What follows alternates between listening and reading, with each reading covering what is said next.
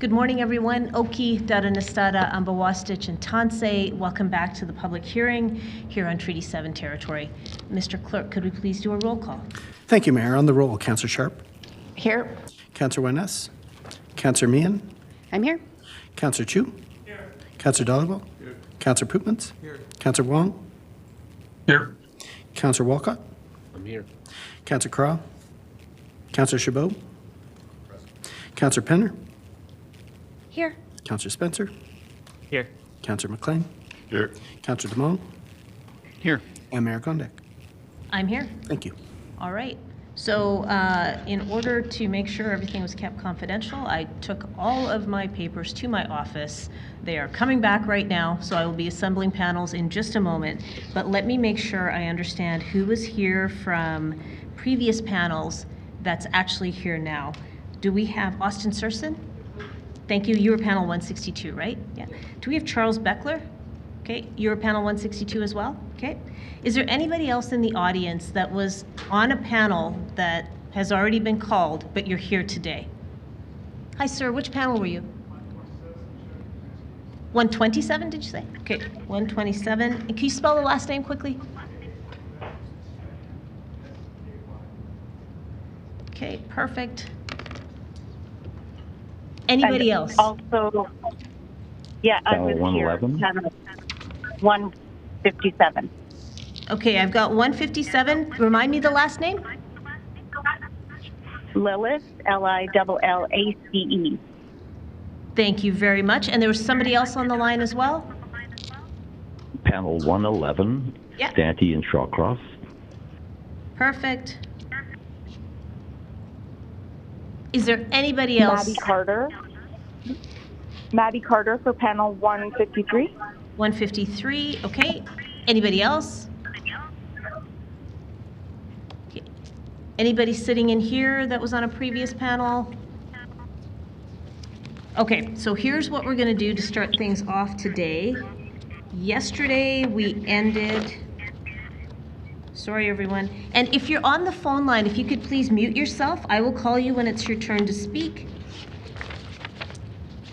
We are starting on panel number 154, or 64. 164. So do we have Sarah Geddes?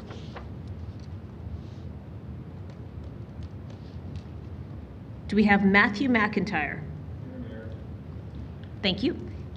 You can grab a seat at the front. Thank you. What about Doris Yaskiw? I'm remote.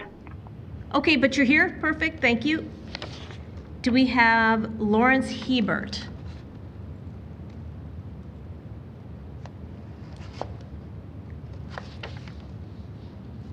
Okay, then what I'm going to do, because we've got 2 people from that panel, I'm going to insert 3 people that are here. So Austin Sersen, Charles Boechler, please come on up to the front. And sir, you were on panel 127. You can come on up as well. And then the rest of the folks from 157, 111, and 153, I will get you in on the next panel. So please hang tight. So let's start things off with Matthew McIntyre, please. I have a presentation that I've sent. The clerk's team will just get it up there for you. They'll just open it up for you. The clerk's team is just going to open it up for you. Yeah, I'll just wait.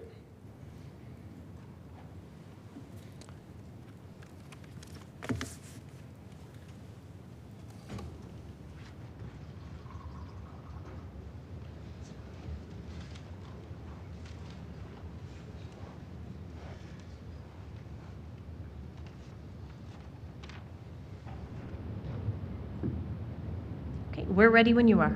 Okay. Sorry, I only have 5 minutes. I'm going to get right into this. I have a lot to talk about. I'm going to break every rule about presentations I know. I hope you can read fast. Slide 1. Every Calgarian I have met supports taking action on affordability. My youngest 2 are 27 and 30. I know the challenges they are facing. This rezoning proposal could be the most fundamental change to the nature of Calgary in its history. It is essential that you make the right decision for the right reasons. Slide 2. For several reasons, I do not believe this council has a mandate for imposing blanket rezoning. Slide 3. You are the stewards of our most precious investments, the homes of every Calgarian. We bought them to live in them and enjoy them. Single detached homes have a value of $230 billion. Please remember this as you make your decision. Slide 4. The process has been awful. I don't like to be negative, but I don't have time in 5 minutes to dance around. The task force had a narrow view of the world. There has been no public participation. Information sessions have included misleading information. Please ask me about this. And a hearing is not the way to build consensus. Slide 5. Like some Calgarians, I got a formal letter in late March, just a few weeks before the hearing. Way too late to be considered reasonable for such a complex issue. And the only form of input is a daunting, intimidating public hearing and a measly 5 minutes. Slide 6. The vast majority of RC1 homeowners are against this. I'm sorry to say I don't like the chances of some of you getting reelected if you impose blanket rezoning on us. Please remember, what can be done can be undone. And if it's just going to get undone in a year and a half, then just don't do it. Slide 7. Now, having just complained that you are not representing your wards, the fact is that's not your job, is it? Council, you must consider the municipality as a whole and not place your ward ahead of that obligation. That seems to put you in a very difficult situation. I don't envy you. Slide 8. But we live in a democracy where the majority decides what is right. So is the majority view of citizens who oppose blanket rezoning what's best? Is solving affordability problem at any cost what's best? Or maybe your job is to find a balance of what's right according to the majority and what's necessary for those in need. Why has this become an all or nothing discussion? Why are you pitting neighbor against neighbor? Why didn't you seek a balanced solution before going to a hearing? Slide 9. Property owners have rights. To trample all over those rights, you'd better have a very good justification. Do you? And you need to have followed a clear and fair process. Have you? Slide 10. Sorry, I threw in a joke that we have no time for. The real point is, what do the numbers really say? Is the sky really falling? Slide 11. Administration says about 85,000 households are in crisis. That is very disconcerting. But the devil is often in the details. Slide 12. Are we really in crisis, or are we just close? Slide 13. There is an affordability problem, but exactly what is it? Many who face an affordability challenge are young and single. They just need time to get their careers going, and they need to be patient. But they also need help, and I believe that should come in the form of a targeted solution. Slide 14. Seniors are another key group in need, and again, I believe they need a targeted plan. Slide 15. Buying a house is hard. This is not the only generation that has been challenged. Slide 16. But home ownership is still achievable for many, and ownership will be more achievable when interest rates fall. Slide 17. What is the renting situation? Single and low-wage earners who are often young are in an extremely difficult situation. In general, couples and roommates can manage. Single households need a targeted solution. Slide 18. We are at the center of the storm. Please do not panic. Demand will moderate, interest rates will fall. Slide 19. Without doing anything at all, supply is increasing, especially in the missing middle. Slide 20. Is there room for growth in Calgary? You keep telling us there's room for decades. Where is the problem? Slide 21. Downtown office conversions needed to include affordable one-bedroom units too, and commuting in Calgary is relatively good, so growth anywhere is just fine. Slide 22. The bylaw must include what is necessary for electric cars. Electric cars need parking stalls. Whether blanket rezoning goes ahead or not, please address this critical issue. Slide 23. Enable people. Some people don't need a car, good for them. But for most people, it is enabling. Critically, it can help them access better jobs, and that too will solve an affordability challenge. Slide 24. Are you doing enough for those who are truly in need? Slide 25. A possible solution, targeted local area plans. Slide 26, conclusion. I believe there are options. Markets are complex, but I didn't have time to touch on that. I believe you will lose a legal challenge that will surely follow if you approve this. Please ask me why. And please don't create chaos and spend my tax dollars in court for nothing. My name is Matthew McIntyre, and I'm here to say no. Thank you very much. Now, slide 27, just have a quick look at that, if I have a second. I'm not going to talk to it. Thank you very much for your Thank you. presentation. Let's go to Doris Yaskiw, please.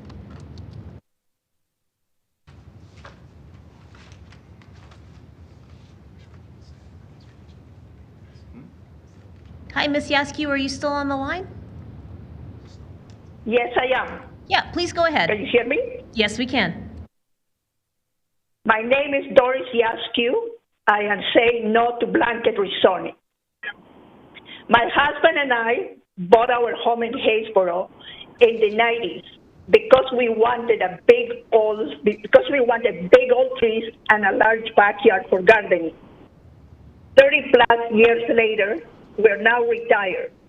We love our neighborhood, and even though we realize that change is coming and something has to be done to fix the housing shortage, we do not agree with blanket rezoning as a solution. Each neighborhood is unique with its own character and history. Calgarians should have a say on what will be built on their homes, a home for what they have worked hard to acquire and pay for. I have walked around other neighborhoods in the city, and what I have seen is very unpleasant. If this is happening now before the blanket rezoning is approved, what is to come in the near future? Please work a bit harder to find a solution that works in favor for all communities. In the private sector, when encountered with a problem, we are asked to come up with a solution. And if what we present is not acceptable, we have to go back to the thinking tank. I'm asking you to do that. I also want to emphasize to Calgarians that are in favor of this change that affordability and availability are two separate issues. Blanket rezoning will not make homes more affordable. We have great minds in the city. Let's engage them to find a new solution to this old problem. Let's not take the easy way out. My fear is that we are going to end up like Vancouver, where luxury homes in Cold Harbor sit empty and East Hastings is full of homeless people. That to get from point A to point B will take hours because the roads are at capacity. Sewer problems because the existing system has not been upgraded ahead of time. Loss of trees, birds, and wildlife. And the most important, water supply shortage. To summarize, I say no to blanket rezoning. Let's find a better solution. Thank you for your attention. Thank you very much for your presentation. Let's go to Austin Sersen, please. Hi, good morning, and thank you, Your Worship, members of council. My name is Austin Sersen, and I'm speaking for myself as a recent graduate at the University of Calgary, and as someone who runs a small business, and as a very proud season ticket holder to both the Roughnecks and Stampeders. Is it June yet? I'd like to give you a little insight as to what my life was like as a full-time post-secondary student. Simply put, my schedule was insane. I feel like I'm still recovering from the constant burnout. I worked 2 jobs, rarely missed class, volunteered 2 places on top of that, while trying to squeeze in any little bit of learning a new language, Korean. 안녕하세요, 여러분. The only way I was able to graduate debt-free with nearly a $90,000 tuition bill was by intentionally living without a car. Many speakers mentioned concerns with parking, and while I think those concerns have validity, if that is the deciding factor, we are prioritizing objects over people. I'll phrase it in a question. Who has more rights for a place to rest, cars or people? With the ever-increasing public transit service hours, some of the best cycling infrastructure on the continent, and the ability to rent a car or use commune auto car share, there's less of a need for every single person to have their own car. One of the presenters last Thursday mentioned that sharing a bungalow is an ideal situation for university students. I can assure you that it is not. I live in a single-family home with a total of 7 guys when fully rented out. That's 7 guys using 1 kitchen, and in most of these bungalows, it would mean them sharing 1 or 2 washrooms. If you have classes really early in the morning, someone's in there, too bad. Not only that, but more students occupying single-family housing means that's 1 less home available to an actual family, restricting the housing market for families, which increases the price of housing. RCG upzoning would help to increase our missing middle housing stock and provide more appropriate housing for various stages of life, like the couple that want to start a family and need more space than a 1-bedroom apartment, or someone like myself with no romantic hope who is more than content living in a basement of a row house. Yes, Councillor Chabot, we need, oh, you're laughing, thank you. Yes, Councillor Chabot, we need smart local area planning and area redevelopment plans, but we also need to take action now. And passing RCG would help to eliminate red tape, which of course would help increase the housing much faster. And by the way, I am an immigrant. I moved to Calgary 7 years ago to pursue a better life in a better country. I was captivated by all the public engagement around both Route Ahead and the Green Line, and by the desire to live in a city that has great public transit.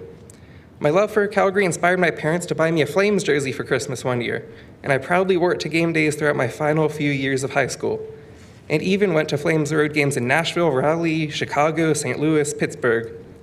And while on the topic of sports, I've also traveled to Ottawa, Hamilton, Toronto, and Winnipeg to support the Stampeders, and even Rochester to cheer on the Roughnecks. I've made Calgary my home for the last 7 years, and I'd like it to continue being my home for the next 70 years.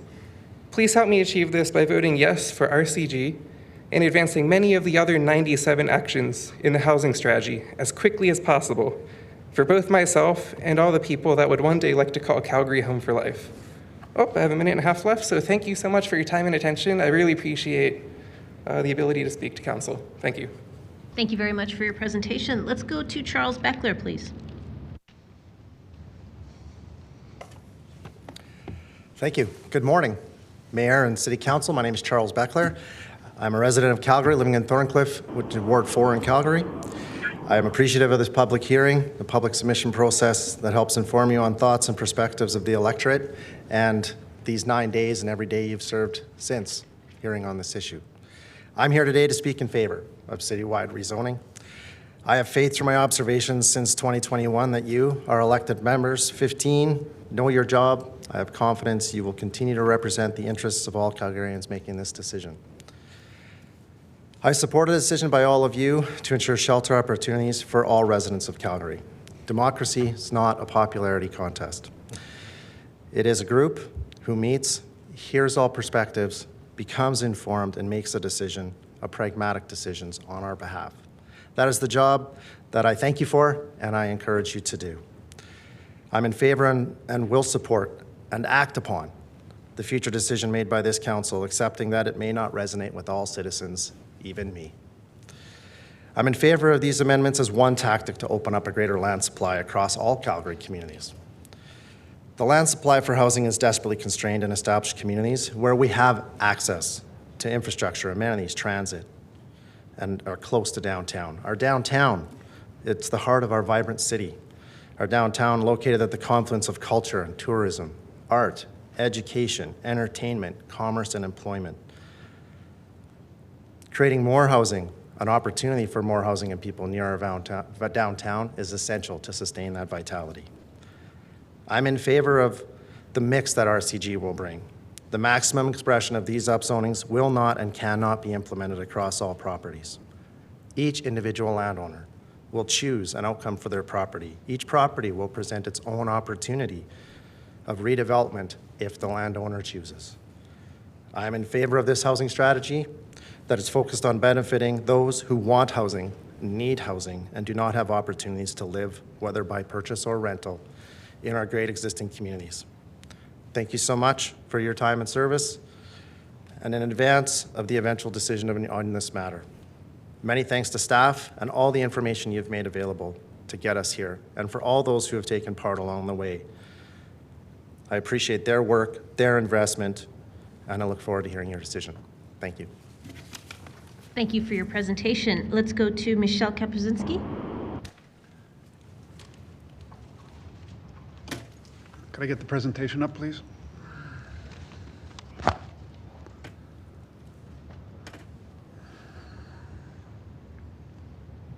Good morning, councillors. Thank you for having me here. Currently, the information provided by the city appears to be misleading, inaccurate, incomplete, biased, or improperly defining the problem. What are you actually trying to solve? So, go to slide 4, please. Where is the support to show the pros and cons for this rezoning? I don't see that anywhere. I only see the pros. Information received and presented by the public over the past 9 days is excellent. We received more data supporting the pros and cons from the public than what was provided by City Council or by the committee that put this together. New information has come to me. Why are there carve-outs? This seems to be unfair. A lot of information has surfaced identifying the disadvantages with very little supporting benefits to building $700,000 houses. Slide 5, please. Each unit must be counted towards a total dwelling units. 3 units in a property should count as a triplex. Anything more than 3 units should be considered multifamily, because you are getting into a different realm of financing when people try to purchase this in the future. I will show you the metrics later on at the end of this that shows that once you're into commercial financing, you need more money down. Then homeowners can't afford this. CMHC only caps things out at $1 million if you're going through CMHC, which is 5% down for the minimum allowable. Slide 6, please. I have had a chance to listen to about 80% of the current submissions, and in my opinion, most of you were unaware to the challenges or disadvantages blanket zoning is going to create. And the decision to rezoning was already made in a back room, and it appears to me that the ask by council to the city planning department was deliberately watered down to not show the disadvantages. Give the city planning department the sufficient time to complete their analysis and to properly do their job. Next slide, please. My biggest concerns. Okay, city services.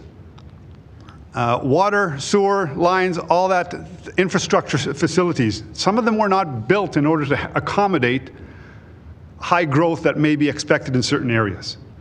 Ensure that the existing services can accommodate the density without increasing taxes and adding surcharges to the existing homeowners to support the density that you're requesting on each lot or that they are capable of. If upgrades are required, they need to be passed on to the builders/developers. Slide 9, please. Parking. Each unit that is 4 and below should have its own parking spot. As soon as you get above 5 units on one lot, then you can give them a half parking spot. But for those half parking spots, the tenant's got to be given the option of parking their motorcycle, their scooter, their bike in that spot, not combine the 2 half lots and to give it to someone else on that who's renting the property. Next slide. 10. Trees. Trees older than 40, 50, 30 years. You need to come up with a tree police system. If houses can be considered heritage, let's start identifying some of the trees that need to be saved and maintained on a bunch of lots. That's not hard to do. Next slide. 11. Increased noise. I think the only thing you can do on that side is you're going to have to increase bylaw and get them to be able to enforce the noise that's going to be coming from certain areas. On the noise side, you may need to consider also increasing the building code in Calgary if you're going to have a bunch of units that are side by each. Next slide. Sunlight. I'm going to lose my garden. I'm not putting solar panels on my roof because I'm going to lose the sun from my neighbors. So I'm not spending the $30,000, $40,000. Garbage bins. Anything more than a triplex should have a commercial service in order to pick up their garbage. Not through the city. Not having 14 bins out there or 4 garbage 1 week, 1 day, green bins and then blue bins. Next slide. Profit. Ask me how builders are actually making somewhere between 20 to 40% profit on some of these buildings. One of the key points that do not allow current builders to demolish the existing houses and have the current until they have received the building approval. Keep the renters in it. Do not allow the builders to evict the tenants in order to actually do renovations at this time. Ask me how this is going to impact us in the next 10 years. Just at time. Thank you very much. I'm going to go to questions of this panel. We're going to start with Councillor Chabot, please. Thank you. First questions are for Mr. McIntyre. I'll just mention I'm a little hard of hearing, so you're going to have to speak up. Mr. McIntyre, you mentioned something about communications, that you felt that the communication was inadequate. Can Yes. you elaborate a little bit on that? Yeah, I have a couple of examples. If you could open up my presentation and go to slide 45 or 46. Yeah, that's the slide. So this is one example. My daughter's partner told me, she said, we'll never be able to buy a house. A new house now costs $1.6 million. And I thought, wow, where'd that number come from? Must be some sort of social media misinformation going around. This is from a city presentation. It's part of your information packages. I can guess how that number was created, but it's completely misleading.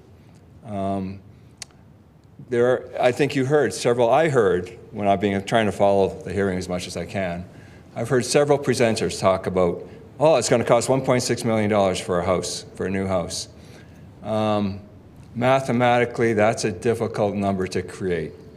And that's very upsetting. If you go to the next slide, and I can explain just a bit more. I went to one of the big websites. I took the new construction homes that they had listed on it. I've made the graph there. The median cost is nowhere close. So just to explain a bit. Most people don't understand the difference between arithmetic mean or average versus median. Average, I think most people understand. It's just the average cost. We know how to do that. Median is how many, if you got 100 houses, the median number is when 50 houses are more expensive and 50 houses are less expensive. So it's a very different kind of a number. It's difficult to get a big difference between median and average. Generally, with a normal distribution, that's what the little chart up at the top is telling you, they're quite similar. If you have a huge difference between the two numbers, you've got to put your thinking hat on and say, how is that possible? Anyhow, I was very disappointed to see that, because that has, the young people are really upset. And that shouldn't have happened. Okay, thanks. Your assessment was looking at both greenfield and developed area, I assume, your numbers? Yeah, so this is, I just went to the website. They listed the new construction. I'll give you an example. How do you get 1.6 million? So if we go back to the last slide, it says something to the effect of, this is the median of the districts. So how would you get this number? You get this number by, Mount Royal has one house for $9 million. The average is $9 million, the median is $9 million, it's $9 million. Alboya has 3 houses.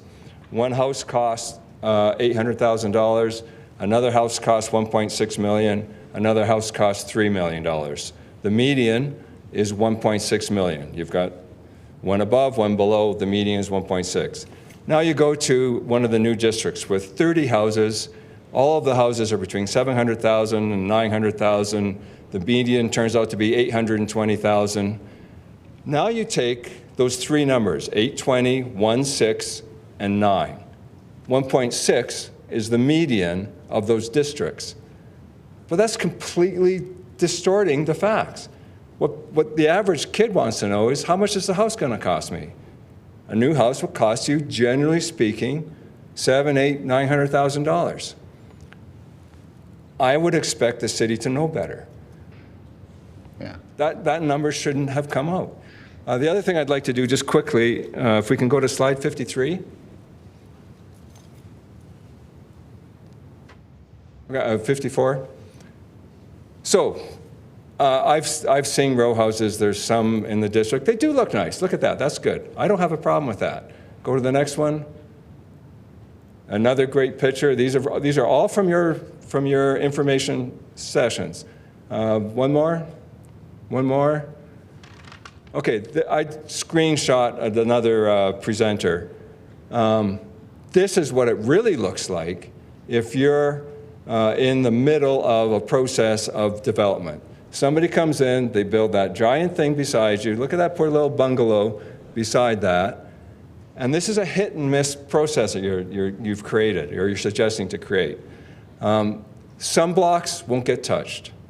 Other blocks are going to get touched heavily. If you go one more slide. If that happens on either side of that house, he's living in an RCG canyon. He's all in the shade. That person is going to be in a really difficult situation. But that's an example that should have been in the process. People need to understand that, well, eventually that might look like nice row houses across the entire block. People will live a miserable life until they move. And then somebody will finally buy that house, now devalued, because who wants that single house? The only person that will buy it now is a developer. Which arguably could be for more money. Pardon me? Which has been argued could potentially be for more money. You just took away half the buyers. Now the developers control who's going to buy that property. Yeah, I don't disagree that it's like, I don't disagree that there would likely be a developer that would be mostly interested in purchasing that property, because most people wouldn't be able, most homeowners wouldn't be able to afford to purchase it and redevelop it themselves, but an investor or a developer potentially could. The vast majority of us buy a house to live in. Yep. It's our home. We're there to enjoy it. We're not here to be developers. We got a lot of other things in our lives. Anyways, thank you for being here. You said something about public hearing being daunting, yet you're here. You don't seem to be intimidated. I'm a former oil and gas executive. I would say I found this hard. I haven't done this for a few years. I'm retired now. I am used to being in big presentations. While I represent myself, in fact, I represent a lot of my friends, some of whom have actually signed up, and in the end they decided they just couldn't come and do this. This isn't easy. I was nervous starting off. I was probably nervous in the whole darn thing. This is hard, and it's confrontational. This isn't public participation. This isn't sitting down and having a fair and open dialogue and having active listening and a two-way conversation. I can't ask you questions. You can't tell me things that might help me to talk this through. Right. No, that's, those are interesting points. You mentioned something about a potential legal challenge. About a potential legal challenge?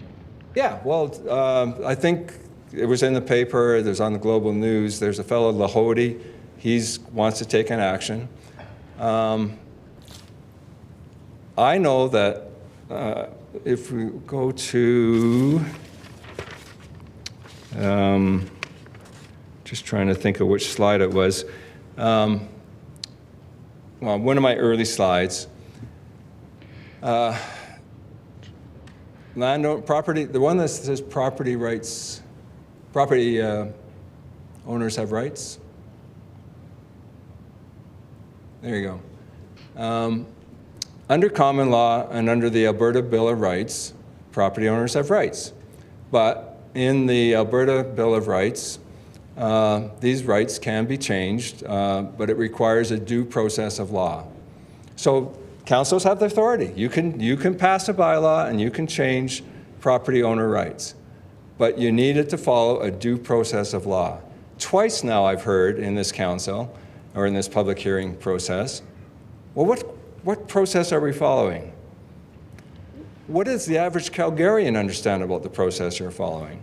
What was the notification? Can you tick off all the boxes in front of a judge and say, we gave full disclosure of all the information, we gave proper notification, Calgarians generally understand what's going on? My guess is I'm not a lawyer, but I've done a lot of contract work. I've had more than one legal vice president tell me I should have been a lawyer, because I have a pretty good understanding of the law.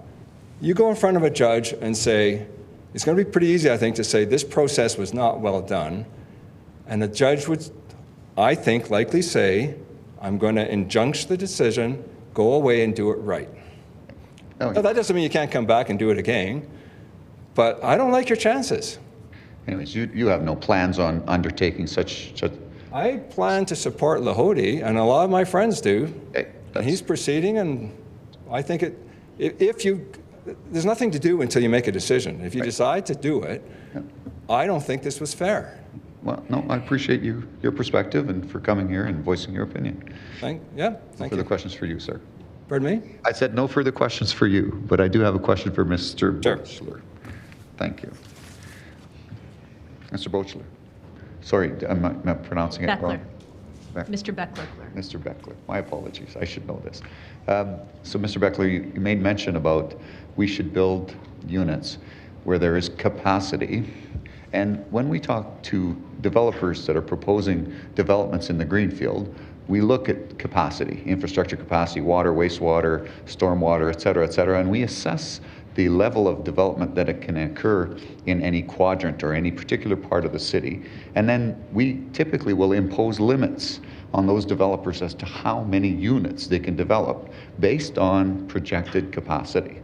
And so when we look at that, we also take into consideration allowing for growth in certain areas. So how do we square that circle as it relates to this when we do a blanket zoning to assess whether or not there is capacity, how much capacity, at what point do we pull the trigger, can we pull the trigger?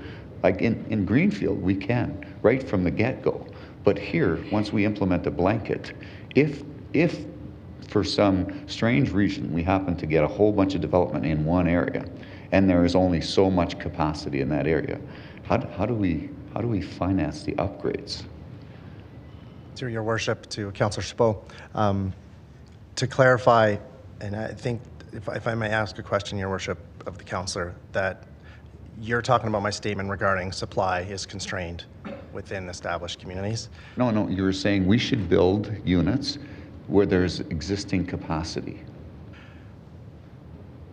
To your worship, Councillor Chabot, I don't believe that was something I said. It might have been what someone else said, but I can answer your question about rounding that square out. So I agree completely and have faith completely that an evaluation will take place as applications come in, and where constraints are found, decisions will be made to make investment, either by the party that's put in an application, the city or the community, to increase supply or to increase the infrastructure limit that you've referred to, or that growth won't happen there. Yeah, see, it's kind of different with these single-family units. Yep. I think, through the worship to Councillor Chabot, I think just like Greenfield, right? On a case-by-case basis, you just have a smaller stamp that you're working with, right? So if the infrastructure's there, we have infrastructure capacity inside of communities. I trust staff to explain which ones have that, and when an application comes in, that is evaluated. If you have many of them coming in, that just increases the amount of things you're comparing that supply to, right? So I completely agree that it's different in the established areas. I think that what you have is tools to evaluate the existing capacity. In my experience, outside of me coming as a resident of Calgary, right, we will be told to go back and look at what the infrastructure requirements are of the development we're proposing, and then we'll have to adjust our development accordingly or invest accordingly to allow for the project to move forward. Okay, Does that help answer your question? Sorry. Kind of. So do you think it would be a valuable exercise for us to look at that infrastructure and assess how much capacity there is in a given area? In my observation, through your worship, Councillor Spo, in my observation, you're doing that. You're doing that constantly. I've seen it. I watch it every time an application comes in and you go online. There are, questions about what is the capacity, the sanitary, the water, the fire coverage are considered in that evaluation. It's in the application process. Typically we'll apply those principles around larger developments. Just as an example, larger multi-unit type facilities, not typically on a one-off basis. So I don't believe that we necessarily go through that extensive a process on a per unit basis. So the cumulative impact is what I'm concerned about. To your worship, Councillor Chabot, I think that's everyone's concern, right? Whether it's a new piece of land on the outskirts of the city, right, that a pipe is being sized to accommodate a plan and policy that is put in place, or it's an existing community with pipes in the ground and roads that has capacity. I believe that evaluation's ongoing. That's my observation. It may not be yours. Yeah. I may have a little more information.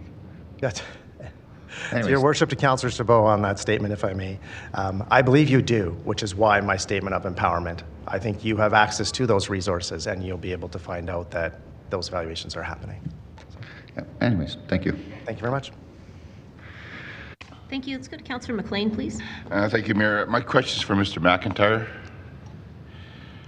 Thanks for that presentation. Rapid fire, that's a lot of slides too. Sorry, it wasn't my ideal approach, but. I had just one question on slide 20, if you could pull that up. Sure. Because we whipped by it pretty quick, but I think I caught something I wanted to ask you about. Yeah, the Foothills annexation statement. Right. You didn't really have much to say on that. I didn't know if you wanted to expand on that. Well, really the point of this slide is simply that one of the concerns I hear from the city in terms of why do we have to, do blanket rezoning is, well, we don't have enough space. We need more supply. You decided not to continue with the annexation. This is a quote right from the press release. The city has adequate land supply for the next 35 to 49 years, and then the next one, I went into one of your documents that talked about what is the supply growth possible, and you've got 100,000 units already approved and serviced. You've got another 150,000 that are approved but need to be serviced. There's lots of room for growth. No, I'm not saying, I have to look at my whole presentation. I realize that it was probably impossible to read a lot of this stuff. I completely believe in densification. It's going to happen. Every city does. But that doesn't mean you have to do it willy-nilly and just do a great experiment with a blanket rezoning. Take the local area plans, give them objectives, a target, and say we need, the Chinook one, or the Alboya, Britannia, I'm familiar with that. Set some goals. You need to increase densification by a certain amount. Where can we do that? We need apartment buildings, we need this, we need that. Work with the community, come up with a solution. If we're in crisis, accelerate it. Yeah, I understand. I think we agree, Robert. We've heard a lot of that, where densification in a lot of areas works real good. Also in greenfields. I was just curious if, as far as the foothills, I don't know if you're aware, we had a 500-acre parcel that 5 years of council direction for council to have that developed could provide 5,000 homes. The pipes went right up to it, ready to go, and then we killed it. So I don't know if that's some mixed messaging we're sending to our public where we need to grow. But so I just wanted to kind of go down that line. But we don't have to go to that further because we've talked that one out. I did a crash course in the last 2 weeks on all of this. Because until I got that letter, I knew the community association was involved. I knew they were telling the same messages I wanted to tell. I thought some sense would come into all this and we would go down a different path. I get the formal letter. It looks like I got to get involved. At the same time I got the formal letter, I got a letter from the community association saying the next week there was going to be a meeting. So I thought, okay, I'll go to the meeting, find out what's been going on. And then that left me a couple of weeks to prepare for this. So I don't know the whole story of the Foothills annexation. We don't have to go down that rabbit hole. I just think, again, I think we agree that we just should be doing both. I didn't know why we didn't continue with it. The city's eventually going to need more space, but you guys understand the timing better than me. So yeah, and I think the other question I had was probably on that legal, you're an oil and gas executive, but Councillor Chabot went down that already. Well, we've had some advice from our internal city lawyers, and one way or another, what my concern there, I think most people, is that legal battles cost money, the lawyers get rich, and it would be good to avoid it. But that's all I have for you. If you don't mind, I wouldn't mind just giving it, I've got a list of 10 points that I think are all problematic if you go ahead. I don't know if we got a consideration of time. Well, I'll be really quick. Okay. So, Councillor McLean, you have to ask a question. Yeah, well, okay. Can I please give you the 10 go ahead. points? Could you ask him a question? Like, this is an interesting exchange you're having. Okay. Would you like to... Can I tell you your 10 points? Would you like to tell us your 10 points? I would like to. Thank you. Thank you. So I've heard a couple of times, you're following the same redesignation process that you follow for a single property. Sometimes it's used for a few properties. You're just doing it for 200,000 properties at once. But you're not actually following that process. If you were following that process, you would have made an application. The application would have led to a posting of signs on the properties. Now, I don't expect every property to get a sign, but you also send letters at the same time. And I looked forever, how much notification do you normally give to a landowner? Like an adjacent landowner to know whether you want to object or not. Well, the reason you never have set a time is because the normal process takes 3 or 4 months minimum from the development application, a planner review, the planning committee, and then eventually to a hearing. The point is, I got a month maybe. I should have had at least 3 months notice minimum. And you didn't make an application, and you didn't post signs. I don't know why there weren't billboards and other signs. Lots of people, when I raised this 2 weeks ago, they didn't really understand what's going on. Just 2 weeks before, and they still don't know what's going on. You're both proponent and judge. That strikes me as a bit fishy. I mentioned the timely notification. Have you disclosed all the facts? People are still confused about the $228 million. Now, I get you did a deal. You probably didn't want to advertise that the day after you signed the agreement to say, well, actually, this is exactly the opposite of what Minister Fraser said. But at some point, you owed the Calgarians, before this hearing started, what was the fact of the matter. What are the alternatives? You haven't presented any alternatives. You just said that this is the answer. People should be able to judge and give you feedback on what the alternatives are. Do you guys have all the facts? The very fact that somebody had to ask about the $228 million deal puts doubt in my mind as to whether you guys have all the facts. Can't answer questions. Here's one that's about attitude. Can we go to slide, this would be a quick one, slide 34?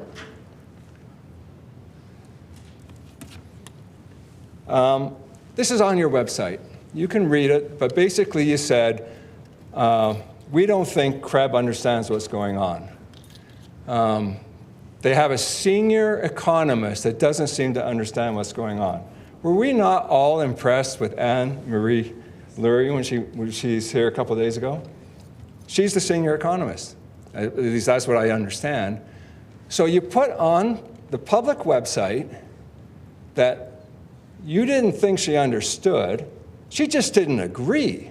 She had a different point of view.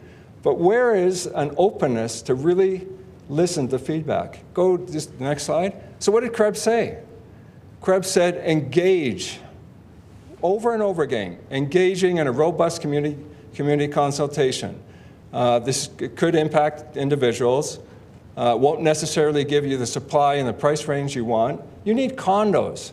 Single people need condos or backyard suites, secondary suites. They don't need a row house. I get it, Mr. McIntyre. I think if you've got our 10 points in, actually, Anne-Marie Lurie was on eye-opener this morning. I think we all enjoyed her presentation.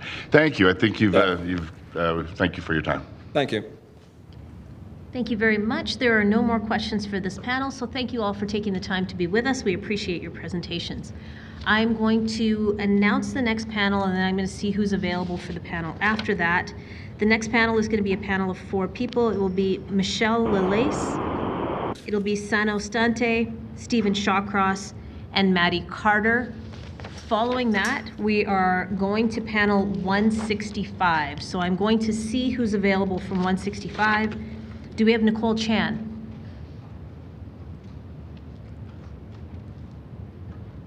Do we have Chris Dowdeswell? Thank you. Do we have Binithi Nadya Karunanayaka? Yeah, I'm on call. Perfect. Do we have Michel Christoffersen? Michelle Christoffersen on the line here. Thank you. And do we have Robert Levis? I'm here. Perfect. So you 4 folks will be the next panel. So please hang tight. For now, let's start off with Michele Lillace, please. And just a reminder for everyone, you have 5 minutes. I will have to cut you off when the 5 minutes are up. So if you're on the line, if you have a timer, that is probably the best way to go. So Michele, please go ahead. Could you please pull up the presentation first? It is ready to go. And let me know when. Ready to go. Good morning, Your Worship and members of Council. My name is Michele Lillace. I am a resident of Ward 11, parent and real estate investor. I work as a researcher and have been a disability advocate for 30 years. Next slide. The City of Calgary set the goal to increase housing supply to remedy housing affordability and meet the growing housing demands with something called rezoning for housing, stating that our city needs more homes and that the blanket rezoning strategy will increase housing supply. On the front page of your website, there's no mention about decreasing rent. So we question, is this strategy viable? My presentation will help answer this question. Next slide.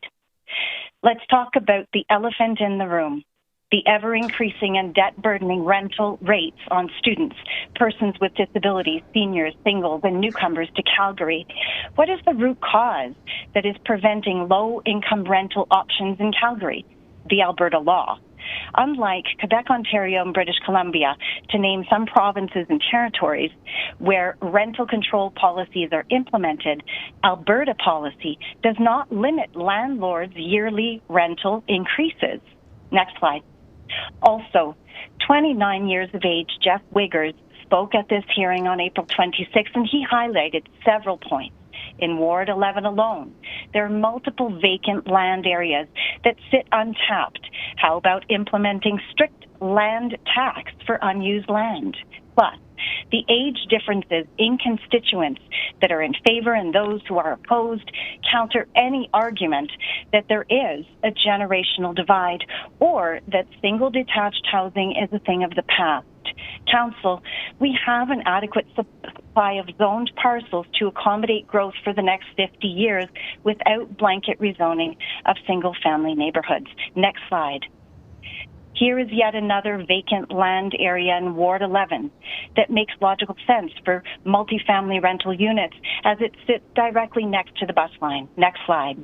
Take other cities in Canada since the early 1900s that densified while maintaining housing diversity. I'm fortunate to have decades of first-hand experience in Dollar des Ormeaux, DDO, a Canadian city where agricultural focus was transformed into a highly densified yet diverse city where the numbers of affordable housing options have steadily grown, all while preserving single detached housing areas. Next slide. As Stephen Donohue, planning officer in DDO, summarized this week, historically the city of DDO has favored densification, but always in a way that protects single-family residential areas and their character. At the dawn of a new wave of fairly intense densification, climate crisis, arrival of structuring public transit, housing crisis, the city is still advocating for the preservation as is of its single-family zones as a heritage. Next slide.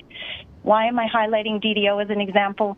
DDO Mayor Ed Januszewski, family friend, was the longest-standing uninterrupted mayor in Canada, and for good reason. Constituents were authentically heard and served. As a result, DDO's housing diversity and growth are still multiplying. Next slide.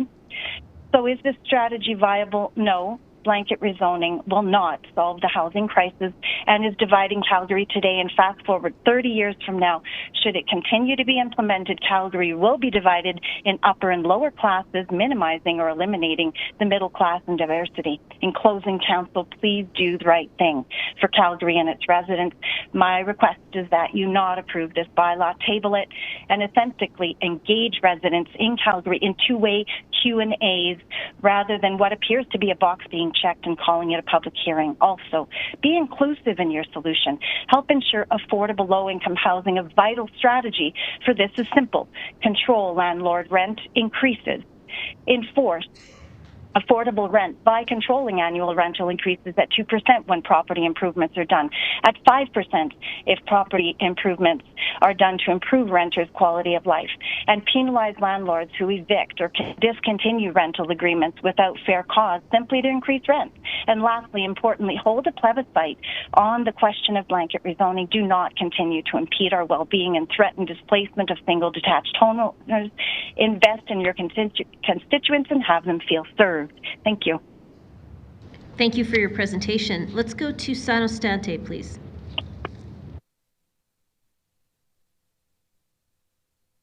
Madam Mayor, our presentation is pre-recorded, and I believe the clerk has Steve Shawcross's, which sequences ahead of mine. So with your pleasure, at your pleasure, if you would present his first. I'll accommodate that because I know you're both away, so we'll go to Mr. Shawcross. Mr. Stante will come to you afterwards. Thank you. Your presentation is on the screen, so we're just going to play it now. Thank you. And please be aware, we have about a 60-second delay from what we see on our screen to what we are speaking to you. Thank you. Thank you.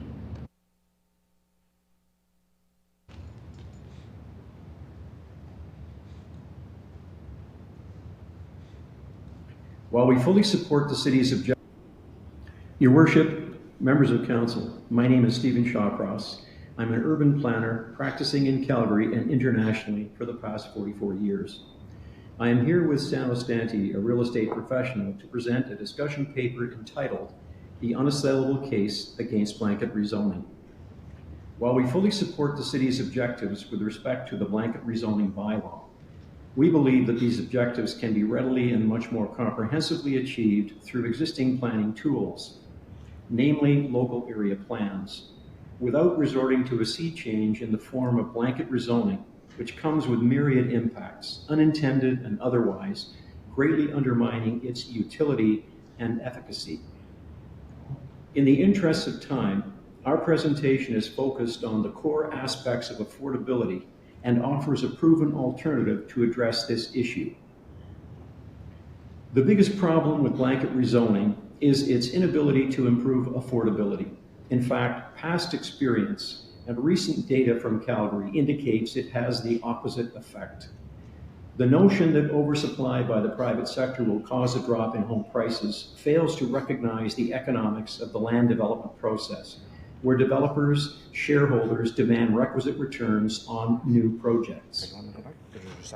From the city's position regarding improving overall housing market dynamics, they state, adding new homes to the market, even if they are initially priced higher, contributes to overall housing affordability. This statement is counterintuitive and specious in the extreme. This graph depicts the average resident in Calgary over the past 44 years. As you will note, home prices in YYC have remained stable or increasing, except when impacted by exogenous and extreme events. The National Energy Program in the early 80s, the global financial crisis in 2007-2008, and more recently, the COVID-19 pandemic. It might be longer, but it's 5 years. We have never witnessed a price drop due solely to developer-driven oversupply. Why is that? Okay. Land development and home building are for-profit enterprises. They utilize sophisticated tools to prevent chronic oversupply of units in perpetuity, i.e. supply-demand analyses, segmentation studies, and sales thresholds. These studies culminate in forecast of unit demand by product type and price range, by age of household head, by family type, by affordability, by housing attributes, and by location. They're monitored and refined regularly to match market demand and prevent overproduction of supply. Recent data in Calgary demonstrates the inflationary impact of upzoning on land value. In Mount Pleasant, an RC2 typical 1950s bungalow with a 6,000 square foot lot has an average price of approximately $722,000. This increases to $986,000 or 36% after rezoning to RCG. We make the same observation in Killarney, where that same bungalow went from $740,000 to $1,016,000. While somewhat improving the affordability of townhomes, land prices for singles, infills, and duplex units will be significantly increased across the entire district. The unintended downside of blanket rezoning is an immediate inflationary impact on land value pegged to the highest and best use. Extrapolated to the current inventory of RC1 and 2, suggests a significant decrease in overall housing affordability as opposed to an increase. Now, the way to prevent that is quite simple. You don't use a blunt instrument like blanket rezoning. You would identify specific locations for row and multiplex via the LAP process and zone accordingly.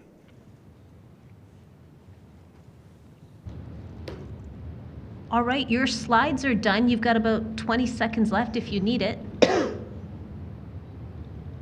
I'll pass that to Sano if that's all right.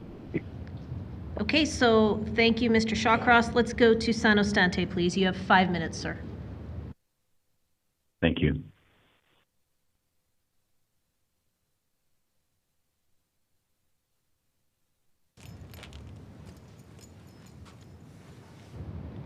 Hi there, are you? Affordable housing and real estate. I would first underline that we support the stated goals of City Council behind the blanket rezoning. And Mr. Shawcross and myself studied the blanket proposal pragmatically to understand the implications.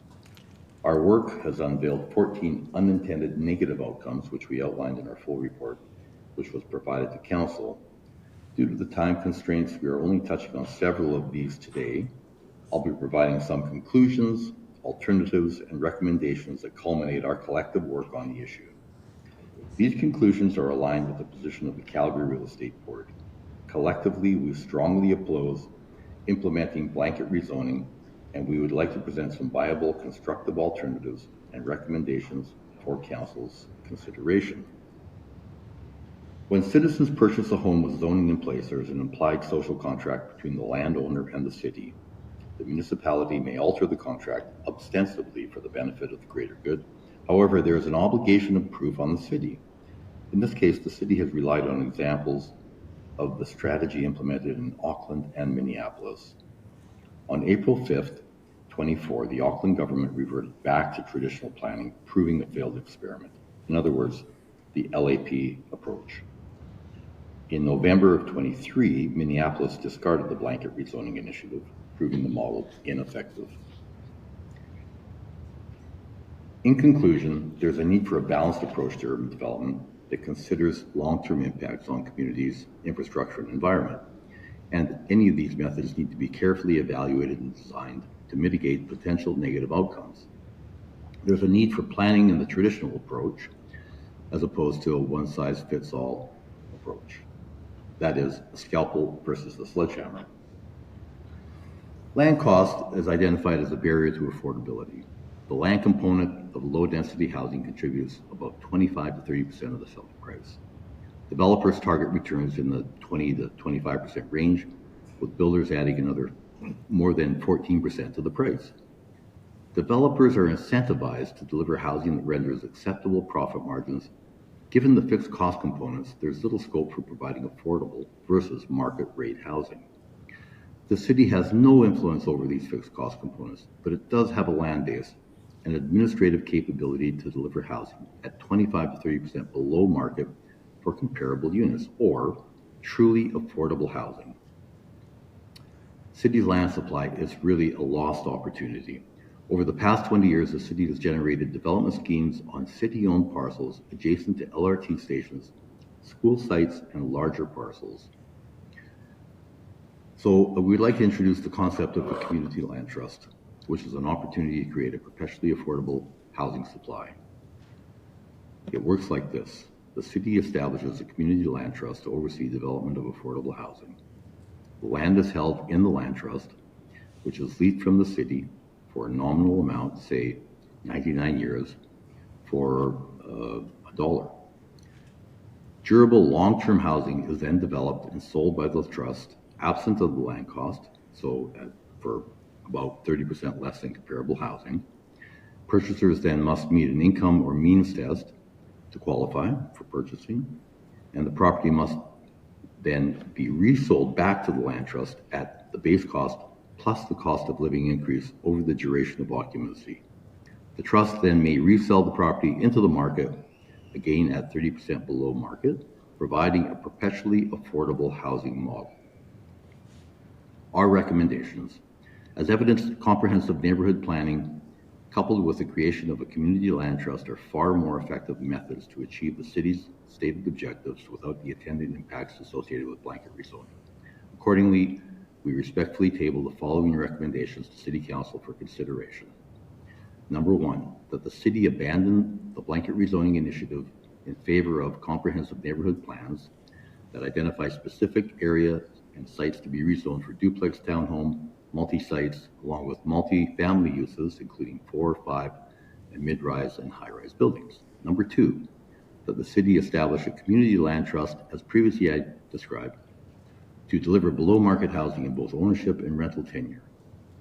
Number three, that the city identify and make available under a lease structure city-owned parcels to provide land for a community land trust initiative. And additionally, number four, that the city consider allowing secondary suites and laneway housing in all zones, along with a review and modification of existing regulations. Thank you. Thank you for your presentation. If you can hang on the line while you're muted, if there's questions, I will let you know. I'm going to do one more thing. Laurence Hiebert from panel 164 is here. Is that correct? Do you want to grab a seat up front there, sir? We're going to go to Madi Carter, and then we'll add Mr. Hiebert as our 5th member of this panel. Madi Carter, please go ahead. Great, thank you. Thank you, Mayor Gondek and members of council for the opportunity to speak today. I'm privileged enough to take time away from work to speak on this issue, and I'm honored to be able to follow my peers, friends, and family who have done the same. Today, we stand at a crossroads where the dream of owning a home seems to slip further away for many hardworking individuals and families. The pressing issue of housing affordability demands bold and decisive action. We find ourselves in dire need of solutions that not only address immediate concerns, but also pave the way for a sustainable future. I stand before you to advocate for blanket rezoning. This move is not merely a shift in zoning regulations, it's a beacon of hope for countless individuals striving to secure a place they can call home. By transitioning to RCG zoning, we unlock the potential to create more diverse and affordable housing options. Blanket rezoning streamlines the development process, expediting the construction of multi-unit dwellings, townhomes, and other diversified housing.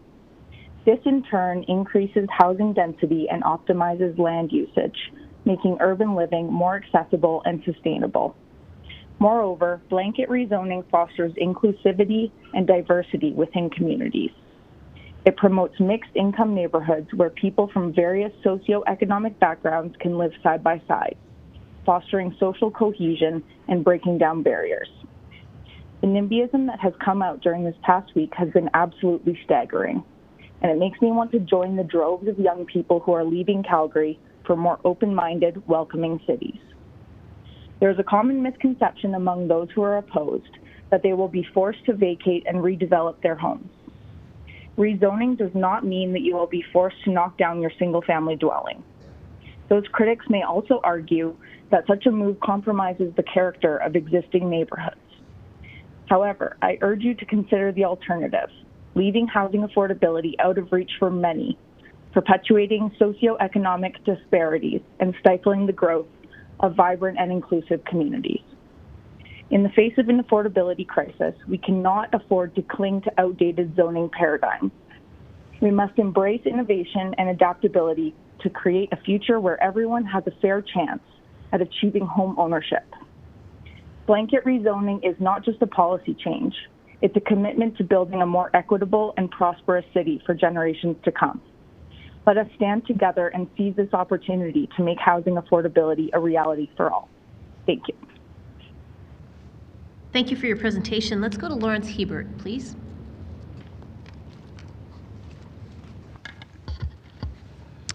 Good morning, Madam Mayor and councillors.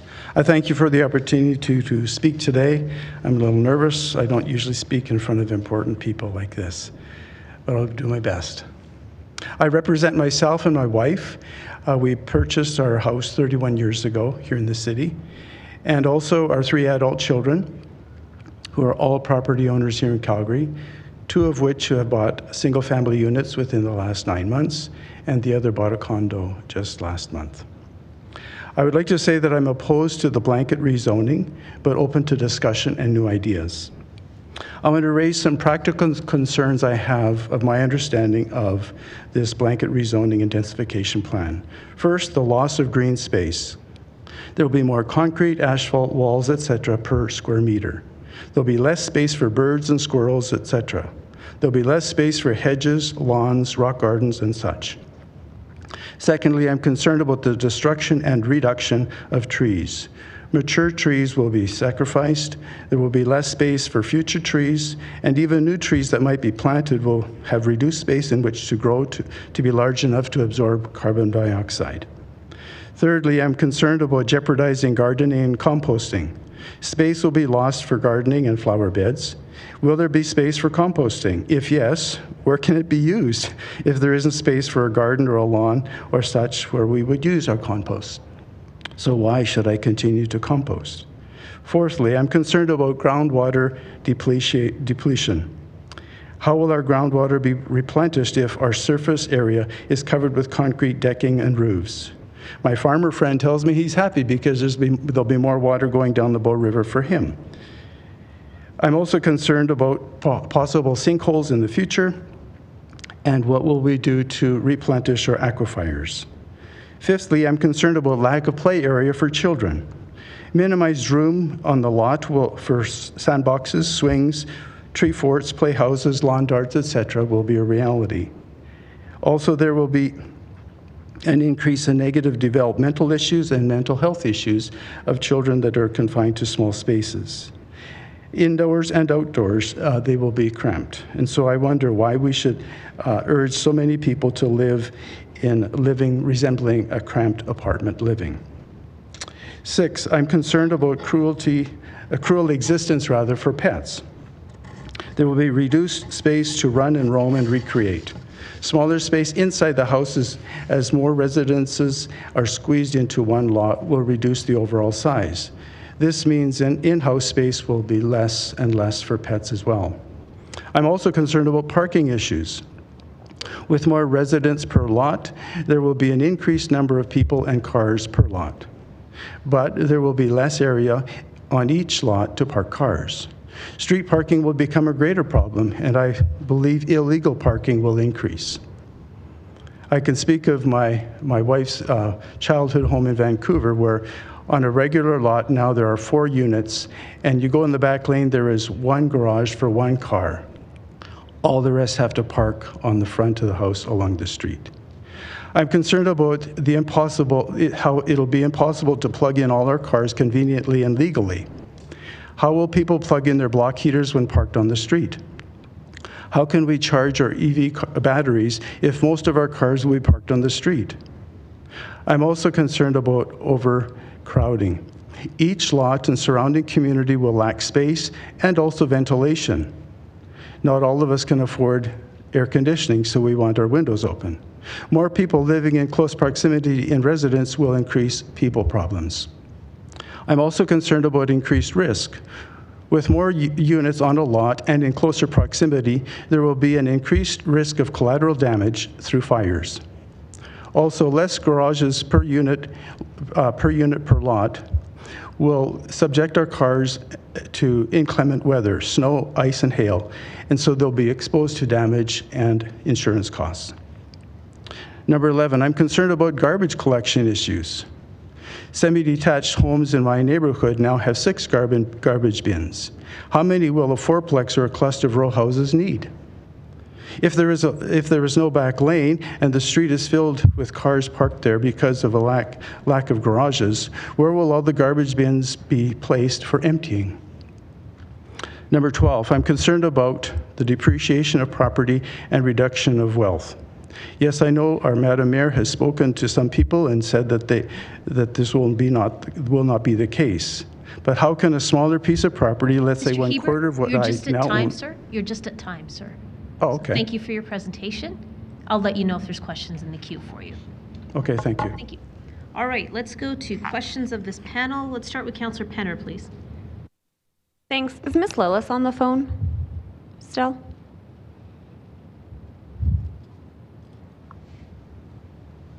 Hi, this is Michelle. Hi, Michelle. Thanks for calling in today. I have a couple questions for you on your presentation. So one, you brought up an example from a city in Quebec. And I'm just wondering, so they have a population of less than 50,000 and we have a population getting close to 1.5 million. Are the challenges around density and accommodating people the same? I'm just wondering like what challenges would be the same and what might be different with those big population differences?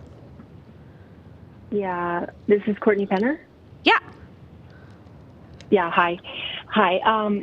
Yeah, I just I recognized your voice. That is a really good question. When I lived there, there's only so much that will fit in my 5-minute presentation. I lived in Quebec City in the 1990s when the population of Calgary and Quebec City were equal at about 850,000 people. And they're a much older city, Quebec and Montreal, of course. They're, 400 years old. So they have old infrastructure, architectural buildings. They're all lumped together. There's a lot more density. When I'm speaking of the example for density, I'm speaking about in Montreal, where and I've also had international guests staying, like international students in my home from Seoul, from Korea, like really large cities. And they all come here. And so the issue is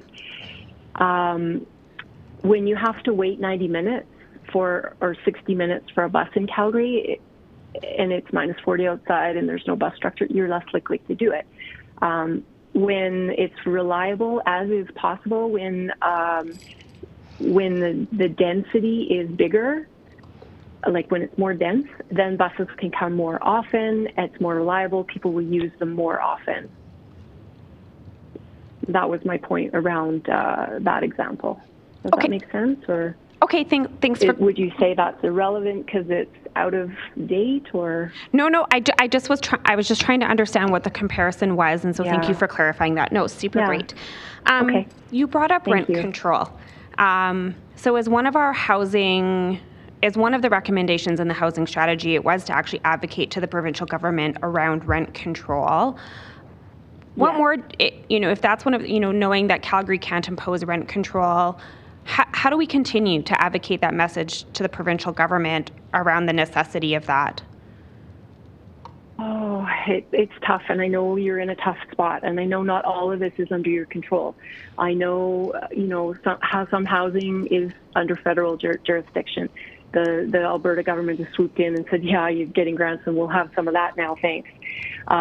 So it's just underlying that we need a variety of things, some of which are in the housing strategy now, and some of which I know you're working on.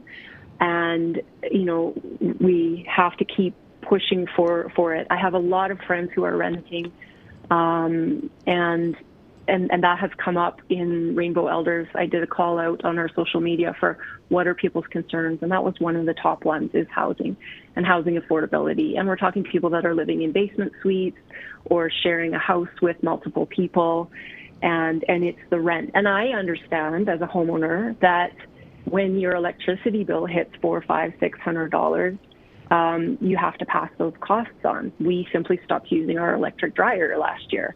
So yeah, unfortunately, I'm not the right person to ask for a solution to that. But I think,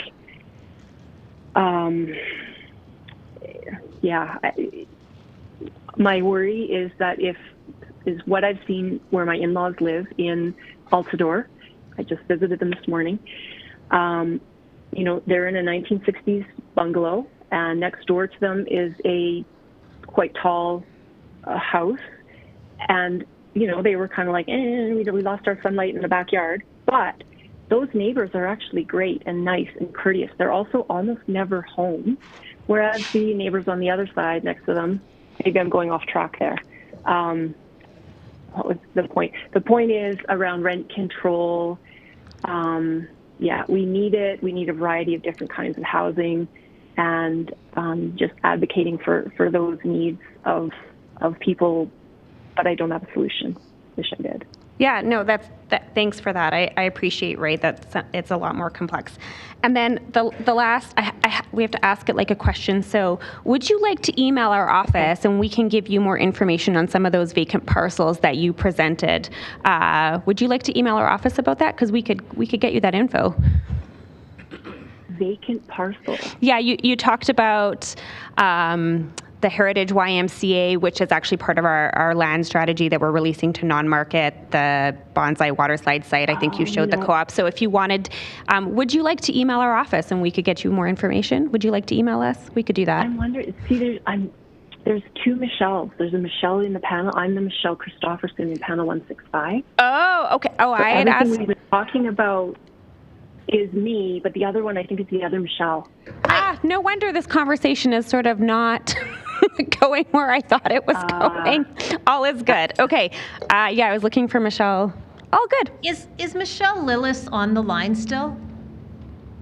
Well, Michel Christoffersen, I appreciated this conversation nonetheless. Okay, likewise. Take care. Talk soon. Okay, everybody, I'm going to clarify something. If you are not a presenter who presented on the panel, but you're hanging on the line, please wait until your panel's up before you weigh in on questions. And another call out, do we have Michele Lillace? Well, maybe she'll watch it back and take me up on the offer. Okay, all good. Thanks so much. Councillor Walcott, please. Thank you. I guess I'll work backwards, so I'll start with Sano Stante, please. I assume that because the presentations they weren't exactly joint, but am I fair to say that you might be able to answer questions for both, or just let me know if I ask a question that you'd prefer Mr. Shawcross to answer, and then I don't mind posing it to him afterward. Your slides mentioned a list of solutions. Are you aware that all of the solutions mentioned in your slides are actually a part of the housing strategy, underway and currently funded? Madam Mayor, to Councillor Walcott, I understand that they're not exactly as you stated. What do you understand to be different? I don't believe that the City of Calgary has a perpetually affordable housing model in place.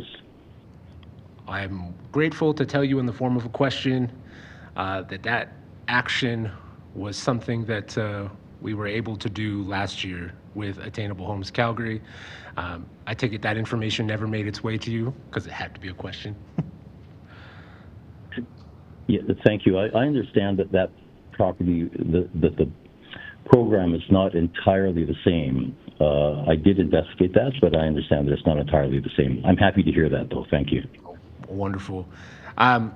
Following up on some of the comments made about infrastructure, can you just give me your opinion based off of some of the slides that you provided?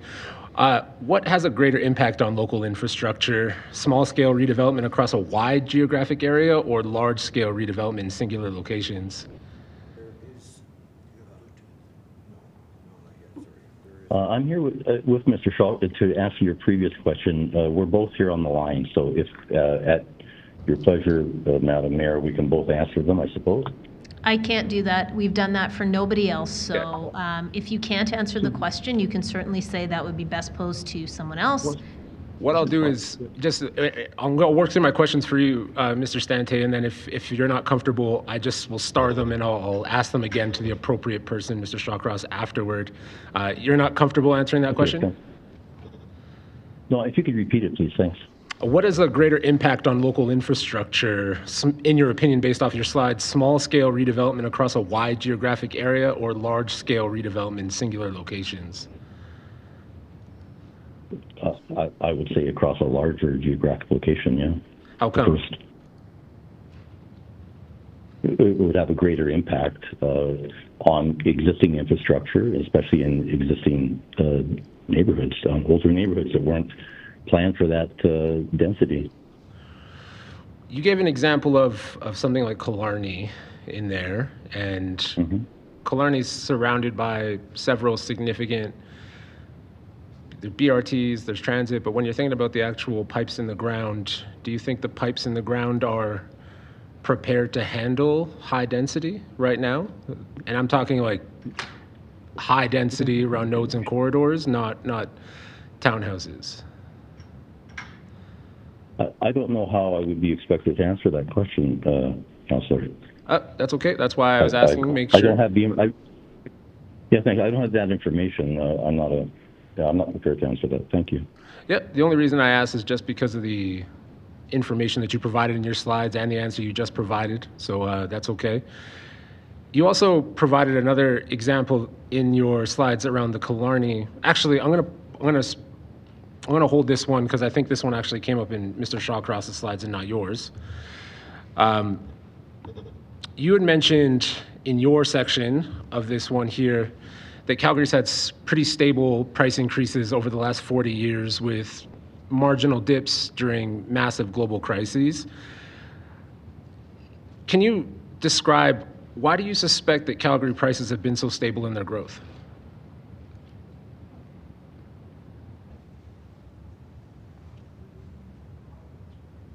Well, I don't know exactly the rationale, but I can tell you that that's been our observed effect. And so I think that it's for us to pretend that we could affect the average price in Calgary by influencing, the price or by influencing the supply. It's never happened in the past, since the 1970s. And so we're just providing the data to show that would be exogenous and unprecedented. Can you potentially clarify why, if supply doesn't impact pricing in any particular way, why different markets across the nation would have such different degrees of price escalations over the same period of time? I think I'll defer to Mr. Shawcross if you'd like to ask him that question. Yeah. Absolutely. Do you have any experience with selling or building greenfield? Yes, I do. Are greenfield homes built at a below market price? They're built at they're built at the market rate. Do you mentioned that there's no new supply would impact the market rates. If you build enough based off of what your analysis is provide for the demand, do you suspect that if there was demand you'd build more, or?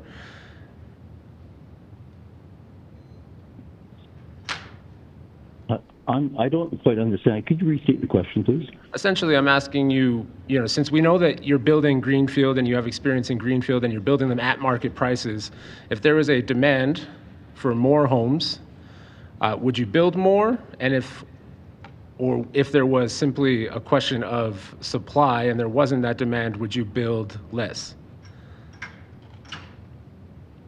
I'm afraid I'm sorry if I don't understand your question, but I'm afraid that I just simply don't. I'll try and rephrase one last time just so that I'm not taking up too much of your time here. But do you build, you say you claimed in the presentation that you build at demand, correct? Correct. Okay, so more demand, more homes, less demand, less homes? Correct, yeah. Okay, thank you. I'll pivot to Mr. Shawcross. Mr. Shawcross, are you aware that Auckland did not reverse their strategy and rather it was actually recommended to become optional for all of New Zealand? All I heard Doug Layton say was the new Prime Minister had called it a dopey plan, and they had decided to revert back to their, standard planning. Okay, that's all we know. So you do not know for sure that Auckland has reversed its plan, as stated in your presentation? Yeah, we're just relating what we have heard and what has been reported. And in both instances, in Minneapolis and in Auckland, they have gone back. They've realized that they were the impacts that were being created, and they weren't achieving the objectives they were achieving, and so they have gone back to more conventional methods of planning. Would you be comfortable with me sending you information to the contrary? You can certainly do that. Thank you. Your example, Mr. Shawcross, in the Killarney example, do you believe that competition for land has an impact on the value of land zoned for higher density? Of course. And we made a simple statement that, and we know this from, again, 40 plus years of being in this business, that upzoning has an immediate inflationary impact on land value. So, of course, when you go from RC1, RC2 to RCG, what's being demonstrated is roughly 36% increase in land value. Those are recent examples. I agree. Do you believe that example represents a redesignation in a constrained market? It represents what will happen in any market. Call it under normal market conditions. In a constrained market, you're talking about there's high demand. But I want to point out that, as we've indicated, and as Kreb indicated, the highest pressures are coming at the lower end of the market right now. You don't have the same kind of pressure for $700,000 and $800,000 townhomes. And, our point is, if you flood the market with $700,000 and $800,000 townhomes, that's not solving your current affordability crisis. The other aspect of that inflationary impact is that you're now making single family and duplexes that much more expensive to build in those areas. Respectfully, Mr. Shawcross, I just want to circle back to the question. The example represents what's happened in a constrained market. You're suggesting that in an unconstrained market, all land will go up by 37%? It'll go up according to the market at the time, based on highest and best use. We've seen this in, call it, balanced markets. When you upzone, you get an immediate inflationary impact on land value. It's just a fact. So what scale? Again, if you want, you can go back and look at 50 years of records. Sorry, I had my last question there. I just was to what scale? You're at time. Sorry. All right, so let's go to Councillor Demong, please. Yes, Mr. Stante. You're familiar with the new zoning we've done in the new land areas? Somewhat, yes, I am. Okay, so it's been suggested in a number of places that the point that the RCG is needed in established areas for fairness to newer neighborhoods like Legacy and other new communities, because they're listed with an RG low rating as well. My opinion is that it kind of turns around. It's not really reasonable comparison, because in almost any location where there's an R1 or an R2 building type on an RG in these new communities, none of those footprints would ever allow for an RCG to be built. What is your opinion on that? Well, I don't necessarily disagree. I think, what's happened here in Canada, or what we're hoping to achieve, we're using examples from the United States, from blanket rezoning for example, in Minneapolis. What we fail to recognize is that zoning in the U.S., the lots in the U.S. are typically 10 to 12,000 square feet as opposed to 6,000 square feet. So we've already achieved these measures in Canada, and specifically in Calgary, for higher densities. Okay, and thank you for that.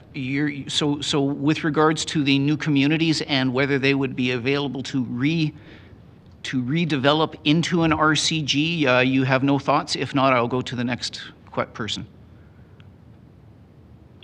I really can't speak to that. And that's fine. But I think Mr. Shawcross could. He plans many of these. Yeah. Yep, that's where I plan to go next. Thank you very much, Mr. Stante. Mr. Shawcross. Yes. Did you hear my questions, or do I need to repeat it? If you could repeat it, that would be fine. So it's been suggested that one of the reasons we need RCG in the established areas is because in the newer developed areas we're giving it a granted RG connotation or land use. My understanding is that was done for simplicity's sake with regards to landowners and planning, so we didn't have to keep coming to council for areas that have not been developed yet. Now, these areas that have been zoned RG, but have an R1 or an R2 house on them, I have looked at these and I have difficulty understanding if they could ever redevelop into a row housing in any way, shape, or form. I was wondering if you could give me your thoughts on that. Yeah, you'd have to look at the specific plan and look at the size of the lots, that had been created in the new communities. Let me just put it this way: you have the ability to put any type of product within existing communities through a local area plan, which would approximate, a concept plan and a plan of subdivision in a new community. In a new community, the developer decides, again, what kind of product he wants to put on and where it should go. And you have the ability to do that, again, in existing communities, older communities, through the local area planning process, where you identify the most logical locations for higher density forms, including townhomes. So the new communities aren't being penalized. It's just you're adopting a slightly different planning process in existing communities to achieve the same end. And if you do it through the local area plan, as we've indicated, it's much more comprehensively done, and you can eliminate or minimize the impacts that are going to occur as a result. Okay, thank you, Mr. Shawcross. Appreciate that.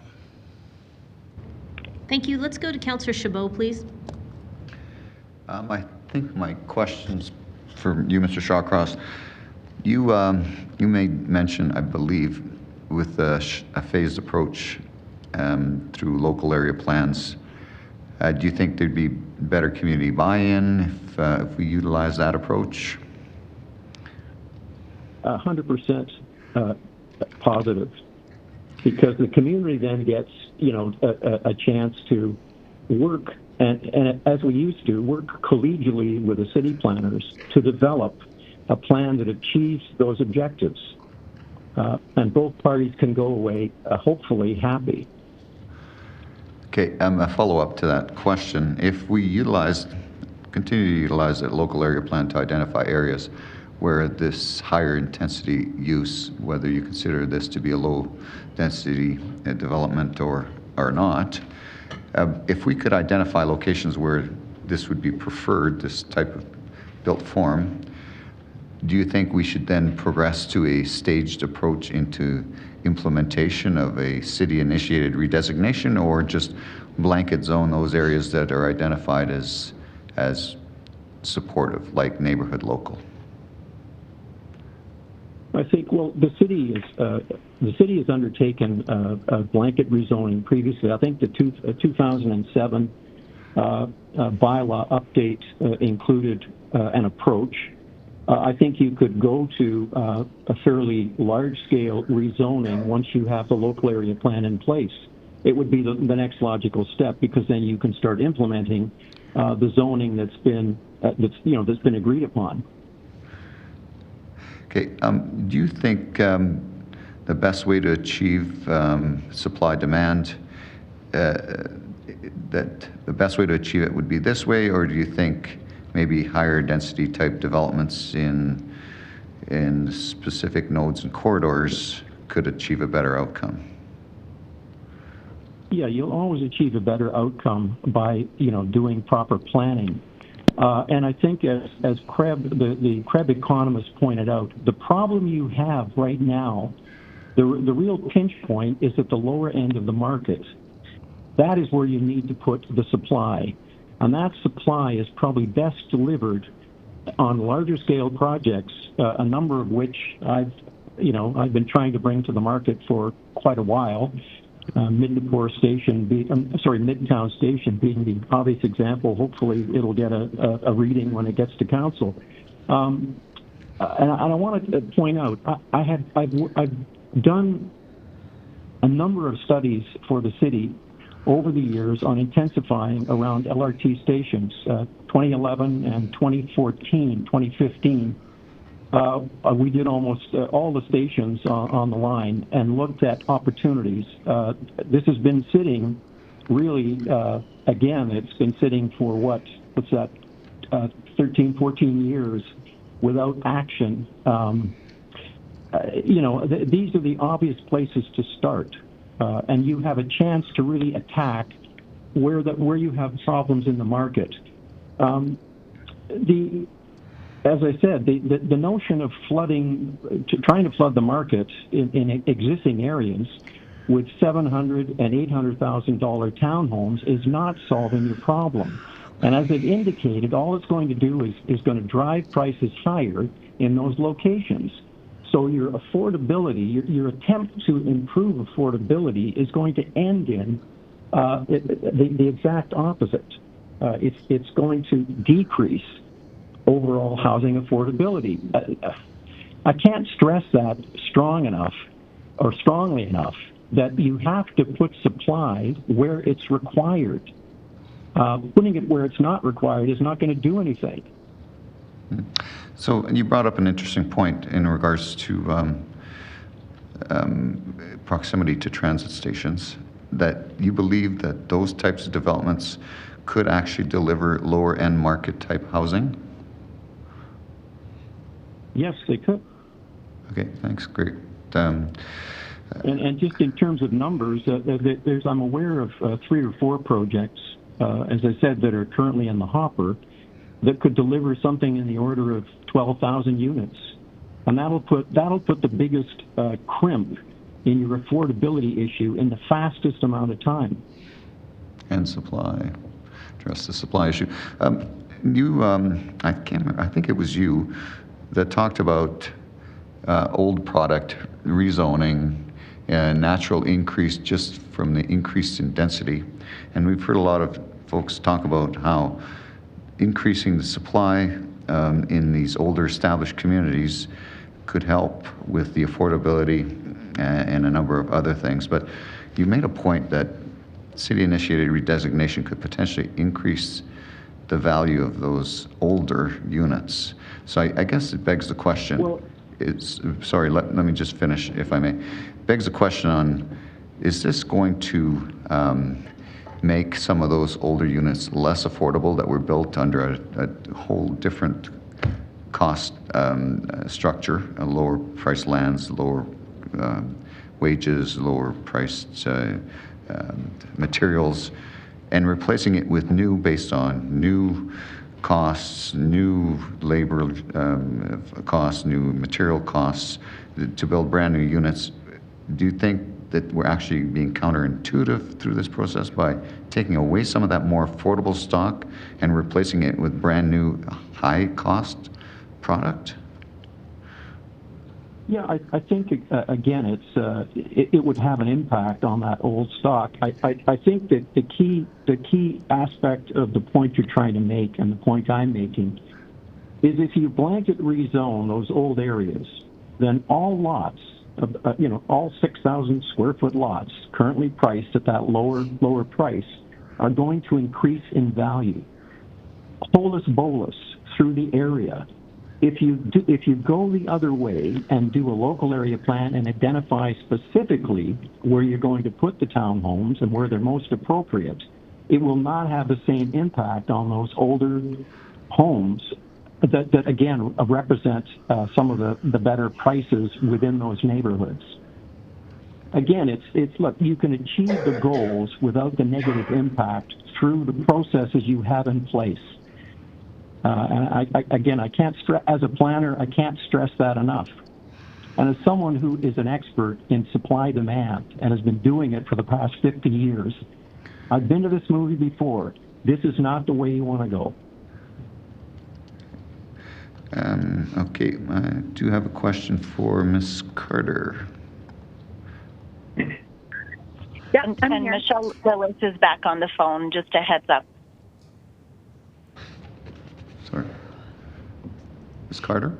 Okay, thank you very much for letting us know you're back. Ms. Carter, are you on the line? I'm here, yeah. Okay. You talked about increasing the number of units, creating more affordability. Now, we've heard that the inner city lots tend to be a lot more expensive, so input costs are higher, which results in a higher priced end product when we're looking at the inner city. But we are seeing much more competitive prices in other areas, primarily in Greenfield. So are you suggesting we should try and increase the affordability or make them less, reduce the amount of increase in the inner city to provide more inner city units? I'm trying to rationalize the affordability issue here. I think it's really, you need to increase the number of units everywhere in the city, not just in the inner city, but also along transit corridors. I think that diversifying where you have density is the key, because you can't just put all of your eggs in one basket. Does that answer your question? Well, kind of, I guess.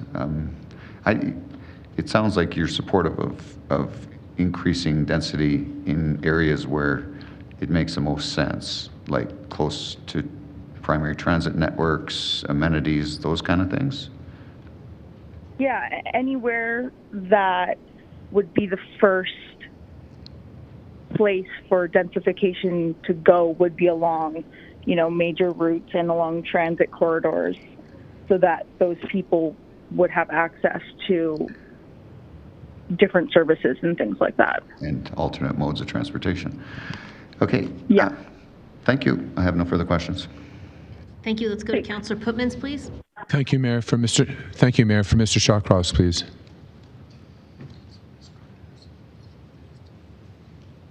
Yes, Richard, go ahead. Thank you. You mentioned a land trust as a possible mechanism to facilitate development. Yes. What is the? How do you fairly distribute this land when the time comes? I'm just wondering, Richard. Mr. Stante is much better versed in the whole notion of land trusts than I am. If you could pass that question to him, you'd get a better answer. Can I do that through the chair? Not now. If you would like to ask questions of Mr. Stante, you can do that at some point. If you're finished with Mr. Shawcross. I am finished with Mr. Shawcross. Thank you, Mr. Shawcross. Thank you. Mr. Stante, please. Yeah, Councillor Putmans, thank you for the question. You could establish an independent body that would coordinate the development, and you could use a city-owned body such as Attainable Homes, which is currently in the business. And I understand that the mandate of Attainable Homes was originally that, but has changed over the last short while. So I can't speak to their capability to do that currently, but an organization similar to that would be well equipped to do it. Thank you. Thank you, Chair. Let's go to Councillor Thaliwell, please. Thank you, Mayor. This is for Mr. Shawcross. One of the slides you had inflationary impact on land value. I just want to understand how can you conclude that? You give an example of Killarney, since what is being proposed here is unconstrained supply of land. So how could you say that there could be inflationary effect on land in certain parts of the cities? Well, it's what happens when you upzone. It's the impact of upzoning land. Yeah, There's an immediate rise in prices for that land. Yeah, but we are upzoning everywhere in the city. So that's what I'm trying to understand from, why would we see it in Killarney just because of the supporting infrastructure, that you feel that development will run to these sites first than other parts of the city? No, what we're saying is that if I have a 6,000 square foot bungalow and I can get a higher and better use then it will be worth more money at the end of the day. Okay. So, and if you blanket rezone so that now everybody in Killarney who's got a 6,000 square foot bungalow right now worth 722, that value, if you want to get them, after 3 sales, 3 comparable sales, any appraiser would tell you that the value of that lot is now $986,000 when it's rezoned to RCG. That's just typical impact of upzoning. So that's a 36% increase. Everybody that's got now an RCG lot, whether they develop it or not, will have a higher land value. Okay. And so if someone comes in and wants to develop a single or a duplex, they're going to be more expensive than they would be if it was still zoned R1 or RC2. Okay, great. No, thank you. I think I understood what you were trying to say. My last question is, there was a report that came out yesterday that said April home sales were up 7.3% from last year, and mostly in the, like you said, that lower end of the market. And also, the same report said the houses below 500,000, the inventory has gone down 29%, whereas houses over 700,000 in inventory has gone up. So what I heard earlier, that's the point you were making, that it will make housing more unaffordable and will have unintended consequence of this blanket rezoning? Well, it's going to make housing in the existing areas more expensive. It's, as I said, if you can bring on supply where it makes sense in the lower end of the market, you will stop that pressure within that particular cohort. Okay, great. Thank you so much for answering my questions. That's it for me, Chair. Thank you. Let's go to Councillor Winus, please. Thanks. I'm not sure if this question is for Mr. Stante or Mr. Shawcross, but because we're talking about the land lift that blanket zoning creates, is there a concern that we will lose the equity lift that has been funding the built form of the row houses in the established area? No, I'm not worried about the equity lift. But if you the blanket process will give you that lift across all lots, okay, that were previously zoned RC1, RC2. They will all have that lift. So look, this is not tough mathematics. Just extrapolate that increase. And that will tell you that you are increasing the value of land and therefore increasing the value of all homes, all potential homes being built within that community. But my point is that and lift goes, part of the question is that lift goes to the current homeowner, but under the current model, that lift goes to the developer through coming through the rezoning process, which allows them to capitalize the built form. So if we give that land lift to every current owner, how will development industry build this when they have to pay that premium to buy that plot of land in the inner-city established area? Well, that's part of the problem. Thank you. If I'm a developer who wants to do, say, a duplex, if I'm a duplex builder, and I go into that community, it's going to cost me. If you look at the example, under the RC2 zoning, I can build 2 units with a land value of $361,000. After I rezone it to RCG, if I want to build those same 2 units, I'm now at $493 total, $132K extra per unit, because the highest and best use dictates the price. Correct. So, but even looking at the values of homes today, we're still going to have to do greenfield development as the predominant ease on the affordability of the Calgary market. Would you not agree? No, you've got 2 options. I've already indicated there are numerous sites that you have in the existing around the city. I looked at a number for the city around LRT stations and came up with programs, detailed development programs for them. A large part of those programs were based on condominium development where you could get into a much lower price point. You have those at your disposal. You could fast track the development of those sites. Yep. Are you aware that council that would be? Are you aware that council voted down that option during the housing task force? Yeah, I was aware that went somewhere, and that's unfortunate. Okay. Well, thank you for answering the questions. Okay. Thank you. That's it for questions for this panel. So thank you all very much for joining us today. We appreciate the time you've spent with us. I'm going to move on to the next panel in just a moment, but I do have a question. I understand that there are a couple of people here from previous panels, so let me just make sure I've got that right. Do we have Hong Wang from panel 160? Thank you. Do we have Jasper Woodard from panel 43? Thank you both. Let me just figure out where I'm going to slot you in. And panel 165, let me confirm. And actually, before I do that, from panel 154, do we have Ejlal Elsadig?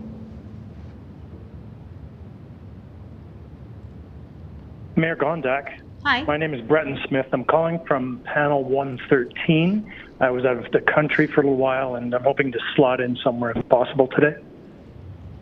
Okay, it was Brendan Smith, did you say? That's correct. 113 was my panel. Okay, I will figure out a spot for you. Do we have Ejlal Elsadig?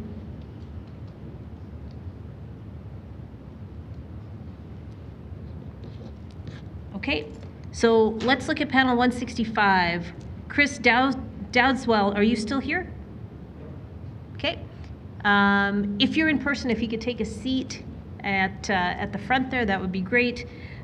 Do we have Binithi, Nadya, Karunanayaka?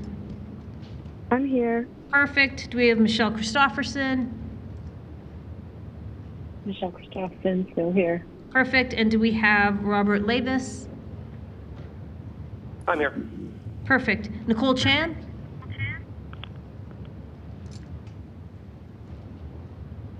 Right then, I'm going to add Hong Wang to this panel, so you can come on up and grab a seat.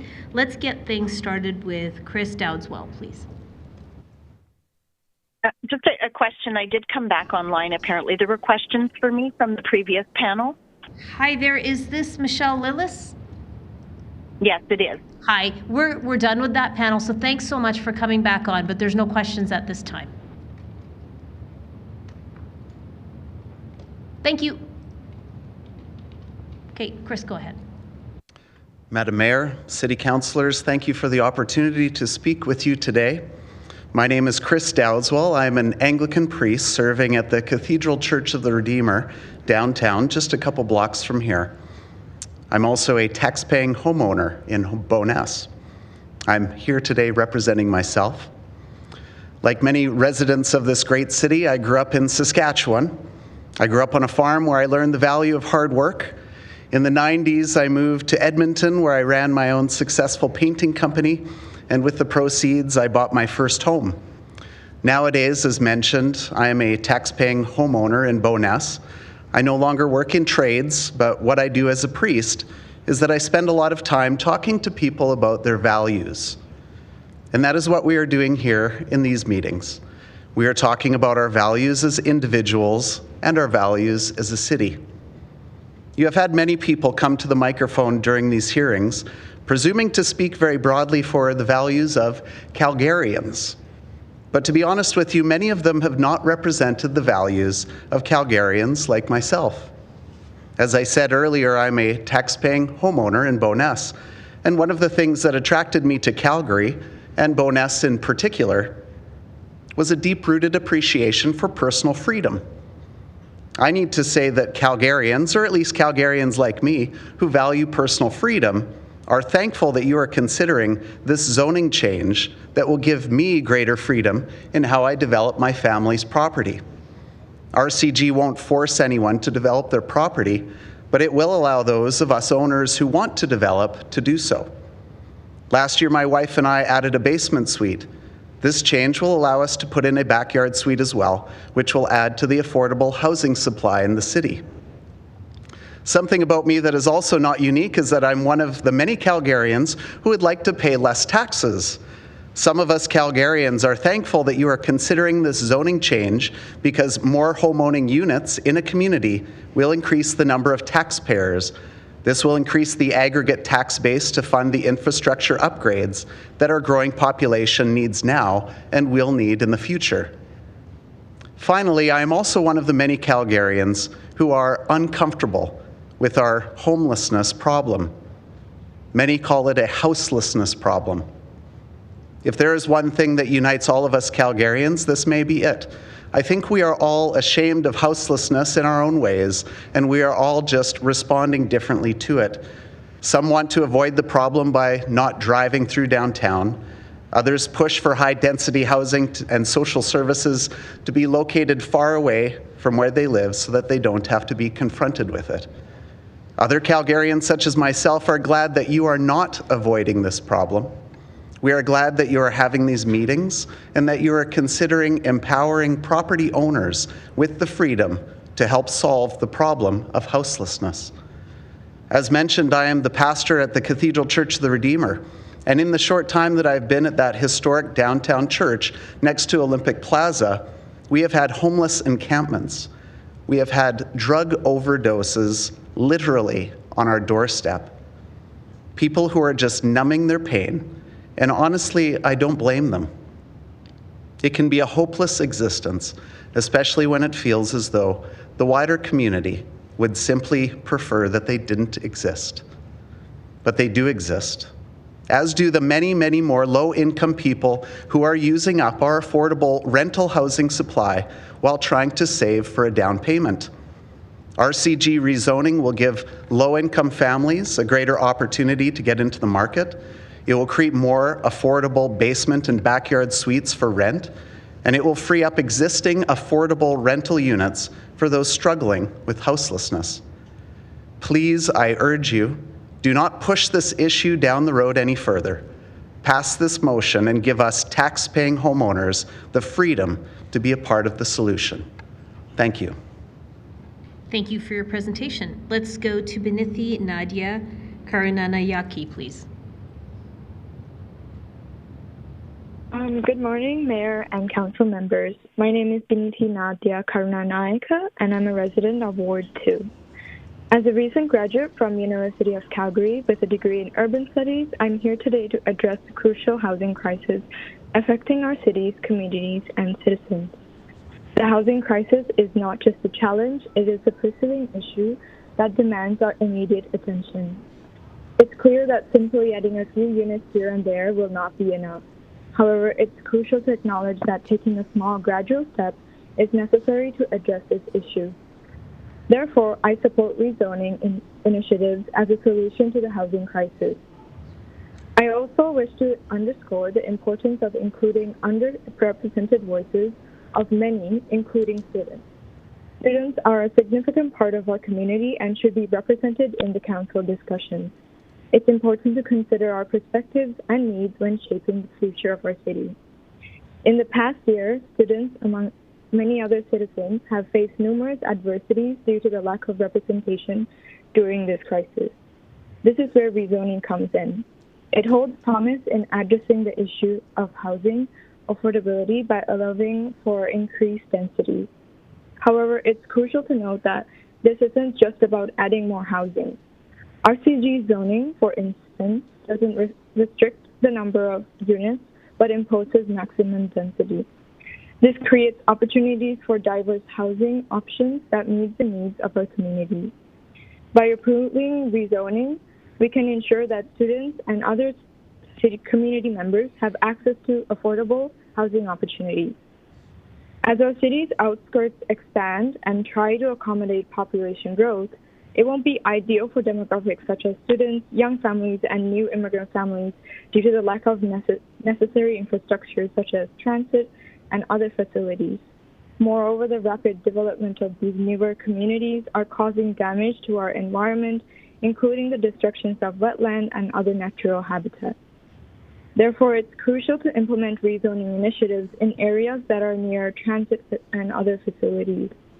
This approach not only enhances accessibility to amenities for our citizens, but also a positive impact to the environment.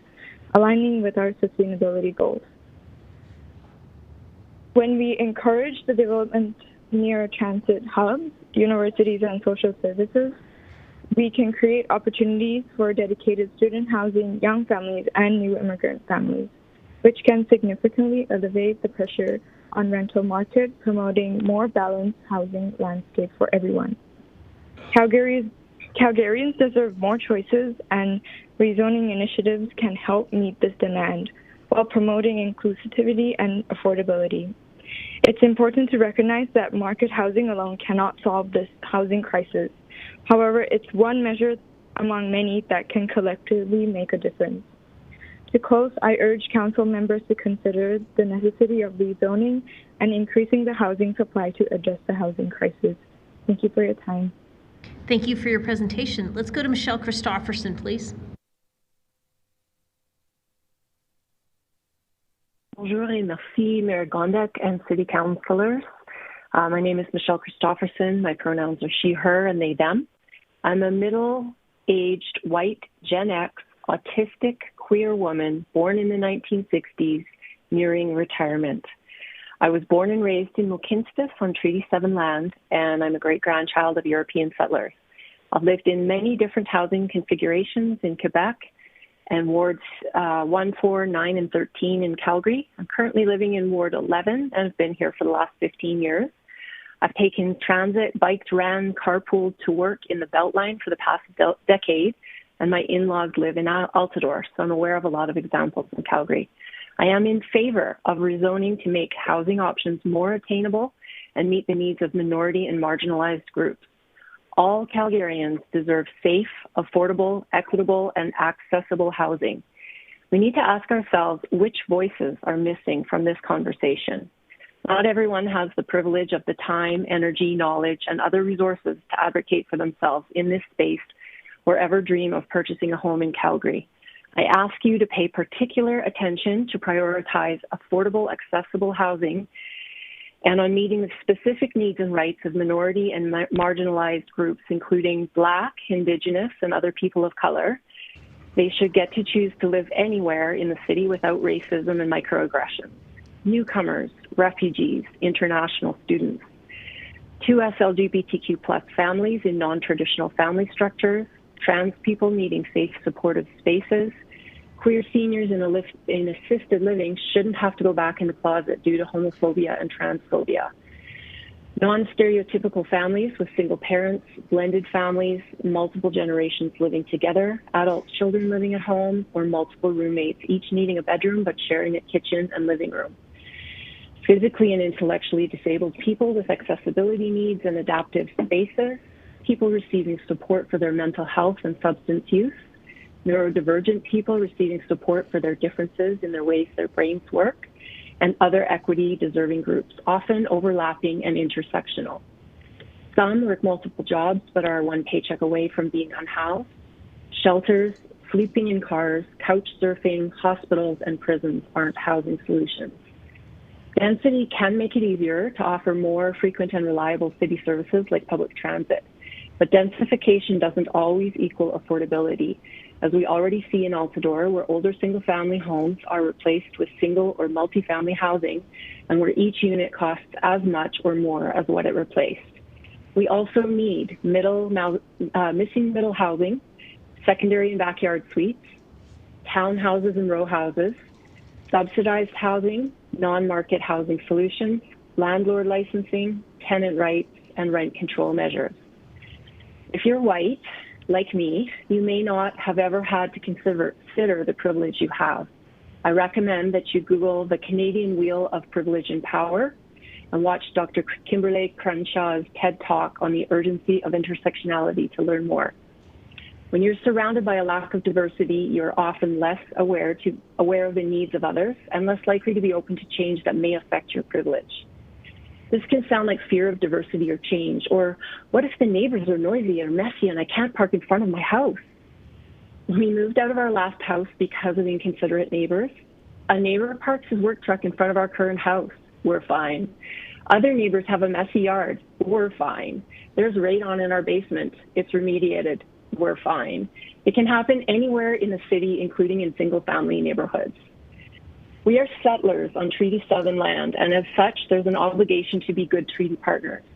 I echo and amplify the statements made by Jenny Lowe of Reconciliation Action Group, reminding us of our obligations as treaty partners, and of Rowan Weeb of Alberta Aces and Arrows on the needs of queer, non-traditional family structures, and the City of Calgary's own Gender Equity, Diversity and Inclusion written submission in support of rezoning. And those trees, we need preservation of trees on private property and city property and affordable, equitable, accessible housing. In summary, I ask Council to explore and approve ways of supporting housing solutions for all Calgarians in a timely manner. I support the city's home and peers housing strategy, which includes the proposed citywide rezoning to RCG, RG, or HGO. Thank you for your time and consideration, and my sincere apologies for speaking out of turn earlier. To you and the other Michelle, Councillor Penner came on the phone with a question about Quebec and rent control. Thank you. In the chaos of Thank you, Ms. Christoffersen. Thank you very much for joining us. Apology accepted, no worries. There's a lot of moving parts. Let's go to Robert Levis, please. Good morning, Mayor and Council members. My name is Robert Levis, and I'm here representing myself. I've been a Calgary resident for 17 years. I live in a single detached home that my wife and I own in Ward 9. I have 4 children ranging from preschool to teenager. I'm here to talk about baby steps to busy playgrounds. A busy playground is just what it sounds like. It's an active community play area for children and families, but not just at school, recess, or lunch hour, all the time. A busy playground gives new parents a place to meet other parents. Making relationships as a new parent can be challenging, and this is on top of the rest of the challenges that come with a new baby. A busy playground is ready access for new parents to a peer group. A busy playground is community support when it's needed. Older kids need a busy playground too. They need to have local peers to interact with. At the risk of stating the obvious or suggesting council should do their own research, too much screens bad, more physical activity good.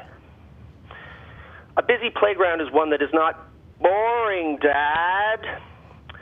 Well, let's be honest. They might still say that it's boring, but they'll be wrong. A busy playground is one that makes it easy for people moving to the community to find peers, a source of worry for many families moving to a new place as they want children to have friends. However, a busy playground is not just a couple of swings and a slide in a new subdivision. There's something almost sad about the idea of an individual child on a sprawling playground, sitting on a swing alone. Hell, they're probably on their phone. A busy playground takes more. A busy playground needs a network effect. One child cannot play tag. It is similarly difficult to push oneself on a swing. A new parent may find a wonderful parking place and a comfortable place to sit, but without a network effect, they won't find other parents. They won't make that connection to their community. A busy playground takes a little more. So what can we do? More families nearby make for busy playgrounds. Lower barriers for families and those considering starting a family makes for busy playgrounds. These zoning changes are a baby step to an increase in density around our playgrounds. The zoning changes are a baby step to easier access to our playgrounds for everyone. The zoning changes are a baby step to busy playgrounds. And busy playgrounds make for a better Calgary. I'm asking you to vote yes in favor of the zoning changes to make another baby step to busy playgrounds and a better Calgary. Thank you for your time. Thank you, Mr. Levi. I appreciate your time. If you can just hang on in case there are questions afterwards. Next speaker is Hong Wang. Thank you for coming out, and if you'll notice there's a timer right next to you, so please start when you wish. Good afternoon, councillors, Madam Mayor. My name is Hong Wang, and I'm representing myself today. I immigrated to Canada in 1993 from China. I was a teacher in China. For the first time years, my young family lived in Ontario, and we moved 5 times. We relocated to Calgary in 1998. I remember the first day we settled down in a 2-bedroom apartment rental. I threw myself into the bed, and I heard rustling of the trees. And I thought, this is heaven, this is home. Within weeks, we put a down payment on a starter home in Tuscany, which we lived for 7 years.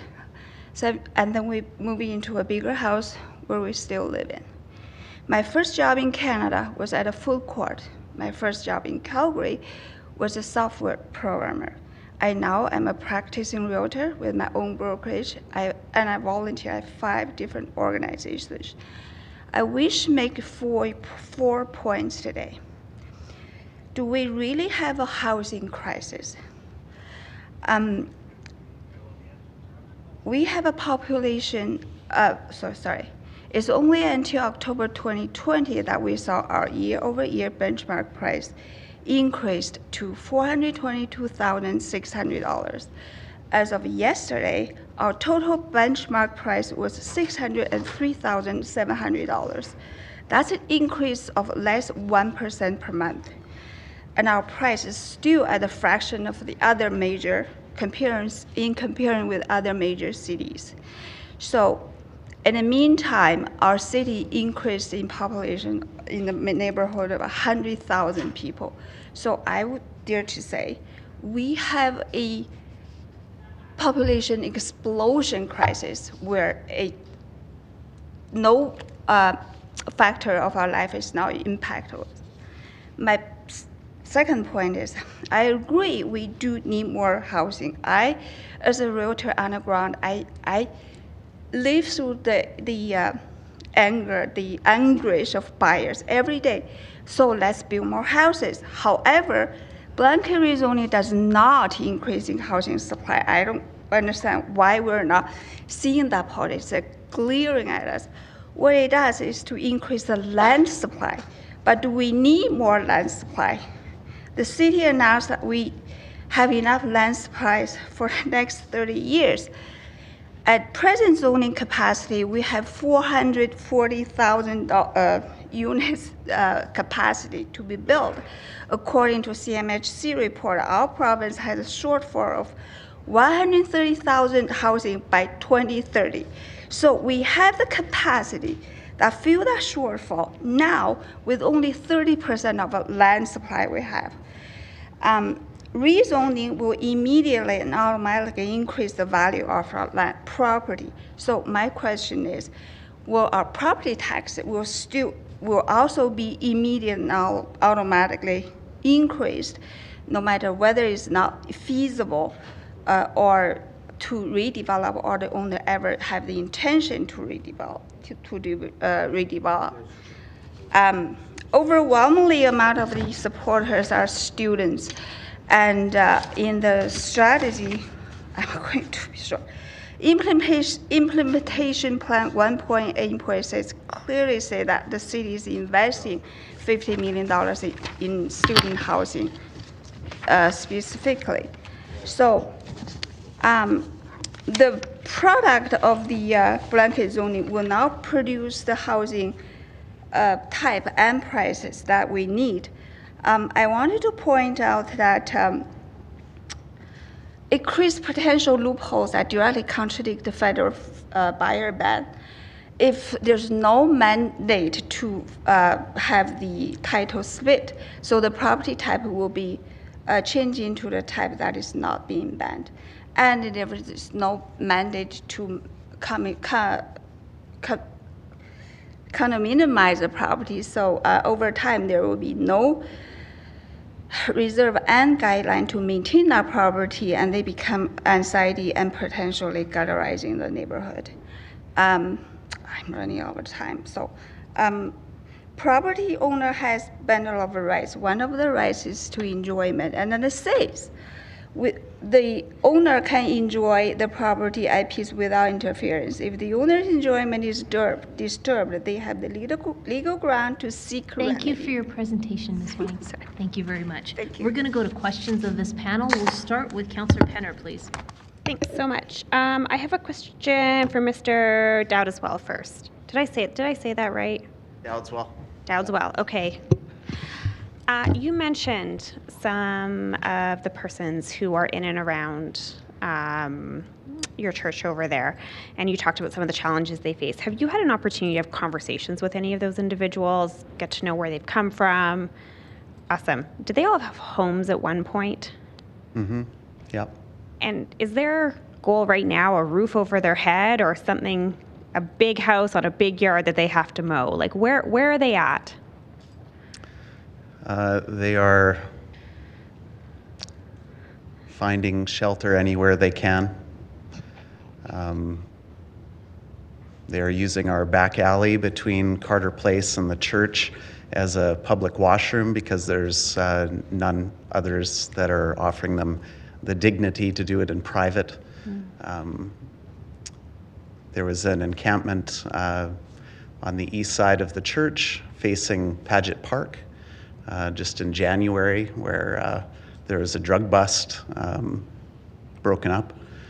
There's been people sleeping at our front door when I've arrived in the middle of winter. So they need this amount of space that's warm that will keep them from death, is what it comes down to. And by providing increased supply up the chain, it allows the population to move up into those spaces and opening up the more affordable housing at the bottom. Some of them can't afford a down or a deposit on a rental accommodation. Those who are trying to work are barely able to make ends meet to support themselves while living in shelters, let alone get into the lower end of the rental market. And so I appreciate that this is a very multifaceted problem and that the city has a very multifaceted approach, this rezoning just being one part of it. Right. Councillor Penner, I hate to interrupt you for a minute. Yeah. We're getting notification that the live stream has stalled. Mr. Clerk, could you give us a status on when it might be back up? I can't tell you, unfortunately, Mayor. We're just looking into this right now with our service providers to see what the status is. It may take some time to understand what's happened and why it's not running. Okay. What are the implications? Well, I think obviously there's public interest in people who are trying to follow today's proceeding virtually online. And in fact, we have given some messaging to the public who are hoping to participate in the meeting that they can follow the meeting through the live stream. So that's a little bit of a challenge in terms of their ability to understand what panel is being addressed at the public hearing is sort of limited now to calgary.ca/agenda. Where we do have that, but it's still challenging for those who want to follow and observe. Okay, so you and I should figure out how we can get that information up and what channels we can use. In the meantime, I'm loath to not go to questions. So I'm also just mindful that means anyone who, if questions for this panel, we're asking them to wait an hour and 15 minutes to come back. So maybe we need to check if they're actually all available to come back too. So that two-way courtesy. Well, and let me do this. Go ahead and finish your questions. I don't want to cut you off. Yeah. Okay. I'll be super quick. Of course, now I'm trying to be like cycle back to where I want to say I appreciate the work you're doing. Do you believe these people, the individuals that are out? I mean, you deal with so many. Do you think that they internalize some of the shame and stigma that sometimes society puts on them about not having a home? For sure. They've gotten so used to being either disregarded or treating like refuse that their initial response to anyone approaching them, oftentimes, not a blanket, but it is very common for the first response when engaging folks on the street is harsh, to put it lightly. And that's because it's a survival mechanism. Yeah, they've been treated poorly. I'll just leave it at that. Thanks for bringing some humanity to the conversation today. I have a couple questions for Mr. Levis, if he's still on the line. I'm here. Mr. Levis, I appreciate also the perspective that you brought. I'm assuming you're a parent. I have 4 children, yes. Do you say unfortunately or fortunately there? I have 4 children. Oh, 4 children. All right. So I'm speaking a little too fast. It's all good. It's all good. One of the arguments we've heard is that children need backyards, and that if we move towards densification, it will decrease the quality of life for children. And in your experience as a parent, is a backyard the only place where children can grow and develop? Not at all. I mean, one of the things that when we picked a place to live was the immediate proximity to playgrounds, and we had the additional good fortune that the community center built another playground that was literally across the street, and it's been a godsend.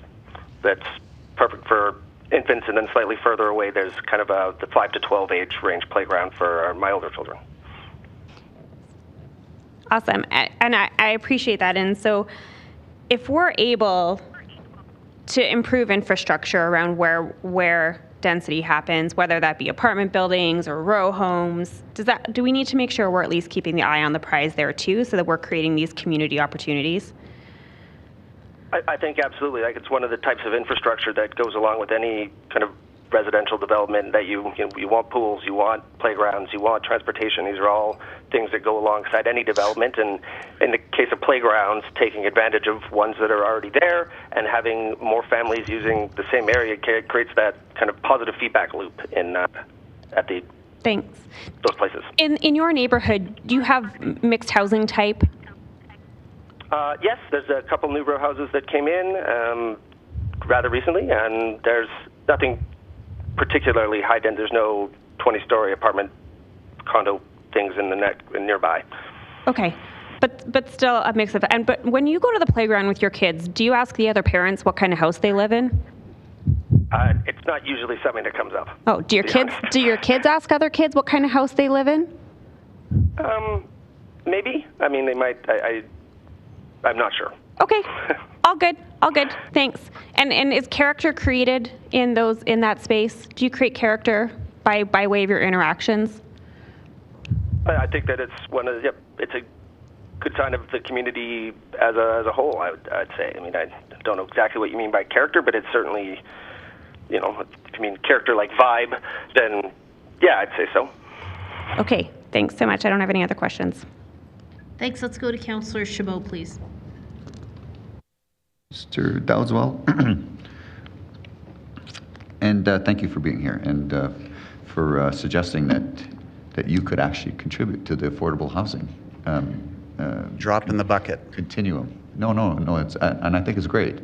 Now, you are talking about a basement suite and a backyard suite, which could be done at a reasonable cost and could potentially provide affordable housing. Of course, that's you being altruistic, because that doesn't mean that somebody builds it that it will be affordable.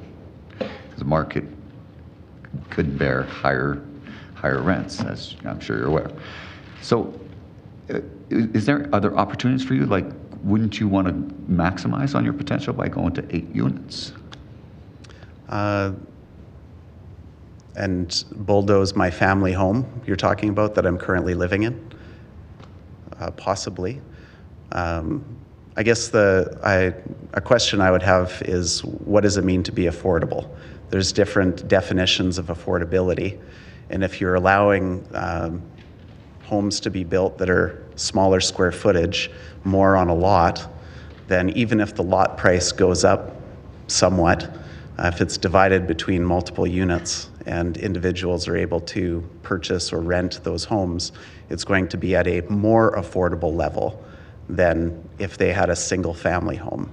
Well, if there was no cost in demolition or increased construction costs, that may be true. Input costs suggested that doesn't necessarily generate affordable units, as per Anne-Marie from the Calgary Real Estate Board. Now, sorry, can I just clarify what you just said about affordability? Yes. Can you? You're disagreeing that the smaller spaces divided between larger lots creates, in an aggregate, it creates a larger value of property, but the individual properties would be a smaller amount to purchase. In the Northwest, smaller units, but not necessarily a lower cost. Like in the Northwest, the average or the median single-family dwelling, I believe, is something in the 700s, whereas the town home sales, I think, were somewhat in the 400s. That's just one example of how smaller units are going to be more affordable, relatively speaking. So if you're looking at an aggregate, an average, I don't dispute those numbers 1 second, but all of the units, we asked all the inner city developers that have converted units from single to RCG, if any of those units sold for less than the primary dwelling they originally purchased, and none could say that they were able to sell them for less. And this is the developers that told us this. So that's valuing maybe one metric. So if you also value density of housing, which has kind of a lot of other subsidiary benefits, then I think there's still a very, very strong argument to be made for the more flexible rezoning. Anyways, just based on your personal experience, I know a whole bunch of other people that would be willing to do that kind of thing and still be able to live in their home and provide a backyard suite. Currently, it's either a basement suite or backyard suite, not both.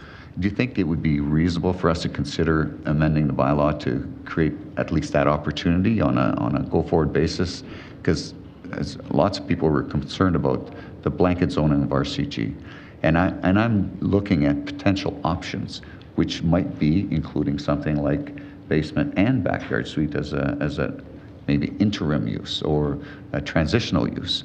Is that something you think that would be a reasonable thing to consider? I think anything that increases the density is going to work towards the solution. I think we're in such a crisis that it's not enough, though. Yeah, no, I don't disagree. There's a whole bunch of other options we need to look at, and many of which have been actually voiced here. Yeah. Anyways, thank you for being here. Thank you. All right, that's it for questions for this panel. So thank you, everybody, for joining us today. We appreciate the time you put into your presentations. So we are going to break in just a few moments, but let me just do a few announcements. Sincere apologies that the live stream was down. The team got on it very quickly. It has been restored. The only thing that you may have missed were questions to a couple of the panelists. Both Councillor Penner and Councillor Chabot asked some questions to Mr. Dowdeswell, and that has been missed, but I apologize for that. So let's talk about who's coming back after the noon break. It'll be panel 166. That will be Lisa Poole, Margaret Crichton, Brad Young, Patrizia Valle, and Michelle Williams. That's panel 166. After that is 167. That's Bill Black, Patrick King, John Wildenborg, Sage Green, and Christopher Leslie. Interspersed with these folks, I understand that we've got some people who were on previous panels. Do we have Ejlal Elsadig? Hi, you'll be on after lunch, so after 1:15, I'll try to slot you into a panel. Uncertain what the timing will be. I understand that Jasper Woodard is here as well. Is that right? My apologies. If you want to call in or come in at a later time, we'll do our best to slot you in. Breton Smith from 113, we will get you in after the break as well. Thank you. Okay. Is there anybody on the phone line that is from a previous panel who's wanting to speak today? Okay, I'm not hearing anyone, so we will come back at 1:15 and we will start with panel 166. Thanks, everyone.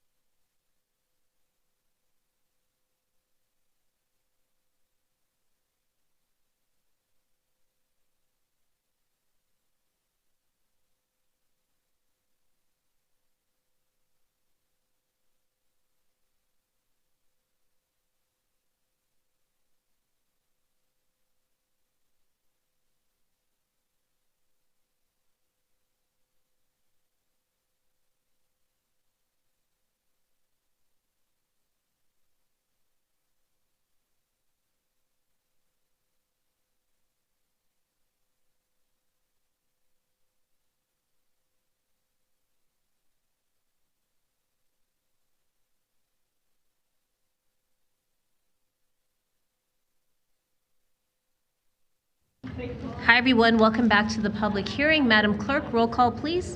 Thank you, Mayor. On the roll, Councillor Dhaliwal. Here. Thank you. Councillor McLean. Councillor Meehan. I'm here. Councillor Penner. Here. Councillor Pootmans. Here. Councillor Sharp. Here. Councillor Spencer. Councillor Walcott. I'm here. Councillor Wong. Councillor Wyness. Councillor Curra. Councillor Chabot. Present. Councillor Chu. Councillor Demong. Here. And Mayor Gondek. Thank you. I'm here. I'm here. Councillor McLean's here. Thank you. Yeah, and we should note for the record that both Councillor Curra and Councillor Wong are an official council business with Fort Calgary right now, and they were this morning as well. Thank you, Mayor. Let's go to panel 166. I'm just going to see who's here. Do we have Lisa Poole? Do we have Margaret Crichton? Yes, I'm here. Thank you. Do we have Brad Young?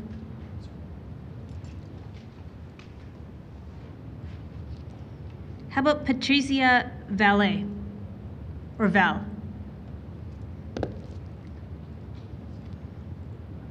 Do we have Michelle Williams?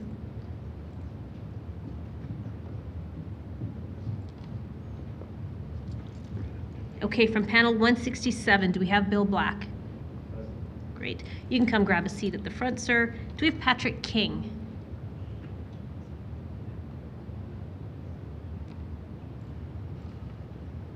Do we have John Wildenborg?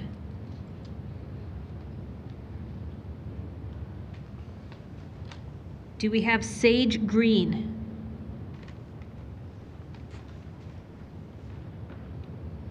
Do we have Christopher Leslie?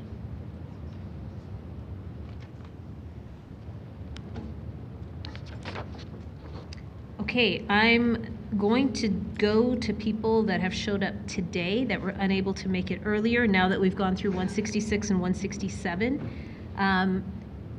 Ejlal Elsadig. She was here earlier. Okay. Do we have Jasper Woodard? How about Breton Smith? Smith here on the line. Hi there. Thank you. Do we have Barb Maier? Hi, Barb. You can come on up. All right. I'll see if I can find one more person. Panel 168. Do we have Gabriel Kossovan? Please come on up. Perfect. So this panel will be Margaret Crichton, Bill Black, then Breton Smith, Barb Maier, and Gabriel Kossovan. So, Margaret, please start us off. Mayor Gondek, councillors, my name is Margaret Crichton. This is my 7th version. Take the city's self-guided walk in Capitol Hill to see just a few of the many row houses and townhouses, almost all with black shingles and no room for trees, not planned for heat and drought, and overall quite uninviting, especially the double townhouses, which I learned on Tuesday night are called 4+4s. These were first built as exceptions. Both written submissions and 5-minute speakers mention Capitol Hill as an example of what they don't want to see in their community. Capitol Hill's still great. We were seeing a gradual increase in Capitol Hill's eclectic housing choices as homes aged, mostly infills doubling density, but also some row houses on outside corners, all good. But then, I and many neighbors spoke at City Hall in 2019 when we successfully opposed the land zone application to allow a mid-block MCG monstrosity. At that time, we had an active planning director at the Community Association. The council listened. The property was zoned to RCG at that hearing, which was the expected change under the anticipated LAP. Then the city changed the rules and expanded the definition of RCG. Now, this council approves every land zone change in Capitol Hill, even those that have strong and reasonable resident objections. We no longer have a community association planning director. Developers are everywhere. And listening to David White from Civic Works on Tuesday explains why. We live in that unlucky 5% ideal community that meets the criteria for maximum RCG house forms. Just going for a walk causes anxiety. If it's a realtor sign saying we buy land, you know the present home and mature trees are toast. There are multiple developer-owned properties just waiting. I met Terry Wong while taking a walk on Easter Sunday. Thank you for listening. The city has approved 32 new residences on our block, 24 on our street, and is in the process of approving 3 HGOs and an MCG within 2 blocks. We still have bungalows on the block. Just how much is acceptable to the city? Josh White, this is not gentle densification. My objection is self-preservation. I am a senior with medical problems and will have vastly diminished quality of life with the noise and odors of construction and the overwhelming problems this level of density brings. When we need a single-level home, we will have to leave the community. Developers outbid families, displace renters, tear down bungalows, and are only building multi-story buildings. There are no housing choices for seniors. It is sickening how many trees and habitats are being destroyed. With 8+ homes, why don't you count secondary suites and density calculations? And 60% lot coverage, there is no space for trees and gardens. The trees give protection and life quality, and I want these trees. Replacement trees will be years growing up if they even survive. Most developers are not good neighbors. They don't even bother to shovel the sidewalks in winter. Developers will respond to questions, though they are usually not willing to make design changes. More creative designs could allow increased density without sacrificing so many trees.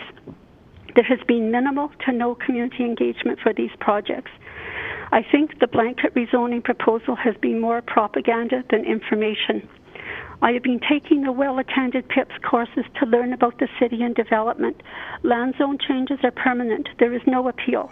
And this is the root of my objection. The democratic process must be preserved. The DP process feels like a black hole with no ability to have an impact or feedback. DPs are not easy to read or interpret. It would be useful to have a written summary of DP changes on the modified plans. It is apparently up to residents, and in our community, that is individuals, not a well-educated community association committee, to police and report development deviations. So please leave DP plans visible on the DMAP. Blanket rezoning is a political, not a practical solution to a housing problem and will cause irreparable harm to citizens and communities. Residents, as much as builders, should have certainty and choice. Residents should have the opportunity to speak to council. Many knowledgeable, well-educated residents refute the city's arguments and offer alternatives. Please listen to them. Sandeep Singh, you are inspiring. Please, please don't approve this flawed policy. Thank you. Thank you for your presentation. Let's go to Bill Black, please.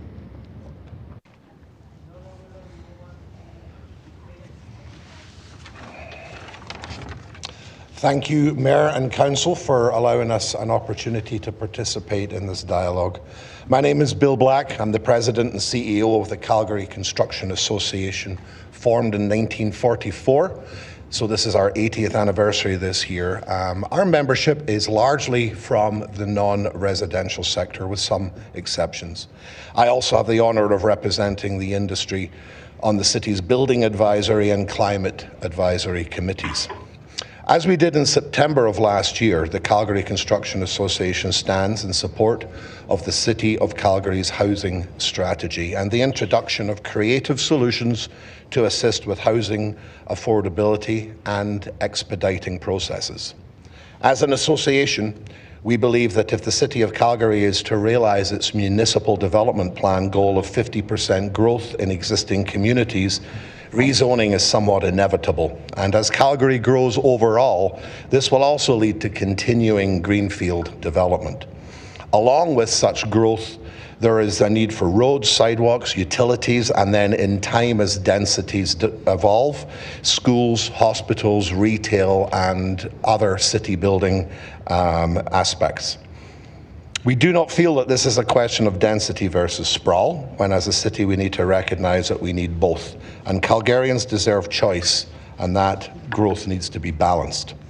Moreover, according to the City of Calgary's own data, 95% of RCG applications receive approval. Therefore, and as our colleagues at Build Calgary alluded to last week, we support methods to remove barriers around the overall application process. However, we also recognize the contention that the rezoning conversation has caused our communities, and we also do not believe that all concerns can be written off as NIMBYism. We have heard of such concerns about parking, height, setbacks, as well as architectural relevance and the preservation of neighbourhoods. Should the rezoning bylaw pass, we call on Calgary City Council to direct city administration to establish clear, standardized, consistent guidelines of public engagement and input required for the various built forms enabled by RCG zoning, in line with its own engage policy. As we stated in September, the rights of individuals to appeal projects on legitimate planning principles should be further bolstered in the development permit process, and the onus is on this body, City Council, to do so if it wishes. As stated in September, we trust the professionals of the Planning and Development Department to work with the community, do their due diligence, and adequately and contextually apply the principles of planning. Beyond rezoning itself, however, the Calgary Construction Association fundamentally believes that any new policies and procedures are somewhat moot without further action on the skilled labour gap. The federal government could continue to pour money into housing and we could blanket rezone the entire country, but at the end of the day, the bandwidth of industry will be a fundamental factor.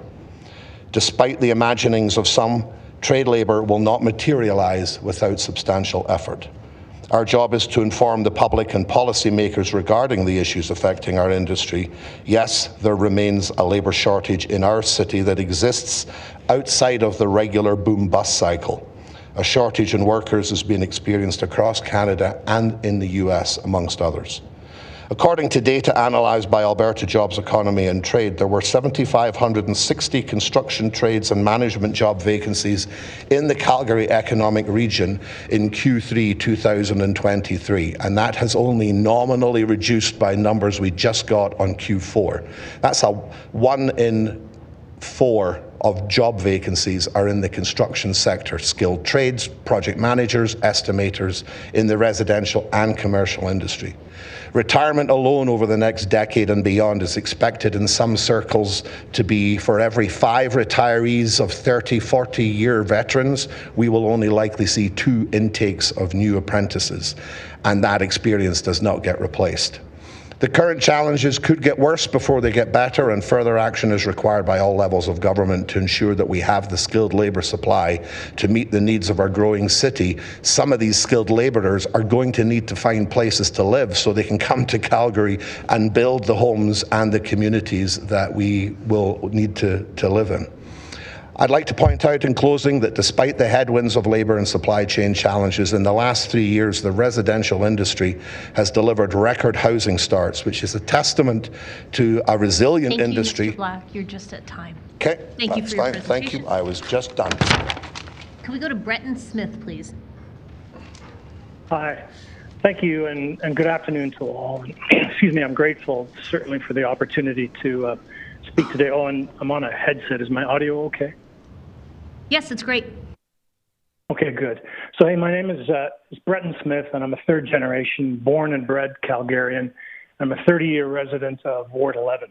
Today, I'm representing myself, my immediate family, which includes 2 adult children, my parents, both of them, my sister and her family, and her family of 4, and also 3 of my immediate neighbors. So I've got a few on sort of behind me today.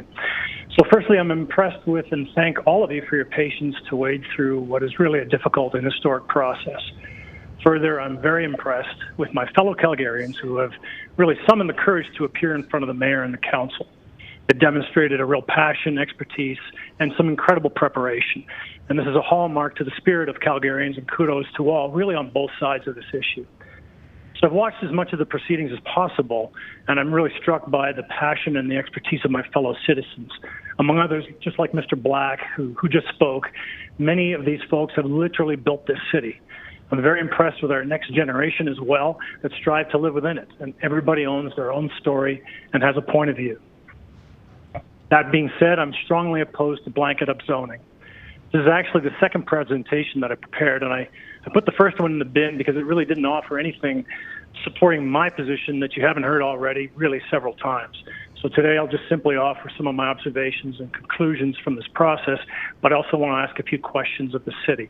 So maybe only a couple more minutes. Through these proceedings, several things have really become quite clear to me. Firstly, no one disagrees that affordable housing is an issue. An evidence-based, benchmarked, and thorough analysis of the impact of imposing blanket rezoning has not been completed. Thirdly, blanket rezoning will not, on any meaningful timeline, create an abundance of supply and solve the affordability issue. In fact, studies of historical proxies suggest possibly the opposite. Motives and objectives remain unclear. Blanket rezoning will introduce myriad issues for Calgarians. As I said, I won't reiterate them. Largely, if not entirely, it's the developers who stand to benefit, and it is not going to be something that will self-regulate. It's clear from the proceedings that the majority of Calgarians are opposed to the imposition of blanket rezoning. And the council itself is obviously split on the issue, with no significant majority as evidenced by the outcome of the plebiscite vote and also the pattern of questions and comments to the panelists. City does have numerous and very valid suggestions from experts for alternatives, and it would seem a healthy opportunity and a healthy inventory of opportunities for targeted near-term development.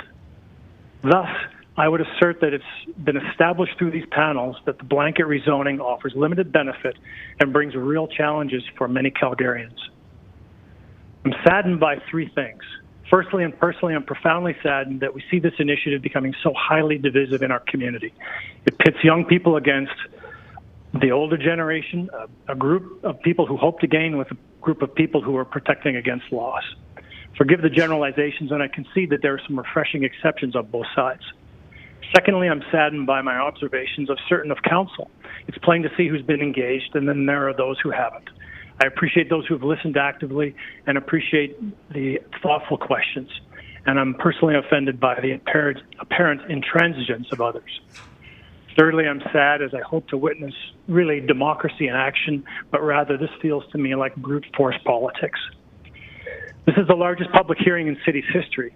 Blanket upzoning initiative is highly material to all Calgarians. It's not small potatoes. Mayor and council did not campaign on this basis, and they weren't elected to achieve this outcome. Plainly put, you do not have license. My challenge is to mayor and councillors. What are we trying to do here? Do we really believe that we have privilege and can ram through an ideological platform and that this trumps thoughtful analysis and democratic decision-making? Are you so sure that you are right and that the apparent majority of Calgarians are wrong, that we're not willing to have meaningful conversation with an outcome that balances all input? If they're on that bench, I call them.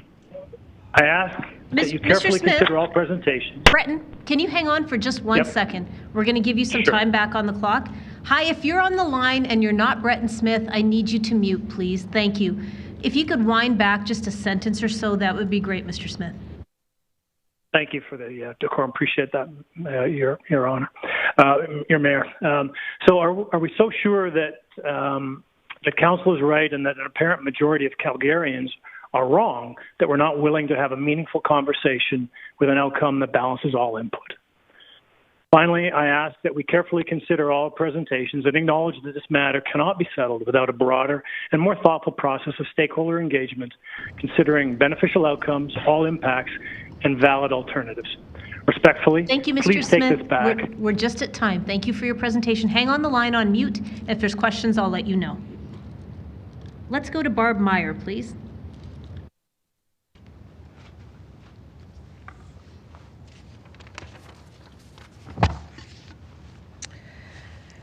Madam Mayor and councillors, my name is Barb Maier and I'm speaking for myself. I've lived in various places and neighborhoods in Ward 9 for about 15 years and I'm currently in a townhouse. I have no objection to well-planned densification. Having said that, I am against blanket rezoning as none of the councillors or mayors have ran on this platform. I find it very concerning that you want to silence the voices of Calgarians, including those who have volunteered for years to develop their local area plans and area redevelopment plans, from bringing their concerns about specific redevelopment in their neighborhoods before council. As it is, I can no longer even find the phone number for my counselor on his website. It's been said somewhere between 3 and 5% of residential building applications are rejected. Some people think that's a small number.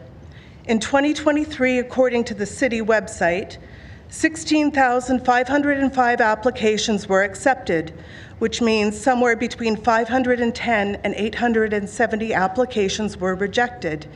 These are not small numbers when they scale up. The whole point of having this process is to weed out the applications which are not appropriate. Taking away these procedures as we're entering a construction boom sounds foolish, and I expect there will be some unintended consequences. The city needs to find other ways to streamline the redevelopment process. What is happening in Calgary with this housing crisis is also, and more importantly, an affordability crisis. I think it's misleading that blanket rezoning has been framed as an affordability issue. It is not. Blanket rezoning will not address the underlying issues of affordability. The city has said in these hearings that social housing is not within their purview. Then I would ask, what can they do to increase the stock of affordable market value rentals? What I'm seeing in this current boom is people losing their rentals as the property is sold to developers who are putting up $900K luxury row housing, which is far outside their budget. I'm seeing people outbid while being attempting to purchase modest townhomes. And I've been seeing for a while now developers buying property, then tearing it down and leaving an empty lot rather than renting it out. Another concern of mine with the RCG zoning is the 60% easement. Having lived through the flood of 2013, I witnessed the overland flooding in highly developed areas such as Mission, the Beltline, and the downtown core. The storm sewers were overwhelmed, and the ongoing rain in other areas would have contributed to the pressures on the storm sewer system. As this gentrification moves out from the downtown core, I am seeing non-luxury RCG units being built where 30% of the property becomes parking stalls, leaving no to little usable green space. The tiny basement suites have 3 windows if they're lucky and 1 if they're not. And these are not exactly family-friendly units, although if the price is right, we will probably see families live there anyways. Even the not wealthy deserve to live in a place with adequate sunlight in a city with 9 months of winter a year. When people spoke here about these developments overshadowing their gardens, I think it's important to mention that many are growing their own food, and I suspect many newcomers would too if they have space. Maybe the young people think this is outdated, but it doesn't really take much to cut down on your expenses. And what a better way to stick it to Loblaws or whichever big grocery chain than to grow your own food and grow a row for the food bank too. And I have yet to see an RCG development which is accessible for people with mobility issues, including seniors and people in wheelchairs. There isn't going to be one blanket solution to this problem, but I think Council needs to look at releasing some of the brown and greenfield properties for well-planned development and with a variety of housing options, as well as focusing neighborhood development along transit and LRT hubs. I encourage the Mayor and Council to rezone on a neighborhood-to-neighborhood basis with what's appropriate. For example, RCG doesn't work, but maybe laneway and backyard suites do. It shouldn't be an all or nothing. Vote no or put this to a plebiscite. Thank you for your time. Thank you for your presentation. Let's go to Gabriel Kossovan, please.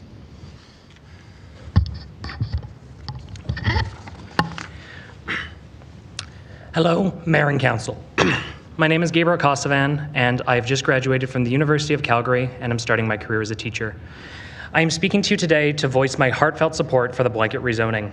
As a young person in this city, looking to start renting and hoping to one day buy a house, the state of the housing market in this city is frightening and frankly frustrating, with incredibly low vacancy rates and houses going off the market sight unseen almost as soon as they're put on.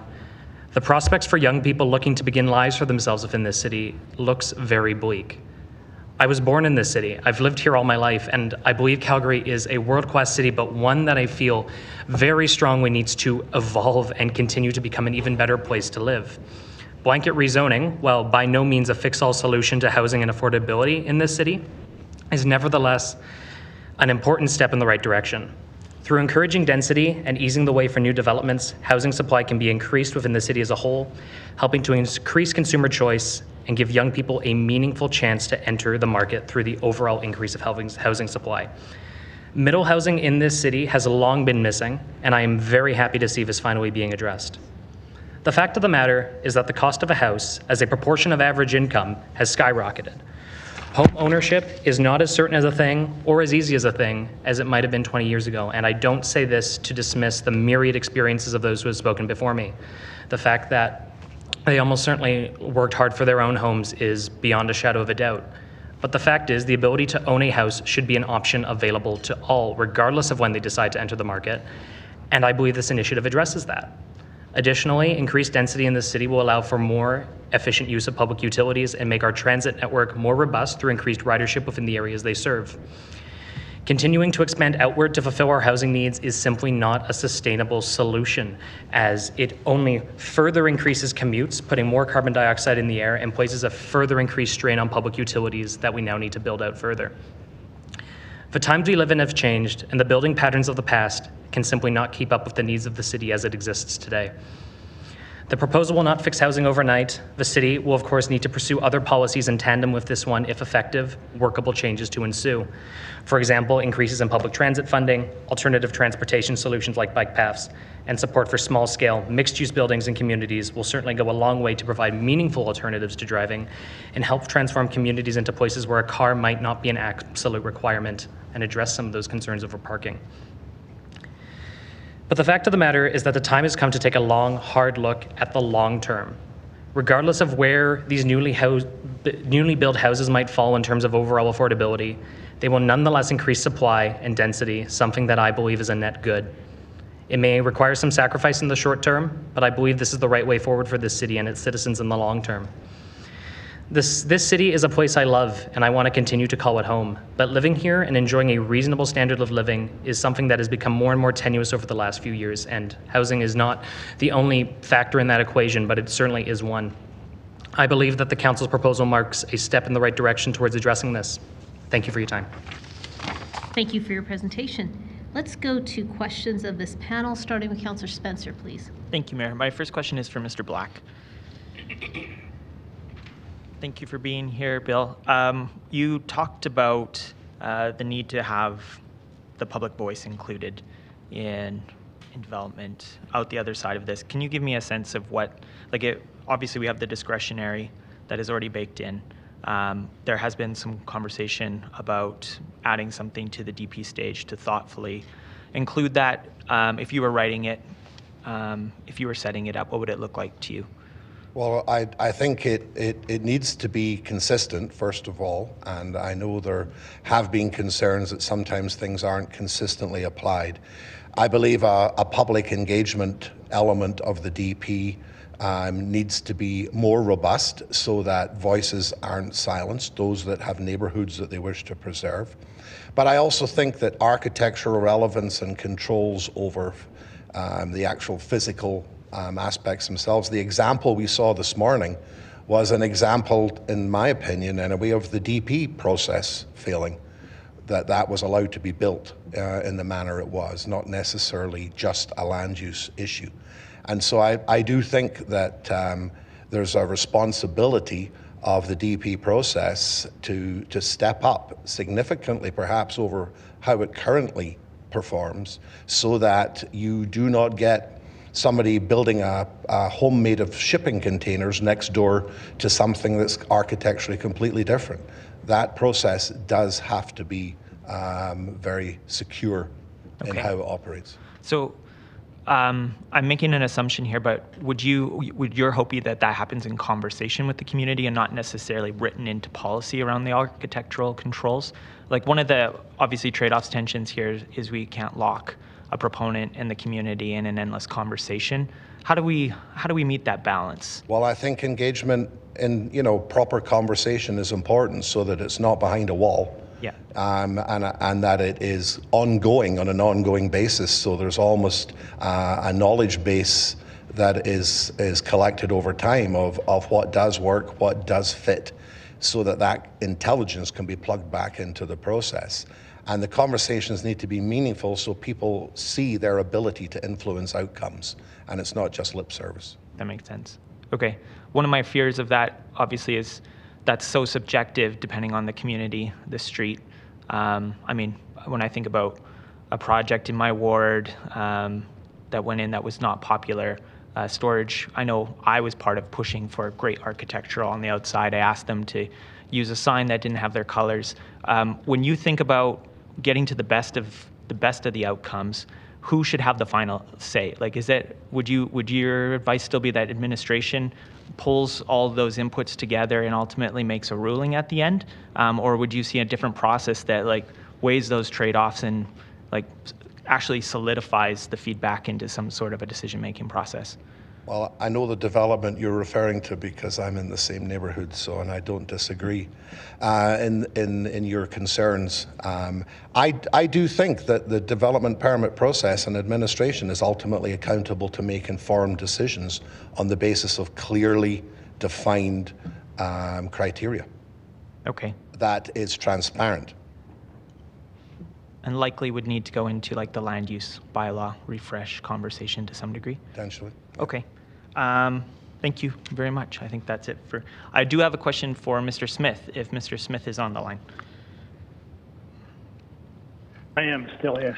Thank you. Mr. Smith, you outlined some of the heartaches that I have about the way this conversation is unfolding in our community in terms of just the political reality we find ourselves in, the way the wedge has been driven into the middle. We're in this place where we've had years of delays leading us to this point where we have locked the change and stymied the change in our community. How would you like to see this conversation move forward so that we're not inevitably kicking this ball down the road another 5-10 years of endless back and forth conversation? You seem to be very well informed of it. I appreciated your submission. I would really love to know your thoughts in terms of if we were to refresh this conversation, what would it look like for you?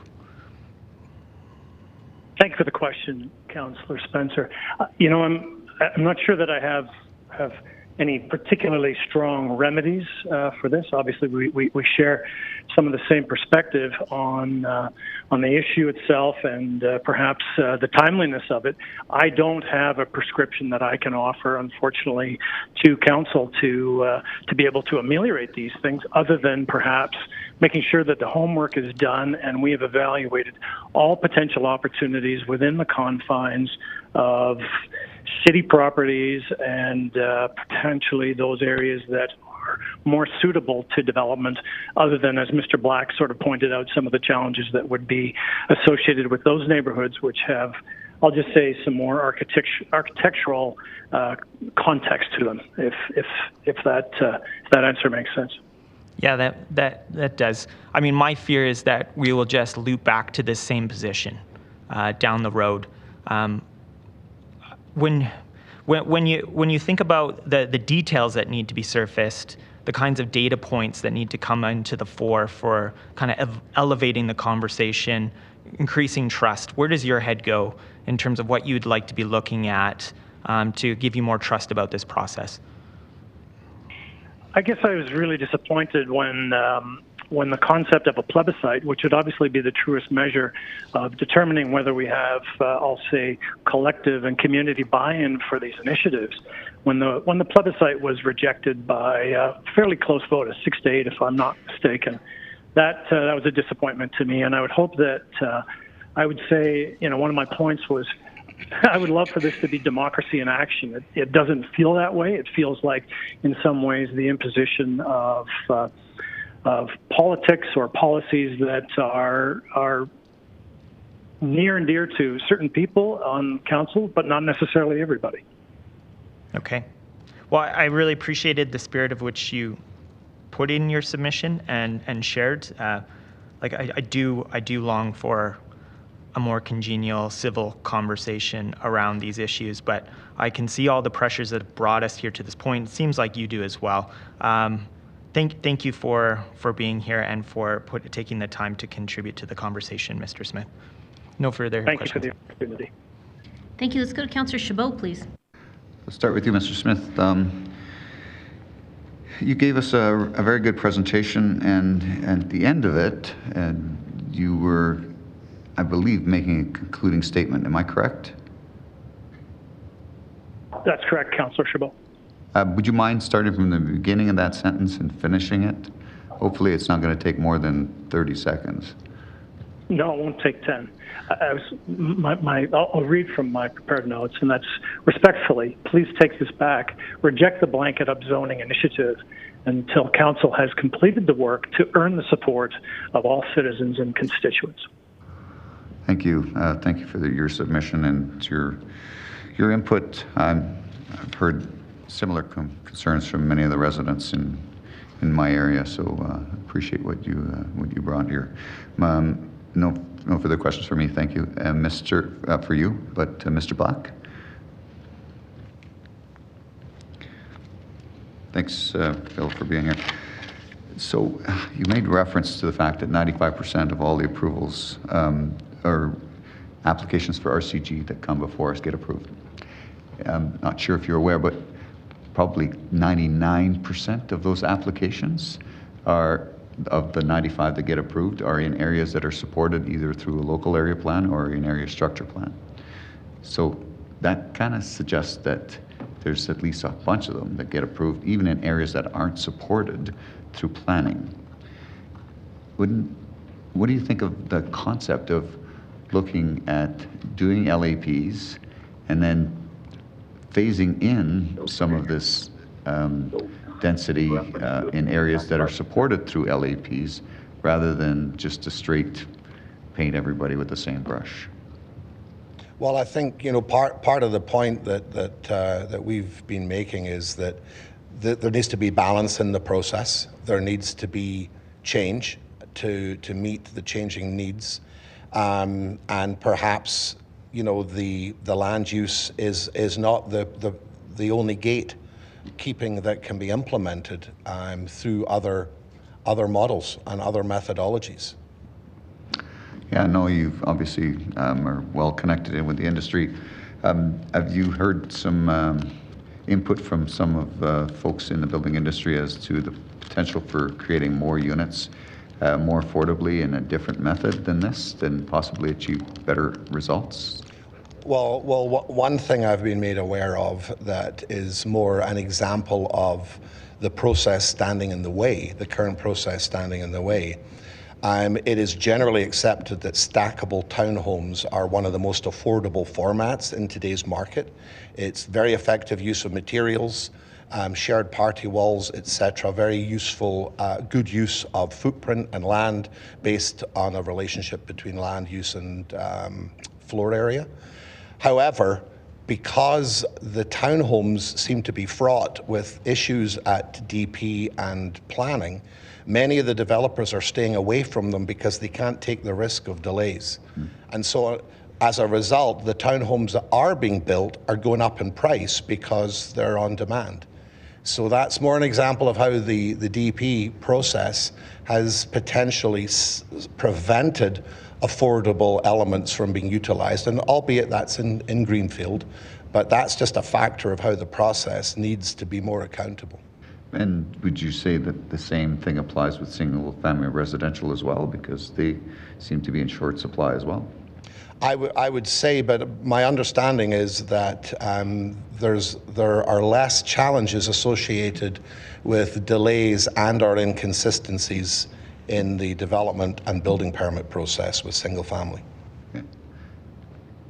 From what we heard from Ms. Anne-Marie, that seems to be where we have the greatest deficiency still, is in single family residential. Any thoughts on how we can improve that? Well, I mean, one of the things that I keep coming back to, I do not believe the cost of construction is going to go down. No. It's not. It's only going to increase.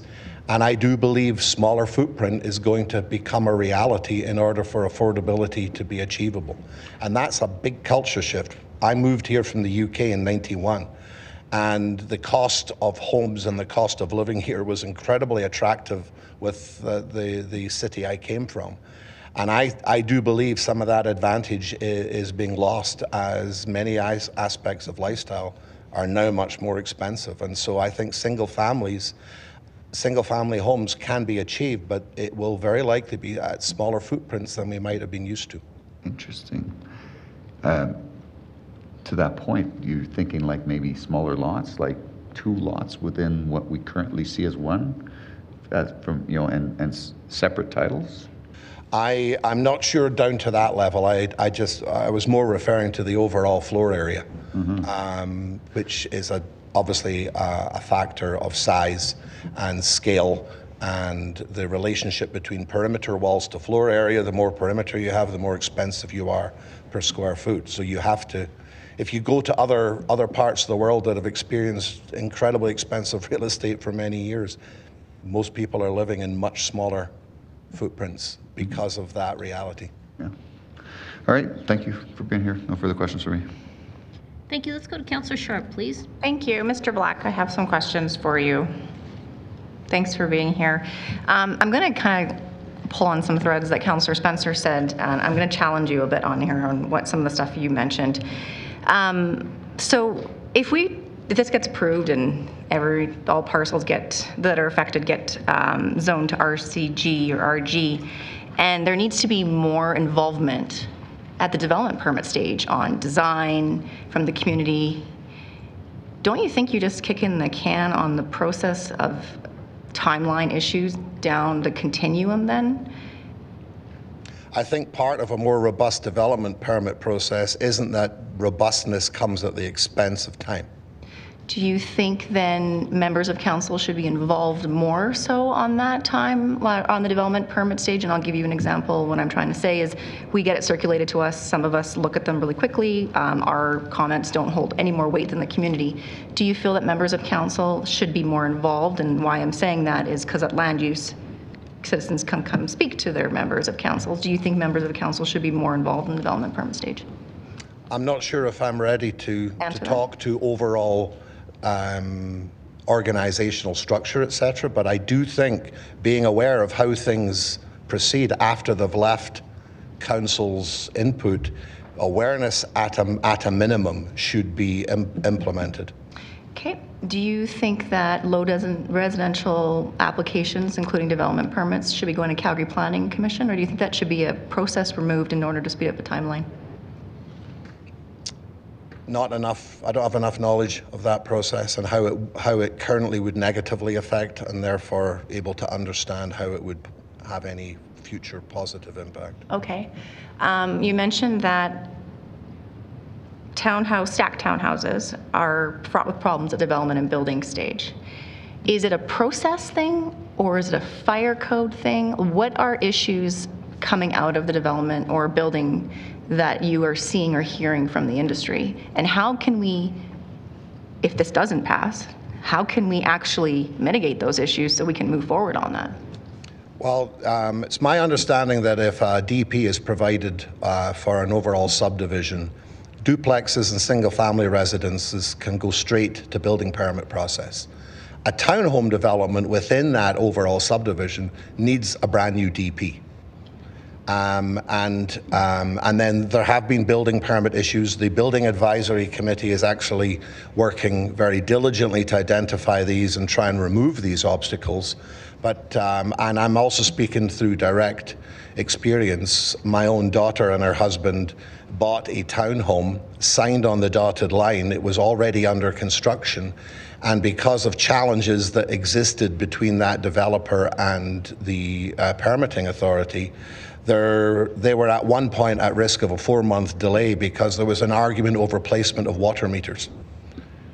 So I do, the consistency is an issue because one inspector actually disagreed with the previous inspector and decided to reopen things.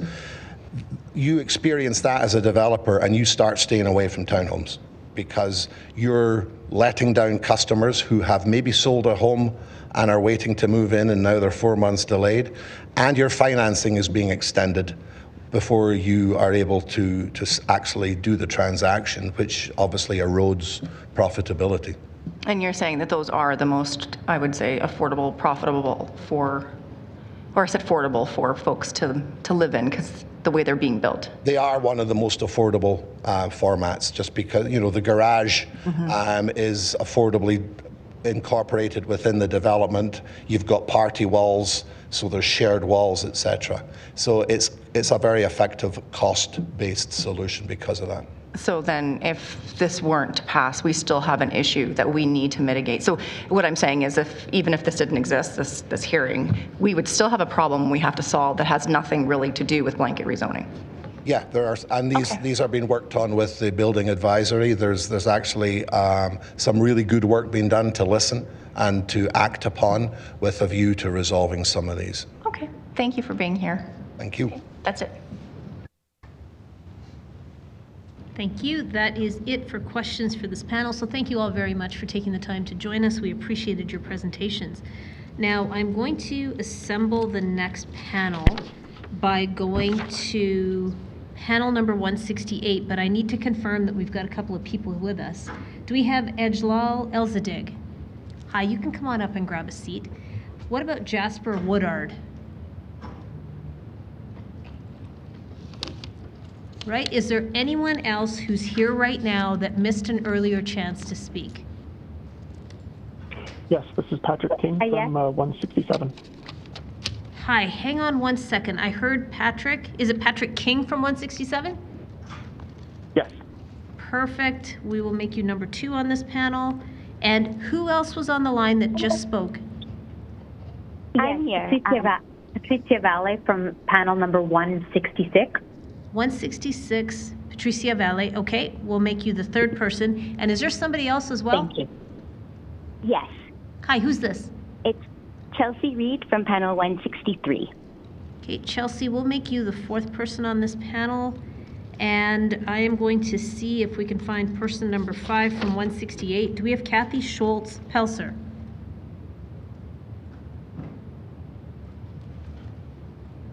Do we have Trayton Zeri?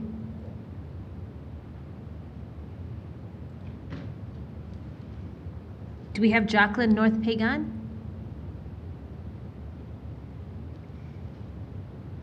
How about Glen Wang? I'm on the phone. Hi, perfect. So you will be the 5th presenter on this panel. So the order will be Ejlal Elsadig, then we will go to Patrick King, then Patrizia Valle, then Chelsea Reid, and then Glen Wang. So Ejlal, if you could lead us off, please.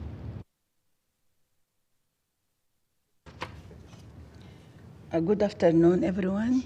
I thank you, Mayor, and Councillor for your work, and I give you high credit to be a mayor of Calgary.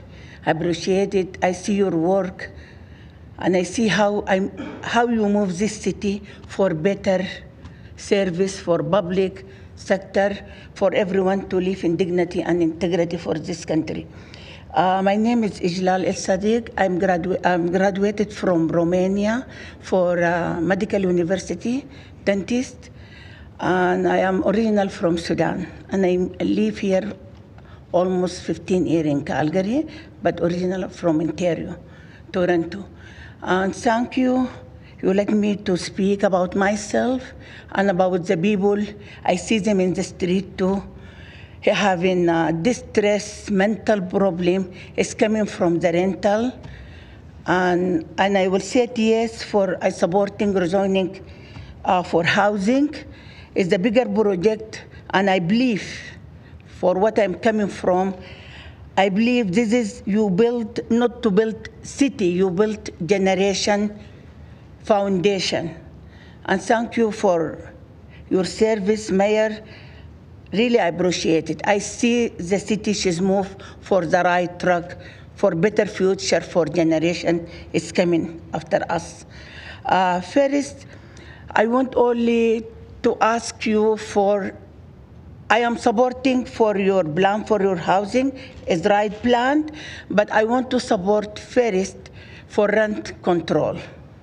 That what I have is stress and drama, and I live in mental distress by myself. I see it by my own life. And I see in a lot of family too, how the rental company, she treat people not in dignity and integrity.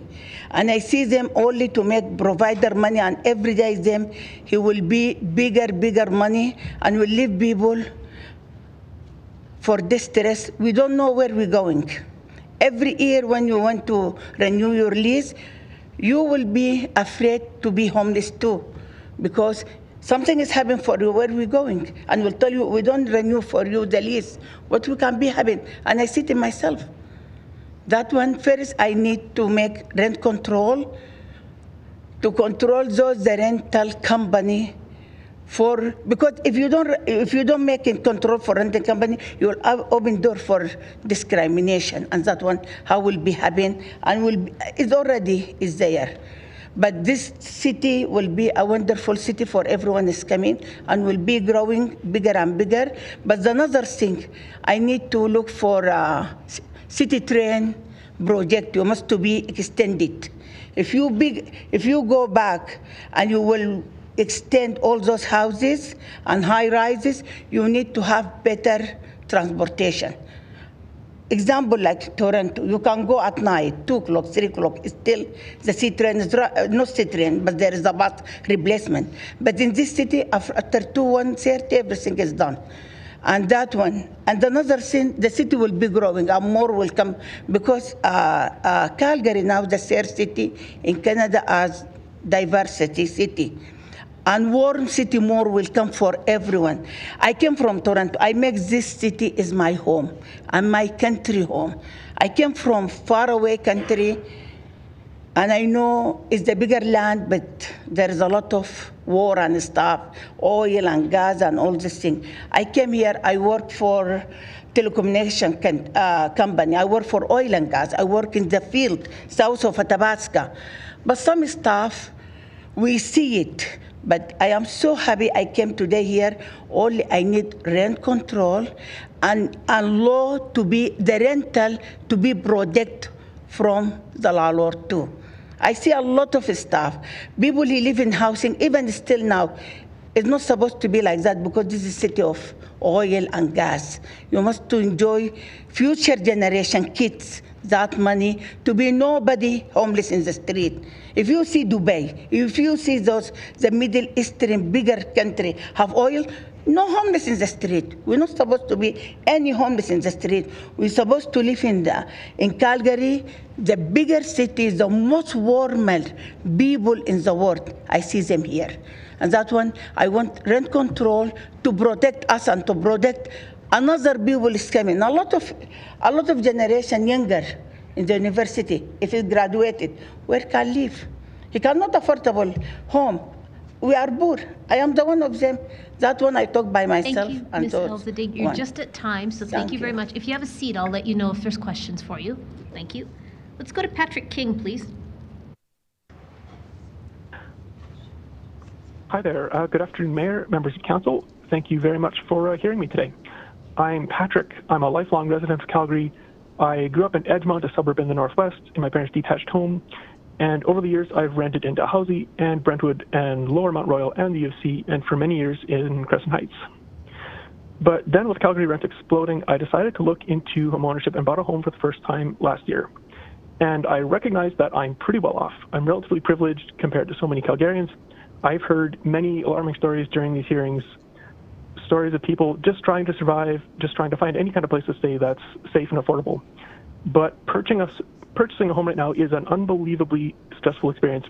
With today's prices, I couldn't afford to buy a detached home the way my parents could. A quality home will be listed on a Wednesday and have 5 offers for it by Friday. And I quickly realized that to actually buy a home, I would have to make an offer way over the asking price. And everyone else is in the same boat, pushing prices up just to stand a chance. So in my particular case, a higher bid than mine fell through for lack of financing, and another higher bid than mine came in minutes after the owner had agreed to sell to me. In other words, I had to get deeply lucky just to get this home. And a housing market that depends on luck is a system that has failed. It's no longer providing the good that it's meant to provide to everybody. And folks, it's this bad now. It's only going to get worse. We only have to look at Toronto, Vancouver to see our status quo future. It's a city where most of us can't afford to live, a city where young people leave for greener pastures, a city that locks the next generation out of belonging to it, and it's a city that has failed to provide a basic resource to its residents. So we want housing to do two jobs for us today. We want it to be for its use as a home, and we also want it to be a good investment. But the truth is that housing cannot be both affordable for all and a really good investment at the same time. In a market with affordable homes, it has prices that don't exceed inflation too much. Prices change by a few % per year, and in an affordable housing market, your home keeps its value, but it doesn't grow like a stock investment does. In a market that works for investment, though, we have homes that gain 10 or 15% per year, like Vancouver's and Toronto's and now Calgary's. It stops being accessible for most of us. The prices for homes and rents grow so much faster than income that absolutely everyone gets squeezed trying to pay for housing. And this has huge costs for everyone. We have ordinary working people and families that have to move all the time, searching for a rental rate that isn't going to crush them. We have a whole generation of millennials and Gen Zers who are deferring starting their families, maybe permanently for lack of space. And we have people paying more in rent than I'm paying for my mortgage, which seems completely exploitative to me. So something's got to give. And Council, I'm strongly in favor of going ahead with RCD-based zoning. Housing can be accessible for people, or it can be investment, and we should choose to keep it accessible. You know, I've been listening to other presentations as this hearing process has gone on, and I've been thinking about what other folks have had to say. We heard a lot of worry about the effect of rezoning on housing prices, but I'm really not too worried. The reality is that nothing is going to push housing prices down over the long term. RCG makes housing more affordable by taking a lot and dividing it in 2 or 3, but the overall price for the lot tends to go up, and that tends to lift prices in the neighborhood too. More population also means more local shops and services, which makes the property you own more attractive too. So the prices for my home and yours are probably going to be just fine. We've also heard a lot about these imagined nightmare scenarios where an R1 lot has 4 row houses built on it, and then each row house has a basement suite, and each has a garage suite, and each suite has half a dozen people in it, and suddenly we somehow have hundreds of people living where a single-family home used to be. And I hope people can appreciate that this is fear-mongering, that in the real world, people are going to make normal decisions. Odds are your subdivision will see a couple new basement suites or garage suites each year, and that's about it. So, Council, I'm strongly in favor of going ahead with the RCD-based zoning. RCD will give homeowners more options for what to do with their land and their property. If you own a home, then you might be the one who decides to take advantage of the new zoning rules and redevelop in 5 or 10 years' time. RCD will keep our property taxes under control, too. The city provides services to all new homes, but gradual growth across the city is way cheaper than suburbs, which have huge new outlays of roads, water, sewer, power, transit that all has to be maintained. RCD cuts red tape. City Council will be able to spend much less time dealing with continuous RCD lot-by-lot approvals. And most importantly, RCD will help keep housing affordable in the long term for people from all walks of life and prevent us from turning into a Vancouver or Toronto on the affordability front. Thank you very much for taking the time to listen to me today. Thank you for your presentation. Let's go to Patrizia Valle. Your Worship, members of City Council, good afternoon. Thank you for the opportunity to speak today as a Calgarian who is also an inner-city homeowner, a single mother to a wonderful little girl, a legal practitioner, and a local small business owner. I also volunteer run a nonprofit exclusively supporting kids, teens, and adults living below the poverty line.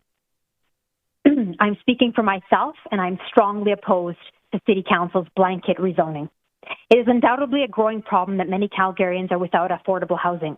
However, it is a myth that upzoning will create the affordable housing the City of Calgary so desperately needs. As we have heard from various experts during the last week and a half, land and construction costs will not go down. Real estate developers will save time and money, but in a free market society, it is naive to believe that they will pass these savings on to renters. Developers are in business to maximize profit. As an example, 2 years ago, 5-row houses with 10 units were built in South Killarney at the intersection of 28th Avenue Southwest and 35th Street Southwest. Each 473 square foot basement suite rented for $1,600 per month. $3.38 a square foot is not affordable housing. It is a prime example of developers exploiting renters. I shudder to think of what those miniature basement suites cost today. We need sustainable solutions. All three levels of government must come together to build subsidized housing with federal money. Universities need to build more student housing, and if they're actually serious about solving this growing problem, Calgary's largest landowner, the City of Calgary, must allocate some of its land to building homes at no land charge. The City of Calgary also needs to force developers to develop land shortly after acquisition.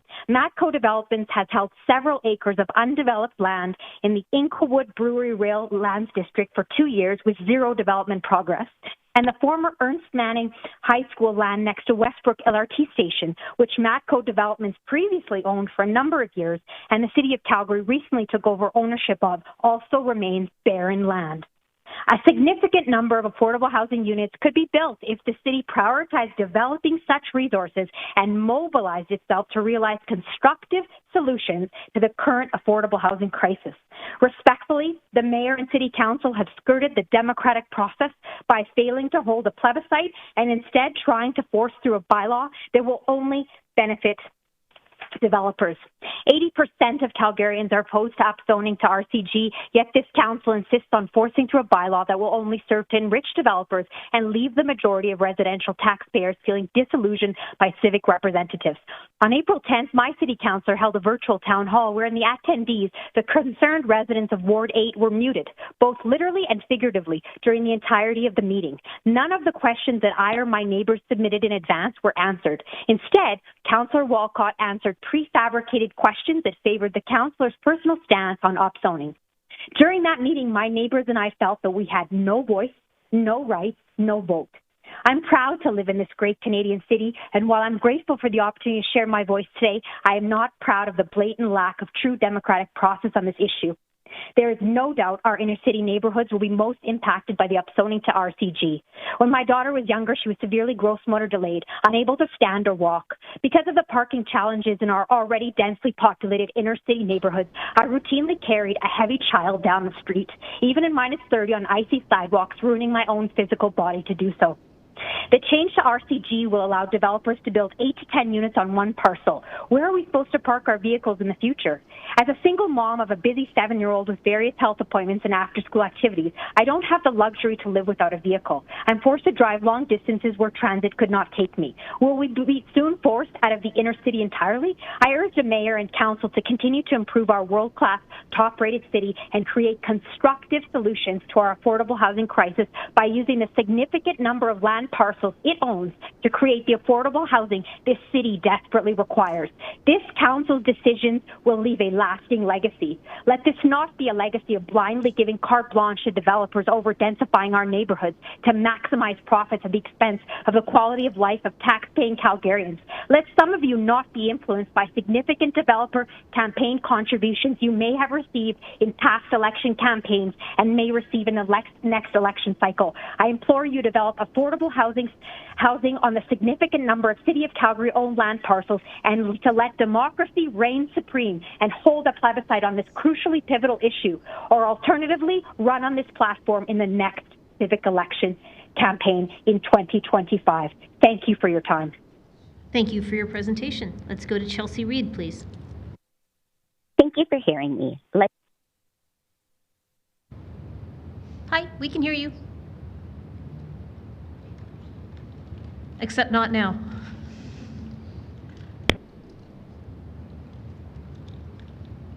Chelsea, we could hear you and then you disappeared.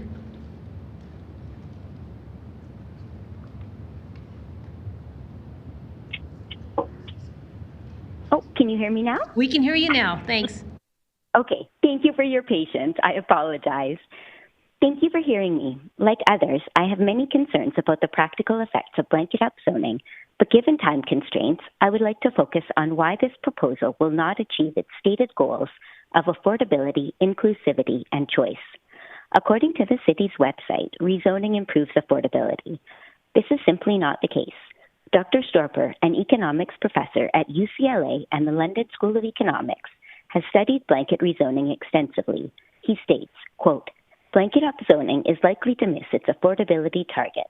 Blanket upzoning is a blunt instrument.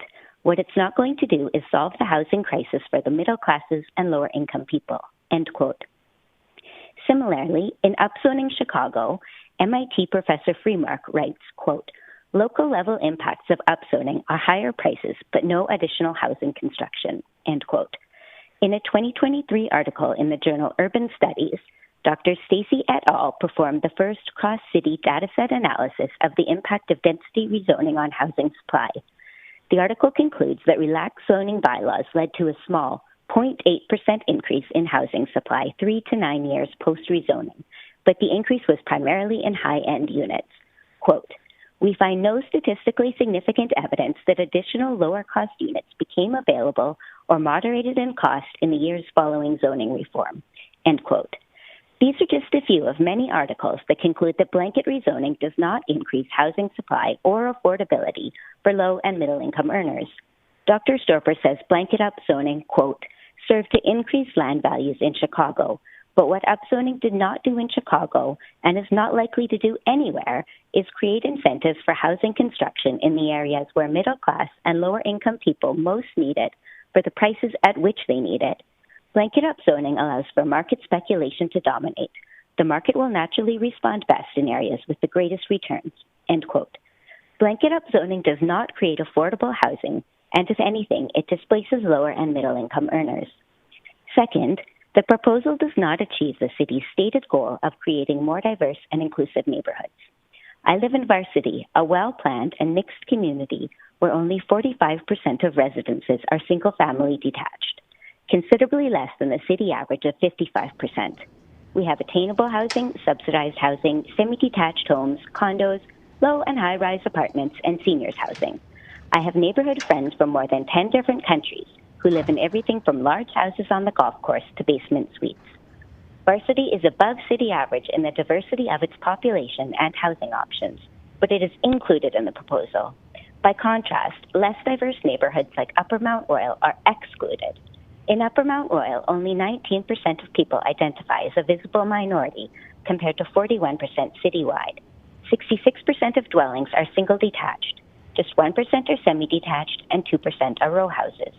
If increased diversity and inclusion are truly part of the reason for blanket rezoning, then by these metrics, Upper Mount Royal should be a focus.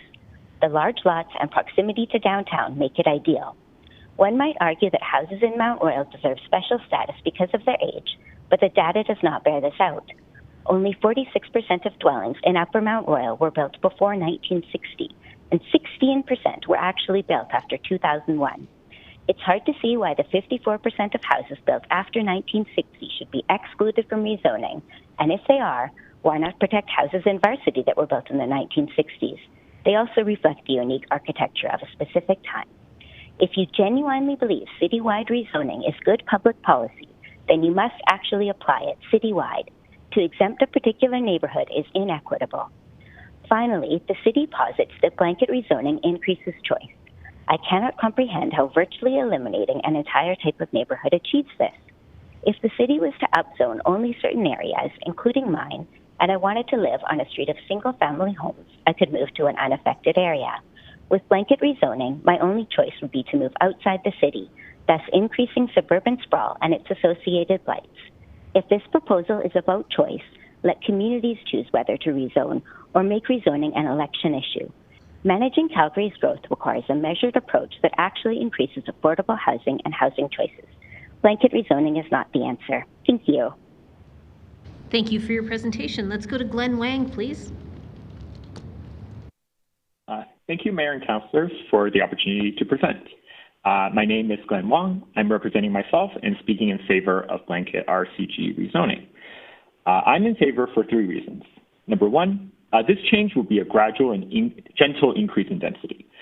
Some folks have expressed concern at the level of density that RCG would bring. RCG allows a maximum of 75 units per hectare. What does this number mean in context? Let's compare this to our R1 zoning. The minimum area for an R1 parcel currently is 330 square meters. This means that the maximum, when you pack everything as densely as possible, you could fit 30 R1 parcels in a hectare. So you do that by doing 1 hectare divided by 330 square meters, you get 30. And if, let's say, each of these R1 parcels has a secondary suite, that means a maximum number of 60 units can actually be fit into a hectare under R1. And in my opinion, the gap between a max of 60 under R1 and a max of 75 under RCG is not very big. That's why it represents a gentle change in density. Moreover, because of the maximum density of 75 units per hectare, it wouldn't actually be possible for every single parcel in a neighborhood to be redeveloped into 8 or 12 unit row houses anyway.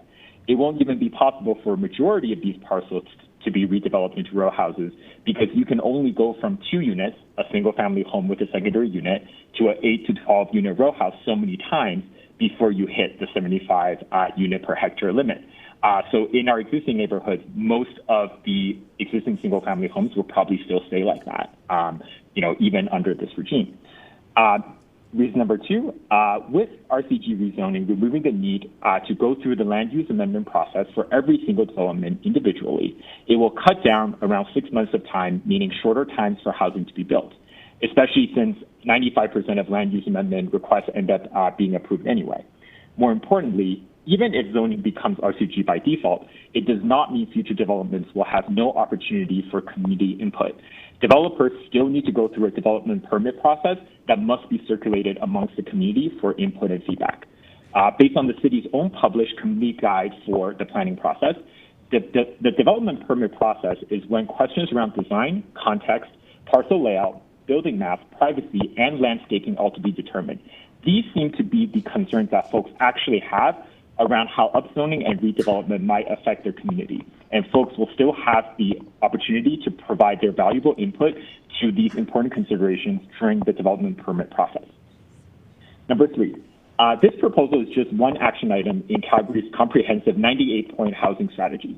However, it is an important item because when coupled with our ongoing efforts to increase housing supply by building new construction in greenfield communities, our ongoing projects to build dense housing along transit corridors, by also allowing a gradual increase in density over time in our existing neighborhoods, it means existing neighborhoods can also bear their share of the responsibility to accommodate and welcome Calgary's increasing population. In short, I am in support of blanket RCG rezoning because the change represents a gentle and gradual increase in density in our existing neighborhoods. It makes the development process faster while still retaining the opportunity for valuable community input. And it represents an important piece of Calgary's overall comprehensive housing strategy, one that complements our greenfield development and high-density development initiative and provides more diverse housing options in the middle range of density so individuals and families have more options in the neighborhoods and housing types best suited for them. Thank you for your consideration. Thank you for your presentation. I'm just going to see if there's any questions for this panel. I don't see any questions in the queue for this panel, so thank you all very much for joining us today. We appreciate the time that you took to make presentations to us. I'm going to try to assemble a new panel, and as I do that, let me ask, is there anyone in person or on the phone that was here for a previous panel?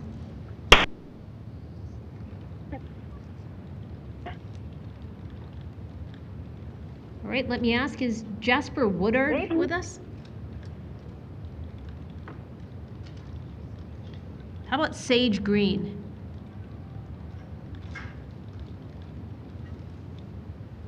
All right, Sage, if you come down and grab a seat, I'll just assemble the rest of the panel. I'm going to look at panel 169. Do we have Justin Paul O'Mahony?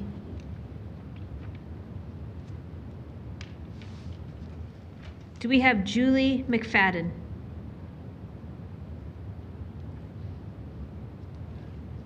Do we have Andrew Sikomas? Do we have Clay Knights? How about Pamela Fortier? Yes. Thank you. Please stay on the line. All right. Panel 170 is one of those empty panels, so I'm going to skip over it. As I explained yesterday, the clerk's team assembled panels as for, against, and neutral, and if there's nobody in those sections, we're moving past that panel. So I'm on to panel 171. Do we have Ruben van der Meulen?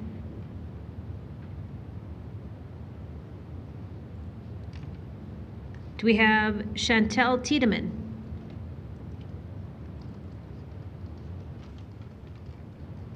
Do we have Aaron Ramos?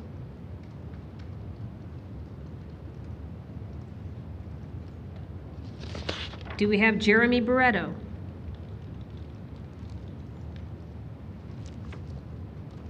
Do we have Dylan Rama? Hi, please come on down.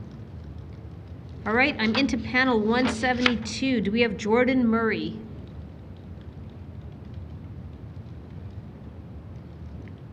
Do we have Roger Shinkarak, sorry.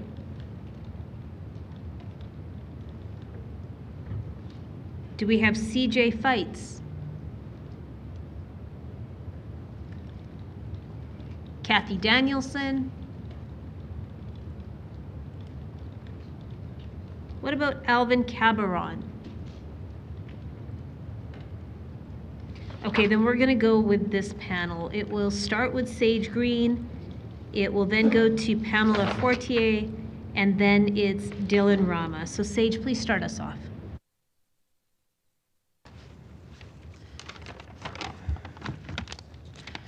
Hello everyone, my name is Sage Green. I'm a resident of Ward 13 and I'm here today to show my support for blanket rezoning. Housing is a human right. Everyone needs and should have access to a safe and comfortable place to call home. But for many Calgarians, that is not the reality. Many are stuck living in abusive situations or are unable to gain the independence they seek. Many are in places that are far too cramped to accommodate them, are riddled with infestations, in disrepair, or are simply isolated in a community that provides nothing for them. Some are living out of their vehicles in overcrowded, underserved shelters, in tents that will be quickly removed, or anywhere they can possibly find to stay warm and out of the elements. I acknowledge that the implementation of this housing strategy will not immediately solve this issue in its entirety, as there are many factors at play here. However, we cannot get to that point without first taking this step. A step that will allow for greater densification and more affordable and diverse housing options. A step to meet people where they're at, instead of expecting them to rise up to impossible requirements. To those who are afraid of your voices being silenced, they will not be. If you've spoken at this hearing, your input isn't being taken out. This is the input. There will still be a development permit process and a chance to speak your mind. It will simply be streamlined and more efficient to save everyone's time and money and ensure that we get more units on the market faster. Not only will this decision make homes themselves more accessible, but also the communities and the city as a whole. When we use our space more effectively to build up rather than just out, to build the much-needed middle housing, it allows for more communal amenities and walkable infrastructure to be included. There will be more space and incentive for parks, naturalized areas, community gardens and centers, rec centers, walking and biking paths, schools, shops, restaurants, cute little cafes, and better access to public transportation to enjoy all of these and all of the wonderful things the city already has to offer. Some of these new developments will indeed be more expensive, but those who can afford to will move there and open up their previous dwellings to someone else, and so on and so forth. Upzoning and increasing the amount of units on the market does and will make homes more affordable. What we truly cannot afford is to continue sprawling, not only financially, but also in regards to the fuel, the time, and the space it takes, and the negative effects on our well-being for us to be isolated and dependent on cars to get around the city. Nor can we afford the constant destruction of the ecosystems around us and the subsequent dwindling of flora and fauna native to this land. Currently, there is 5% of original fescue prairie left. Grasslands are not only effective carbon sinks, but also help to prevent drought, a threat that is very real to us. Unfortunately, the beautiful, biodiverse, culturally rich and significant expanse of grassland that used to span 255,000 square kilometers is now reduced to less than 13,000. For reference, the city of Calgary's metropolitan area is about 5,100 square kilometers. I urge you to take a look at a map and process just how much we have lost. This is not even considering the parkland ecoregion, nor is it considering the surrounding ecotones and ecological niches, many of which are quite small in comparison and are at a much greater risk. I believe the health of our city, its people, and our environment rely on blanket rezoning. Please vote in favor. Thank you. Thank you for your presentation. Let's go to Pamela Fortier, please. Hi, Mayor Gondak and City Council, can you hear me? We can. I'm a homeowner in Ward 8 and would like to speak against blanket rezoning. I've rewritten this a couple of times over the last week as I've listened to Calgarians speak. I started again after hearing a young woman speak in anger against what she sees as uncaring homeowners the other day. We are being pitted against each other. So how did we get here? An article in the Globe and Mail in January of this year exposed that the federal government was warned in 2022 by their own advisors that large increases in immigration could affect housing affordability. They ignored their own advisors, continuing with historic levels of immigration. Population grew by more than 430,000 in the third quarter of 23 alone. Now that the effects of these reckless levels of immigration are being felt across the country, and the federal government is down in the polls, they are choosing to address a crisis. This is a crisis of their own making. Blanket rezoning is causing so much division. Division between income groups and age groups, the haves and the have-nots. It threatens to sever the relationship between the city and its longtime stakeholders, the homeowners. The government's immigration policy created the problem, and now their solution has created more problems. I don't believe it will solve affordability. We don't need more division in our world. We need to come together. Vote no to the heavy-handed approach of blanket rezoning and return to community collaboration and engagement. Let's create solutions together that unite us, not divide us. Thank you. Thank you very much for your presentation. Let's go to Dylan Rama, please.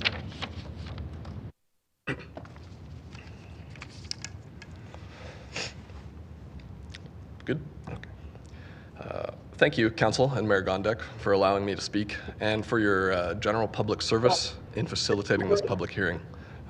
My name is Dylan Rama. I'm a current master's candidate at the School of Public Policy at the U of C, and I'm in favor of rezoning. Forgive the digression, but I would like to give a brief shout out to SPP alumni Councillor Jasmine Meehan. Thank you for showing me and my classmates that what we learn in the program can make a difference in people's lives. Now, I'm a born and raised Calgarian, because apparently that matters, currently residing in Bowness.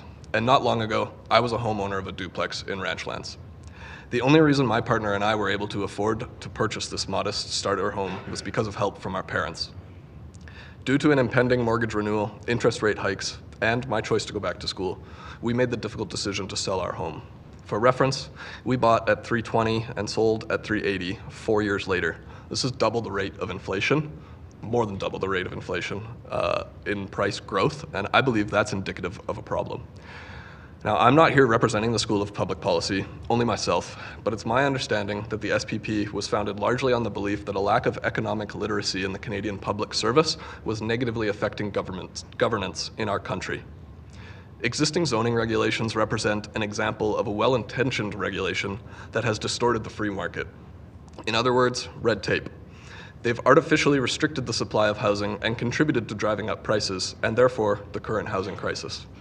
Now, don't misunderstand me. Rezoning will not single-handedly solve the housing crisis, and many well-informed speakers have used this fact to argue that it won't have an effect on affordability.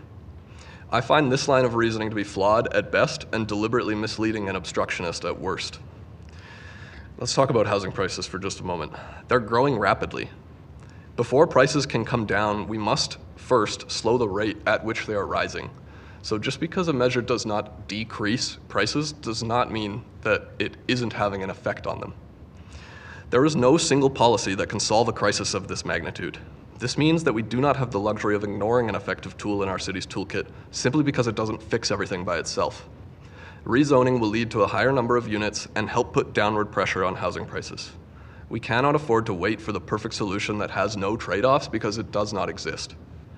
Perhaps if this change had been considered sooner, we could have afforded to keep our starter home while I went back to school. I've heard about the need to protect property rights, and I actually don't disagree with that at all. To do so, vote yes. Rather than restricting property owners, rezoning will provide them with more choice. Your property rights do not extend to control over what others do with their property, or over what the character of your community looks like forever. If you're not persuaded by economic theory and remained opposed, then I can only assume that you're swayed by the vocal opposition from some constituents, which appear to outnumber those in favor. Those that are opposed believe they would lose something immediately were this to pass. Those that have something to gain would only do so in the future, and by my view, are far less likely to be able to take the time out of their day to engage in this process.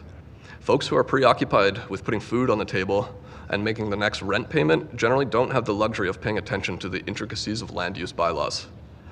Lastly, let's talk about change. As much as I'd like to go back and reminisce in the empty lot I used to play in beside my childhood home, it's a gas station now. The community needed one, there was a market for it, and so it got built. I eventually adapted it and appreciated that I could buy candy there when I got older. My point is that Calgary and the world are growing and changing, and none of us are entitled to grow old in the exact same world we grew up in. I understand the urge to resist change. Part of me wanted to, when it came time to sell my home. But change being inevitable is one of a few objective truths of the world, so let's not waste our energy and resources fighting it, but on adapting to it. Council, in conclusion, I'm urging you to vote yes on rezoning. A yes vote reduces red tape, increases the efficiency of the housing market, enhances property rights, and puts downward pressure on housing prices. A yes vote shows that you understand that the methods of the past are not sufficient to secure a prosperous future for our city. Finally, a yes vote shows that you have the strength of character to make a difficult but necessary choice. All orders of government in Canada have demonstrated an abdication of leadership and responsibility by allowing the housing crisis to develop and worsen. I urge this council to be part of the solution rather than part of the problem. Please vote yes. Thank you. Thank you for your presentation. And we do have someone in the audience from panel 159. It's Kim Jock Ruok. Is that correct? You can come on up and present now on this panel because we only had 3 people.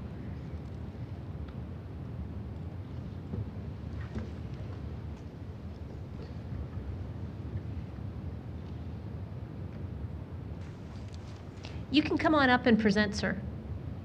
Okay, thank you. Sorry, I've been running around all day for years, and thank you to Mayor of Calgary for giving me this opportunity. I have some issues that I have questioned about justice, or they're turning to be injustice. And I have a case with the Calgary police officers that the investigation. Sir, I'm going to ask you a question. Are you here to speak about the public hearing on the bylaw change being proposed? I'm here to speak about my behalf, and I can also share about what I feel about maybe when I was changing from using drug to the portable places. So I think what would be a good idea, so that you're not disclosing any personal information that you shouldn't be, let's make sure that if you're here to talk about the zoning change that we're looking at, the change to the land use district to be RCG, if you would like to speak to that, we'd be happy to hear from you. If you've got other items that you want to speak to, I can certainly find someone to come and speak with you, and we'll get you in touch with someone else. But you need to stick to the land use item today. Okay. Can you help me to find someone? Absolutely. Yes, we can. And I also have a question. Who is supposed to be directing for the trial date to be appointed in the courthouse of Calgary? You know what? We're going to get someone to come and chat with you. Okay. Okay, thank you, sir. All right, I am going to look for questions for this panel. Let's go to Councillor Penner, please. Thanks. I have a question for Mr. Rama, please. In your I respect that, like in 5 minutes, it's hard to get everything. You talked a little bit about the abdication of responsibilities at all orders of government that have led to this crisis. And we've heard a lot about what has contributed to this crisis, whether it is immigration, whether it's a lack of continuous investment into social housing. Have you done any work or research into reading that about sort of what have been the multitude of contribution of factors leading to what's before us today? Yeah, I haven't done a specific research project or anything on those reasons, but in my program, I've done pretty extensive reading, and there's like various examples. Like you listed some of them, like immigration, I think. Like restrictive zoning is one of them. There used to be like a social housing corporation for the federal government that doesn't exist anymore, and there might be good reason for that, but that's like a lack of social housing, non-market housing. That's another reason. I think a lack of the missing middle due to zoning, lack of choice, but I wouldn't claim to be an expert on all of it. When you look at things from a public policy lens and you're looking at essentially systems failure, which is kind of what we have here, is it ever a result of a single thing, or is it often multiple things that are happening kind of in conjunction, tandem, sometimes known and sometimes unknown, that can lead to a crisis state? Yeah, I think that's a very valuable point, because I don't think you reach a crisis with just a single cause. I definitely would agree that it takes multiple causes and multiple failures. And as a result, it takes multiple things to then try to at least reverse to some degree. Yeah. Okay. Yeah, absolutely. This is not, like I said earlier, like this is not going to be a silver bullet, but we don't have the luxury of, because we're already, an analogy I used earlier with a friend is like, if you have a house fire, you don't worry about the water damage when you're putting it out. You put the fire out first and then deal with the consequences of that later. You don't try to figure out the best way to put out the fire and take more time to do that. You just put it out first. So I think while I don't see as significant of negative downsides with this policy, that's how I like to think of it. Yeah.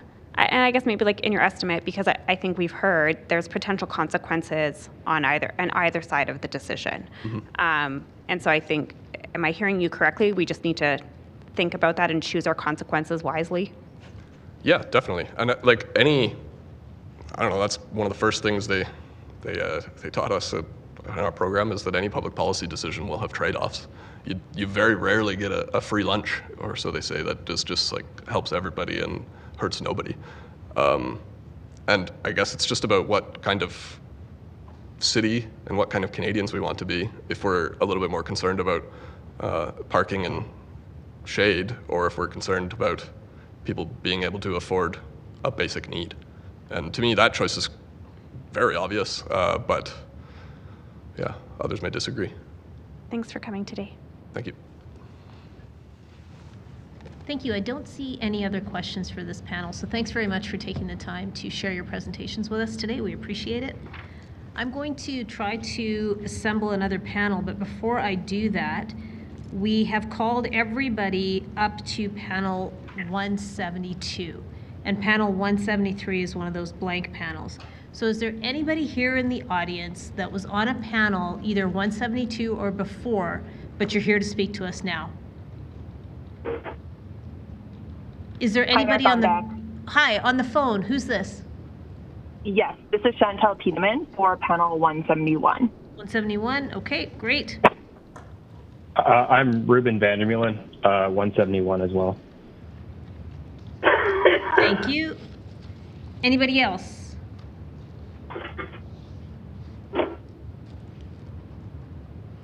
Okay, I'm going to go to 174 and see who we can assemble.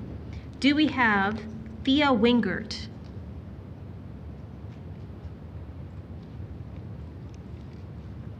Do we have Mike Atkinson?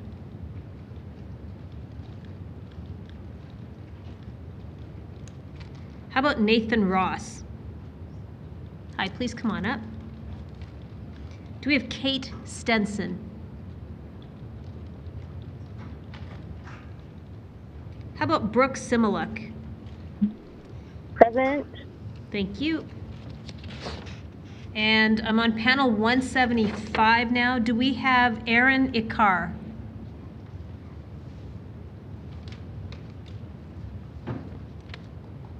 What about Idania Hart?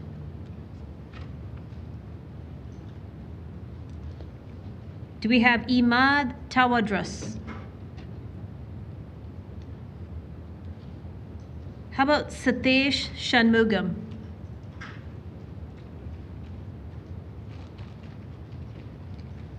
How about Jesh Kamaral Manawis? Okay, then we're going to go with a panel of 4. We will start with Chantal Tiedemann, then we'll go to Ruben Vandermeulen, then we'll go to Nathan Ross, and then Brooke Simaluk. So Chantal, please start us off.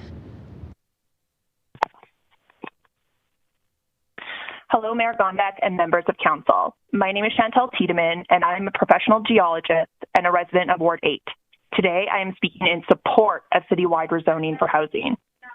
First, I would like to thank all of council for the incredible amount of time and commitment you have put into this critical public hearing over the last several days. Having said that, I find it extremely unfortunate that some of you seem more committed to re-election than what is best for our city long term. Many of the people who need housing do not have work-life situations that allow them to speak in a forum such as this. This opportunity is primarily available to well-off homeowners with flexible jobs. If you feel you are hearing the loudest voices in opposition, that is likely because those who need this the most are being significantly underrepresented. I've been fortunate to live in several communities in Calgary that already contain a wide mix of zoning and therefore housing options. I've lived in a condo in Beltline, a row house in Parkdale, a single-family home in Tuscany, and now a duplex in Clarny. I've seen firsthand how a diversity of housing types can exist side by side within a community. Our current semi-detached home has a bungalow on one side and another semi-detached on another. Across and down the street, there are a mix of semi-detached, singles, and even townhomes. Spooky, I know. Our community has seen a massive amount of spot zoning for RC2, RCG, and HGO, and it continues to be one of the most sought-after communities in the city. With all this change, property values have continued to rise drastically, not drop. As you already know, with increased density comes an increased population base. This leads to an increased tax base for the city, the opportunity for better community amenities, and an increased customer base for small local businesses. This increased population base makes existing transportation options more effective and opens the door for additional public transit opportunities. While I do understand that Calgary is a vehicle-dependent city, added density in all communities will help us grow towards becoming less car-centric. Our vehicle dependence will never go away entirely, just like oil and gas. However, by building a more compact city, it will in turn help ease our reliance on cars as the primary mode of transportation. I have been very disappointed in the entitlement and lack of empathy and misinformation being spread by many single-family homeowners during this public hearing. This is certainly not representative of the inclusive and diverse city Calgary is striving to be. Cities change. That's what they do. Most, if not all of Calgary's communities were at one time farmland. Homeowners who say, my community has been this way for a long time, don't seem to realize that. Why should we choose today as the point in time we stop changing and growing? Had we picked a different point to stop changing, the homes and buildings we have today wouldn't exist. Cities are not static entities. They are living, breathing organisms. And the only constant is change. To expect anything different is completely unrealistic. Additional density and housing forms serve to add to the diversity of communities, and I believe this is not a bad thing. Many opponents to this proposal seem fixated on not allowing others into the community, and that is shameful. Despite what many opponents to this proposal have said, I believe this will actually improve community character. A community's character is made up of the people who live in it, not just the shape of its buildings. Besides that, how does a community of all the same houses and all the same people equal character? That just sounds exclusionary and protectionist to me. More housing and more housing options will also help to provide a larger variety of price points throughout the housing market. As you have heard, students and young professionals are already struggling to afford housing in our city. How will we continue to attract talent, including an increased trade base, if there aren't enough homes and including homes at varying price points to support new Calgarians? I understand that change can be scary, and I believe the fear of change is primarily driving opposition to this rezoning proposal. There are some key facts that council should keep in mind when making their decision on how to vote on this item. First, RCG zoning allows for single-family, semi-detached, and townhomes to be built. The housing types will be built where they are appropriate and meet market demand. Second, change will not happen everywhere. If your neighbors don't sell your homes, nothing will change. even if your neighbor does sell their home, if it isn't bought by a builder or if there isn't appropriate demand, again, nothing will change. And last, the change being proposed is very modest. All the allowable uses are residential, and the building sizes across the spectrum are very similar. So to conclude, please have the best long-term interests of the city at heart when you vote on this item. We need significantly more housing at more price points in the city, and your actions will have a direct impact helping the housing be delivered. Thank you. Thank you for your presentation. Let's go to Ruben Vandermeulen, please. Hi, could you confirm that my presentation is up, please? Just give us 1 minute.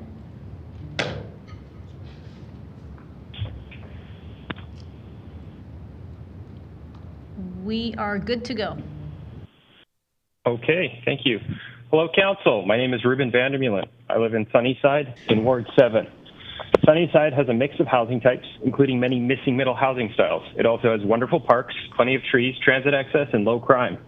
Its median household income is 30% lower than the rest of the city. Providing housing for people of diverse economic backgrounds enables a community that someone unaware could easily mistake for an affluent area. I can walk or bike for most of my trips, yes, even in the winter. And 2 of the 4 parking spaces behind the 4-unit building my wife and I live in sit perpetually empty. Next slide.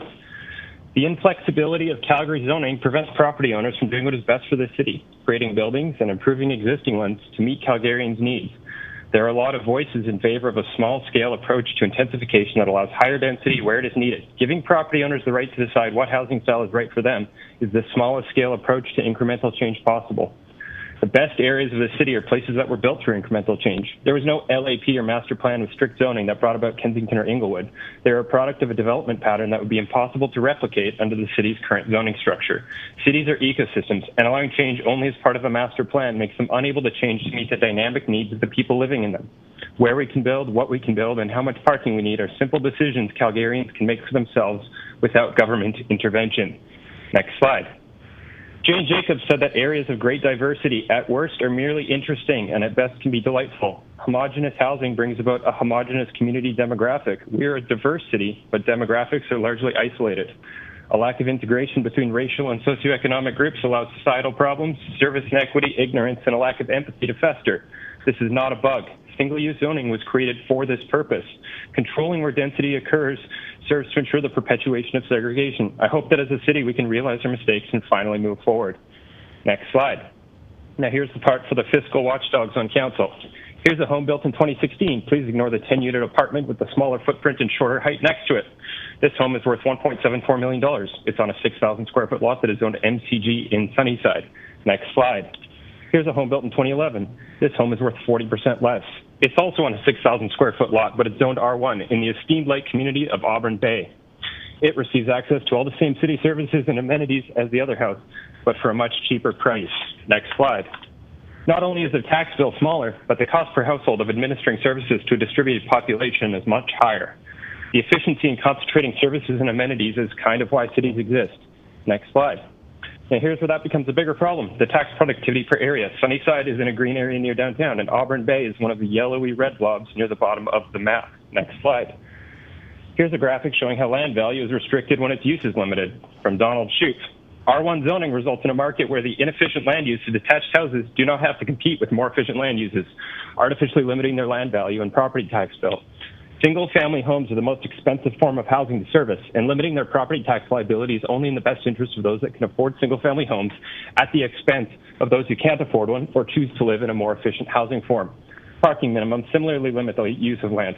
Having space to park, but choosing to park on the street is caused by such an excessive parking that its value is almost completely worthless, despite the massive potential value of much of this land. And no, $30 a year is not the fair market value of a parking space. Next slide. The cost of housing plus transportation can make an otherwise affordable unit on the periphery unaffordable to many families. A holistic view of housing affordability needs to consider this, not just directly following the CMHC definition. Most people do not receive an annual car allowance of $9,400. Next slide. Driving is by far the most expensive transportation option, costing the most personally and the most societally, but many of the costs are externalized or subsidized. Parking minimums mean that $1,500 per person for parking is included in the cost of your annual rent, groceries, and property taxes, raising the cost of housing and food while lowering the cost of car ownership. Pollution and road costs, are externalized as well. Those who contribute more to these problems often pay less property tax. Next slide.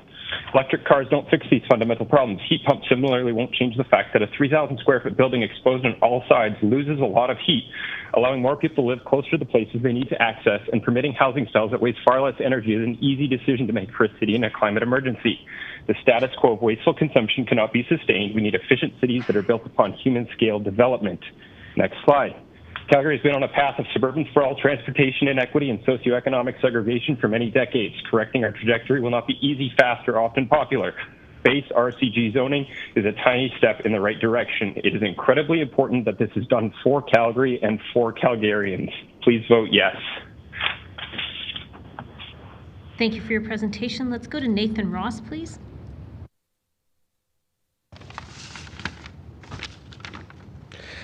Good afternoon, Mayor Gondek and all councillors. My name is Nathan, and I want to speak in favor of RCG zoning. You've already heard from a lot of people in favor of this who are a lot smarter than I am, both in the last half hour and your own city admin, so I don't want to go over the very compelling data and logic for why you should pass this. Instead, I'd like to take this time to make a plea to give everyone a shot that I was fortunate enough to have, because I love this city very much, and I want to continue believing it is a city that rewards hard work and dedication. I'm a born and raised Calgarian, and in my head, I'm just an average Calgarian. I graduated from a Calgary public high school. I got my first degree at MRU. I'm a Roughnecks season ticket holders fan, and I'm one of those weird tarpies who sleep out on Princess Island Park during Folkfest. I was raised in a big single family home, which I could never dream of owning today, but just that's fine, because I live with my wife in a lovely MCG home in Ward 8 that we were able to afford. As a homeowner, I know that I am no longer the average Calgarian. We got lucky when we decided to purchase our first home, in that it was April 2020, and the reality had set in for a lot of people that COVID-19 was here to stay. There was a lot of people who realized very quickly that their living space wasn't for them, and there was a bizarrely high supply of available homes since people wanted out badly. When we finally landed on the home that we now live in as our top choice, we were able to underbid by roughly $70K with a list of conditions to ensure that this home was fully safe and proper to move into. That doesn't happen these days anymore in Calgary. Our affordable apartment that we had previously lived in was then rented out to some students because more housing supply will benefit all types of housing. However, since then, the housing supply has dwindled severely, and we are in the midst of an extreme affordability crisis. I want to live in a city where everyone has the chance to move out of renting into owning if they should choose to, and I hope that council elected to work in the best interest of the city would make choices to support all Calgarians, not just those who are uncomfortably content with what they have and don't feel that should be an option for everyone. There has been a lot of talk here about when I'm older, I'm going to change my mind, and that could be true. I may even, as has been suggested by a councillor, get a turtle, but we'll see what happens. However, there was no reality 4 years ago where I could go from renting to purchasing a single-family home that would work for me and my wife. My wonderful MCG home, which my wife and I simply refer to as home and not the neo-Marxist blight that ruined our neighborhood's character, allows me to exist in the city today and not some future that I couldn't guarantee. It is frustrating to listen to these talks and hear narrow-minded or outright false statements to try and scare the vote in a certain direction. On my street a few years ago, there were 2 single-family homes that were torn down and developer Old Street wanted to build on. The land is now zoned as HGO, and they proposed the first build. The neighbors around me got upset and made it known to council and the appropriate development processes. This was issue LOC 2023-0015, and it was brought forward to the city in May of last year after it had been zoned as HGO.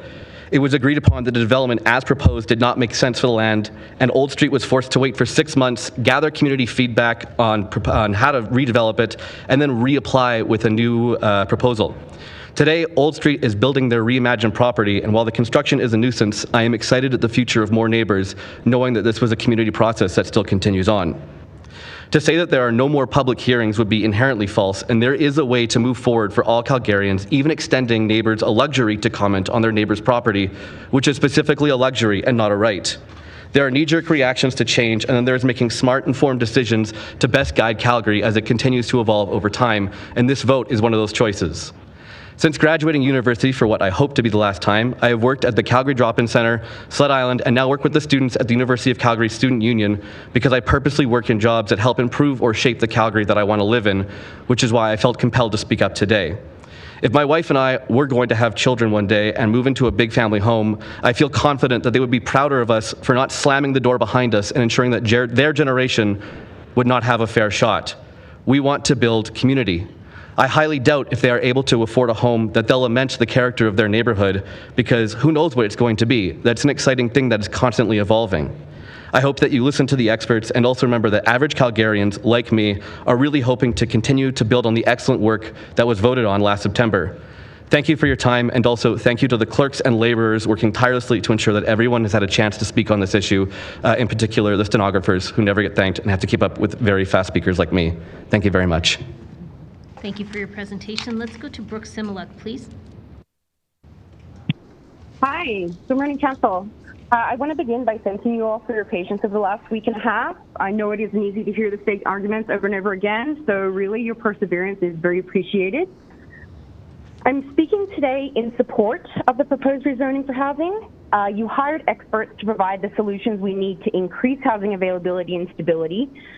And you see this advice is reflected in the rezoning proposal. A failure to approve it would be a huge waste of city resources and, quite frankly, would be really foolish. The experts told you what needed to happen, and while I respect the democratic process, all I've heard from those in opposition is parroted misinformation from community associations and half-baked excuses as to why you should amend this proposal to death. A lot of the solutions that those in opposition are recommending would result in the exact same housing problems that are impacting Toronto and Vancouver. For the sake of our children, we cannot afford to further inflate the housing market in Calgary. We need more density in existing areas, and we need it yesterday. I have a child, and I speak today with his interest in mind. This proposed rezoning is not something that is going to immediately impact us to the degree those in opposition are trying to make out. Instead, it will slowly increase housing availability over the next few decades so that when my child and future grandchildren are looking to leave home and start a family, they aren't forced to leave the city they grew up in. This proposal isn't about us. It's about our children, and those trying to block the implementation of this expert advice are quite literally stealing our kids' ability to afford a home. When younger generations talk about how the older generations have stolen their futures, this is what they're talking about. Society tells them the only way to be successful is to get a well-paying job, buy a house, get married, and have kids. And we present the success in a way that sounds attainable, so long as they pull themselves up by their bootstraps and have a great work ethic. But what people don't grasp is that this ideal is no longer reality. Housing prices continue to rise, wages continue to stagnate, and students end up stuck with crippling debt and degrees not worth the paper they're printed on in today's employment market. Those who cannot afford homes aren't lazy or not working hard enough. In fact, it is quite the opposite, with most having to work multiple jobs and go hungry just to afford rent. They are gaslit into believing their failures when really the doors that were once open to their parents and grandparents have been slammed in their faces. Greed through bad policy has led to the inflation of the housing market at the expense of our children's future housing security, and still there are those who fight to destroy current efforts to rebuild this security. They are, in essence, giving their children and grandchildren the middle finger. As you've probably already guessed, I'm outraged. I'm outraged at the audacity of those in opposition to try and block something that does the bare minimum to address housing inequality. I've heard them whinge and moan about how this zoning will cause their house to lose imaginary future value. I wonder what it is that makes these homeowners believe that council is responsible for protecting their personal investments. In the words they so often spew at their children, how entitled. They seem to think if they invest in real estate that they shouldn't have to take on the risks associated with it. What other investments or stock portfolios do they want the city to manage for them? They claim developers are greedy and just in it for the money, but by their whinging over the last week, it's evident they are also in it for the same thing, money. It is depressing they demand council seriously consider such laughable arguments as justification to kill our kids' housing security through pointless amendments. Approving this upzoning and implementing the rest of the housing strategy in its entirety is a chance for the city to reverse the inequality of the last 4 decades and secure the ability of our children to afford homes in which to start their own families. Make no mistake, denying this upzoning will make you a thief. And if our children one day ask why they are unable to afford a home, I'll be certain to point to your tainted legacy. The experts have made their recommendations, so do the smart thing and improve this upzoning. Thank you for your time. Thank you for your presentation. I'm going to see if there are any questions for this panel. And and I don't see any. So thank you very much for joining us today. We appreciate your presentations. With that, Council, I'm going to assemble what the panel will look like after our break. So just bear with me. After we come back from break at about 3:45, I'll be looking to panel 177. So that will be Corbin Oriti, Rob Zhang, Jayden Tran, Clyde Johnson. Following that is panel 178, which will be Owen Kavanaugh, Catherine Blood, Charlene Prickett, Wayne Gamble, and Amy Pahor. So that's who we will call after the break. And as always, I will see if there's anybody from previous panels who's here now. So we will see you at 3:45.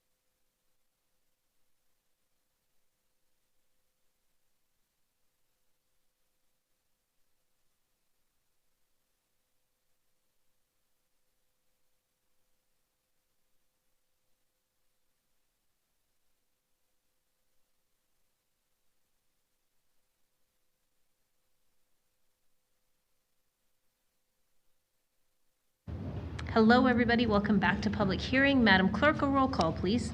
Thank you, Mayor. On the roll, Councillor McLean. I'm here. Councillor Meehan.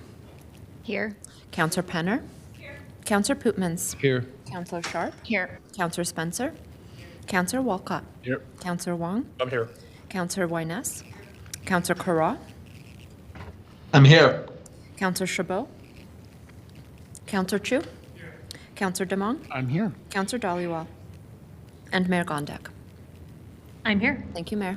All right. So I was going to start assembling people from panels 177 and 178. I also have some updates on people that are here, so I want to confirm. From panel 175, do we have Aaron Ikar? Thank you, sir. From panel 157, Melody Mossing. Thank you. And from panel 166, Lisa Poole. Perfect.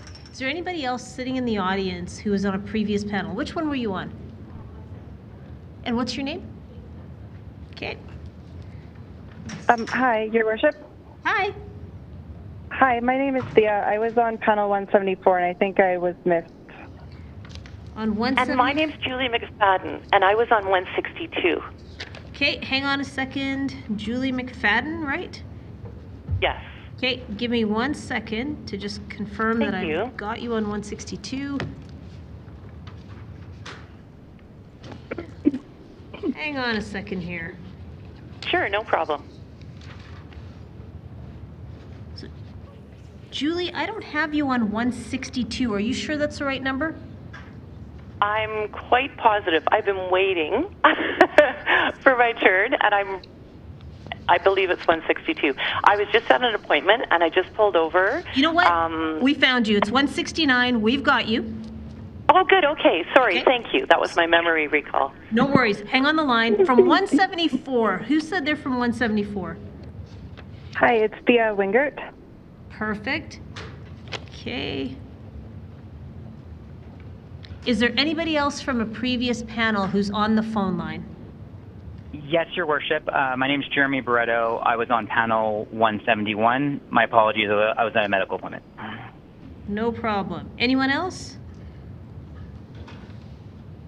Okay, so everyone that missed their panel, I'm going to get you in. I'm going to intersperse you in with the ones that I'm calling, so just bear with me. Panel 177, sure. Do we have Corbin Ariti? Do we have Rob Zhang? Do we have Jayden Tran? Yes. Thank you. Do we have Clyde Johnson? Hello, sir. You can come on up and grab a seat. Do we have, from panel 178, do we have Owen Kavanaugh? Do we have Catherine Blood?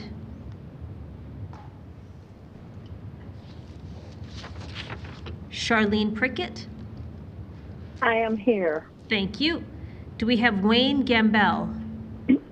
Hi, sir, you can grab a seat at the front here. Do we have Amy Pahor?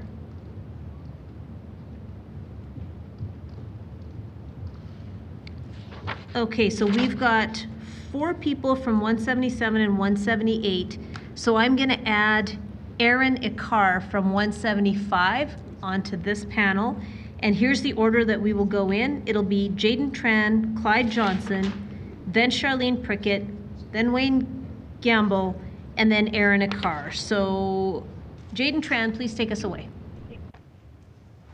All right, thank you. Hello, everyone. My name is Jayden Tran. I live in Ward 1 in my parents' house, and I'm currently a 4th-year student studying mathematics and operations management at the University of Calgary, and I am in favor of blanket rezoning.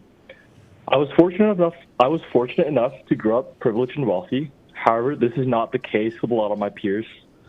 It pains me to know just how unfair it is for me to be able to live such a life and for my friends to suffer so terribly in a city that is supposed to be so great. I love Calgary. I've grown up in Calgary, and I've always encouraged my friends from all around the world to move to the city with the promise of affordability, great opportunities, but more importantly, a future. It pains me that my peers are not able to find affordable housing. It pains me that some of my peers come from an abusive household and yet are unable to move out because of exorbitant rent costs. It pains me to know that there are queer people who live in horrible conditions at home and are facing imminent homelessness because of our dire housing crisis. And most of all, it pains me to know that I may not have my own future, independent of my parents, and that in mind, the future of the city seems quite bleak. I used to live in Southeast Asia for a short period of time in my life, and contrary to Calgary, my neighborhood, a very well-planned one at that, encouraged vertical building, denser neighborhoods, walkability, and more importantly, fostered a community. By contrast, my current neighborhood is filled with copy and paste houses, and the closest supermarket is a 10-minute drive, and it also fosters no sense of community. Now, I can't believe I have to say this, but I do not mind having row houses and townhouses in my neighborhood. As a matter of fact, I would be more at ease knowing that there are places my friends and family can afford, but also potential places I could also afford to live in the future. I want to make it clear that this policy is to serve not only the current young Calgarians, low-income Calgarians, and immigrant Calgarians, but also potentially your children and your grandchildren. No, also our grandchildren and our grandchildren as well. So while you might think that this is at the detriment of your property value, which is not the case at all since land is scarce, as more and more people move into the city, we will need more and more housing in order for our city to flourish. And while I understand that this may not be a silver bullet, Calgary is in a dire situation this time with an incredibly low vacancy rate of about 2%. Blanket rezoning is the first step to addressing the issues of supply and getting one step closer to housing affordability. It's a policy many Calgarians want, and it is a policy many Calgarians need. Calgarians cannot afford any more inaction. I urge Council to vote in favor of this issue rather than kicking the can down the road. Please, for the sake of me, my peers, and our city. Thank you. Thank you for your presentation. Let's go to Clyde Johnson, please. Already? I wear hearing aids, so if I'm talking too loud, let me know. You're just fine, and we will speak up if we have questions. Well, my name is Clyde Johnson, and I've been a senior for 20 years. That's the same as AA, right? I've been sober for 20 years. I worked 50 years inspecting buildings. I've inspected this building. I've known all the mayors. I know everybody from Don Getty all the way to Donald Trump, but don't tell anybody. I've been around the world. I've seen construction in every country. I've inspected it in almost every country. I've inspected over 75,000 properties. Now that's not an exaggeration. I did 1.5 a day for 50 years, and I took 2 weeks holiday every year too. When I retired, it was very hard because I had no more income. And because I'm a senior, I just had my pensions, okay? But here's the thing that I'm going to tell you right now is that I own 4 properties. They support me, but they don't support me. They support the mortgages, okay? My rent is exactly what the mortgage, the taxes, utilities, everything that goes into that house is what they pay. And I've been doing that now for almost 14 years because I own properties in Calgary, Peru. I had some in New York, but not anymore. What I'm going to tell you that is the renters that I interviewed during COVID. I had students, I had my own sons, my children living in all the properties too when they were going to school. They had to sign a lease, and the lease was, my lawyer put it up for me, it's called a rent-to-own lease. They have to take responsibility for the insurance, everything that goes on in the house. They have to pay all the utilities. So basically, the rent that they have actually pays the mortgage and everything, and it's worked out great. I have 2 Native people living in one of my properties right now. During COVID, I was vacant for 2 years, so I renovated them all. I even renovated my house in Peru. The thing is, when you have 6,000 people trying to get into your unit, you have to be very picky.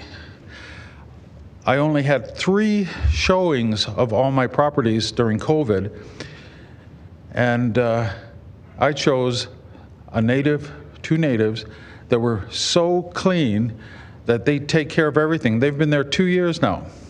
And the reason they do that is because I'm a good landlord. And I've been a landlord for 14 years, and I've seen bad landlords, and I've seen even worse landlords, okay? A landlord in Calgary housing is basically to make money, okay? And I guess that's the same thing. I've built houses, I'm a contractor too, and I've built condominiums. My brother-in-law is a developer, and I inspect all his properties when he builds them. My key thing in any property is safety, okay? Since 2018, I've been doing accessible housing. All my properties have 2 hand railings, 2 exits, they have big windows, everything is for seniors, basically, because that's what I do it for now, is that people need to be safe. And this is why I am okay with you rezoning.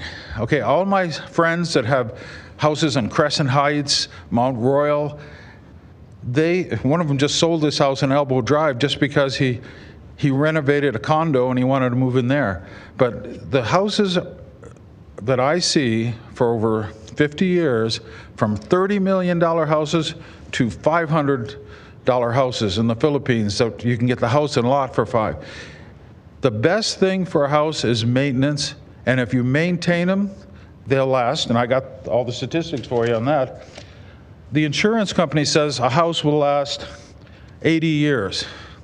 After 80 years, basically, it's not big enough for all the new equipment.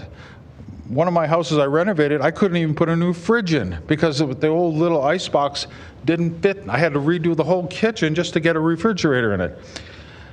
Trailers only last 40 years, and I've done a lot of trailers. What the city did to the trailer park on 16th Avenue was wrong. They kicked all the people out, and 7 people committed suicide there because they had no other place to go. They owned it for 30 years, and now it's getting to this life expectancy, and they have to get out. And they got mad, and they did that. Thank you for your presentation, sir. You're just at time. What?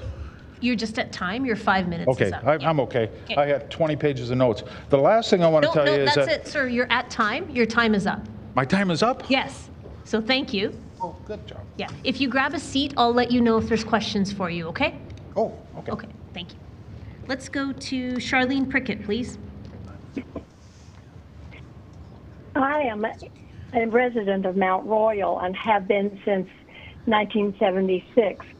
I married into Canada, having fallen in love with a young Canadian in Great Britain, and we came back and took up residence in the Beltline in an apartment. We lived in the Beltline, which is now and has, as far as I have known it, a very dense area of southwest Calgary. We lived there, but we walked and we recreated up the hill in the more spacious Mount Royal, and we hiked in the Rockies. We only used our apartment in the Beltline. Back in the 1900s, an urban planner named Olmsted designed a community format that came to be known as a garden suburb. And Mount Royal in southwest Calgary is one of the best examples of this urban design in North America. Mount Royal, as many of you will know, is characterized by winding streets, not a grid, sided with grass boulevards that are planted with now mature trees. The homes are well set back from the street, and in that setback zone, more trees are planted. So Mount Royal enjoys a huge inventory of trees planted long ago by forward-thinking folks, and that now provides a magnificent tree canopy. So this format takes on a park-like environment. It provides enjoyment not only for me and my fellow residents who live here, but from surrounding denser urban environments. Those folks bike and walk and stroll, walk dogs through Mount Royal. We, as human beings, seek sunshine and space and trees. So I think it's worth asking the question, if you cram more people into a certain space, if you increase density, do you increase life enjoyment? Do you increase longevity? Do you increase happiness? When COVID hit, we were well aware that the most dense cities around the world fared the worst. Because this is an iconic community, I think we should think and talk about where more density is appropriate to be located. It seems thoughtless. It seems disrespectful to destroy some of Calgary's oldest heritage communities, but rather, shouldn't we confer with the community and use smart planning to locate density where it's best suited? I suggest to you, Council, that blanket zoning is not just poor planning, it's no planning. When it's just a free-for-all, who can decide where best to invest a large amount of your life's income? Most of us will see a large percentage of what we earn in our lives put into our home. It might not be the same home throughout our lifetime, but our home is the biggest repository of what we've earned in our lifetimes. When we can't depend on our space being the same sort of space that we invested in, it destroys the economy of our lives. I think it is foolish to make such a rash decision. I think a considered discussion over time with communities is harder for the planning department. It's more tedious, it's more time-consuming, but I think it's the better choice. I encourage you to rethink and amend this current blanket upzoning. I appreciate your attention. Thank you so much for your presentation. Let's go to Wayne Gamble, please.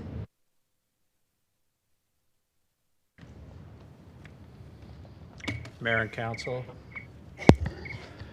Council, thank you for your time. I come to Council as a homeowner in an RC1 community and a developer in the city for over 30 years. I, along with partners, a great team, suppliers and trades, have built executive homes in RC1 areas, duplexes in RC2 areas, sixplexes in zoned areas, not asking for increased density, medical condos, PCN Chaparral Medical Building as an owner leasing back to AHS, the list goes on.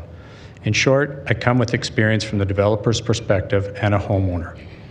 Currently, I have an offer on land, conditional, to build plus minus 345 apartments. I asked the city for nothing. I asked the city on the development I'm contemplating. Let me go back again. I asked the city for nothing on the development I am contemplating, however, would like to discuss floor area ratio, FAR. To increase FAR increases vertical density. I understand as a developer you can go in and rezone, and City Hall is cooperative for the most part. However, the city increasing vertical density without the developer spending time and money would reduce the overall cost of projects. Calgary Municipal Land Corp, CMLC, should be extended more land. If you want affordable housing, sell the land, and hear me on this, at a $0 per buildable per square foot. I have dealt with CMLC. They're $40 a square foot buildable, $30 a square foot buildable, $28 a square foot buildable, pending where the development is. This will allow the city to create a tax base that makes the developers want to build. The only variable between affordable housing and market rentals is the land. Further, the cost of material and labor, for the most part, is at current inflation levels and, in certain categories, above inflation. The price of drywall up 8% and glass 6% this year as an example. If I understand the conversation, it is affordability to some degree and increasing supply. There is a federal initiative of $223 million at stake. What is the plan? Reduce the cost of the land in the city's control. Have a contract with developers with reduced city taxes. Develop the land and ultimately increase the end project versus vacant land paying no taxes. In short, have a contract with the developer. I know the numbers to build and make projects feasible. Land is a major input cost of the overall development. Downtown Calgary, overbuilt commercial, however, no residential. This is a bigger issue. If we have the zoning that allows such. I believe the city is currently working on this. Thank you, City Hall. Our 10 8-plexes on 50-foot lots in all RC1 areas is going to change the issue at hand. We know it will not, and they will be expensive rentals. They have to be. The price of land in RC1 communities dictates the end price of the rental. As mentioned by an earlier panel, the proposed zoning will only escalate land prices and developments will become more expensive, increasing rents. Further, many RC1 areas have restrictive covenants on title that prevent developments the city is looking at. The RC1 owners have successful judgments in a provincial court upholding the RC on title to prevent the blanket zoning. So, the city approves a development under the proposed guidelines. The community takes the development to provincial court, and based on the existing RCs on title, that will prevent such. We all spend money and time, the city to approve, the community to raise funds and defend, the developer to realize the city approval is not the end game. So wasteful. Many have brought up mature trees, infrastructure, schools, busing, kids out of inner city communities because of infrastructure lacked.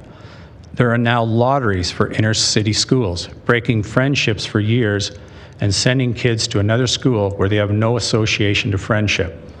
The mental stress of our kids should be addressed when increasing density and infrastructure lacking to handle such.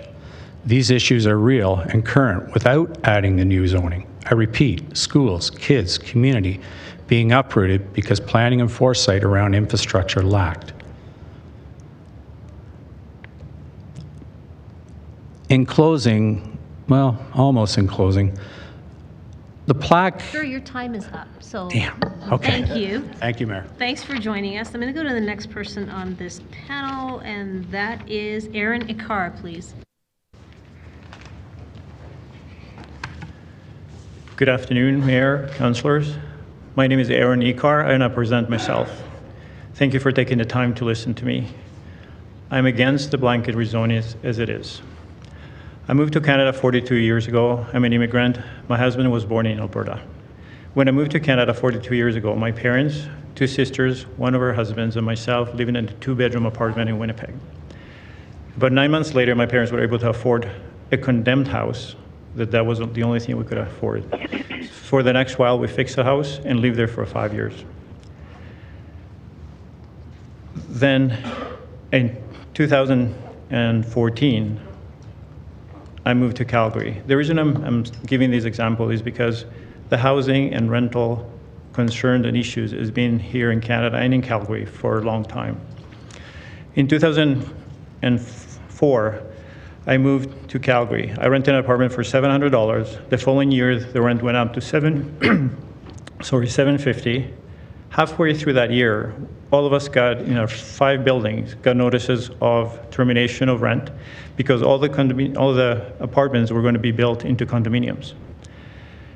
But a month later, the landlords came back to us saying that the condominium process fell through and they offer us rent for $1,250, $500 more than it was before.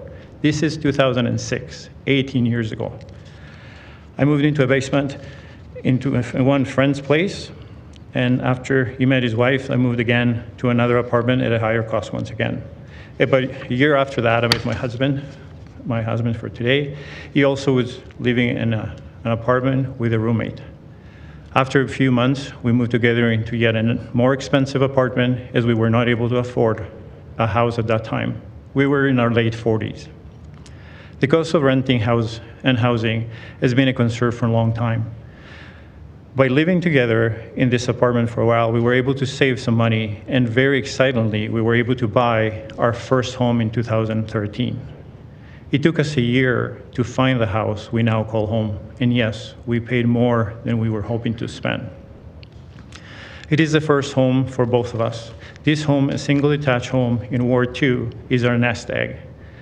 As a land developer informed this council in a previous panels, if a builder buys a house next to our house and builds 4 to 12 units, which the blanket rezoning will allow, it will decrease the value of our home between 10 and 20%.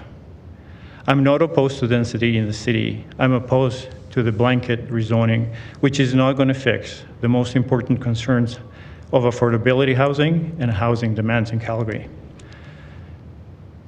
Many presenters have brought up the concerns of infrastructure, water shortage, electricity, schools, capacities, hospitals, doctor shortage. The list goes on, and blanket rezoning does not address these. If I look at some of the reasons why we're in this situation, foreign money that competes against our citizens without needing even to live here. Canada has issued 10 million 10-year multi-entry visas. All these visas don't allow to work here, but they do allow you to rent or buy a place. In 2023, we had over 1 million international students. Canada welcomed 465,000 new permanent residents in 2023, and by 2025, we're expecting 500,000. Canada issued 1.2 million temporary work permits in the first 9 months of 2023, 17,000 5-year super visas, which are on top of the other visas, were issued. These numbers add up, but the needs of all these individuals don't. Everyone in this example needs housing, medical services, electricity, showers. The following example is not a fact, it's just something that I made up. If you build 2,000 homes, you're going to need 4,000. If you need 4,000, you're going to need 8,000, and so on. As the number of people that are moving into our city continues to grow with no limits, our city will not be able to sustain numbers, and we are going to say, and sorry about this, it is, if it's yellow, let it mellow, when we go to do number 1 in our bathrooms. Sorry, you can take only 1 bath a month, or you have to eat dinner at candlelight. Please go back to the drawing board and address all these real issues that are before us, including the house shortage. One of the things that I have learned from this process is how resourceful, creative, and smart Calgarians are. Go to this resource that is here for you to learn from. If steps are not taken to address the real concern, I'm not sure anybody knows what the real consequences will be. Don't put the cart in front of the horse. Very much for your presentation. All right, let's go to questions of this panel. Let's start with Councillor Spencer, please. Thank you, Mayor. My question is for Mr. Gamble. Hello, sir. You outlined some concerns I know are widely held in the community, certainly my neck of the woods. We have many schools that are on, it's a lottery system, and we have to send kids to other places. When you think about the city facing these growth challenges, one of the concerns I have is we are conflating the aims of this with just the broader growth challenges. Have you connected this zoning to specifically exacerbating the growth challenges we are faced? I wanted to give you a chance to close. It looked like you were potentially on your way to making a point. I wanted to offer that to you, and I'd love it if you could also connect to that question. Thank you for your question. In the community of Altadore, I'm sure Council is aware, but the infrastructure does not handle the families that live there and their kids. Their kids must be bused out of the community. In other communities, to go to Western High School, it is now a lottery to get in, where it used to be that you lived in a certain zone and you were allowed to go to that school. In certain communities, Western High School, if you do not win the lottery, you will be bused up to Rosedale, or your parents will have to take you, or whatever's going to happen. It just seems wrong. Like a child that can walk to school now has to get on a bus and go to a school that they have no affiliation with, no friendships with, and we all talk mental health and stresses and everything else. It seems crazy. It seems dysfunctional.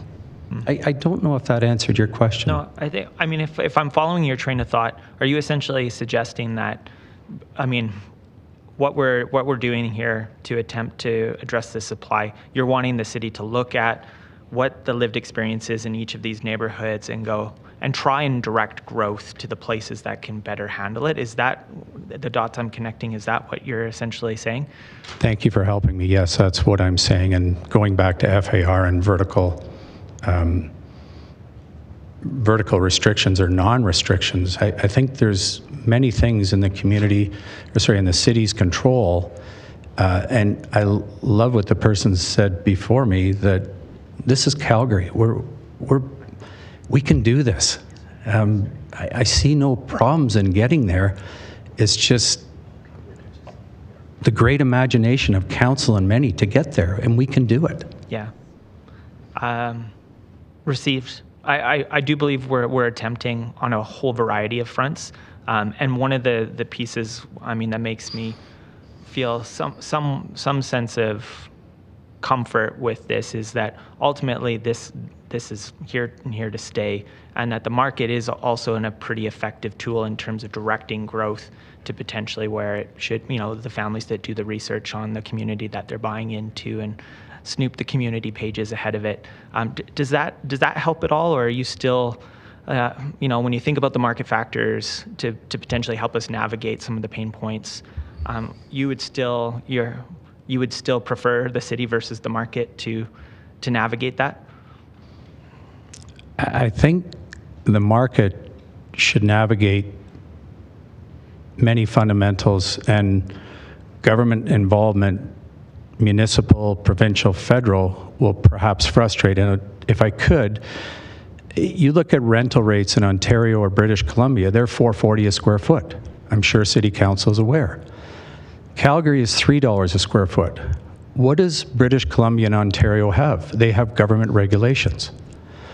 To evict somebody, a non-paying tenant in British Columbia or Ontario or Quebec and other provinces, it's 12 to 14 months. In Alberta, it's 1 to 3 months. If you asked me, hey, go build an apartment building in BC, the answer would be no. Their issues lie with government intervention. They don't lie with a free economy. How is our rental rate less with no restrictions than other jurisdictions?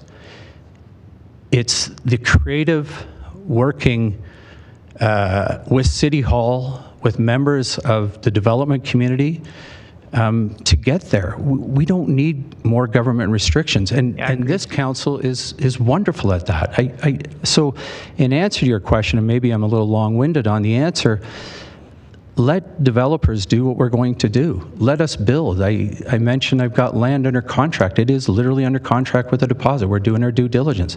I asked nothing of City Council, zero. Okay, that's super helpful. Okay, thank you. Appreciate it. All right, I don't see any other questions for this panel. So thank you very much for joining us today. We appreciate you taking the time as well as your presentations. I'm going to read out who the next panel is, and then I'm going to alert the people afterwards about their names. So Melody Mossing, are you still with us? All right, please go grab a seat. Lisa Poole, you can grab a seat at the front. Kate Stenson, are you still here?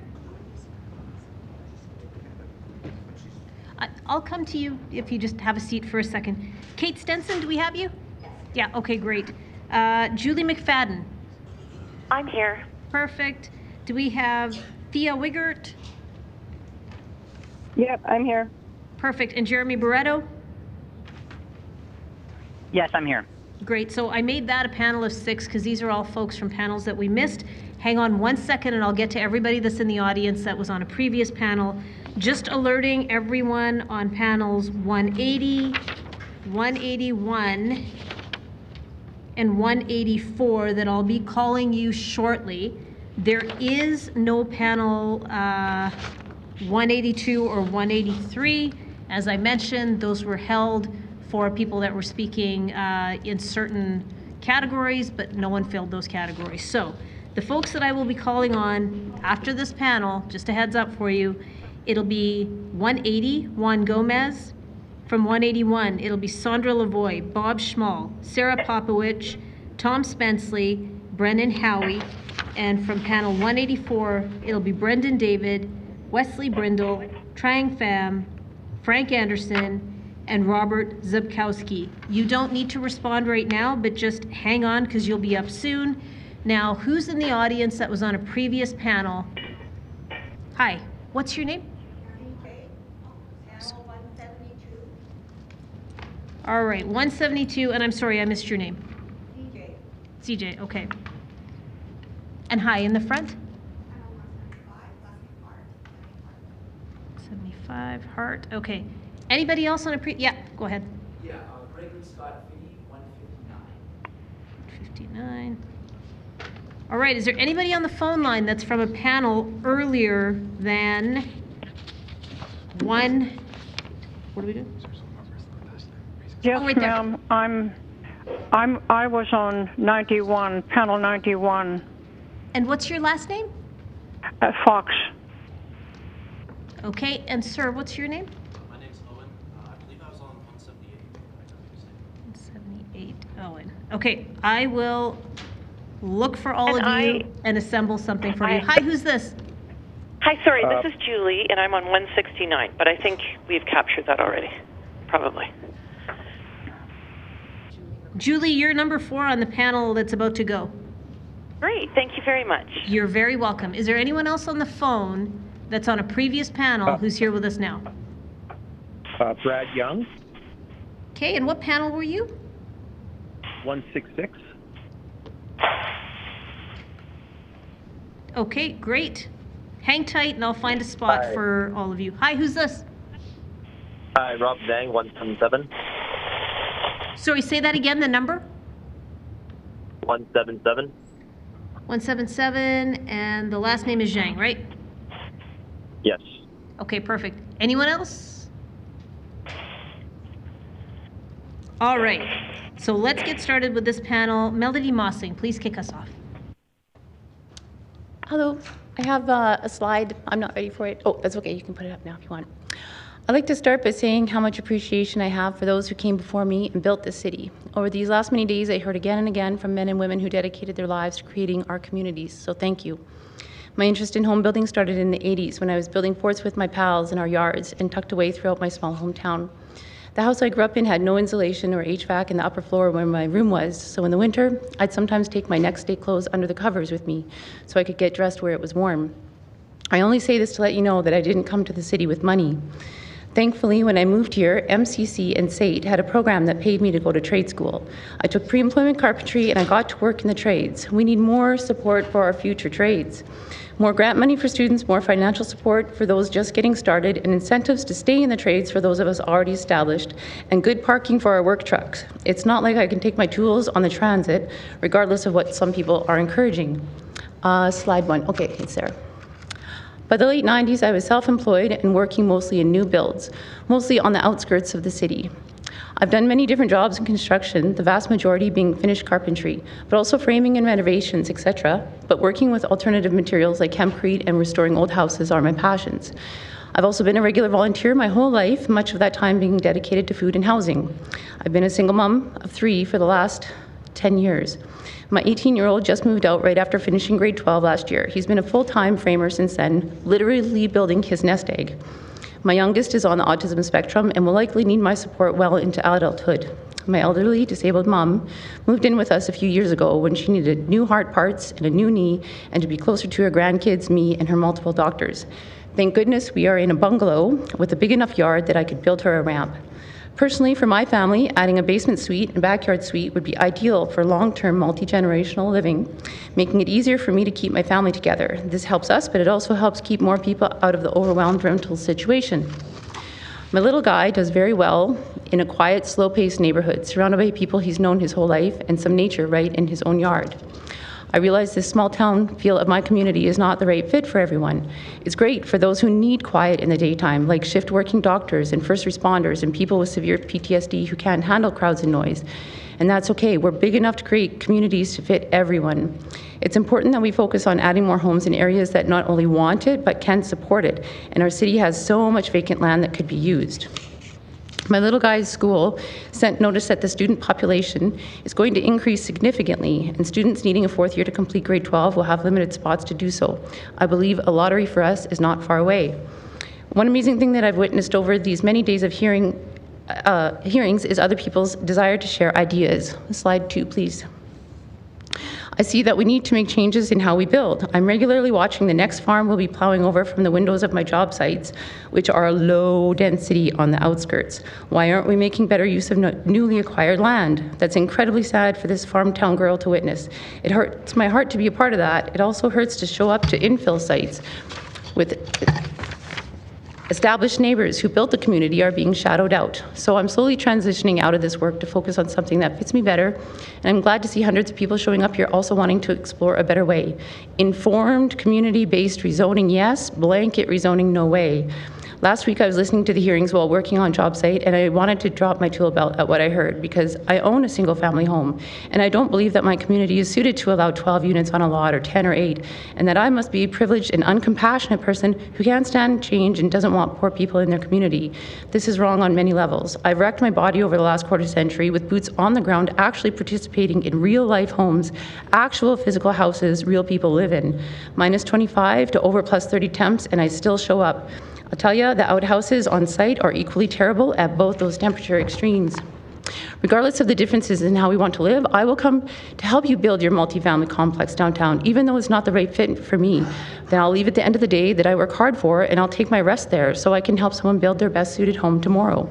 To those youngsters who believe they'll never own a house and to aspire to is somehow oppressive to others, please know those are lies. Prepare yourself the best you can, save money, learn some skills to help you build or fix up your own home one day. Markets change. Unexpected opportunities can pop up at any time. Make yourself ready for them. Do not give your voice up for what happens to your community, which will happen with non-community-based rezoning. Also, use your voice while you still have it to demand the federal government step up to increase non-market housing and take the time to read the harsh warnings put forward by citizens of cities who've already gone through this. Thank you. Thank you very much for your presentation. Let's go to Lisa Poole, please. And I have a slide deck too. Oh, there we go. Thank you. Mayor Gondek and City Council, my name is Lisa Poole, and I'm the president of the Elbow Park Residents Association. Next slide, please. For the record, we polled our residents, and 88% of respondents were opposed to blanket rezoning, 7% were in favor, and the remainder needed more information. I've been following the public hearing as much as I can and have heard many excellent speakers. My main takeaway is that Calgarians are sending the message loud and clear that they want to have a say in the redevelopment of their community and the city. People of all ages from all corners of the city, renters, owners, and aspirational owners have taken the time to share their perspective. No matter where one stands on the issue, the volume of people coming out to speak is a powerful indication of how much people love this city and their communities. This is fantastic and needs to be acknowledged. From the perspective of many citizens, it's not clear what problem the city is trying to solve with blanket rezoning. There are too many unanswered questions. Next slide, please. If we believe a healthy housing system has supply and a choice across the entire continuum, what are the targets for single detached? For example, in 2021, Ward 8 only had 18% single detached homes, and chances are good that's much lower because there's been a lot of redevelopment in the last few years. Next slide, please. Compare this to Ward 12 at 60% and Ward 5 at 63% single detached homes. Next slide, please. Why do we need to blanket rezone the entire city when we have 440,000 units of available capacity? Next slide, please. And we have sufficient land within our current boundaries for the next 35 to 49 years. Why is co-op housing not part of the strategy? Why are short-term rentals given a free pass? Is there a middle ground where we can meet the current housing demand without disrupting established communities? To what extent was this option explored?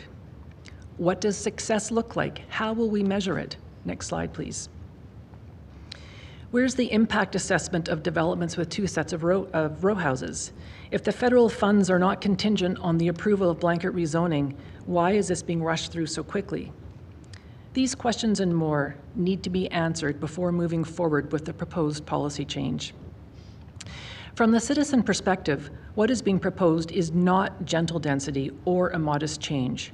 On the contrary, blanket rezoning is a dramatic and irreversible change that will radically alter the way Calgary grows and develops.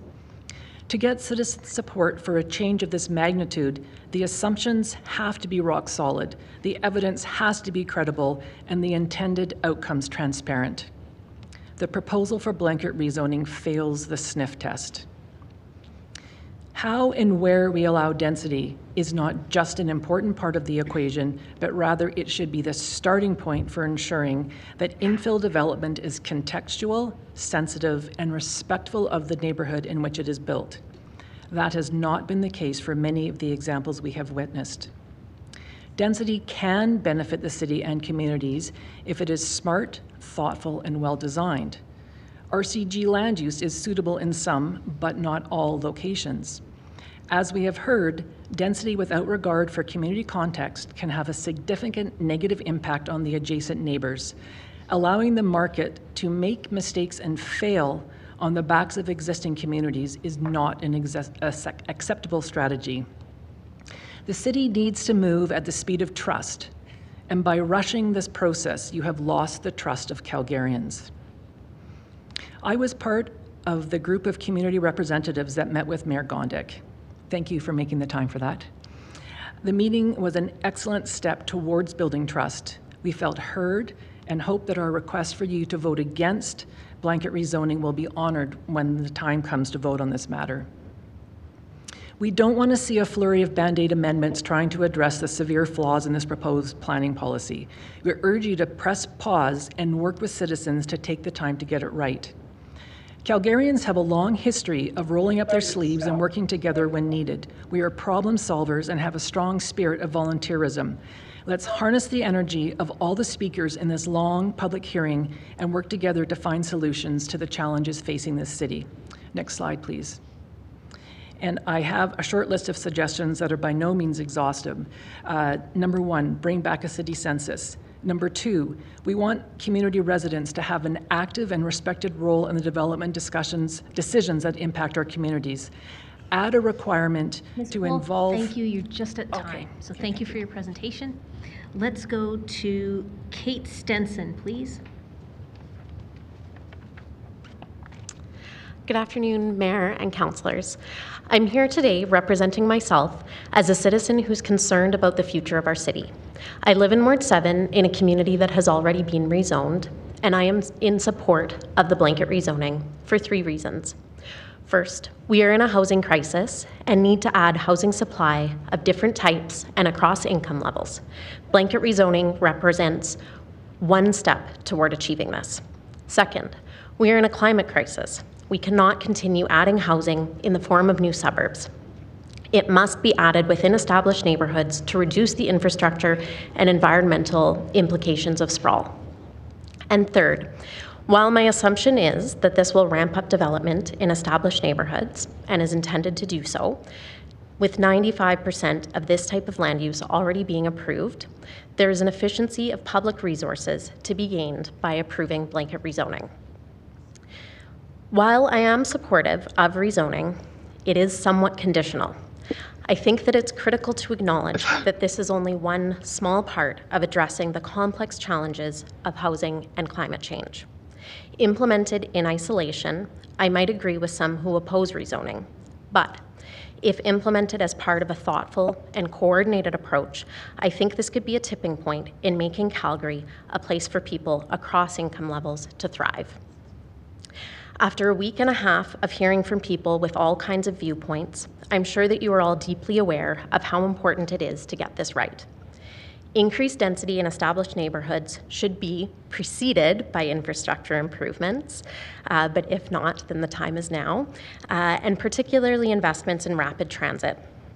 It should always come with amenities, and sufficient belts and bands must be in place to ensure that Calgary's tree canopy is maintained, quality homes are built which fit within the character of the neighborhoods where they are built, and to ensure that they will provide housing for people rather than serving only as investments. In addition, and most importantly, investments in affordable housing must increase.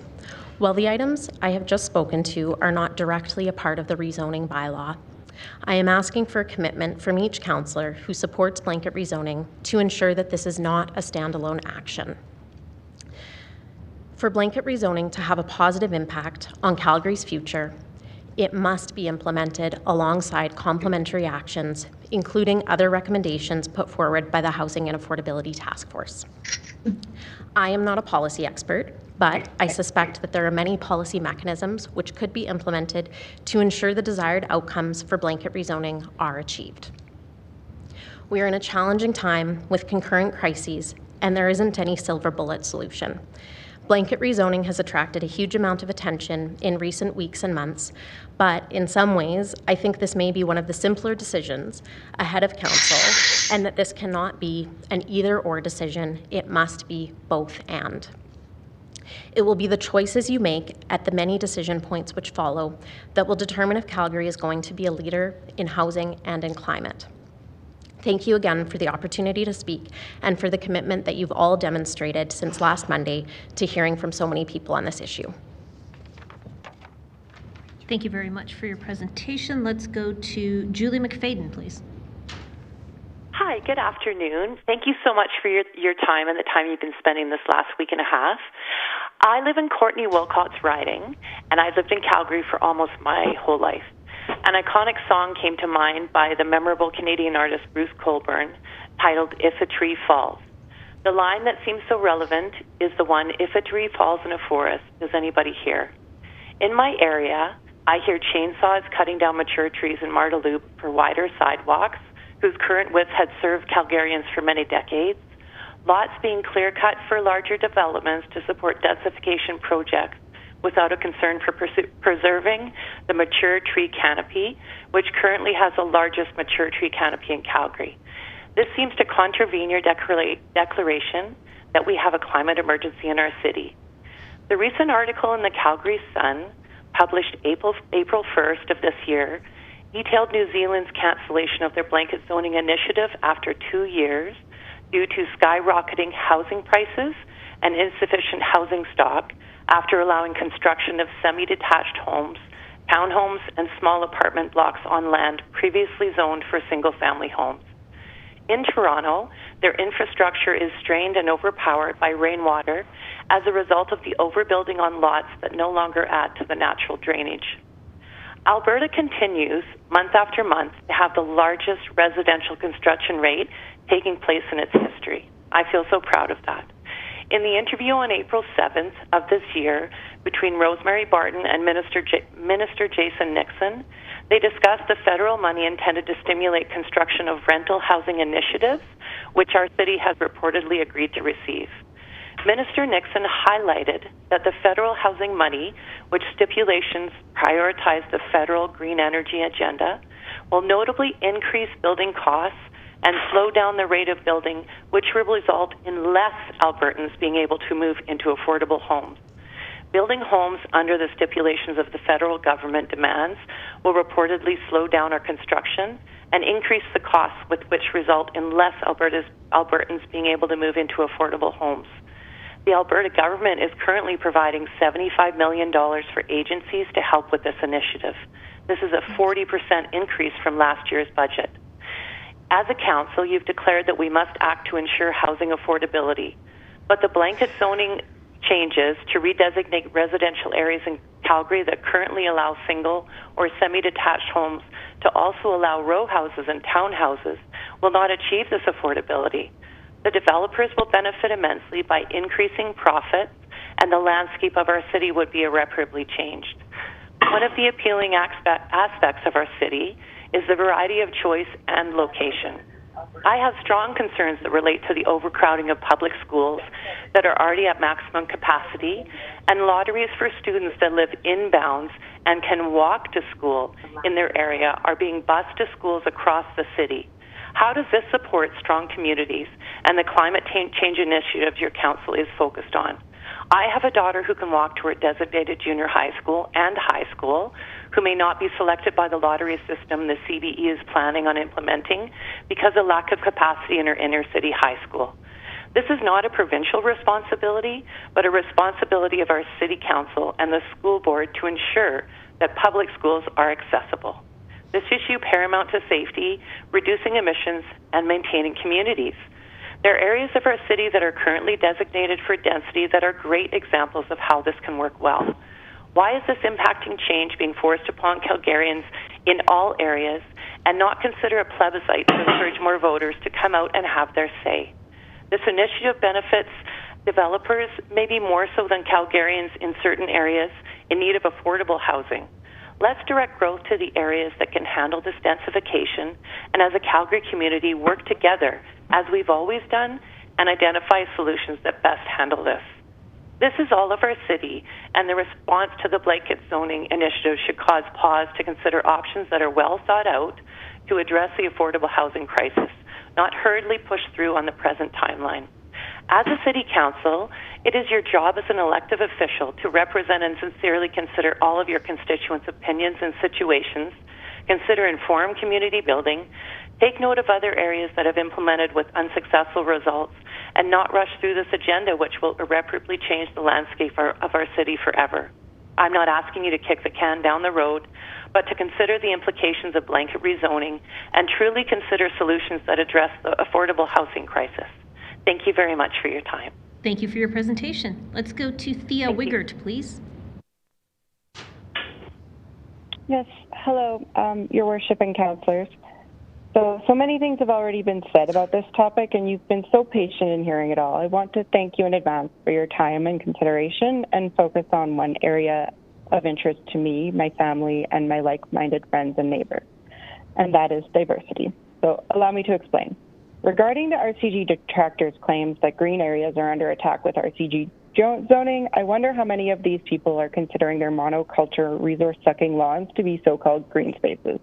I also wonder how they can be okay with destroying our amazingly biodiverse, carbon-sinking native grasslands to expand the city's footprint rather than building within the city's existing boundaries. In short, there is nothing green about greenfield construction and green grass masquerading as so-called green spaces. Grass is essentially North America's largest cultivated crop, and its maintenance causes more greenhouse gas emissions than it absorbs. And no, despite what others have tried to argue, a man-made pond filled with treated city tap water in the middle of a new subdivision doesn't stop biodiversity loss. What nature needs to flourish is contiguous tracts of undisturbed natural habitats, not tiny islands of habitat in the middle of a suburb. As the Climate Hub speaker already said, if people in Calgary want to plant more trees, let's all get together and plant some trees. I'm ready. Second, there is nothing that prevents a small subdivided lot to host lots of biodiversity. My single-family home on a subdivided lot in Mount Pleasant hosts at least 53 different perennial plants, and that doesn't include the annuals, vegetables, and herbs that I grow yearly, many of which also, and at times somewhat begrudgingly, provide food to animals and pollinators.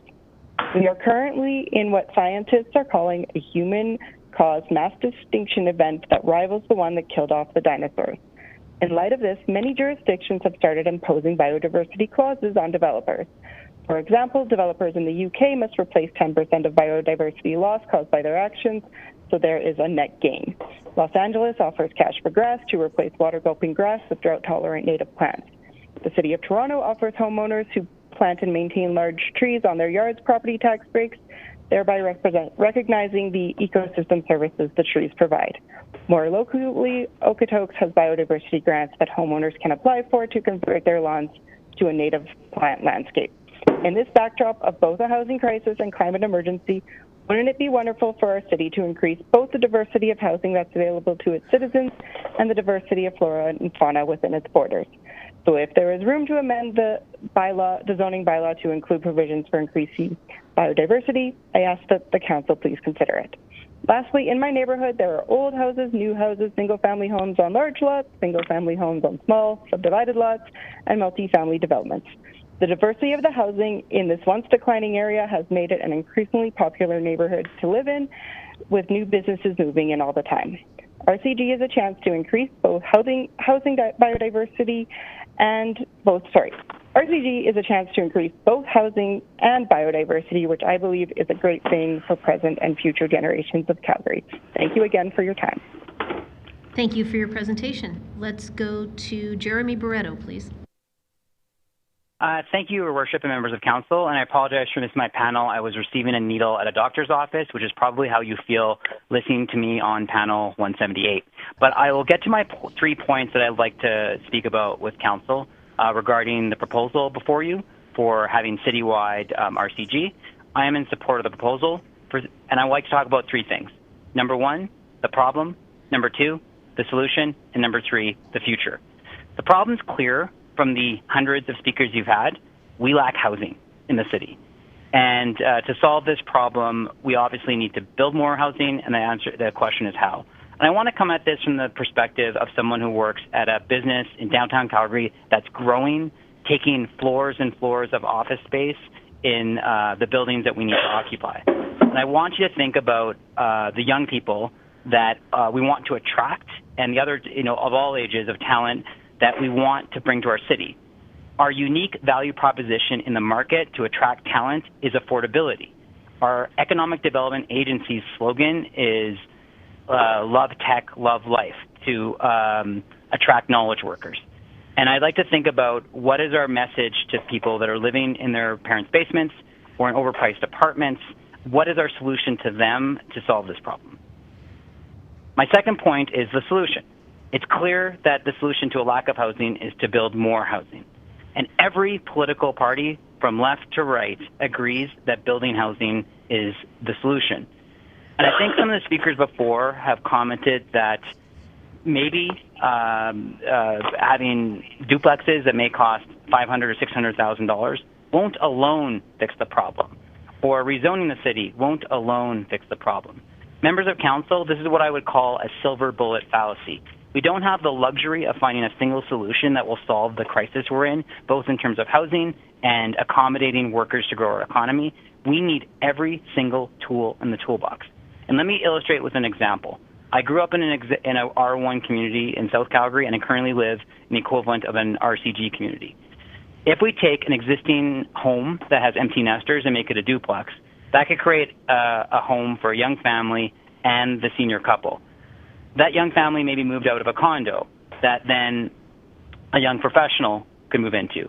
That young professional may have moved out of a rental apartment that students could move into. And those students may have moved out of their parents' basement, which then could be redeveloped as a duplex. It's a virtuous cycle where everyone in this cycle benefits. And this is not a theoretical example. This is my lived experience in my RCG neighborhood, which is in Councillor Wong's area. And I'm very hopeful that Councillor Wong validates the great neighbors that he has in his ward by voting for this proposal. The opponents that I've heard before have basically fallen into a few buckets in terms of the solutions they proposed. Either first, they propose no solution, or second, they propose a solution like transit-oriented development or affordable housing or other measures that usually don't affect their neighborhoods. And I think an equitable solution must be available citywide. My final point is the future. I want council to think with me it's 2029. At that point, you would have a couple of the council members, we'll just pick random names, Councillor Spencer, Councillor Diwali, maybe you're in the last year of your second term, Councillor Pootmans, you're in the last year of one of your many terms as an elder statesperson of council. And imagine we're the city that figured it out. We didn't follow the lead. We didn't follow cities that made mistakes like Vancouver and Toronto and waited too long to solve this problem, to the point where young professionals that I work with cannot afford to live in their own city, even if they make six figures. We did it. We used every tool in the toolbox: gentle density, affordable housing, streamlining the unnecessary regulatory burden to build apartments and condos, and we created a city that thrived economically, that had relatively affordable housing for people that want to live it. And I think this council has done so in the past. We've led in creating the LG system, that is the envy of North America. We led on delivering Olympics that was under budget, and no other Olympics after that point has achieved that. And this council can lead now. We can be the city that solves this problem, and we can have cities from around the world coming here in 5 years, in 10 years, to learn how we did it. And I encourage this council to vote yes to this proposal. Lead and do not fail. Thank you. Thank you very much for your presentation. Let's go to questions of this panel, starting with Councillor Chabot, please. Thank you. My first question is for Miss, let's try to find her name, Melody Mossing. Ms. Mossing, thank you for being here and for sharing your experiences and ideas with us. Can't be easy, especially coming in front of this intimidating group. Yeah. Anyways, I resemble a lot of the remarks that you made reference to as a former carpenter myself. So, you did indicate something that I thought was interesting, that you were talking about a basement suite and a backyard suite as something that would be of interest to you. Possibly. Before I thought that they'd be one or the other, but if there was changes in zoning or something, it could be possible to have both. So one or both would be great. Yeah, no, it's an interesting question. I've actually asked others that same question, because currently it's one or the other, and not both. Oh, okay. But most of my neighbors have garages. I'm one of the only people in my direct neighborhood that doesn't have a garage, which is weird because I need a place for my stuff. So if I was going to put up a garage anyways, it would make sense that I would just continue the build and go a little bit higher. And since my basement's only half developed anyways, it's something that I'd be doing for the future as well. But if I could do both, that would be even more beneficial. Yeah. And would you consider that to be contextually sensitive to the rest of the neighborhood if that were allowed, not just on your property, but neighboring properties as well? I think so, because the other garages, they're really decent sizes, and I don't have an alley actually, so my driveway would have to continue along my house, which it pretty much already does. So I'd be putting a garage in the same place where the neighbors have all of their garages, and I have a walking path in the back. There's no alley, and there's space and there's trees in between myself and the neighbors that are behind me as well too. So if I didn't go crazy and take up the whole backyard, I just want like a basic one-car garage with a small suite on top. Yeah. As you indicated, you said that your community may not be the best place to do this kind of thing, but do you think that there's some places within your community that could support an RCG type land use? Yeah, definitely. Yeah, and I know that we do have a co-op at the end of my block. There is cooperative housing there. We do have low-cost housing in other places around, and we do have. I'm in Minnipore, so I'm pretty close to some C-train and stuff, so there is some areas and part of the older parts of Minnipore that are really close to the transit that could be used. I don't think every lot, I don't think that is a good idea, but I think that if it's well planned, then being able to bring in more suites where it makes sense would be a really good idea. Yeah, so Minnipore, that's in Calgary, right? No, I'm kidding. It is now, yeah. Thank you. Anyways, thanks for being here, and no further questions for you. Thank you. Although I do have some questions for Ms. Poole. Ms. Poole, you put up a slide towards the end of your presentation, and I took a picture of it just because I wanted to see what was all on there, and I saw something on there that I don't recall anyone ever mentioning before. So you talk about collaborative engagement, and on your slide you make reference to NPCers specifically. Can you elaborate a little bit on what your thoughts are around that? Neighborhood program Sure. coordinators? We have a neighborhood partnership coordinator, an NPC, who is like an outstanding addition to, you know, our community association, and her name is Sarah Papineau. I'll give her a little shout out, and she really is amazing, and she helps us understand and navigate the city. And if, you know, we're trying to find a key to a gate to get into an area, and so she's the person who can help us do that.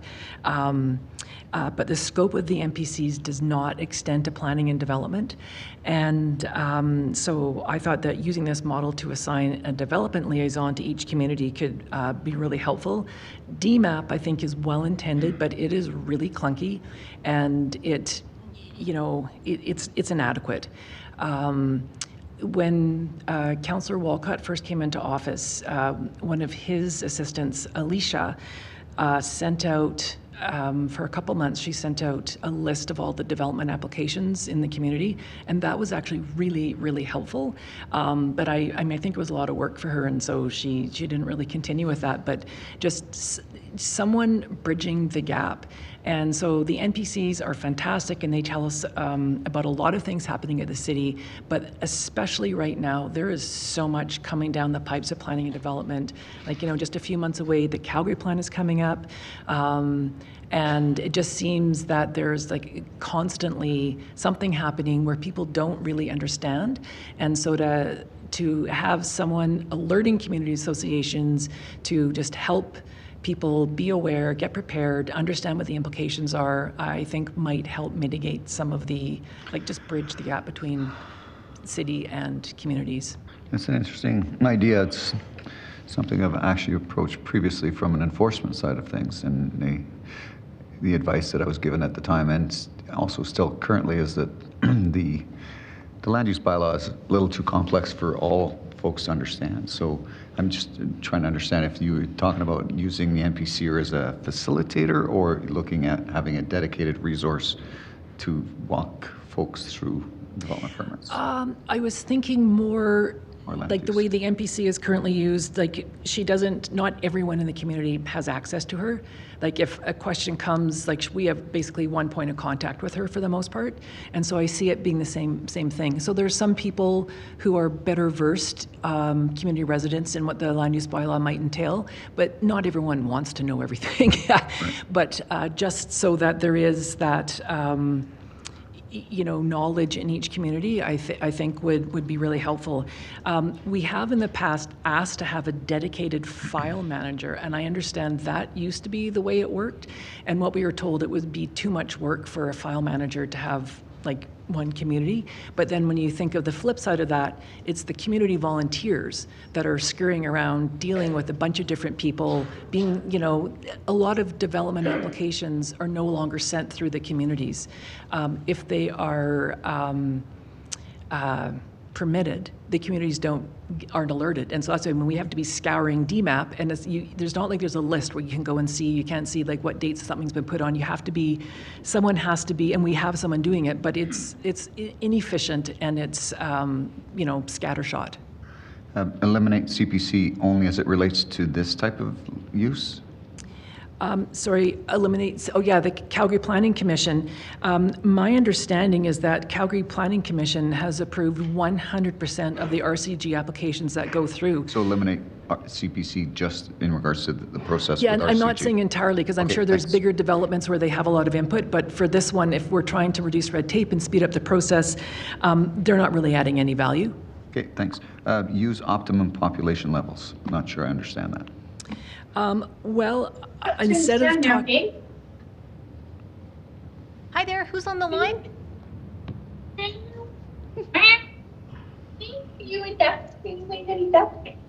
Hi there. Hi, there's someone on the line. Your kids are adorable, but if you could mute, that'd be fantastic. That's good. Thank you. Okay. What I was talking about there's a lot of chat about peak population. And what does that really mean? Like I know in my community, there were families with 8 or 12 people living in a 3-bedroom house with 1 bathroom. I mean, times are different, but people aren't going to live that way anymore. And so if that is the metric that we're holding up as the gold standard, it's like I'd rather understand what is the optimum population. I'll also use the example of Marda Loop. Marda Loop has vastly exceeded their peak population. And so if that is the measuring stick, why is Marda Loop even receiving any more development? It just feels like that is trotted out as a stick sometimes, and it doesn't really actually seem to mean anything. Right. But I think what's been identified through all of the discussions here is that it's created other challenges, i.e. other deficiencies in infrastructure.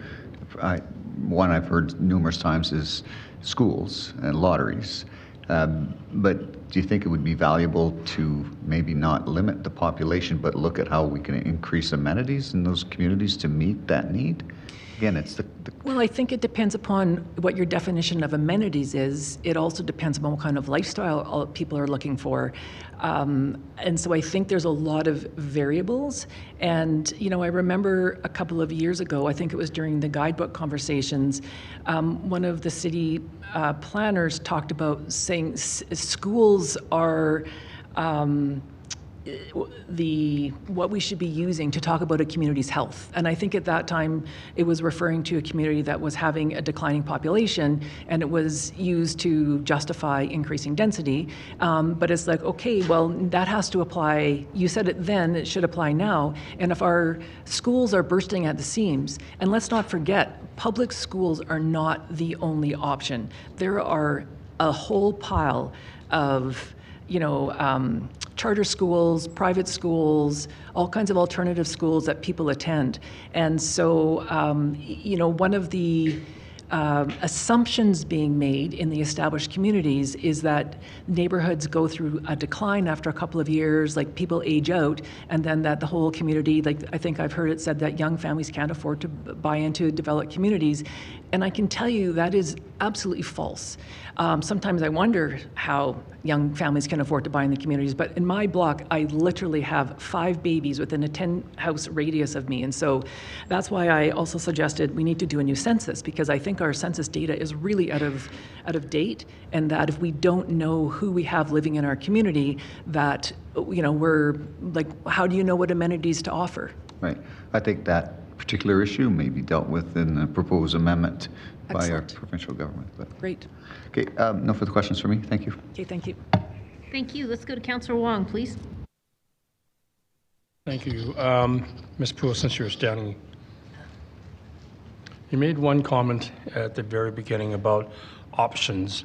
One option was co-op housing, doing more co-op housing. And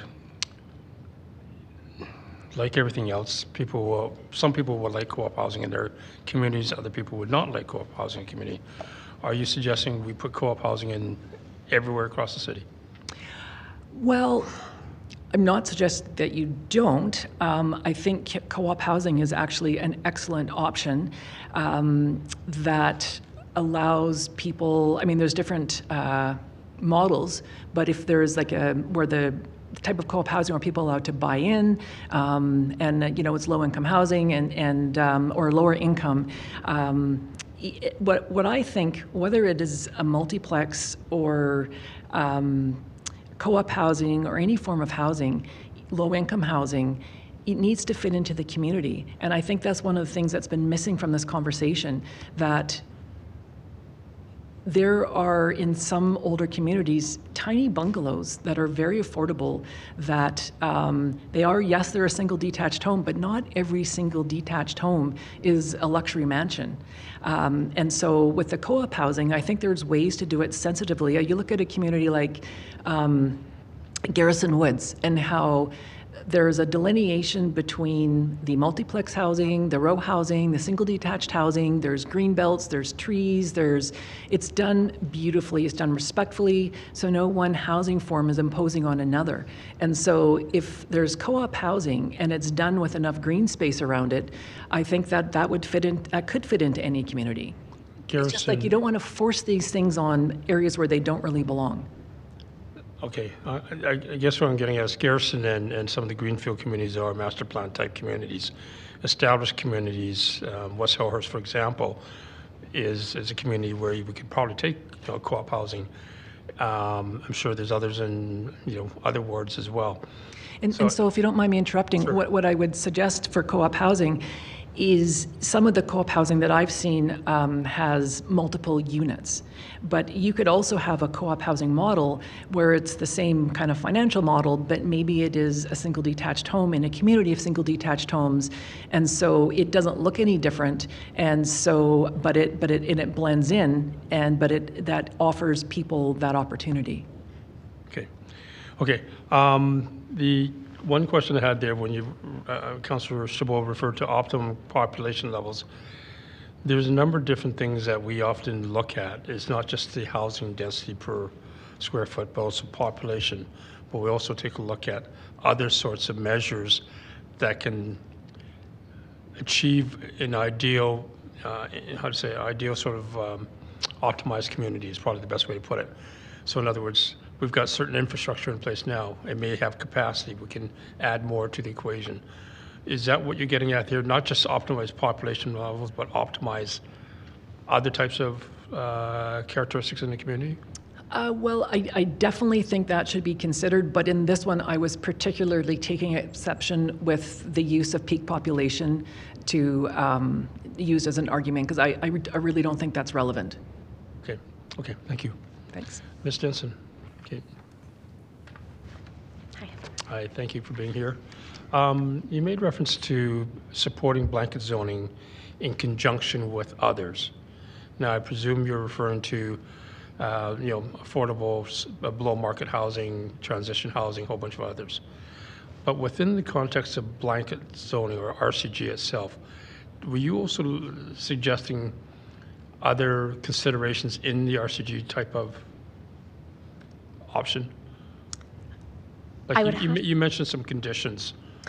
Yeah. So I would have to say that my understanding of land use bylaws is relatively limited, and so what I think the most important point that I want to convey is that the Housing and Affordability Task Force put forward a set of recommendations, and my understanding is that those recommendations are to be implemented together, and that they weren't meant to be cherry-picked. And so if blanket rezoning is being cherry-picked from that, and that's sort of the only step that's being taken, I think that a lot of the concerns that have been voiced over the last week and a half will come to fruition. But I think that blanket rezoning is an essential step in establishing housing types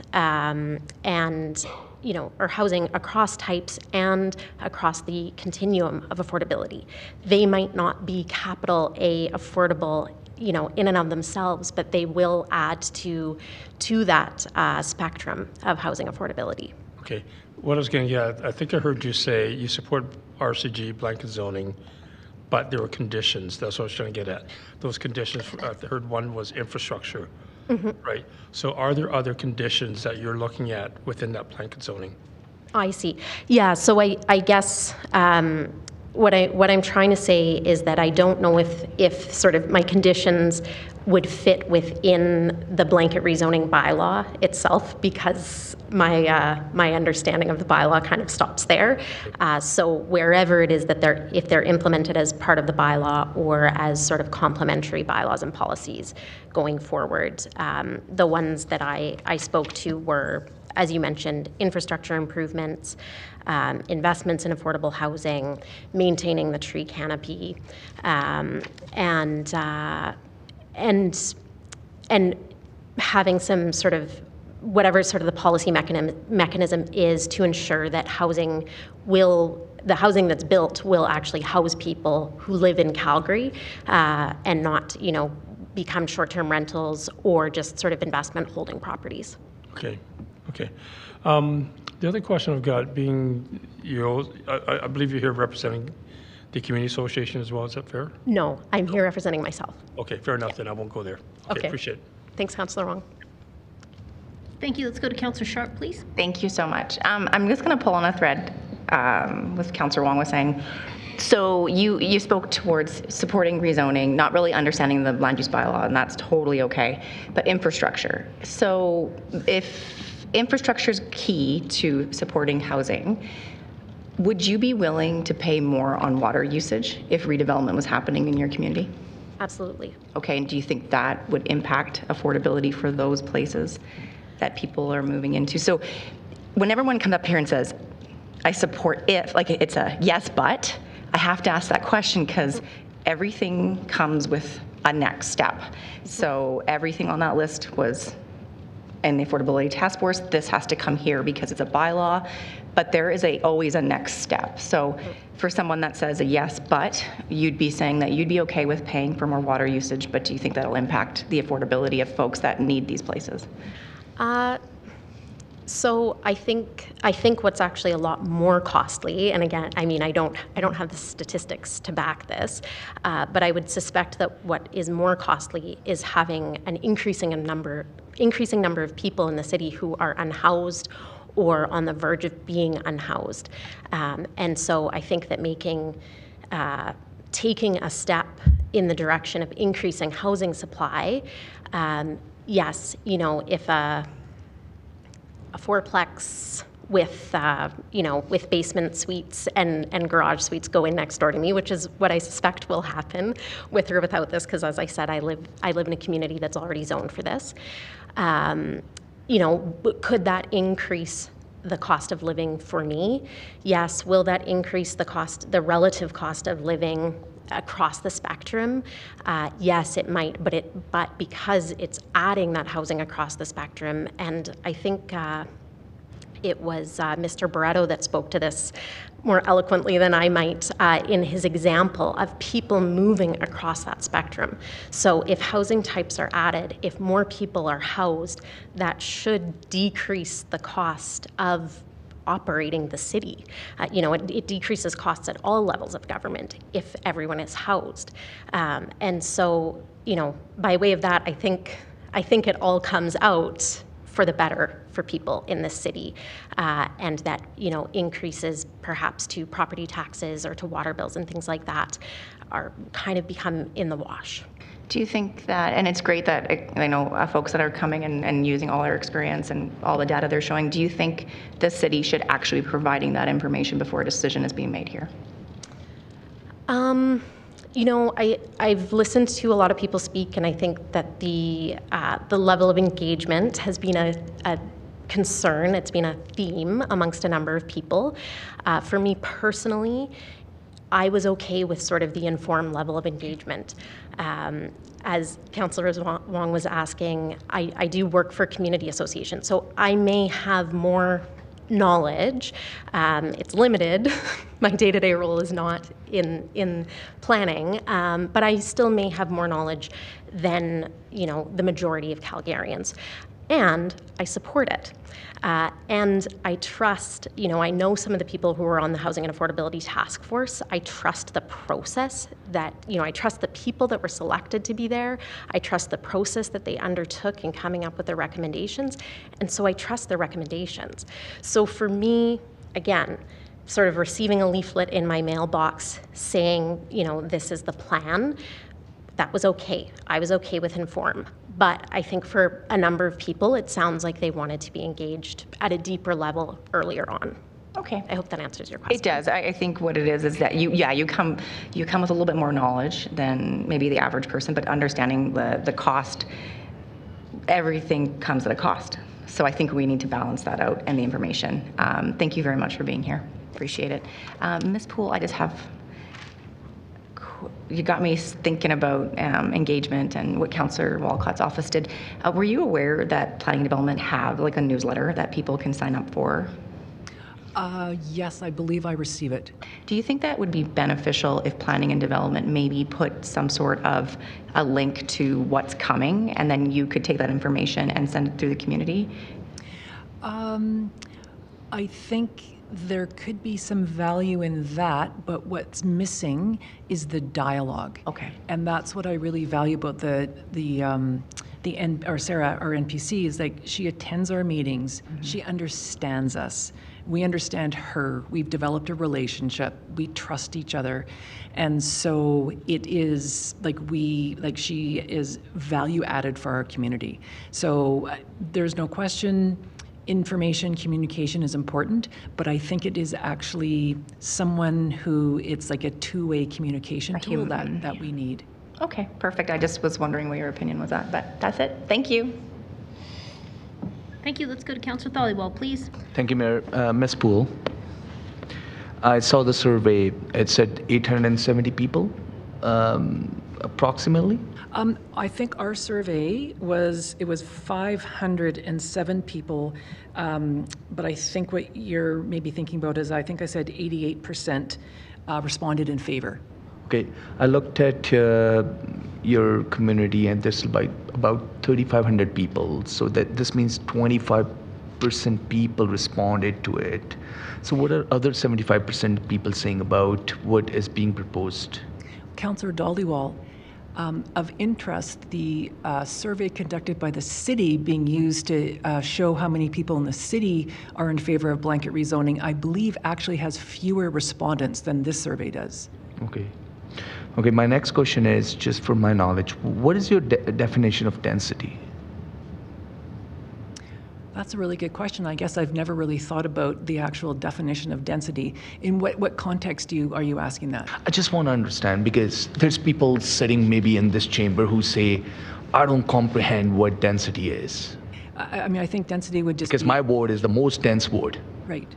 My ward has 3.6 people living per unit.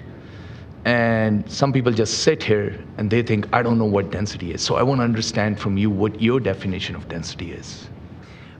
I think it would be the, you can look at it either through a lens of population, or you can look at it through a lens of housing units. I just want to understand. Yeah, and so what's also interesting, comparing your ward, say, to Ward 8, Ward 8 has a lot of, I think, single units, and this is where sometimes I think the housing, people per housing is a bit skewed, because if you're not comparing apples with apples, and that's why I also think it would be useful for us to have an updated census, because like I say, there's lots of kids and in the neighborhood, and I don't know if they're always reflected. Because what I understand from your answer is, for you, and I could be wrong, it's a number of units. For me, it's a number of people. That's why I'm saying we are already densified. We're very densified. But you are saying, and I could be wrong, like I said, it's a number of units. I think it is the proximity of the units. It's the number of units as they relate to the land. Okay. So I think it's a combination of people and units. Yeah, and I like what you said. We need census, city census. But you also said, based on the census, we would know who is living in our community. For me, the census is more important. How many people are living in the community? Why do you want to say that who is living in the community? Why is that important? I think I was looking at that through the perspective of, for school projections and things like that. So we actually know the ages of who lives in the community, and we have an idea of what their needs might be. Obviously, if you have more kids, you need soccer programs, you need parks, you need schools. And I don't think that the numbers that we're using reflect the current demographic that we are observing. Okay, great. My last question is, number 5, you said eliminate the CPC. Why? Well, it was, and it's not entirely, like I think the CPC has an important role to play. My comment was about the idea of removing red tape, and that if the point I was trying to make is citizens are not red tape. Citizen input is not red tape. And the public hearing is a really important step that must be retained. And decision-making should not be given to business entities who are driven by profit motive and self-interest. Developers are not focused on community input. community context or the well-being of existing or future residents. So they should not be making decisions about where, what, and how redevelopment occurs. And if the CPC is approving 100% of these applications, there's no point in going through that process. Like, they don't add any value. So I'd rather lose the CPC and retain the public input. Okay, great. No, thank you so much. Thank you for all the answers. Thank you, Mayor. Thank you. I see no further questions for this panel, so thank you all for joining us today. We really appreciated your presentations. I'm now going to see who's available from 180, 181, and 184, and then I'm going to pepper in the folks that are here from other panels. I haven't forgotten about you. So do we have from 180, Juan Gomez?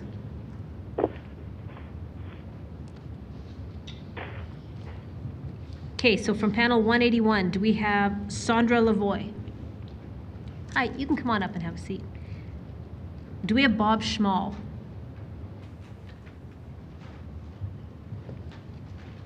Do we have Sarah Popowich?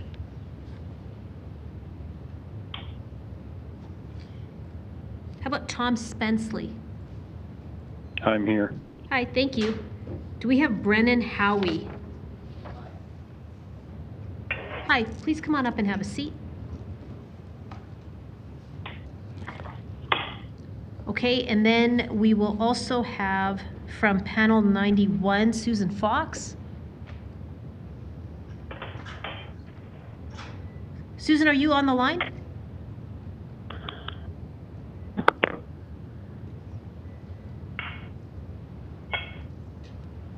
I can't remember if Susan Fox was on the line or in person.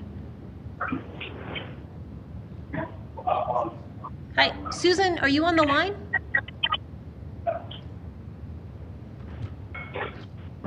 Okay, what about Gregory Scott Finney? Hi, please come on up and have a seat. And Brad Young.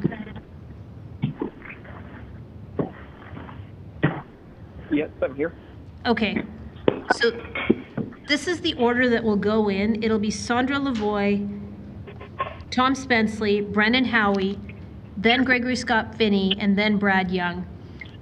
For the other folks, that was Susan Fox, CJ Feets, Edania Hart, Rob Zhang, and Owen Kavanaugh. You'll be first up after the dinner break.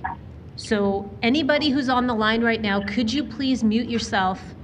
And when I call you, you can go off of mute. Okay, so let's start off with Sorry, what time does the dinner break end? Dinner, well, it depends on when it starts. More than likely, it'll be either 7 or 7:15. I will let you know once this panel goes. Okay, thank you. Okay, you're welcome. Okay, so let's go with Sandra Lavoie, please.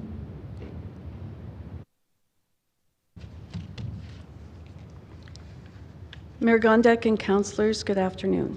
My name is Sandra Lavoie. In the last 40 years, I've lived all over Calgary in different types of homes based on my needs and finances at certain life stages. I'm here to defend the home and city I love, despite being tired of constantly needing to fight for my rights due to encroaching neo-Marxism in Canada. For the record, I am not against increased home building, but I am opposed to blanket rezoning, which destroys the fabric of community, doesn't deliver the stated promises, and gives free rein to developers and globalists. And I'm disappointed. I'm disappointed that homeowners like me are accused by previous presenters of being selfish, out-of-touch phobes, and no one on council has called out the use of pejorative labels such as NIMBYist. I am not saying not in my backyard. I am saying not in Calgary's backyard for everyone's sake. It's not selfish to want to preserve trees and green spaces, to protect the rights of young and old to have a voice, and a choice to live in safe, affordable, accessible neighborhoods with character, order, and certainty, to have privacy, parking, infrastructure, good mental health. Not everyone wants to or can live a pedestrian lifestyle, or wants to be a landlord, or live in a transient neighborhood. Blanket rezoning is nonsensical, hodgepodge, divisive chaos, and it shoves humanity on top of humanity. Calgary is a beautiful city as a direct result of decades of orderly development. I'm disappointed in this council for bowing to unconstitutional government overreach federally and NGO manufactured mayhem globally. They create a crisis, tell us to jump, and you ask how high. You work for us, the taxpayers, and your job is not social engineering. The moral response to a bribe is you don't take it. I'm disappointed in councillors who keep voting in lockstep against the wishes of the majority and who believe the public is misinformed and not intelligent enough to vote in a plebiscite. These hearings prove that there are thousands of informed, innovative Calgarians who have presented excellent data and solutions and are willing to work with council. I'm disappointed in councillors who are modern-day lukewarm Laodiceans, not knowing which way to vote. It's not that difficult to choose between freedom and tyranny. Don't be fooled that you can pass this densification with tweaks and amendments. No amount of lipstick is going to make this chicken beautiful. I'm disappointed that many on this council want to sell out Calgary to an international Marxist agenda. Blanket rezoning is a poorly veiled attempt to enforce globalist smart cities. Maybe you should just be transparent and go straight to a plebiscite on 15-minute cities. We see how the votes are cast. I do appreciate those few councillors who are independent, critical thinkers and represent their constituents well. In the end, you must completely reject blanket rezoning and the federal bribe, fix internal processes, and work with Calgarians to create density and affordability where it makes sense. If a plebiscite is revived, Calgarians must be provided with unbiased information in plain language, no spin. Voting no will prove your allegiance to your constituents rather than third parties and rebuild trust with Calgarians who are now fully awake. If you vote yes, I guess you have 228 million reasons. However, any rewards you hope to gain by voting yes are temporary. Like every other human being, you can't take it with you. You can only take your soul and leave behind a legacy. You are faced with making a choice for Calgary's future. We all face judgment for our life choices, so your vote matters more than you realize. In Mark 8:36, Jesus said, "For what does it profit a man to gain the whole world and forfeit his soul?" I have some faith in this council, but I have lots of faith in God, who can turn the evil you mean against us into good. As you cast your vote, I urge you to consider if it is rooted in light or in darkness. We all serve a master. Which master are you serving? I pray God grants you wisdom, discernment, and humility. Thank you. Thank you very much for your presentation. Let's go to Tom Spenceley, please. Hello. My name is Tom Spenceley, and I've been a long time. A few of you on council already know who I am and know what I stand for. I'm not pleased about this. I'm in opposition to it. But I'm also not adverse to having everybody have their say on how they want to decide how the city is going to go. I'm not sure I could make a better presentation than the one the lady just before me did. It was well done, and I agree 100%.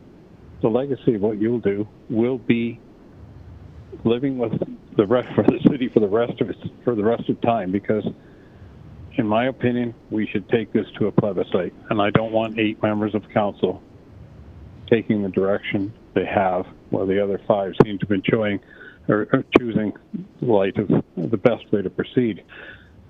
But I think we need to go to a plebiscite, and if we don't, it's just going to be, you will never ever put a lid on this of this issue. It's always going to flare up one way or another. 71% of the people who Evan Spencer sent a memo to agree with what we're saying, that this need to be revisited. I'm not sure where the lady a couple of calls or points of view came up with 88% in her writing, but as we know that the 71% was done in a proper plebiscite, or not a plebiscite, but a proper vote. This 88% thing I find hard to believe, but that's why we need to go to a plebiscite. So I can wax on all day long about whether there's tree cover, there's too much concrete, too much density, too much this, too much that. But you've heard it. You heard it all for the last week and a half. You don't need me to repeat what we already know. What you need to do is govern yourself accordingly Because if you don't, then unfortunately, I can see a lot of you will be replaced in the next council. That's all I can add. I appreciate your time. Thank you. Thank you for your presentation. Let's go to Brendan Howie, please.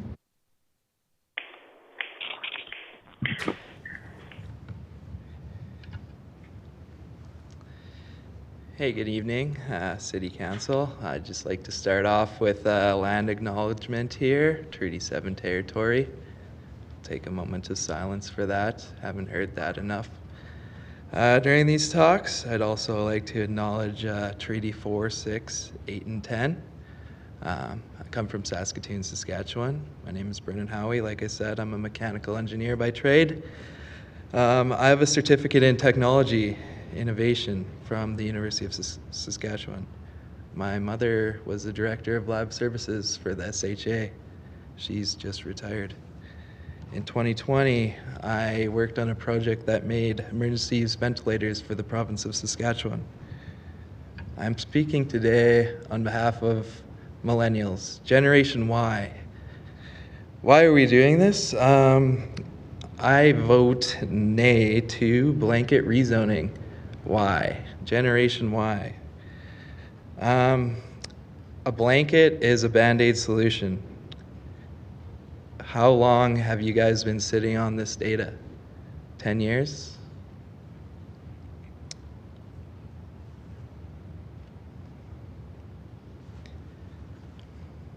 $10 years, 10 seconds. You build properties on site-specific data. You don't build properties based on blankets.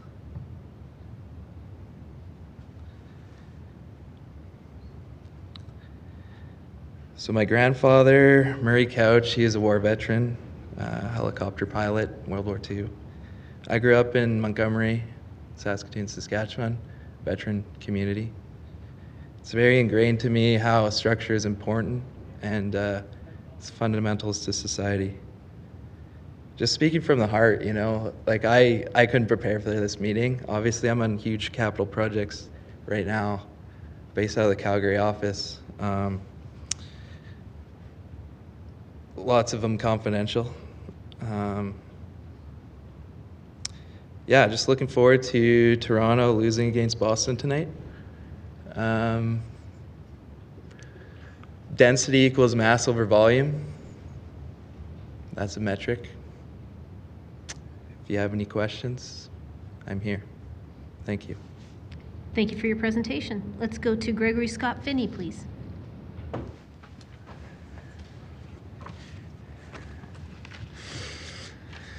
Good evening, everyone. Born and raised here in Calgary. I was born on August 21st, 1981. I want to start by taking the time to thank the mayor and the city for granting me the opportunity to share my input on this critical public policy decision. Thank you, Your Worship, and thank you all city councillors. I'm here to proclaim my support for rezoning for housing for the following reasons. It will provide a greater supply of affordable housing for economically disadvantaged Calgarians and middle-class Calgarians in a time of critical need, and an evidence-based analysis substantiates this claim. When I read the pamphlet sent to my residents to come and address City Council on this issue, it stated the following, and I quote, "A secondary suite and backyard suite could be built on the same property with no parking requirements for backyard suites," end of quote. As someone who's previously addressed Calgary City Council in favor of secondary suite legalization out of concern for a lack of affordable housing in the past, the proposed rezoning would increase that supply in a time of very high demand. Secondly, an evidence-based analysis examining other municipalities in Sweden, Finland, New Zealand, and the United States of America corroborate the proposed course of action being pursued at this time. As the 2021 article from the VAT Institute of Economic Research titled "Citywide Effects of New Housing Supply, Evidence for Moving the Chains" states on page 3, And I quote, "New housing built in expensive areas of the city does indeed primarily house the better off. However, the moving chains triggered by these new units reach middle and low-income neighborhoods quickly, within a year or two. Our registered data also allows us to show that low-income individuals are part of the moving chains. This is direct, revealed preference evidence that low-income individuals in the city area also benefit from new expensive housing, even when the new units are allocated to individuals higher up in the income distribution." End of quote. Further corroboration for this claim stems from an April 1st, 2024 news article out of New Zealand titled "Auckland Unitary Plan Improving Housing Affordability Research Shows which states that," and I quote, "Auckland's strategy to handle growth for upzoning is improving housing affordability," new research says. The study from the University of Auckland indicates that about 22,000 new homes consented between 2016 and 2021 can be directly attributed to the city's unitary plan. End of quote. I also want to say that I think that blanket rezoning could help minimize urban sprawl at a time when protecting biodiversity is critical for all citizens of the global community.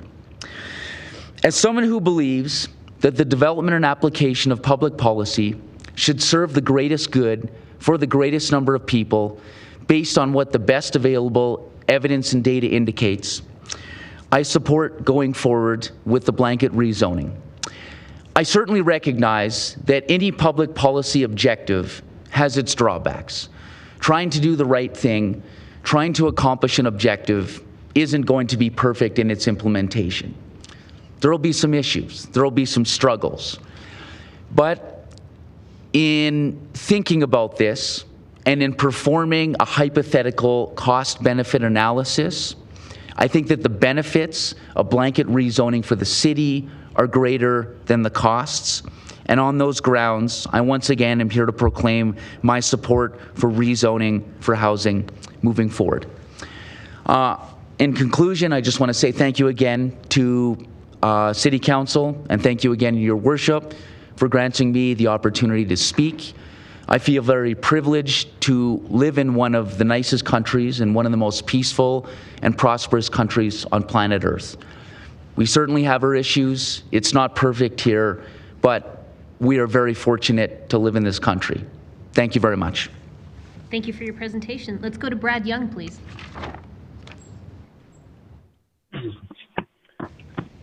Hi, my name is Brad Young. I live in Sundance. I'm extremely concerned about what the blanket rezoning would do to our community. Our community is designated as an R1 family housing. I'd like to highlight the concerning information I learned at the Mid-Sun School Town Hall and the details the councillor and Calgary Planning Department confirmed. First, I'd like to mention my first home experience and how I managed. When I moved to Calgary, I rented for almost 10 years. First apartments, then townhouses. My furniture was all used. My end tables were milk crates and cardboard boxes covered with blankets. My TV stand was cinder blocks on boards.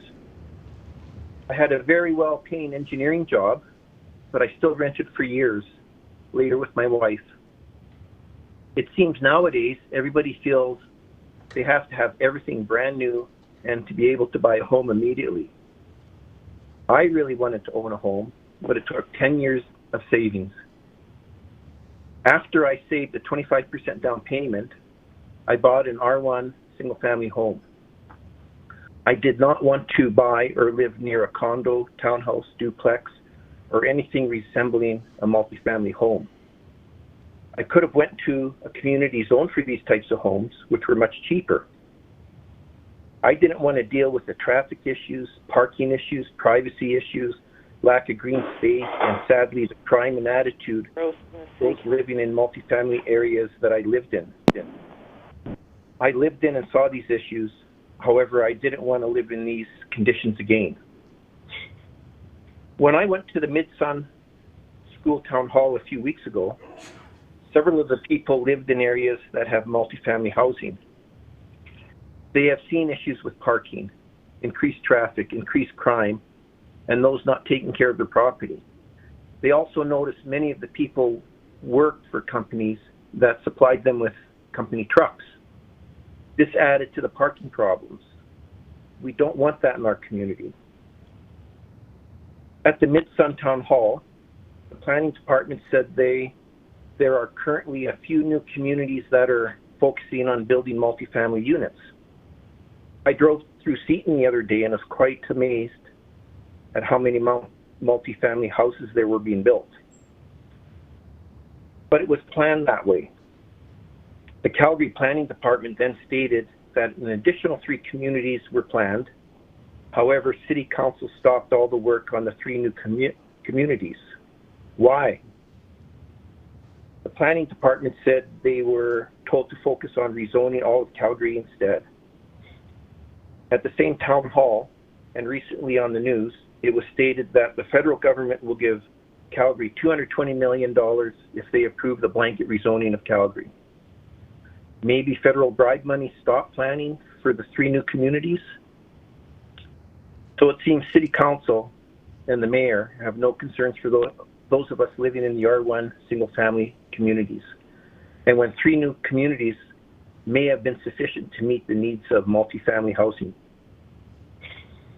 At the Mid-Sun School Town Hall, the Planning Department then said all of Calgary is planning to be rezoned except for Mount Royal. Apparently, Mount Royal is very special, and they can stay R1 single-family housing. If Mount Royal is so special, why can't communities like Lake Sundance get the same approval? Homes in our community are in the 30-year-old range. They may need upgrades and renovations, however, they don't need to be torn down as they are solid homes. In older communities, more city center and inner core, houses can be 60, 80, or 100 years old. In those communities, it could make sense to tear down or rebuild. However, listening to many panel speeches, I've learned many people in those areas don't want blanket rezoning in their communities either. For those older communities already have that multifamily zoning, so this is happening now. My community will have 60, 80, or 100-year homes, but not anytime soon. Thank you very much. Thank you for your presentation. Let's go to questions for this panel, starting with Councillor Chabot, please. For Ms. Lavoie. First of all, I want to say great job, great presentation. You didn't look nervous at all. Thanks. Still shaking. You did a great job. Anyways, I thought I heard you say that you don't think, and maybe I mistook what you said. If we tried to amend it, do you think that's something we should consider? That's what I thought I heard you say. There's so much wrong with it. Like the very premise, the basis of it. Like you're putting lipstick on the chicken. Okay, so you think we should just scrap it for now? Mm-hmm. Do you think we should look at other options, like maybe looking at local area plans, Yes. looking at things more Yeah, I think that 2 things. One, people are conflating densification with blanket rezoning. They're not the same thing. You can densify without taking away the certainty and the rights of people's voices for having certain types of building forms in the neighborhood, next door, whatever, down the road. You can densify without blanket, taking away all that. And the other thing is you just, if you start from scratch, like the local area plans, you're keeping the control here. You're keeping the control with the people who care about Calgary the most.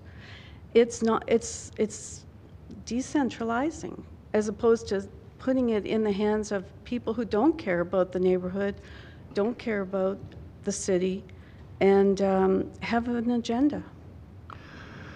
Yeah, obviously there's a lot of things for us to take into consideration when we're trying to move towards greater sustainability from our city's perspective. I've been blown away at the amount of information, education, ingenuity, expertise of people who have come up to this podium, a lot more educated about planning than me. And I think you have a plethora of talent here, and I don't see why you wouldn't use it and work with Calgarians who care. Right. Okay. Do you mind my asking which quadrant of the city you live in? Ward 6. Ward 6. Okay. All right. Thanks. No further questions for me. Thank you for being here. Thank you. Thank you. I don't see any other questions for this panel, so thank you all very much for being with us. We appreciate your presentations today. I'm going to find out if we've still got a few people on the line with us. Do we have CJ Fitz? Right there? You know what? We're going to hear from you before we break, so come on up, have a seat. Do we have Susan Fox?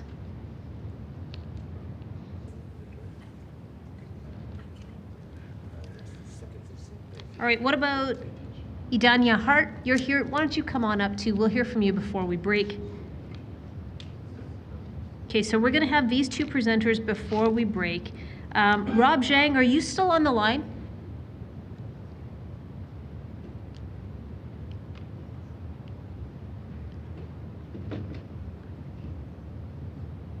And Owen Kavanaugh, are you still with us?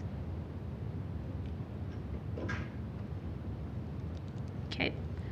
Let's go to these two speakers, and when we return, we'll look for those folks, and we will also go into panel 184. So for now, let's hear from CJ Fitz, please.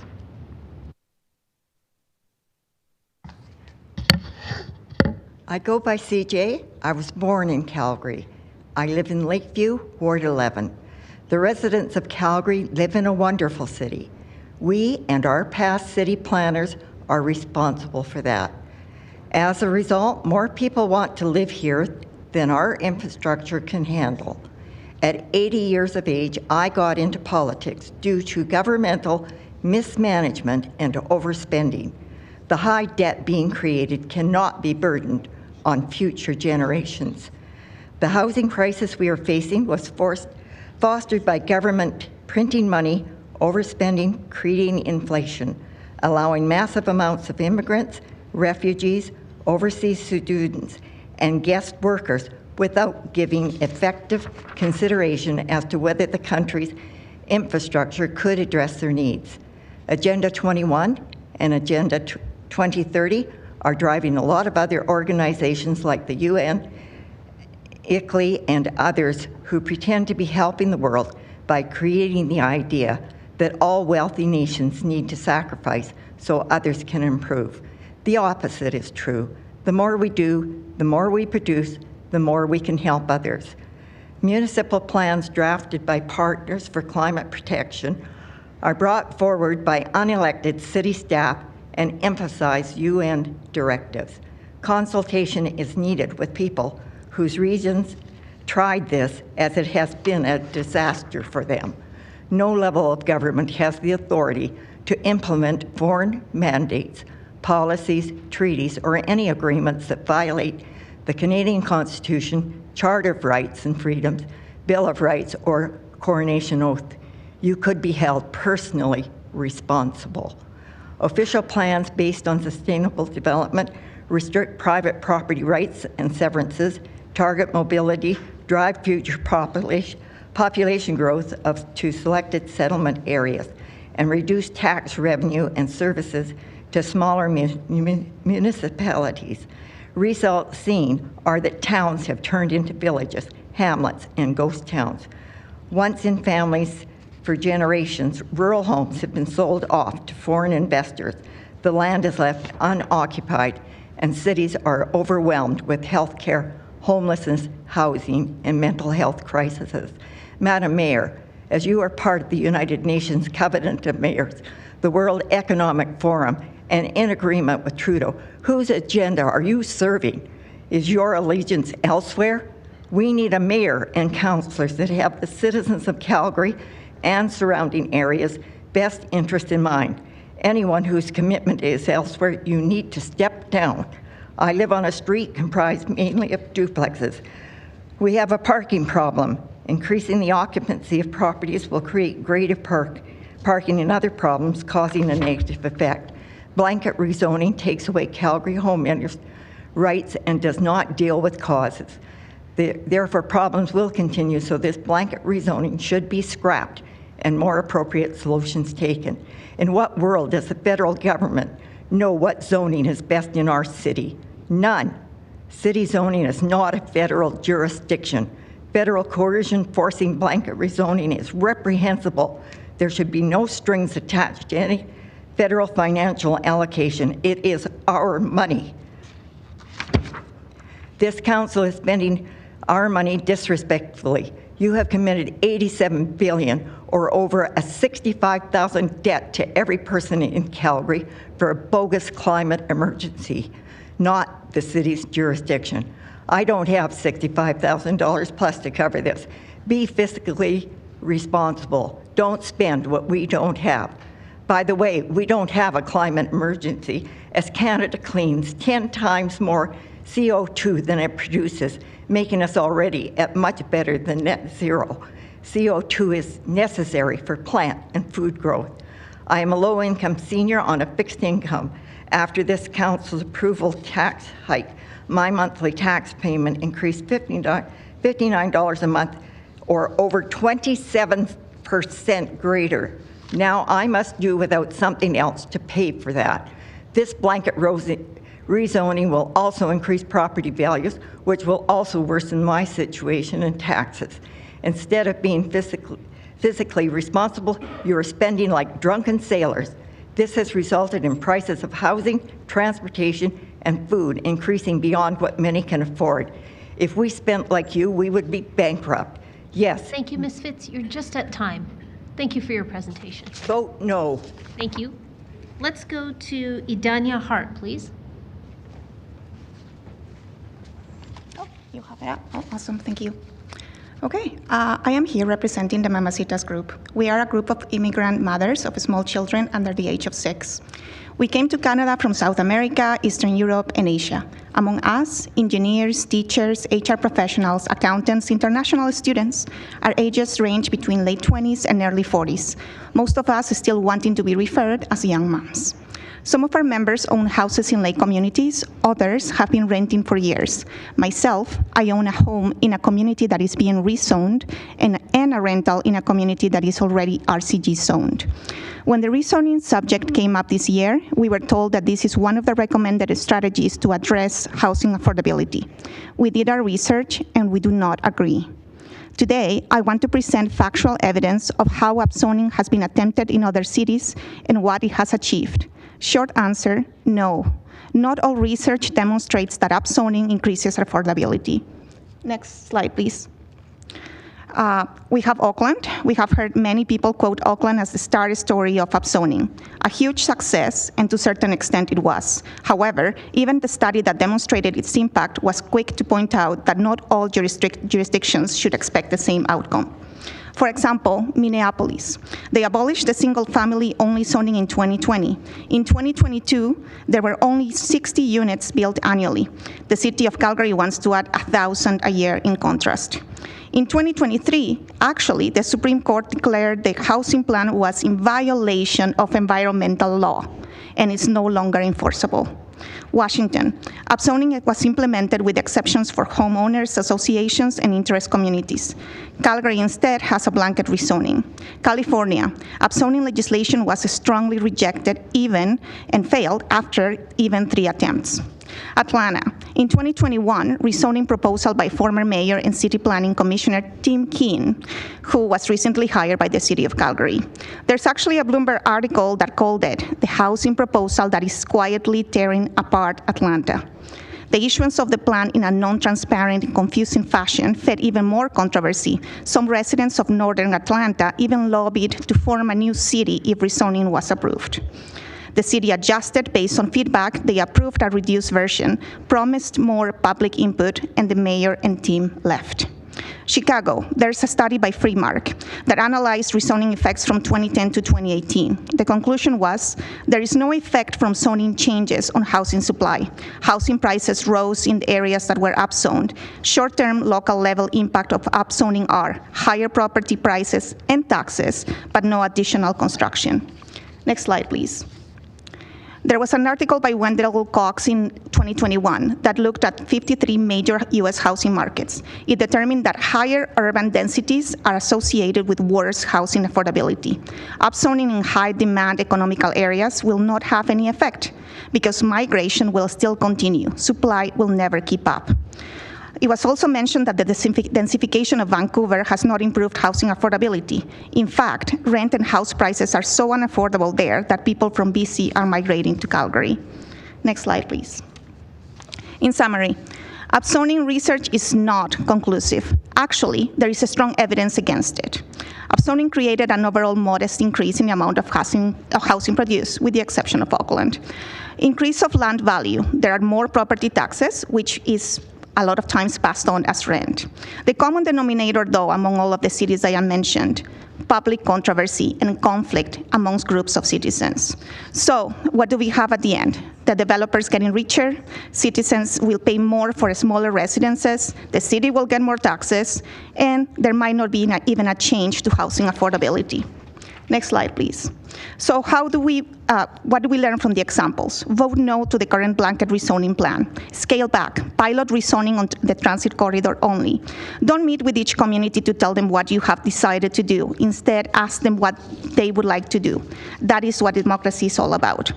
And be honest with the expectations for an experiment. Students and renters are desperate. They will take anything, even in an experiment that has failed in other cities. In conclusion, no, we are not turning our back on young people by rejecting blanket rezoning. No, the solution to the housing problem is not basic economic supply and demand, Econ 101. If that was the case, all cities where rezoning was implemented would have the data to back its success. What we are actually saying is upzoning is an experiment. The data behind it is not conclusive. By selling it to your citizens as a tool to end the housing crisis, you are giving them false hope. This so-called solution has no guarantees to work, and it will likely make things worse. Thank you. Thank you very much for your presentation. I don't see any question for the speakers on this panel, so thank you both very much for joining us today. We appreciate your presentations. We're going to take a break in just a minute, but I'll let you know who we will be seeking when we come back. We'll be looking for Susan Fox, Rob Zhang, Owen Kavanaugh, and on panel 184, we'll be looking for Brendan David, Wesley Brindle, Trang Pham, Frank Anderson, and Robert Zubkowski. So we will be, let me ask council, do you need until 7:15 or can we come back at 7? Okay, we need till 7:15. We will be back here at 7:15, everyone. Thank you.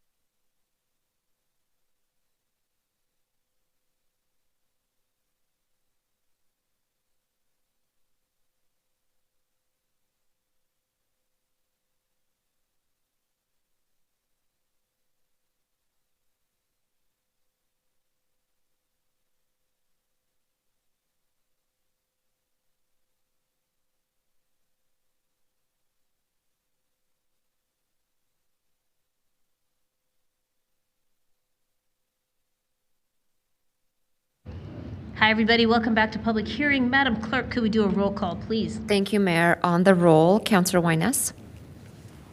Here. Councillor Corra. Councillor Chabot. Present. Councillor Corra. Here. Thank you. Councillor Chabot. Present. Councillor Chu. Here. Councillor Demong. Here. Councillor Dhaliwal. Councillor McLean. I'm here. Councillor Meehan. I'm here. Councillor Penner. I'm here. Councillor Pootmans. Here. Councillor Sharp. I'm here. Councillor Spencer. Here. Councillor Walcott. I'm here. Councillor Wong. I'm here. And Mayor Gondek. I'm here. Thank you, Mayor. All right. Okay, so we are going to do this. Let's figure out who we've got here from older panels. From panel 91, do we have Susan Fox?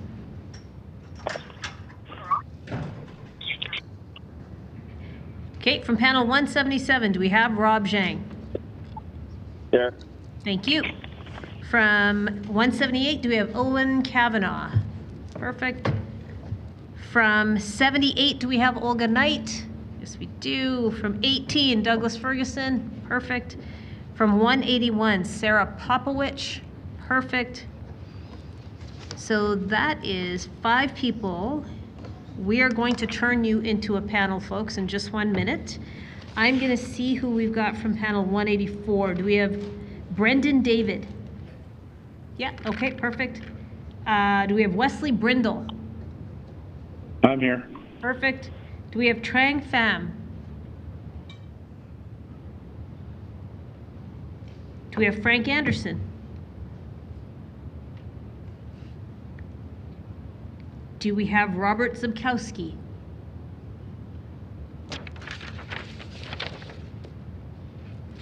Okay, then let's go to panel 187. Do we have Janice Lowe? Do we have Tammy Evans? Hi. There's someone else on the line. Hi, sorry, say that again? There's someone else on the line. I missed your last name. It's Bob Schmal from panel 181. Bob Schmal from 181. Okay, gotcha. Do we have Ekaterina Petrovich?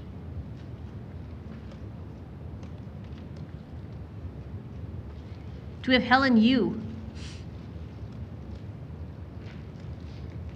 How about Cassandra Mihalich?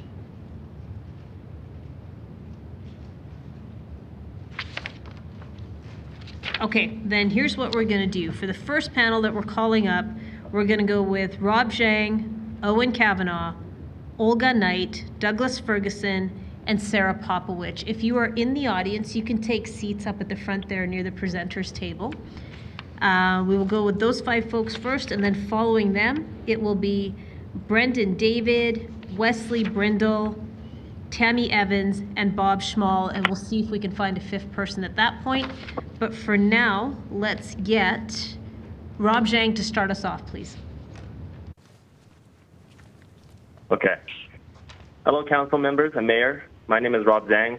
I'm 29 years old, and I own a single detached home with my fiance in Ward 6. We bought it in 2023 when we moved from Winnipeg. Alberta called and we came.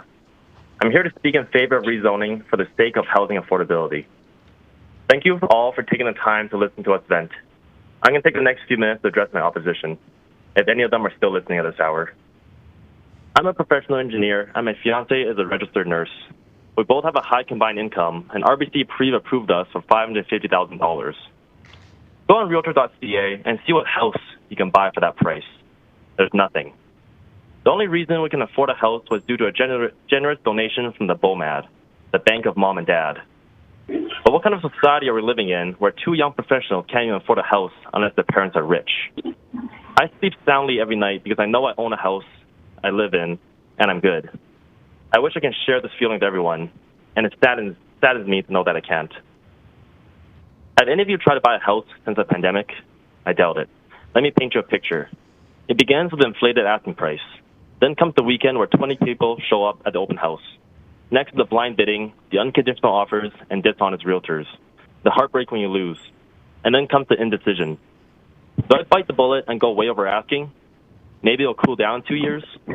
If interest rates drop, then I can get a higher loan. But what if that jacks up housing prices again? What should I do? Who can I ask? No one. No one knows the answer. But you don't know how this feels because of the seller's market and you only read the headline. Housing unaffordability is like climate change. No one solution can solve it. But we can distill the core problem down to one sentence. Too much demand is chasing too little supply. If increasing supply is the only tenable way to improve the situation, then we have to try. House prices will still rise, but the velocity will decrease. And instead of reaching affordability in 10 years, maybe we can do it in 7. It's small consolation to those struggling, but we got to take our wins where we can. The criticism that new row houses are unaffordable compared to the existing house is distorted.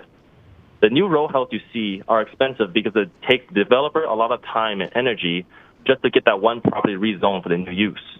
Of course, they're going to go big and increase the margin to make up for all the effort they put in. We also cannot, quote, upzone select neighborhoods where it's appropriate, unquote. Does your team have a consensus on what appropriate means? If we try to do this, we're all coming back here to have another 4 weeks of public hearings. As counterintuitive as it seems, blanket rezoning is the most fair way to implement this. But here's an olive branch. There are some good points from the opposition that I can get behind. Parking is an issue. Our city is very car dependent. But theoretically speaking, living closer to work should lead to shorter commutes, which opens up options for cycling or walking. And increased density makes public transit a more financially viable option for the city. Theoretically speaking, car dependency should decrease. And who can even afford a new car these days? Garbage is also a problem. There are some gnarly pictures up there, and I would be annoyed too if I saw that every week. But I don't think this is a problem that a beautiful and talented council can't solve. And I'm sure they'll commit their absolute attention in addressing these challenges. But if your beef with the bylaw is that the character of your neighborhood is going to change, I'm sorry, but I think you should just get over it. Cities change. This country has been building suburbs and cul-de-sacs for the last 70 years. This country has reached its limit. And I really don't think your life's going to change very much from this bylaw. Your financial future is secure. But to those homeowners who support this change, you have my heartfelt gratitude. So councillors, mayor, Mr. Pootmans, I would like your attention again. We see the opposition, and it's fierce. You may lose your seat over a yes vote, because the sad truth is my generation is kind of apathetic to this kind of thing. But I care. And the other people, young people who you've heard care deeply about this issue. Housing unaffordability is an urgent crisis affecting young and vulnerable people. Therefore, we need to have the same urgency in our response. We are the economic future of this city. So I selfishly ask you to do it for us. Thank you. Thank you for your presentation. Let's go to Owen Kavanaugh, please.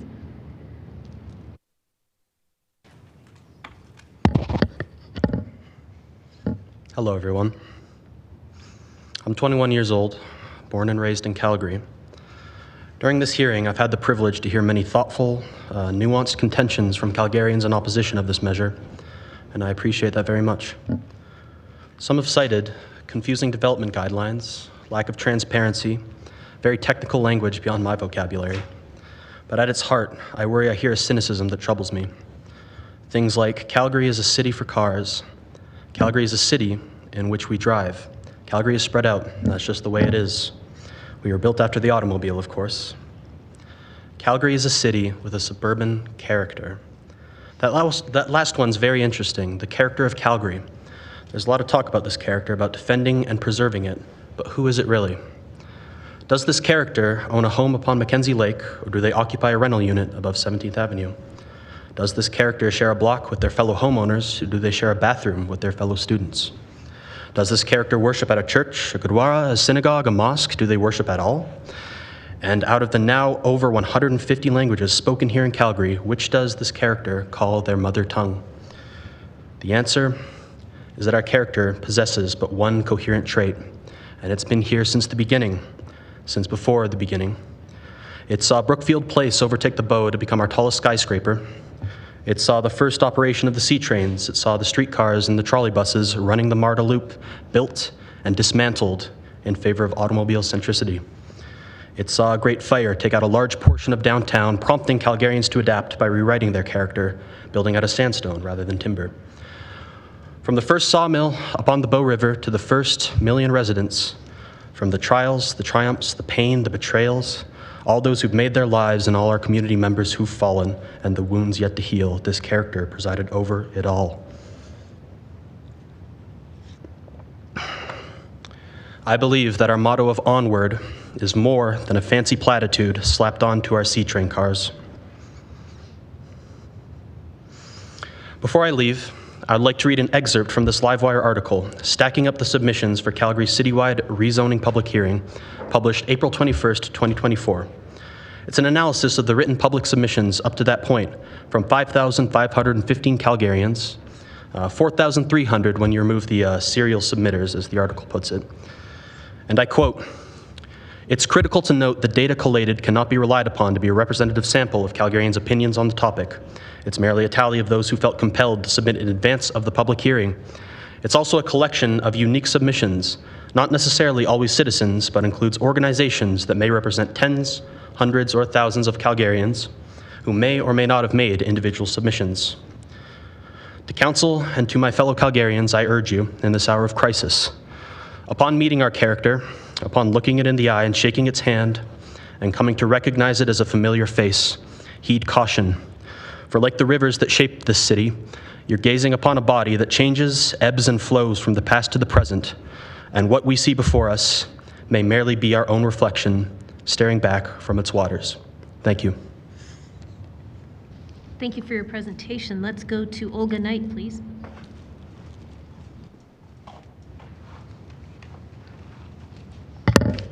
Mayor, councillors, my name is Olga Knight, and I'm a senior, and I'm a renter. As my rent has greatly increased, a lot, I decided that I would look at buying a house where my costs would be less volatile. I looked at several bungalows in different communities over the last 2 years that were all sold over list and within a few days of listing. I finally found 2 bungalows that had lots of trees, a lot of perennials, lovely garden, and one that needed a little bit of TLC. I was excited. Both were listed under $575,000. However, unfortunately both were purchased over list, well over list, and both were bought by builders. The builders took no time to board the houses up and then proceed to tear them down and remove every single tree and perennial from the property. On one lot, the builder put 4 townhouses, all priced over $600,000, way more than the asking price for the bungalow that I looked at. On the other lot, the builder is putting up 8 townhomes, absolutely no yards, no green space, and the cheapest unit in that development is $700,000. Can you imagine where the 24 garbage, recycling, and compost bins will be placed? You say that citywide rezoning will make it cheaper. However, each of these townhomes are more expensive than the bungalow that was torn down. You say that citywide rezoning will get more people into homes and give people more options for housing. That is only true for people who have the money to pay and is completely dependent on the builder's financial bottom line for profit, not for the needs of the potential buyers, and certainly not for the concern of the neighbors impacted by height and other issues of the development. Guess where those garbage, recycling, and compost bins end up? You say that it will decrease rents. That's not what I'm finding. Many townhomes and condos are being bought to rent out. One small unit that I looked at in the development called Crown Park was bought by someone from Toronto, and a management company was renting it out, and it was being offered for $3,500 a month. How, may I ask all of you, would blanket rezoning make it more affordable for someone like me?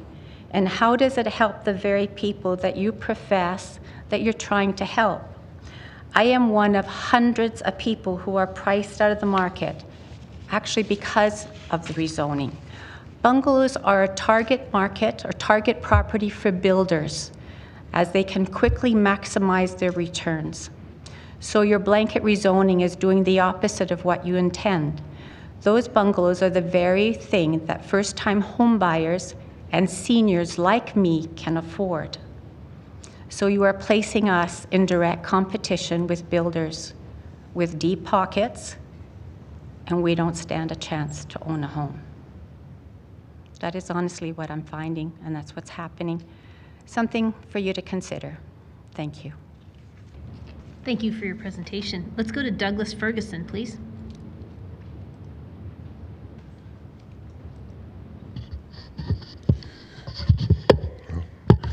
Thank you. My name is Douglas Ferguson, and I really appreciate everybody coming here to hear this talking, because it really glands my heart, because I know that everybody here is following the regulations that people have made for this very purpose, and it just is very good.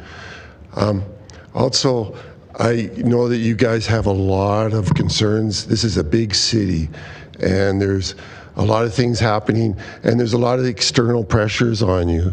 You know, you have to bring in all these people, and you've got to figure out how to get all these people in this area. And I just want to say, you have a power to say, no, we don't have to take in as many people as you want. We're not ready. Because it's very important to take people in that you can actually help, not to just warehouse them into houses and to make a high density. You can say no to the powers outside. Like, I know that Trudeau says we have to have so many people. You have power to say no. I just want to make sure you guys know that. You have power to say, I want my city. You have to have a vision for your city. And what is our vision? I know that every one of you guys want to leave a legacy of something beautiful, not something that's a mess. And I know that. Why else would you be here? And I think it's very important to really consider the vision of what we have for the city. What makes a city? It really is community. I was just over in the library, you know, because I came earlier, and there's a recess, and I talked to a woman, I hope I get her name right, Kamheksha. Anyway, she had all these badges on her outfit, and I asked her, and she was saying, yeah, it's my family. She works in the library there, and she's so proud of her family, and that's what really makes community, is family and having community. Now, if we have high density housing, it's just apartments, and it's not family. And if you don't have family, what do you have? You don't have, people are disconnected, and people are not having a community. And so I think it's really important that we really consider not destroying the single house for our family in our communities, because it's what makes our communities special. And that's one of the big things.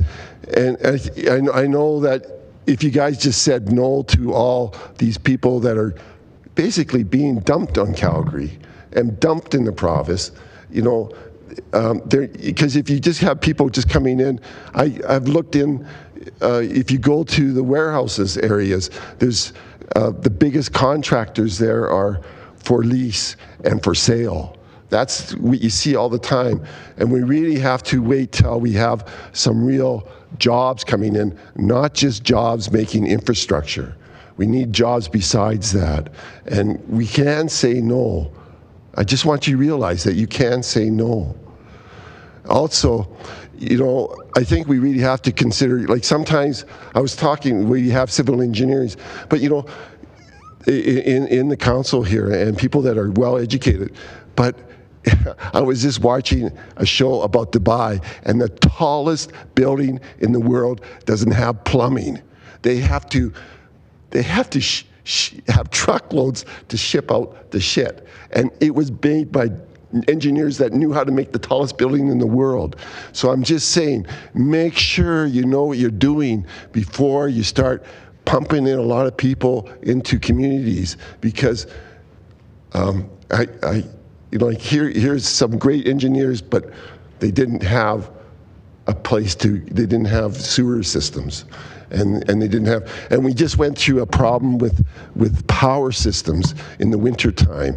And so that is another, we have to realize what's going on and not just think that we can just snap our fingers and everything will be good. We have to be able to know that things take work and things take, and I know that you guys do. I know, and there's a lot of pressures on you, but I'm just saying, I am concerned because I see people's lives being destroyed, or the broken families.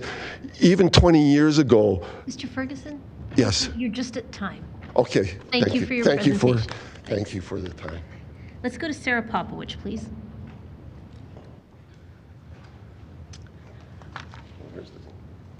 You can just click through it slowly. I'm not reading off of it, so if that's okay. If you could let us know next slide when you would like us to advance, that would be helpful. Okay. Thank you. Hello, Mayor and Council. My name is Sarah Popowich, and I am a constituent and taxpayer in Ward 1. I am an impacted body of your trial for RCG zoning. Next slide. I currently live on Bow Crescent in Northwest, in the house I purchased in 2006, shortly after my marriage. I'm raising my 2 children in this home, and I have lovingly renovated this home. I'm an avid gardener, and my husband and I bought this house in some respects for the house, number of bedrooms, number of bathrooms. But the real reason we bought this house was that it had a large, south-facing lot on a beautiful street with mature trees. A lovely place close to downtown where we could raise a family, walk our dogs, and be part of a community. Knowing that we were buying next to a corner lot, we researched what the zoning was so we would be prepared for what would eventually be built there. Next slide. Over the years, we have been good friends with our neighbors that lived in the cute little house next door with the tenants in the basement. Having multiple neighbors was not a problem, and the idea that a cute fourplex would one day be built there didn't bother us in the least. At that time, you could build on, I believe, 45% of the lot, and there were many others in our neighborhood that are both tasteful and functional. Next slide, please. We thought maybe they would build executive duplexes, as they were a fad for a while. They ended up too expensive.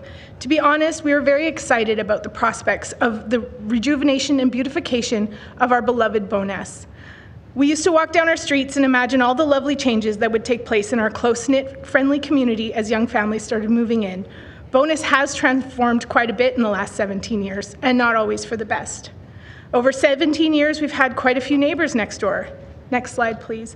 Who owned it, some who rented. We were good friends with most of them. Our last neighbor, a single mom of 2, tells me she needs to move as she is being rent-evicted. Our daughters used to play together, and we were sad to see her leave. The house was being torn down. I called the owner, who had been my neighbor for years prior to renting the house out, and asked what was the scoop on the house. She told me she was building 4 townhouses, that she went that route as it was an automatic approval and so it would be so much faster. She didn't want any nosy neighbors butting in, making the process take longer. So she asked for 0 exceptions, and she was thrilled to tell me how much I was going to love it. Next slide, please. To say the process of having the monstrosity built, as our neighborhood has dubbed it, has been a nightmare. The excavators have damaged our property, dropped a tree in my yard, a very large one. They've raised the noise volume to intolerable levels, the parking mess as the builders all park in front of my home, and the dust.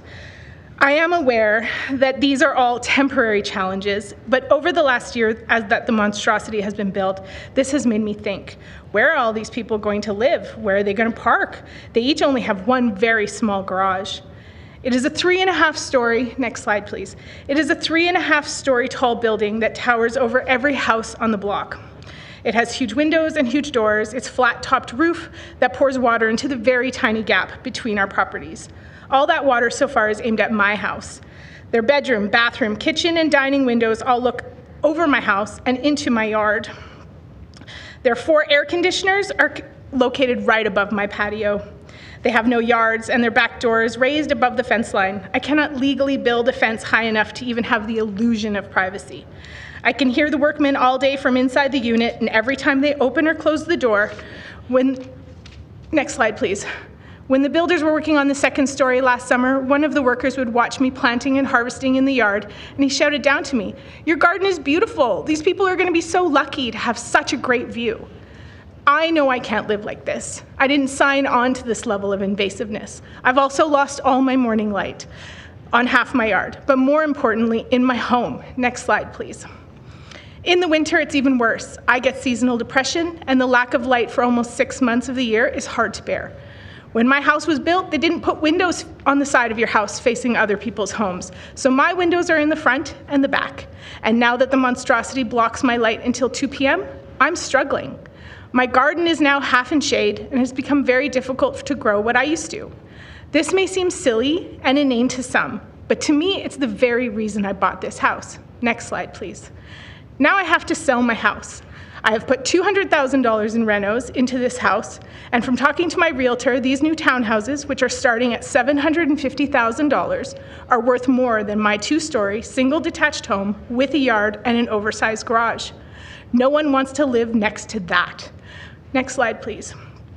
My house that I've so lovingly tended will probably be bought by a developer, and then Cheryl, my lovely neighbor on the other side, will have to go through this too. If you approve the blanket rezoning, I will not be buying in Calgary for my next home. I will not go through this again. Thank you for your presentation. You're just in time. Thank you. Thank you. We're going to go to questions of this panel. We'll start with Councillor Spencer, please. Thank you, Mayor. First question is for Mr. Kavanagh. First of all, Mr. Kavanagh, I just want to say I have a deep appreciation for the wordsmithing and the attention to detail you gave your submission, so thank you for that. If you had a crusty, your parents, let's just say, I don't know where they would fit on this, and you're going to speak to the heart of the reason for our city to need to evolve and change, can you give, using your deep well of words, how would you speak to them about a situation like the one we just heard from Ms. Popovich?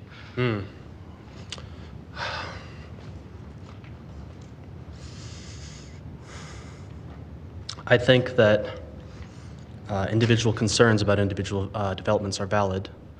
However, I believe that the cost of not moving forward, sort of as I mentioned in my presentation, I believe that that is going to, just wreak havoc on many more than just, individuals affected by these developments. I don't believe that there's an easy way around it. However, I don't believe that anybody has an easy alternative, right? We either look at people affected by these things and we tell them the difficult reality, right? Like we're a city now. We can't meaningfully address the housing crisis. We can't meaningfully address any of these things without some discomfort moving forward. And I think what we need is courage from council, and we need, to own this reality, right? Because it's very easy to sit here and be like, oh, we can all preserve, our idyllic suburban lifestyles, right?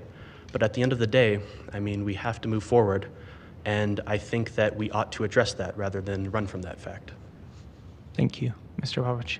No further questions from you. Ms. Popovich, if I may have you.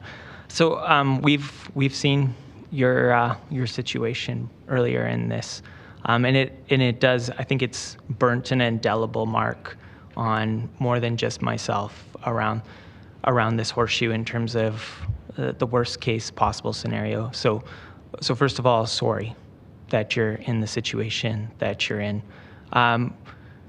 When you think about the process that was available to you to speak to your neighbor, to have an opportunity to speak to how it could impact you, for somebody that's inevitably going to be in your shoes, because whether or not we pass this zoning, this continues to happen in our city. How do we improve this process to make sure that we honor future situations like this? I had zero say. She went by the book. It's 3.5 stories tall. It's 60% of the lot. I had zero say. I was not allowed to say, hey, could you move the windows? They have balconies on the front and the back, and then a third story in between. So they have downspouts on both sides. There's a huge balcony with 4 air conditioners right above my yard. And the downspouts are like this wide, and they're gonna come down straight at my foundation. We do not have enough space. And I have an old house, 1946. I have a cinder block foundation. I don't have like fancy weeping tile and rubber or cement. That's all gonna come into my basement. Right. It's gonna damage my home. At this point, I'm looking at it. My contractor who did all my renos, he said, don't put another penny into your house. It's not worth, it's land value only now. Could you see a situation where you were given a conversation to actually look at the drawings? To see that would have been amazing. Okay. She told me, she said, I went by the book, so nobody could say a word, and it was approved before I even knew it was happening. Yeah. And then once it was approved, like even now, is there a way to get the downspouts to point, I don't know, that way and not at me? Probably not. I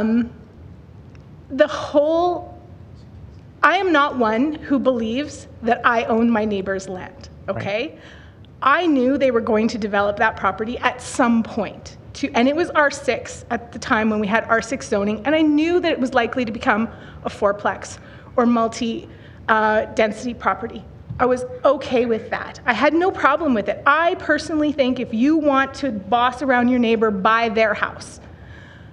This is in no point of me trying to say that we should have complete control over the people around us. We do live in a city, we live in a community, and I really like my neighbor. Yeah. And I'm glad she's making her money and her developer's making her money. The problem is I've lost all my money that I've put into my house. And it is so invasive. I mean, I have become really good friends with the builders because I'm a gardener and I was out all summer and we chatted because they're that close all year, all summer long. The problem is when I walk outside, I can't ignore it. I am saddened every time I walk out. It is so big. It is so close. People don't live there now. I'm sure they're all going to be lovely, and I'm sure they're going to be great families, and that'll be great. But I'm starting 1,000 seedlings. I'm a gardener. That's what I bought it for. Yeah. And that choice, so when people say the upzoning gives everybody choice, you're right. It gives the homeowner the choice to build, and I can't say that I don't think people deserve the choice. The problem is this is so affecting to me, to my family. I don't want to live there anymore. And I've been there forever. There's my kids in that house. I've lost my first dogs in that house. And for a lot of people, that these are things that are silly, but it's my life. I love my neighbors. I'm part of school council, Ed Society, I volunteer. I love my community. Another house came up for sale in Bowness. My neighbor said, go look at that house, go buy that house. I don't want you to leave Bowness. On both sides was a small, older bungalow. And I said, I can't do it again. And so the problem is when you have blanket zoning that allows for such extremes. That's the problem. The backyard suite's not a problem. The basement suite's not a problem. I lived next to a basement suite. They were all lovely people. There was no extra crime. They were all wonderful. But it's so big. I'm a 2-story house. There's one down the street, and that lady's a bungalow. She will never see the light of day again. Some people don't like to garden, and they couldn't care less. My mom goes, well, think courtyard, you live in a courtyard now. And it's like, but I didn't buy a place in France with a courtyard. I bought a place with a big yard, and I've planted 15 trees, and they cut down 15 trees. The 60%, if you go to one of the slides, it shows the actual tax assessment lot with those properties on it. And it's at 60%. My husband's an engineer. He measured it. I said, it can't be 60%. He goes, no, honey, I measured it. It is. By the time they put stairwells, like stairs, walkways, front and back, there is nothing alive on that lot. It is 100% cement. I personally believe that we should all have a little green and everybody should stick their hands in the dirt and go walk on the grass a little bit. And yes, Bowness has beautiful green spaces, and people can say, I can live in a cement jungle because I can walk down the street and go to Bowness Park. And you're right, it's true. But I spend every moment of my day trying to make my little piece as beautiful and as green and as welcoming to all my neighbors. I've got the kid who wants to go take his first girlfriend out for a date, comes and picks flowers in my yard. You know, it's so extreme. And the fact that it could happen to anybody, right, anytime, anywhere, and the person who's next to them, who's put money into their house, they've lovingly picked out their granite, and they've redone their bathrooms, and then their realtor says, well, your house is old, so even though it's fixed up, it's not worth anything anymore. Nobody wants that, because that's staring into your yard. That is heartbreaking. Yeah. And so if I don't want to go through it again, do I have to leave my city?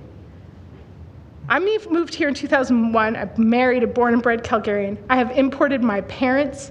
I have imported my brother. I have imported my best friend. So now I don't only have to leave my city, I have to leave my family. Like, my brother's a block away. I don't want to leave Bowness. I don't want to buy another house, plant out my trees, grow my bushes and my raspberry bushes and my strawberries, and have it happen again. And again, I understand people who don't garden think it's silly. My wife gardens, so you're talking to somebody. Yeah, continue. But for me, that's where my heart and soul lies. Yeah. And so the fact that someone can take it away and they just go, you're gonna love it, and you get no say in it, and it's going up, and every day I'd go outside with tears falling down my cheeks. And again, I don't think you should control the people next door, but I think the guidelines shouldn't destroy you. They shouldn't say, you need to go live not in this city, because this can happen to you anywhere. And thank you for sharing that. I mean, you've lived a death, and then no doubt you've just lived it again in front of council and Calgarians. I want you to know that your story has impact, and I think it really does reinforce that what we're talking about through this is people's lives, livelihoods, for me it is. Livability. Yeah. But I feel bad for the people who can't afford houses too. But those are all starting at $750,000. They're not helping this kid get a house, okay? They're not helping him find a place. Not to say that densifying doesn't help, but in bits and pieces, spits and starts, they get nabbed up. We never get enough supply. We never get enough where prices go down. We need a massive economic crash in half of Calgary to move out and go find jobs elsewhere, and house prices will come down. Or we need to mass flood building. We can't, bits and bobs, they just get eaten up like candy. And then they're gone, and the house prices go up, and like that lady who can't buy a house herself because the builders are buying them all. That's heartbreaking. Yeah. All she wants to do is have a perennial garden and have a cute little house. Miss Popowich, we from a month-to-month basis, council, I think your situation is certainly very extreme in terms of we don't often see 4 units with all windows facing in the back. Your situation is unique, and that breaks my heart even further, that you are essentially living with the worst case as in terms of what has happened in this city and has been able to been offered up. You are living with some of the worst case scenario. I think you'll see more people ending up with the worst case if they don't have to if no one ever gets to ask any questions. Yeah. If it's all automatically approved, one day they're gonna wake up and that's there. And there's nothing to be done now. So one of the things I want to highlight is we are very interested in making sure we get the conversation right, that there is opportunity for the people that are going to be impacted next door to have a real conversation about what that would look like, to be able to speak to it before it's happening and they feel completely outside of control. But obviously that doesn't do anything for you in your situation. So again, I'm sorry. But I do hope that it does help anybody who's facing this in the future. This is, a lot of people talk about the crisis, but these are everybody's life savings that they have put into it, right? I could have taken my $200 investment and bought another house somewhere else, rather, if I'd have known that this was going in next door and my house was a tear down, I wouldn't have wasted my time. Yeah. I wouldn't have wasted my money. I'd have more money in the bank and I could go buy something else. But now it was for nothing. I have a sense there's a few more people that are going to ask you questions. Okay. So thank you for being here and sharing that painful experience. Thank you. Councillor Sharp, please. Ms. Popovich, apologies. I had to step away before I could see you before I left, but thank you for coming. I know this has been really hard for you, and I know we've talked a little bit about this situation before, and I'm thankful you're here to share your story. And the other reason I'm thankful you're here is because you're sharing your story in front of 15 members of council at a public hearing. And it's important for them to hear what you've been going through. But I have a question for you. Councillor Spencer actually asked a couple, but I'd like to know from you what you think the infrastructure changes or costs will be to you if you develop your house, tear it down, or someone else comes. What do you think the impact of infrastructure is going to be because of that house next door to you? Well, within 2 blocks of my house, there's already approved 42 new units, all with very low parking. I even actually got a survey from the city of Calgary asking me how much more I was willing to pay to have the same level of water service that I have today. And that due to drought and the amount of people moving to Calgary, would I be willing to, if it's yellow, let it mellow? Would I be willing to shower less? Would I be willing to water my garden less? And I said no to all of those. And how much more am I willing to pay to upgrade the water infrastructure for the amount of new developments? And the answer is 0. I'm not willing to pay a penny more. You're going to get tax dollars from 42 new units. Get them to pay for the water infrastructure. You're going to have builders and developers that are building all these units. Get them to put $10,000 per building aside to fix the water situation. I have been paying my taxes and I pay for my water.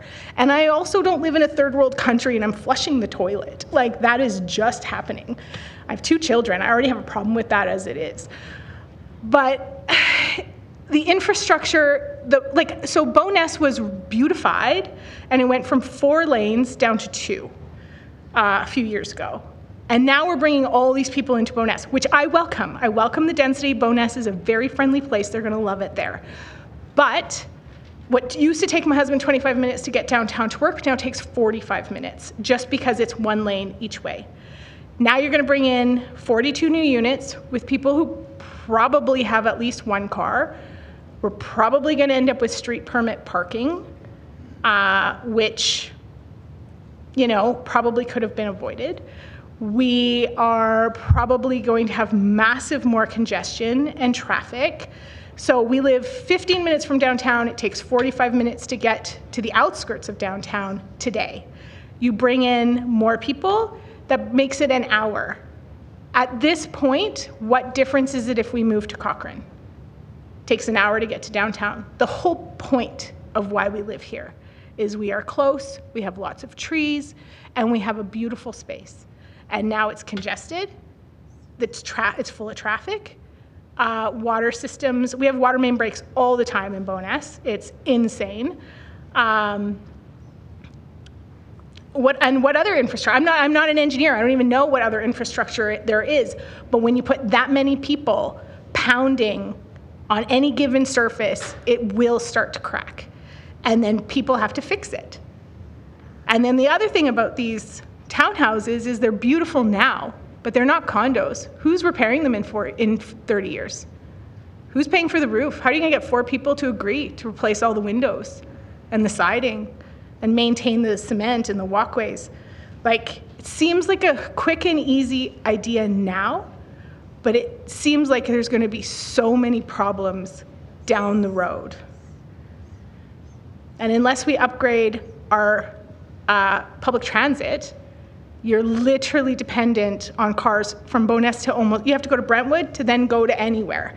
So you can't, there's no direct routes other than downtown. So how are these people going to get around? It takes 2.5 hours to get to anywhere other than downtown. And even that's slow now due to the road being changed.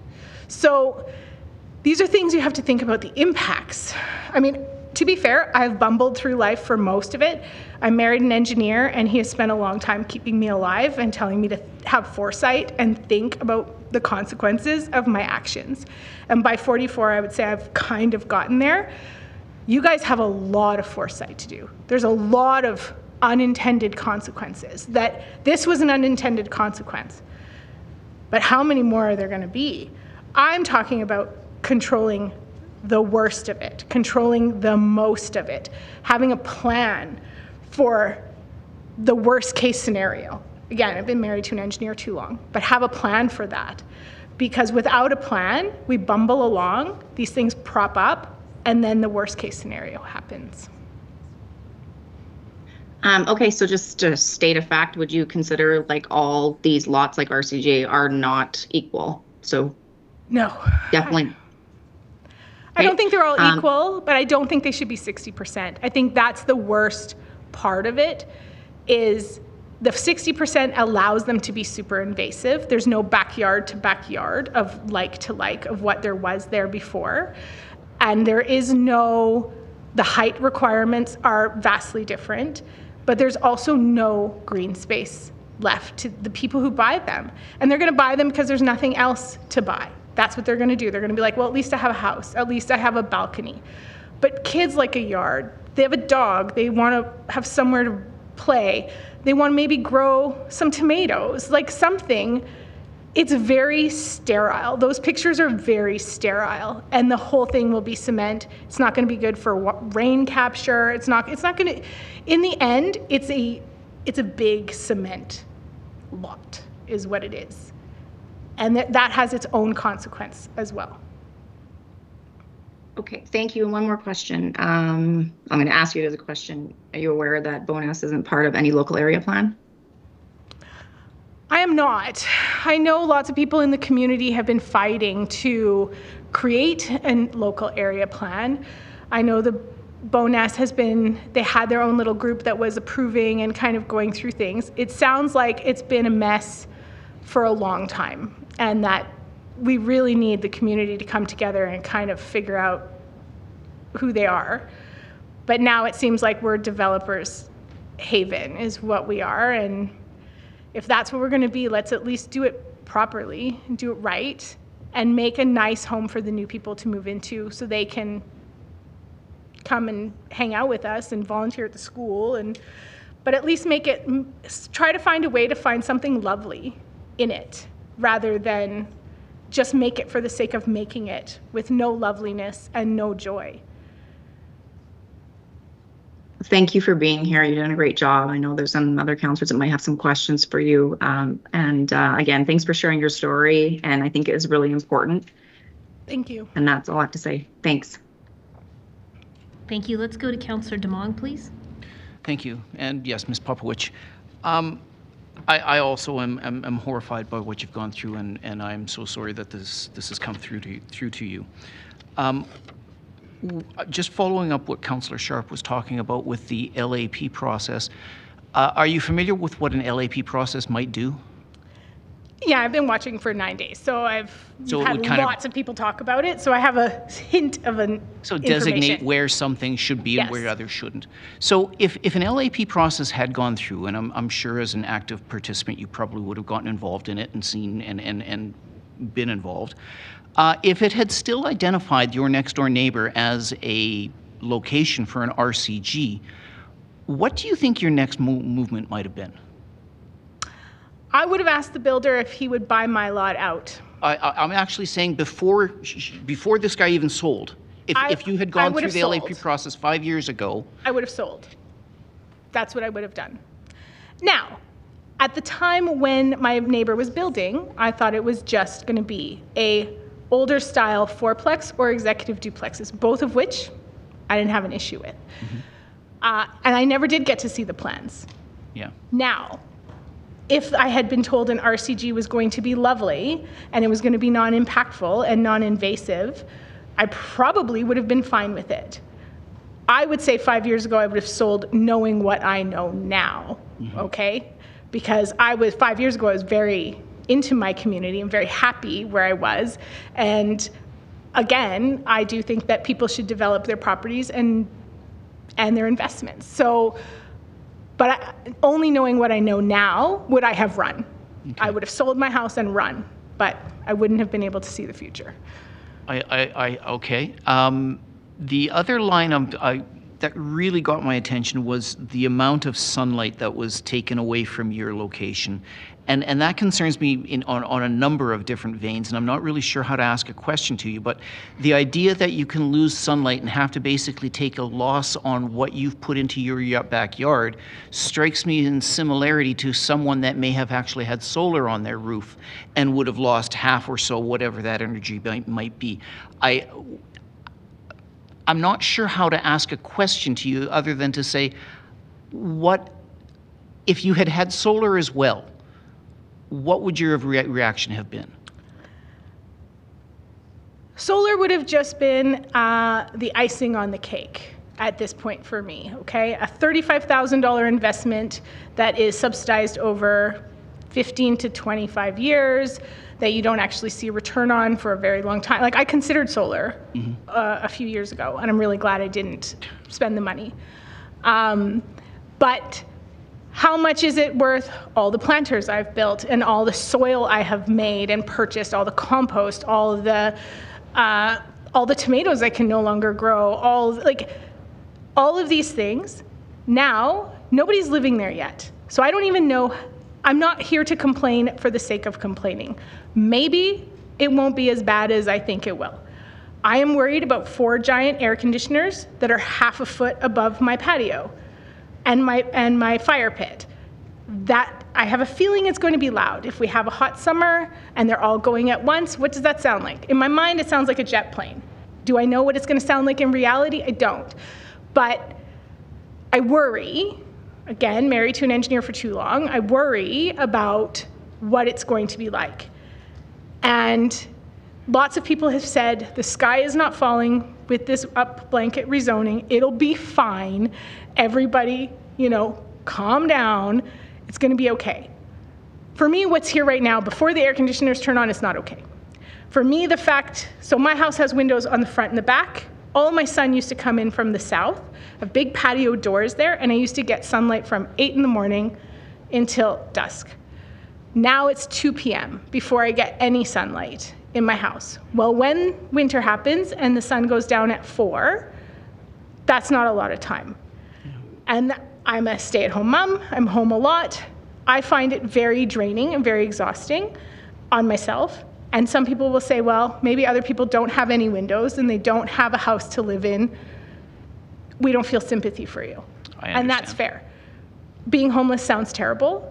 And when I first moved to Calgary, I lived with 12 roommates, okay? That's how I could afford to live when I made $5.90 an hour and go to U of C, right?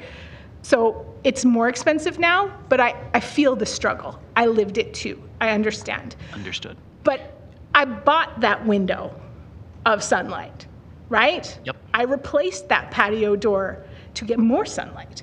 And now I have no sunlight. And so the garden, for people who don't garden, is not a big deal.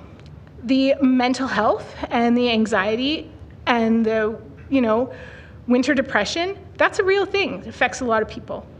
It does affect me. Understood. Ms. Popowich, thank you so much for coming here and telling us your stories. It really does matter. I just want you to know that. Thank you. Thank you. Let's go to Councillor Wang, please. Thank you, Mayor. Ms. Popowich, you're obviously not leaving there. You mentioned, Councillor Demong asked a question, if you knew there was an LAP process there, would you stay or not? And you said you would leave, right? No, if I knew there was an LAP process that I could get involved in, I would have. Yeah, sorry. Oh, if I knew there was an RCG. Exactly. I probably would have assumed that it wasn't going to be this bad, right? 60% of a lot doesn't sound really bad. When you look at it, you're like, that's terrible. But that doesn't look like 60%. The idea of it and the reality of it are two very different things. Okay. Knowing what I know now, I would have sold my house and I would have run screaming into the dark. Like, I would not have stayed. I'm very sad that I didn't sell my house. Okay. But what I was trying to get to is, you said over the last 9 days you've heard about LAP processes, you've heard about RCGs, right? In that learning, at what point did you learn that an RCG had a maximum of 60% site coverage and 11-meter height? I found out about that after this got built, and I kind of started looking into it. There's a fourplex across the street from that one. There's a picture in the slide, and that one's on 40% or 45%, and it's adorable. I mean, it's not going to make anybody millions of dollars, but it's lovely, and it has that one has lots of tenants in it, 4 of them, and they're lovely, and they have a very cute dog, and it never occurred to me that was going to get built next door. It never occurred to, when they built the 3rd story, I almost fell on the floor. I was like, they're doing another one? Like, I never occurred to me that anything could be built that tall in our little area. Okay, so the process, I always assume that things will work out the way they're supposed to work out. So in the beginning, not knowing what the reality was, I would assumed it was fine. Now, I would fight that tooth and nail. Anywhere it's going, I would say, don't let it happen. Beg, cry, steal, do whatever you have to do, because that is a monstrosity. So where I was getting to is that in the LAP process, we talk about different urban form categories. The urban form categories: neighborhood, local, low density residential, which could be RC1s, RC2s, RCGs, right? I guess if you're participating, I'm just speculating, if you participate in the LAP process and somebody told you RC1s, RC2s, RCGs could be 60% site coverage, could be 11 meters height, would that have triggered you at that time?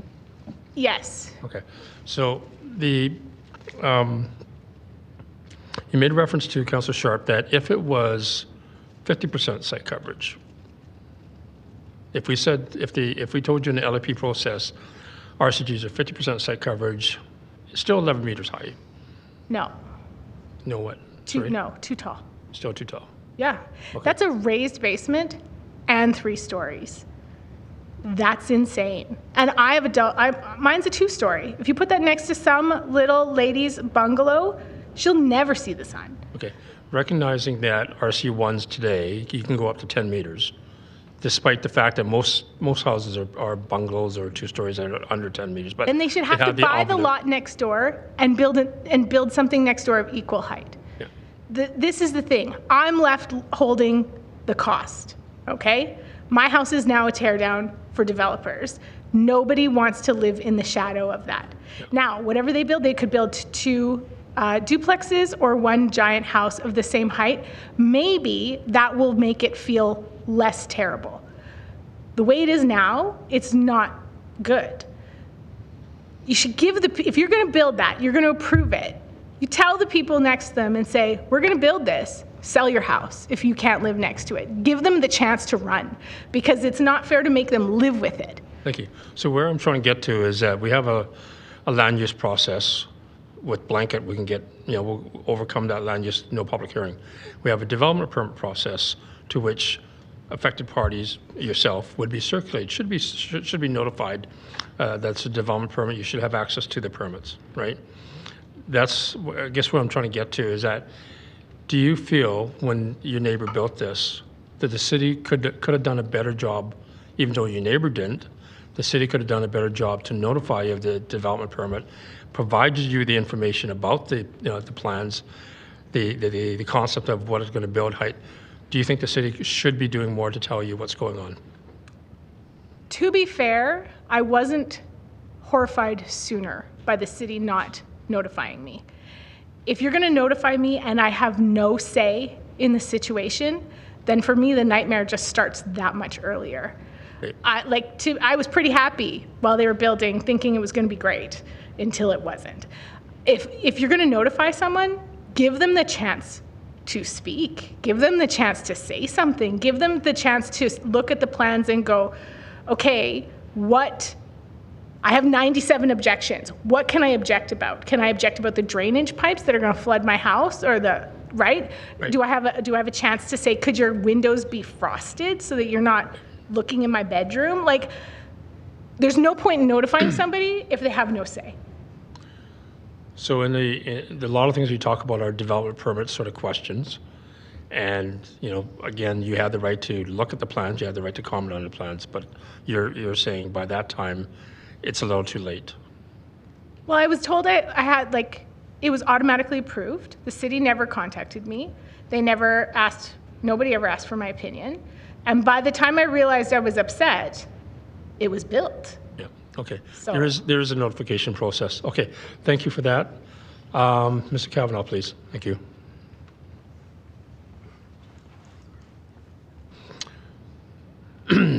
One of the things we hear often from people who are struggling for housing is that we need to build more housing. We need to make housing available. We need housing location. We need housing that's affordable, right? And there's no doubt that people that need housing want housing and are looking for the city to create opportunities for housing. My question to you is, where's the balance between the need, the want for housing versus those that have housing, those that have property investments? Where's that balance there where we can satisfy both ends of that stick? I know, and I'm sorry. I think that's a very difficult question. I don't think anybody has a clear answer to that. Would you? I mean, yeah, you'd have to look at the impacts of a lack of housing on the population, and you'd have to look at the impacts of, or the benefits, I should say, of homeownership, right? Yep. I appreciate your question, and it's a very interesting one, but it's also a little bit abstract, and I don't think it's one that anybody has a clear answer to. So yeah, because one of the things that we're focusing on is one particular housing form, row house, townhouse. Sorry, say that. Oh, row house, townhouse, you said? Yeah, we're focusing on this bylaw, row house, townhouse. But there are other housing forms that could be there.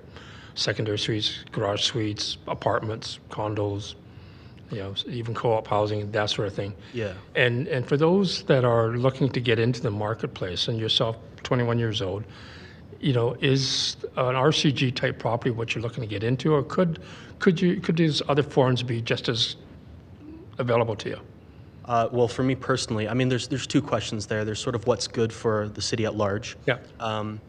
I'll answer for me, right? I'm somebody who could, I think, get by and just, as long as I have enough space for my computer, as long as I have an e-bike, or no, it doesn't have to be an e-bike, just a form of transportation, right? And I can, I'm not a huge fan of owning a car. I think it's just kind of a big expense. And, I would like to start being active, being more active, and I think cars aren't very conducive to that.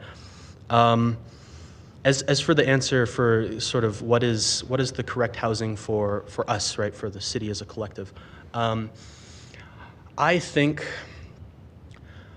that sort of, and I'll have to ask you for clarification. Sure. When you say co-op housing, is that could you define that? Is that like social housing? I'm just not sure familiar with that term. So a co-op housing is where you get together with a group of people and you have common responsibilities, whether it be tenancy or ownership, but it's with regards to a complex. Okay. Based on what I know, I think that the solution is just more supply. I think that we can't really accomplish that without density. I think there's drawbacks to building into the prairies. I don't think we should expand anymore. Yep. Because there's the question of do we need more affordable housing, right? And to that, and here, interesting line here, I don't believe that we need affordable housing to make housing more affordable. And what I mean by that is that I think that there are people right now who are occupying homes that were designed for income levels that are lower than theirs, and they haven't been able to move out into something more modern because of competition or a lack of supply. So I think as long as we get more units on the market, just more, the market movement and sort of those forces will naturally sort of open up.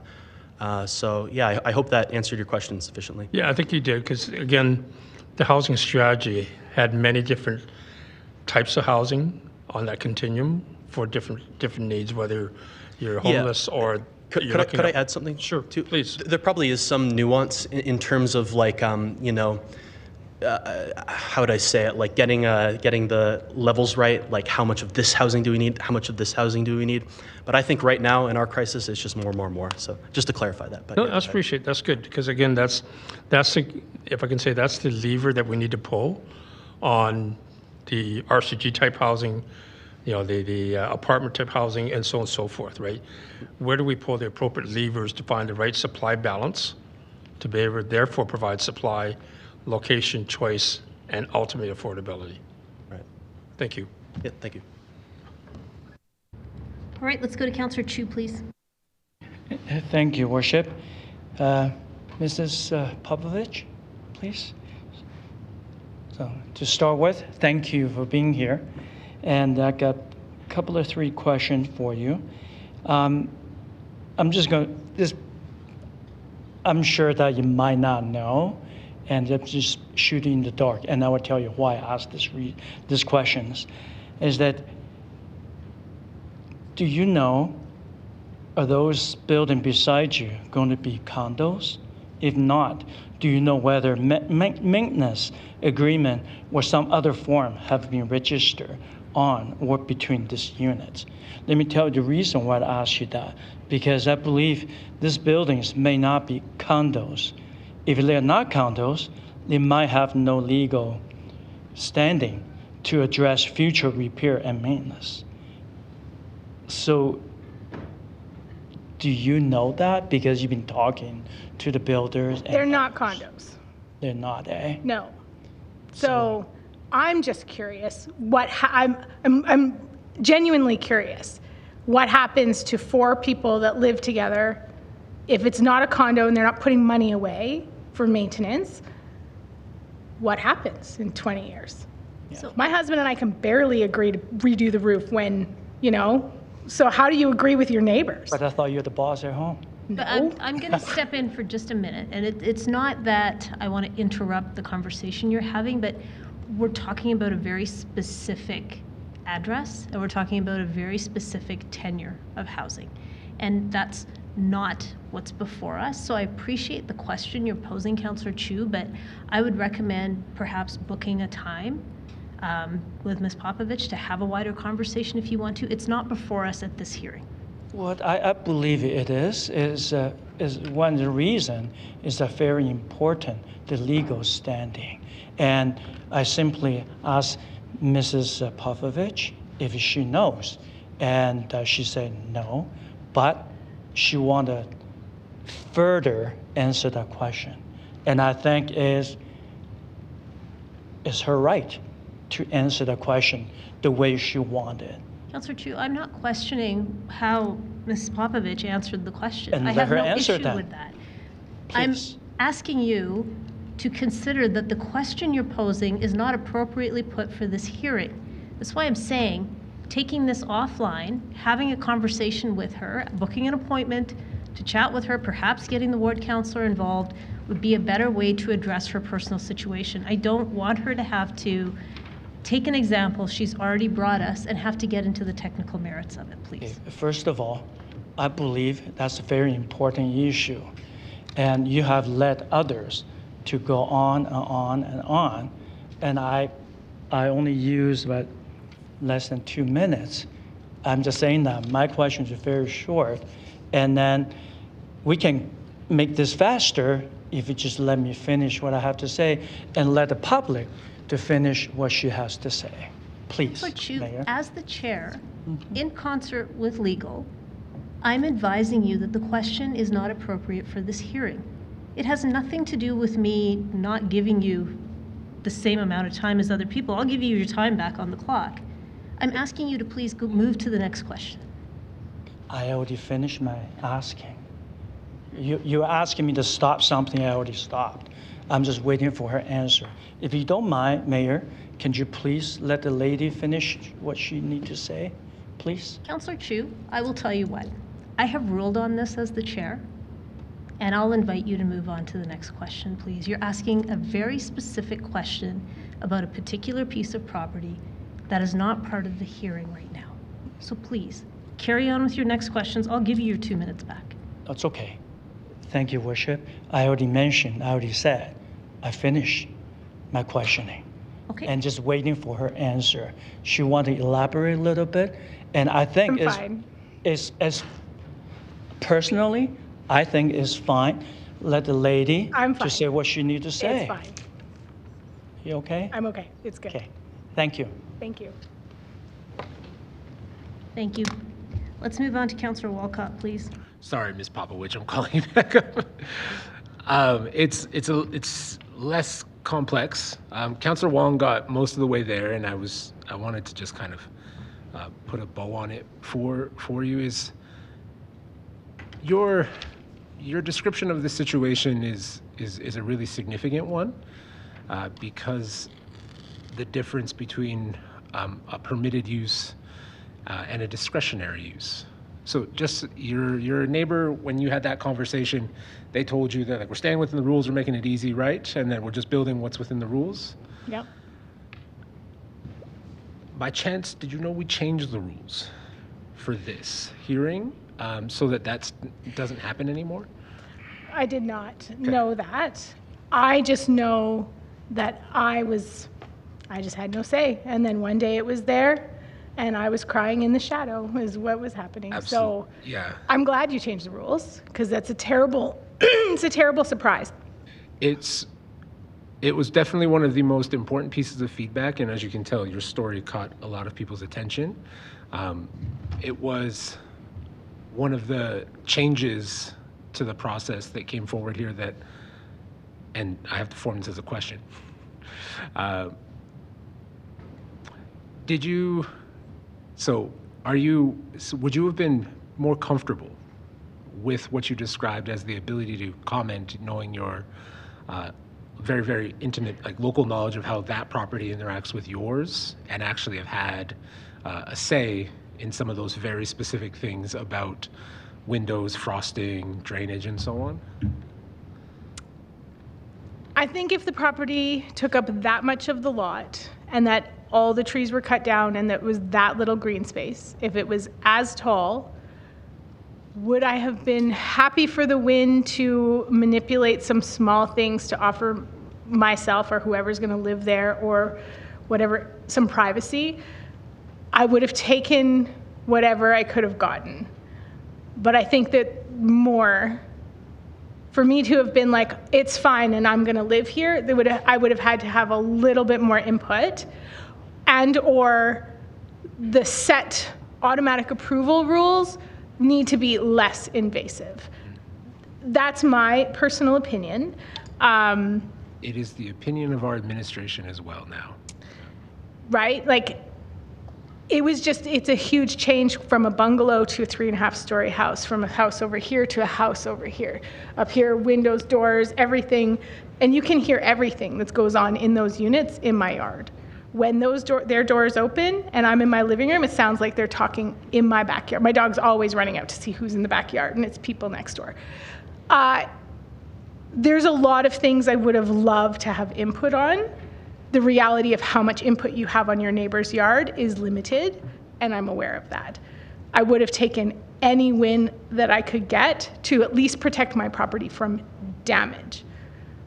Absolutely, and thank you so much. Yeah, Councillor Wong was going there, and I just wanted to make sure that you were aware of that change as well. So that's a good change. Thank you. That's all from me. Thank you very much. There are no further questions for this panel, so thank you, all of you, for being here today. We really appreciate you sharing your presentations with us. We're going to move on to the next panel, and I'm going to add someone to the panel who's here, but I'm going to confirm. From 187, do we have Helen Yu? Okay, great. So this next panel is going to be Brendan David, Wesley Brindle, Tammy Evans, Bob Schmall, Mike Atkinson, and Helen Yu. It will be 6 people on this panel, but we've been able to accommodate that before. So as those folks are coming up to take their seats at the front or getting ready on the phone, I'm just going to prepare us for the panel after this. It will be panel number 190, which is Lindsay Davis, Mandy Kosh, Shirley Ewart, Linda Nissette, and Richard Hill. So for now, let's get started with Brendan David, please. This next panel is Mrs. Brendan Davis. I'll be following up Ms. Popowich, okay. Just give me 1 second. And I did have a slide. Yeah. Okay. All right, I'm ready to get going here. Is that okay? Is that a little better? Yeah. Hello. Thank you for the opportunity to speak, and thank you for listening. My name is Brendan David. I'm a professional in the buildings industry. I work across Western Canada. My wife's a teacher. We have a 1-year-old. We resided in Tuxedo Park, although temporarily relocated to Ward 4. So I'm here today to ask Council to please support citywide missing middle zoning. But there's an asterisk there, and I hope to speak on that. I'm hoping today to be a bridge, and actually it might be the perfect chance to follow up Ms. Popowich. So within a few blocks of us, there's already been a significant amount of development and a lot of land use changes. Many in opposition have talked about, definitely what could happen. I'm here to talk a little bit about what has happened. I'm also here to provide a little bit of feedback on how that development went, so we can immediately get to work on improving the policy. So to be 1,000% clear, my position is pass this proposal, and then the day after that, we set up a recurring feedback loop so that we can introduce tiers of improvement. And I repeat, improvements, not exclusions, not exemptions or bypasses. How do you move, next slide. How do you move a stubborn donkey, right? You have the carrot, a reward, an incentive to get us to our desired location, or a stick, a penalty for deterring bad behavior, bad actors. Next slide. Where are the carrots? Where are the sticks? After reviewing the proposal and attending town halls, my biggest criticism is around parcel coverage. We don't need to incentivize density at these higher levels. Density is the incentive. And what about our other goals, right? Whether it's efficiency, universal access, heritage or retrofit incentives, tree canopy, I see those missing here, and I don't think they should be. So I'm going to chat about this in the context of, next slide, please. A couple projects I've seen. 98% probably fall here in this kind of okay to good range. Architecture, build quality, it's kind of meh. And this is actually a good example of that land use change and LAP process kind of failing, actually. And 98% of these projects are going to end up exactly here unless we make some improvements. Yeah, it's missing middle density, so that helps, but it really drops the ball when it comes to greater housing, our greater housing strategy. So as currently proposed, a builder can do the bare minimum and get the maximum profit. Yeah, how does that make sense? Next slide. So now I've seen a few glimmers of hope, but to my knowledge, this has come because of grants or national incentive programs, and I just don't think that's good enough. So in this example here, there's much more balance in terms of scale and design. There was quite a bit of original tree retention and then a high tree replacement ratio. Next slide. I even spot the occasional unicorn. So here's a project underway. It's adding density in what I feel is a pretty meaningful way. The builder's based right in that community, so they have just as much interest and stake in seeing it succeed long term. They're building to a very high energy efficiency standard with measured and verifiable targets. It's going to have a blend of market and below market rents. Next slide. So how do we create a space for outcomes beyond just that bare minimum, right? Getting from just that good and to bring something into better and best. How do we balance the density we need with our other goals while addressing some of the concerns raised, exactly like Ms. Popowich? And the answer is already there. So she kind of touched on it, right? We're using parcel coverage, but I challenge council and city admin to leverage it far better than we're doing.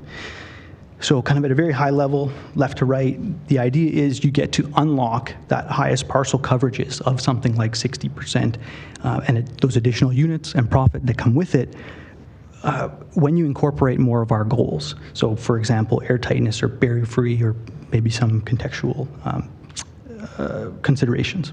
So we're still adding density, but we're guaranteeing a blend of outcomes, meaning more choice, and then eventually in time, more affordability. Next slide. Now the not so good. Ultimately, if we want to get to affordability and choice, we need to penalize some of the bad actors in the system, right? If you're purely speculating without adding any value, you don't simply get to keep rentable homes vacant, and you don't get to sit on buildable lots for years at a time. would it be ridiculous to have a vacant lot tax? I don't think so. And further, I think it should have pretty steep increases after a set number of years. I can actually speak to one or two of those later if you want about going through the LAP and additional comments. Next slide. Next slide again. So we love our single detached homes in the city. That's not going to change anytime soon. However, single-family zoning doesn't guarantee the existing form, and it won't save a garden from shade. Oh, next slide, please. Instead, I think that missing middle densification is a way that we can come together to share the growing pains so that one neighborhood isn't overwhelmed. And I'll stop there. Thank you. Thank you. Let's go to Wesley Brindle, please.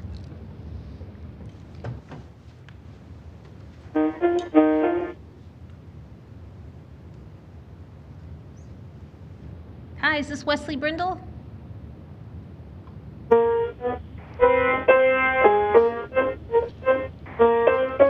Hi there. Hi, whoever's playing the piano, is that Wesley Brindle? Or is he nearby? Okay, tell you what, you know what? We're going to come back to Wesley. Let's go to Tammy Evans, please.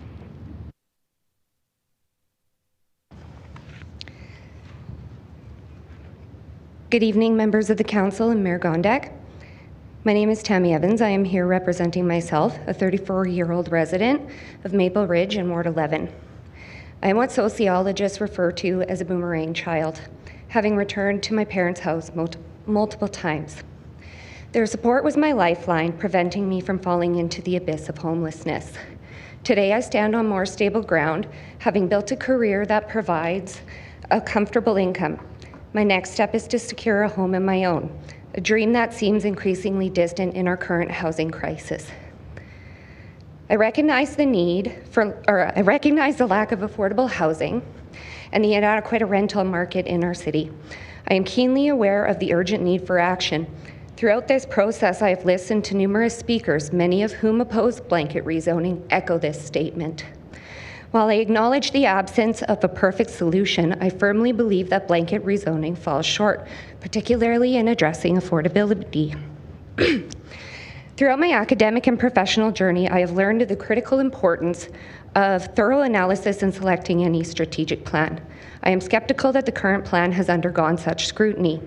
While I could communicate all my concerns, I am aware that others more articulate and insightful than myself have already vocalized them comprehensively. Councillor Wyness, you acknowledge the broader economic factors affecting property values, primarily the influence of interest rates set by the Bank of Canada. Indeed, these rates not only devalue property, but have a direct impact on rental rates as landlords seek returns on their investments. This discussion has underscored the significance of interest rates. While the Bank of Canada raises rates to curb spending and combat inflation, our city is moving in the opposite direction, enticing developers and others in our city to spend. Transitioning from historically low interest rates to higher ones may indeed present challenges, but it is a necessary step to addressing inflationary pressures. My parents' experience echoes the challenges posed by high interest rates. They navigated through times of 21% mortgage rates, making significant sacrifices to build a home and a better future.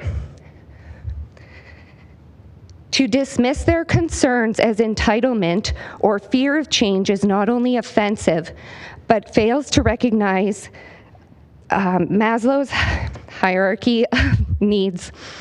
The fact that most generations have moved on from addressing basic needs such as housing to other non-survival needs reflects a journey of resilience and perseverance, not privilege or ignorance. While I fully support the idea of diversity and density in Calgary's neighborhoods, including Maple Ridge, I remain cautious about the efficacy of blanket rezoning as a solution to our city's affordable housing crisis. The notion that such rezoning would magically achieve socioeconomic diversity in every community during my lifetime feels akin to selling snake oil, and I am not buying it. I'm running out of time, sorry. Handing over the reins to developers won't address the root causes of affordability issues. Instead, I believe affordable housing initiatives should be led by our city and supported by not-for-profit organizations, which are better equipped to handle the needs of residents over profit margins. Blanket rezoning does not align with Council's mandate to promote an integrated and strategic approach to intermunicipal land use planning. Instead, it opens the door for developers to dictate land use decisions, potentially allowing council members to shirk their responsibilities. Justifying such actions under the guise of cutting red tape is misguided and risks undermining effective governance. Therefore, I urge Council to vote against the blanket rezoning proposal in its current form. Instead, let's engage with communities to develop solutions that are both effective and respectful of local concerns. While there will inevitably be opposition, I have faith that Calgarians will demonstrate their support and willingness to participate in shaping the future of our neighborhoods. Thank you. Thank you for your presentation. Let's try Wesley Brindle again.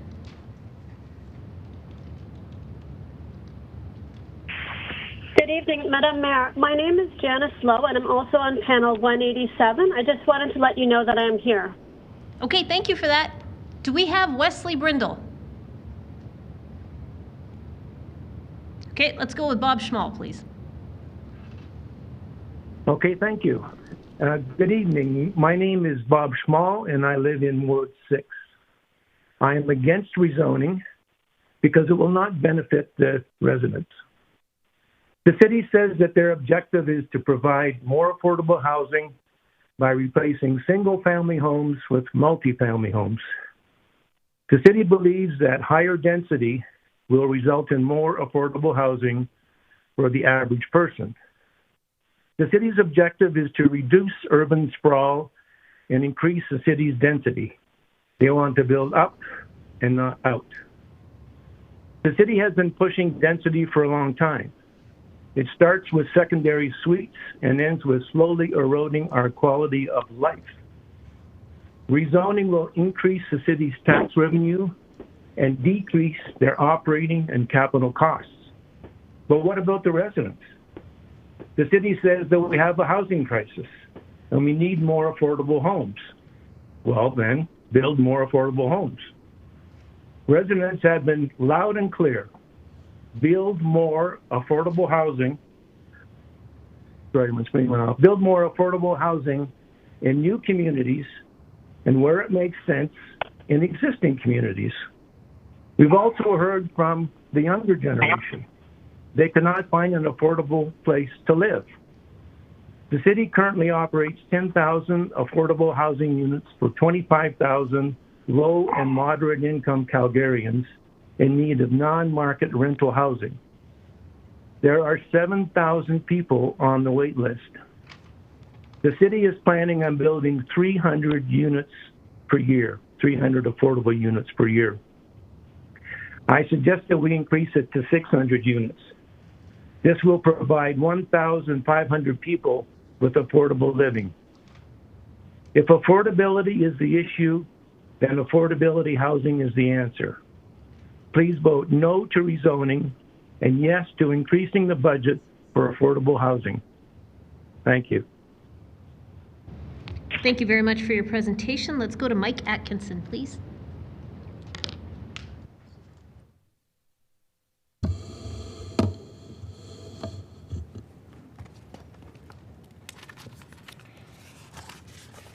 Great. Is that working there? Yeah, perfect. Okay. Yeah. Sorry. Yeah, just zoom to the full page or whatever.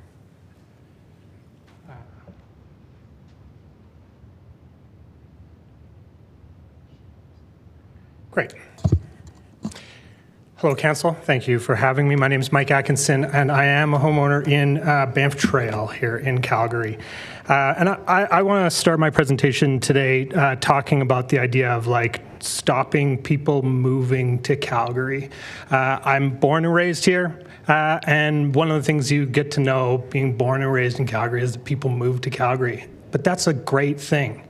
people choosing to live in this city, people choosing to come here and make a life that brings in a lot of vibrancy, a lot of new ideas. We get to learn from all cultures all over the world. We get the best restaurants. We get all kinds of benefits when those folks come here. And maybe you could do something about immigrants coming from outside of Canada. I don't know. But you sure can't stop all the people coming from across Canada. They're Canadians, they can live wherever they want. There's nothing you can do about that. And if you did that, if you did stop that, then you would stop people like my wife who moved here from Ontario, right? You would be stopping this migration that comes into this city from other cities. And I think it's really important to also look at this little chart here. This is our population over time, but I think look at this change annually in our population. It's really not that bad. The problem is that we haven't been dealing with this issue for years and years and years. And now you're in a position, unfortunately, where we have to do some drastic changes to actually be able to accommodate and deal with the problem that's on us right now. The other side of this is I want to speak about my mom. My mom is actually going to be celebrating 50 years in Canada as of this October. She moved here from Malta 50 years ago. That's her on the one side there. That's her 12 grandchildren that she's got here in Calgary. And she's put a lot of effort into building a family that, you know, stays here and stays connected in Calgary. We get together usually once every week or two, and I am so blessed that my kids get to have friends in their cousins that luckily, actually, all of us got into housing about 10 to 15 years ago at a point in which things were relatively somewhat affordable at the time, and that, you know, we're actually quite connected between all of us. I visited Malta with my mom a couple of years ago, and we went and saw my uncle here. This is him just sitting beside my mom there. He actually just died just a couple months back. He's from diabetes, but in the years leading up to his death, he actually ended up having both of his legs amputated. And he would sit out on his front porch and he would get to see people as they walk by, right? He'd get to see friends and family and folks and sort of this level of community. And why did that happen? Well, that happened actually because this parcel of land right here, he's right here. Well, that entire block there was actually owned by my grandfather, and they split it up and they turned it into housing, and it actually houses almost, you know, a good majority of my 7 uncles and aunts, my almost 24 cousins on this little plot. So it was amazing because, you know, my uncle didn't have a lot of mobility, but every day his daughter, who lived around the corner, would get to walk by the house, check in on her dad, and keep on going. That's how we build community. That's how we do it. And luckily, they also had this benefit of the ability to sort of bring your generation, the next generation forward, and to sort of continue on the lot.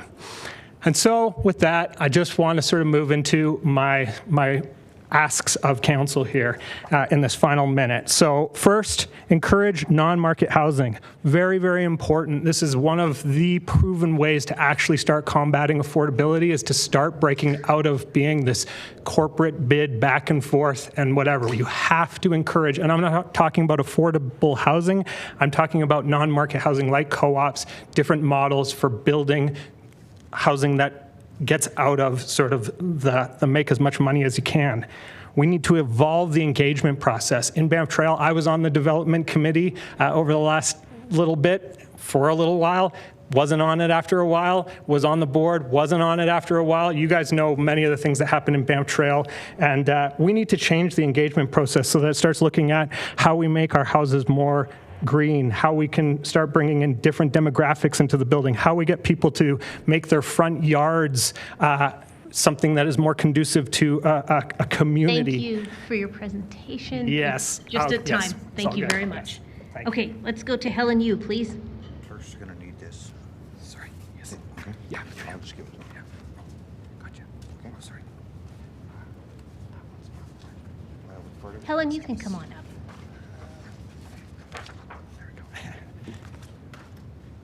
Thank you, Honorable Mayor and the councilors, for hosting this hearing. I've learned a lot from amazing Calgarians. My name is Helen Yu, and I'm a resident of Ward 7. I'm in opposition of the blanket rezoning because not only it failed to address the housing shortage and affordability, but also it takes away future public hearings in regards to older community land use. Why do we need a citywide blanket rezoning for 4.6% possible single-family lots?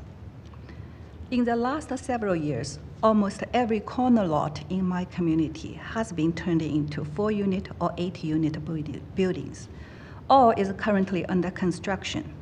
Each unit is priced at about $700,000. A lot of these units are only for rent. Most youth won't be able to afford these rental prices. Next to my duplex, there is an old bungalow with 3 bedrooms upstairs and 2 bedrooms downstairs. One young couple live in the basement. A second young couple plus their friend occupy the main floor.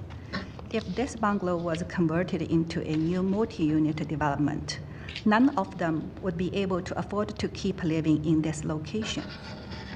Many speakers before me have presented enough evidence to prove that blanket rezoning is the wrong solution for the type of housing shortage and affordability we are facing. But what has really baffled me is that in the first couple of days of the hearing, several developers had no hesitation of the conflict of interest. I witnessed various presidents of student unions, nonprofit representatives, and even international students passionately accusing, mocking, and ridiculing single-family homeowners for short-sightedness, lack of sympathy and consideration, and fear of change, as if homeowners who oppose blanket rezoning single-handedly caused their hardships. I was shocked to see these proceedings. They brought to mind the instance of the Cultural Revolution from 1966 to 1976 in China. In order to stabilize his sidelined political power during the economic collapse, Chairman Mao used the divisive tactics to divide society to 5 black classes and 5 red classes. Just for your information, landlords belonged to the 5 black classes, which were enemies of the people. Mao instigated young people to rebel, to purge traditional ideas, culture, customs, and habits. Millions of young Red Guards responded to Mao's call, forming local revolutionary committees. They proclaimed that to rebel is justified. Schools closed, books burned, intellectuals were expelled, jailed, or eliminated. Property seized, historic sculptures demolished, cultural artifacts and materials destroyed. Children reported on parents, wives reported on husbands, or vice versa. Uprising everywhere. Over 10 million urban youths were forced to relocate to the remote countryside. The chaotic and the violent movement ruined many families and lives. We need to look into history and learn from it to avoid repeating tragedies. Did I hear it correctly? We are not building a city for grandparents. We are building a city for young generation. Are we going to create injustice and inequity in the name of social justice and equity? Did the grandparents not fight so hard during World War I and World War II for the freedom, peace, and prosperity we have been enjoying? Through this hearing, I can see clearly that we are being lured into a constructed ethical trap. But homeowners are not the oppressor here, and the youth are not the oppressed. In fact, both have suffered from the failed federal government policies. I wish all the best to the youth. The sky did not fall on immigrants came 100 years ago. It did not fall onto immigrants that came 50 years ago, or onto me who came 24 years ago. The majority of speakers here have expressed favor of rezoning, but not blanket rezoning. With all due respect, I implore mayor and councilors to vote no to blanket rezoning. Thank you for your time. Thank you for your presentation, one last call. Do we have Wesley Brindle? Hello. Hello. Hi. Is this Wesley? Can you hear me now? Yes. We sure can. We heard a lot of piano playing before, but now we've got you. Oh, I wish I was that good on the piano, but I'm not. I don't know I don't know what that was, but I'm on my landline now, so sorry about that. My cell phone must have went bad. That's okay. Please go ahead. Okay. Thanks for the chance to speak. As we follow these proceedings, it has slowly become obvious that the council is very short-sighted and has no idea what to do after painting themselves into a corner. You want to slowly destroy all of the established neighborhoods to raise taxes. We were around 40 years old when we got together with me and my wife, and she was finishing her schooling to become a psychologist. Me, with a high school education, started a transportation and safety company with my existing vehicle, with the things I had. We scrimped and saved a few years, and without much time off, and saved up for a down payment in a house. We now have a nice, comfortable 1,600 square foot home in Pine Ridge that we wanted to live out our lives here, because at 67 years, we had it all set up. Now this is all up in the air, and we may need to relocate due to rezoning. If you check out YouTube, you'll see Councillor Walcott explaining how we in Pine Ridge here in 1,600 square feet now live in a mansion. Anyway, there is plenty of land around Calgary for planned development, and you can zone, build all types of fresh properties for people to be proud when they live there, and with all the proper infrastructure for many years of happy living in affordable houses with row housing or anything you want to build out there. You know, it just doesn't seem to really make any sense for me. Stony Trail seems to be the borderline for inner city now. Well, Stony Trail was put there because a lot of industry and everything is on the outside of Stony Trail, so people can commute to work in the Foothills Industrial Park from the east side of Calgary and stuff like that, and then it's not a big deal. The entitled youth that thinks everything should be handed to them at the expense of our retirement dream being destroyed should look inward for some answers they seek. There are already a few illegal suites nearby, and the city won't even look into these things because they're afraid of hurting somebody's feelings. Why should we believe that the proper oversight of rezoning would be handled by the city now, and it's understood why nothing was being done because of this rezoning? Let's have a plebiscite or wait till the election to decide for the decision to be made. We don't want council's legacy to be the destruction of Calgary. Start with the neighborhoods that need it, and consider, you know, the places with universities and stuff. Maybe you want to put up some apartment buildings, use some of that city property. Anyway, the disruptions that come with the construction, if the property next to me are purchased and developed, and the need to fight for RC rezoning, don't take that away from my output, or don't take that output away from me. Sorry. Anyway, I keep hearing how people moved here to get away from density and now emergency on our part, what we have worked with for many years. Poor planning on their part does not constitute an emergency on my part. Anyway, it's Justin Trudeau is our George W. Bush trying to save his father after we kicked him out after that national energy policy in the early 80s, which probably nobody remembers. But it was always good to have a conservative government that could keep them back. Allowing outside real estate investment to drive up prices is a big part of what is happening. If you don't live here, you can't own here as well. And I'm well aware of the Ontario area codes on the rental signs when something comes available in my neighborhood. I look forward to the next municipal election when I can show you my appreciation for your decisions. Thank you very much for your time. Thank you for your presentation. Let's go to questions for this panel. We'll start with Councillor Spencer, please. Thank you, Mayor. My question is for Mr. David.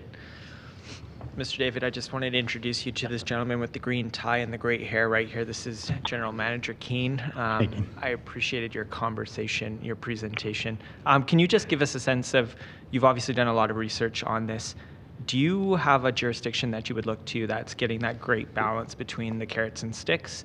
I really liked your idea that you presented today. It's a bit loaded, that question, Councillor Spencer, just because, you know, you're one level of government, but you work hand in hand with other levels of government. So in some jurisdictions, you know, there is a provincial code, let's say, that is a bit more progressive. And so you might not be as heavy-handed at the local level because you have that to backstop you. What I would say that I've seen work well is tiered codes. Yeah, that works very well for both builders and, people to know what is coming down the line, and to stick to those tiers. And interestingly enough, if we look at British Columbia, for instance, at least with energy, because that's kind of more my forte, there's been jurisdictions that have been able to, municipalities that have jumped forward, that said, oh, we've already been able to hit this base level, we'll just move forward because we're already doing it.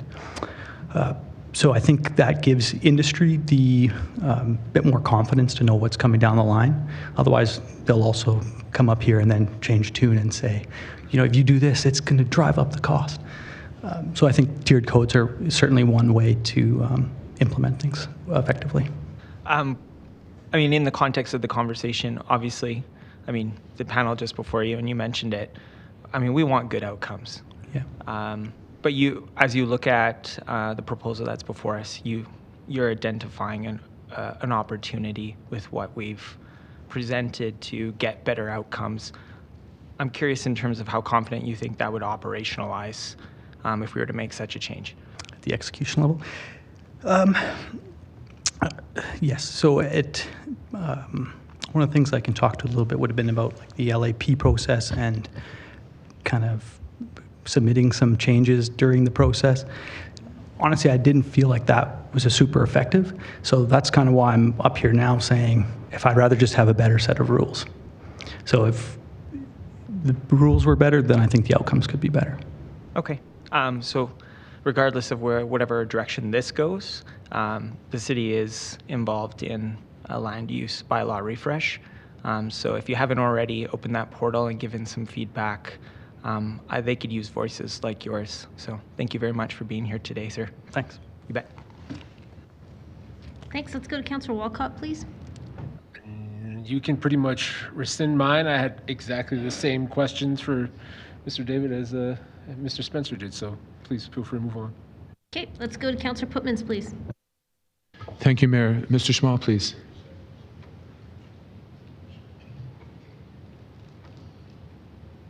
Mr. Bob Schmall. Yes, I'm here. Hi, it's Richard Putmans. I wonder if I may ask you one or two questions. Thank you for your support of more affordable housing. I think everyone in the room agrees 110% with you on that. But what I'd like to do is drill down a bit with you to discuss in the neighborhoods the development of infill housing and how you feel about that. Well, I think, a lot of the discussion centers around this so-called missing middle. The people that think that that if you increase the density, then you'll increase more affordable housing. And I think that the market determines the prices of houses. It's not the city building or not building houses. But, when I look around the city, I've been here for a while. When I look around the city, I see a lot of infills, and they fit in with the community. And these communities are, I'd say, the older communities. They're probably 50, 60, 70 years old. So I think it's appropriate when, someone has a house that needs a lot of repair, and the most effective thing to do is to rebuild the house. I think it makes a lot of sense. And the quality of life in Calgary is absolutely fantastic. We've heard so many people talk about how great the quality of life is. When the city first designed this place, they designed it right. We live in a beautiful place, so let's keep it a beautiful place. What a nice note to finish on. Thank you, Mr. Small. Thank you, Mayor. Thank you. Let's go to Councillor Wang, please. Thank you, Mayor. Mr. Atkinson, please.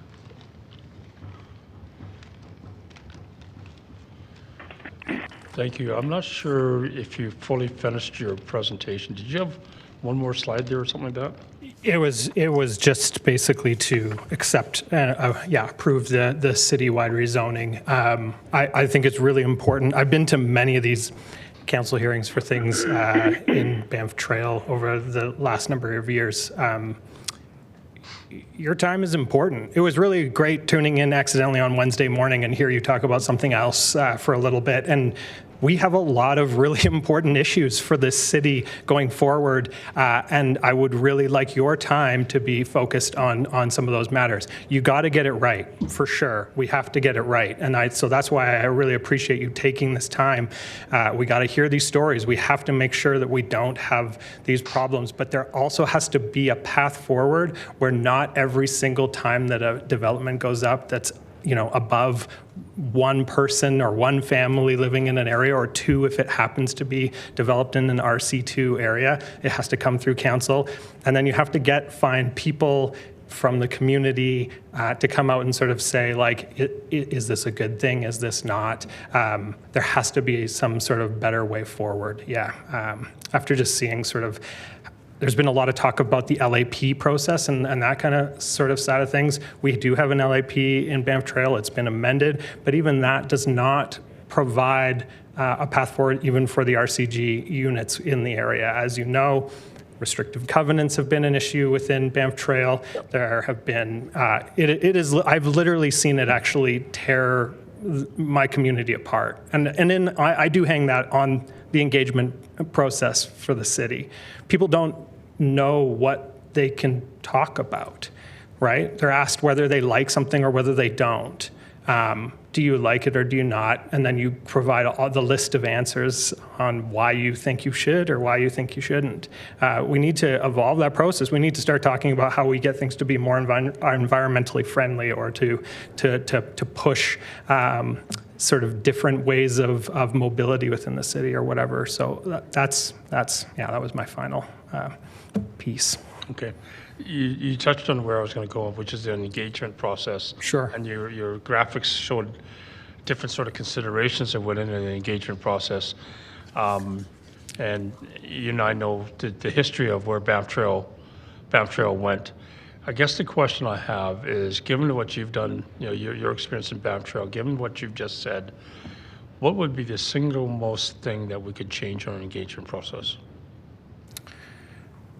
I think it's asking better questions that aren't a yes or no answer, right? Actually getting people to come to the table and have discussions. Hearing the story like we heard earlier of the shade, right, and the effects that is going to cause. There's the concerns around water drainage and these kinds of things. There are solutions. That's another reason to bring in people all over the world. Like, solutions to these problems exist. Australia has incredible, developmental guidelines in terms of sight lines from windows into next door residences, and they apply to all new buildings, whether it's a fourplex or whether it's a giant mansion going up beside you, right? It doesn't matter if the windows are coming into your backyard. So what can we take from elsewhere in the world and build into our process to sort of make certain things, this is how it is, this is how we have a path to move forward, but then to also structure what is it that we're actually allowed to talk about?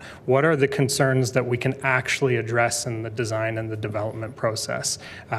Just being, I think a little more less black and white, and starting to sort of get people to sort of say, like, okay, if this is going to happen, how do we make this the best possibility for everyone? Knowing that in some ways there is going to be pain points for everybody involved. Right. Yeah. So to answer to your point, ask better questions, right? Ask good questions. But we also heard throughout this 9 days, people don't always have the background, don't have the understanding, don't have the literacy or understanding of bylaws, right? Yes. Yeah. So to be able to form a good question, you need to have that knowledge, correct? I don't know that you do. I think a lot of the bylaws and things and the height restrictions and these are technical things, right? Setback limits and these, they're based in livability and whatever in theory, right?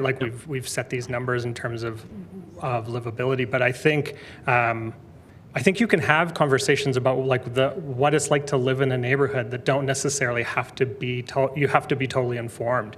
But when you run into the sort of the bureaucracy of okay, I'm having to come to council. There's something going up next to me, next door. I don't know what it is. I haven't even seen the drawings. The first time people sometimes see the drawings is even, right, like coming to council. They don't necessarily know how to access the portals, all these kinds of things, right? Those complications add to the stress. And then if you start to open up like RCG bylaws, like they're not written for even someone like myself that has been involved. I'm not a planner by trade. I have no background in this. It was just through being involved with my community association and putting in time on the development committee that I sort of gained a bit of knowledge on these things and dove in a bit more.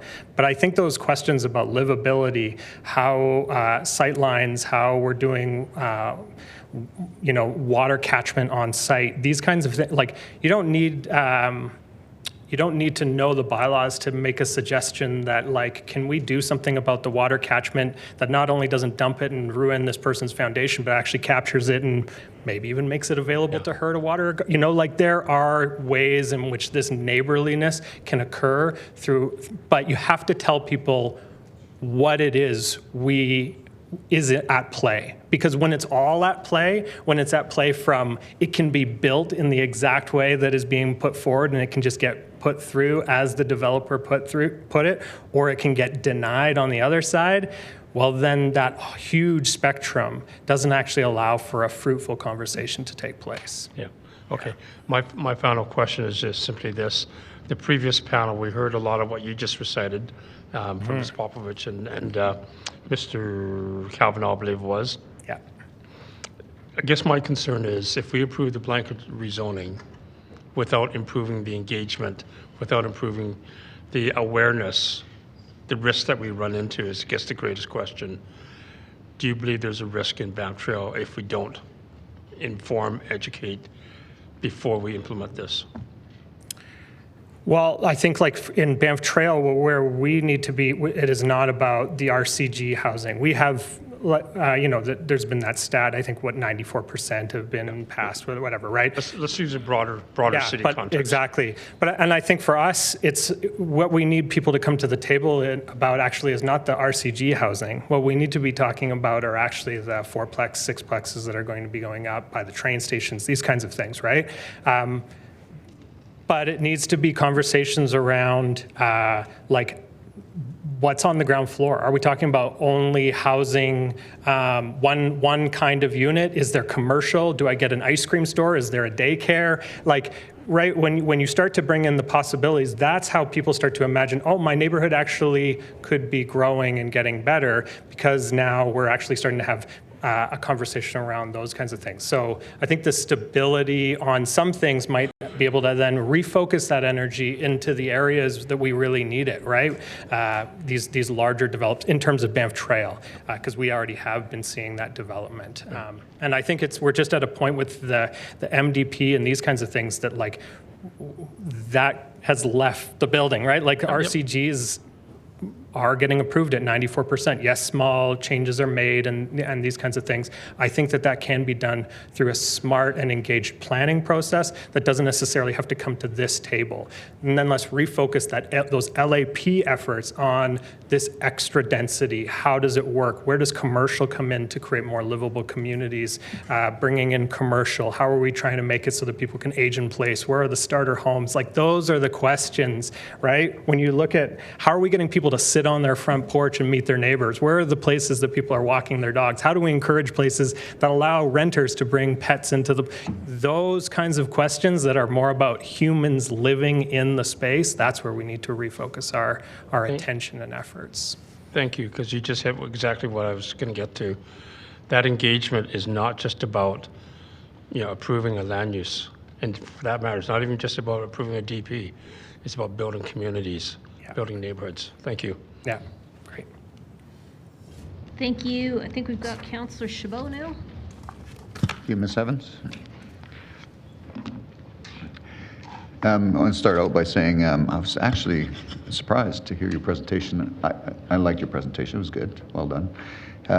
I'm just trying to understand, do you think there's a path forward based on our current proposal, i.e. through amendments, or do you think we need to start over? I like the idea of amendments. I don't like middle of the block infills, stuff like that. I support basement suites, carriage houses. My mom and I actually joked that if they were to build a carriage house, they'd never get rid of me.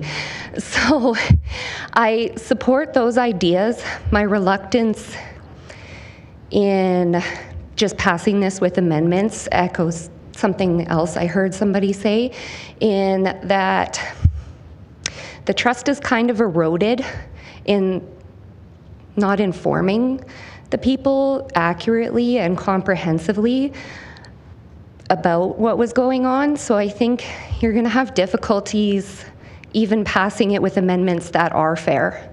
Right. We're an intimidating bunch, aren't we? I do much better on one-on-one when I can kind of talk to somebody. No, I think you've done a great job. I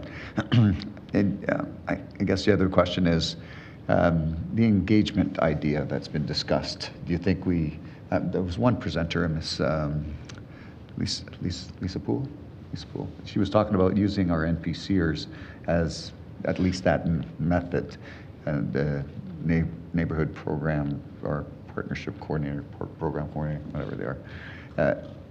Anyways, the way they engage with communities, at least maybe as an intermediary between the planning department, especially when it comes to things like local area plans to help, I guess, bring the community on side. Do you think that's a good process to go forward with as far as looking at more comprehensive sort of strategic planned intensification? Yes, I do. And I actually believe with this process that's been going on, you'll get a lot more engagement than you may have prior. I recognize one of the things I said was a little bit contradictory in that I don't see socioeconomic diversity in all the communities in Calgary during my lifetime. And one can argue, well, shouldn't we leave the future better for everyone? And I believe absolutely. And I think when I do buy a home, that I'm definitely going to work on getting into those, getting more active in those communities. Just one last question is, when your parents ever asked you to take your stuff with you when you go? So it's been about 5 times I've stopped taking my stuff with me when I go. Sorry, that's a terrible question. Thank you. No further questions. Thank you. Thank you. Thank you. And that's it for the questions for this panel. So thank you all for being here with us today. We appreciate all of your presentations. We've got a little bit of time left. I know Janice Lowe, are you still on the line?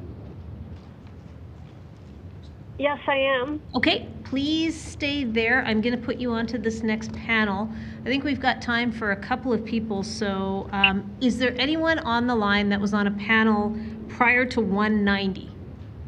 Yes, I am. It's number 90. Panel 91, it's Susan Fox.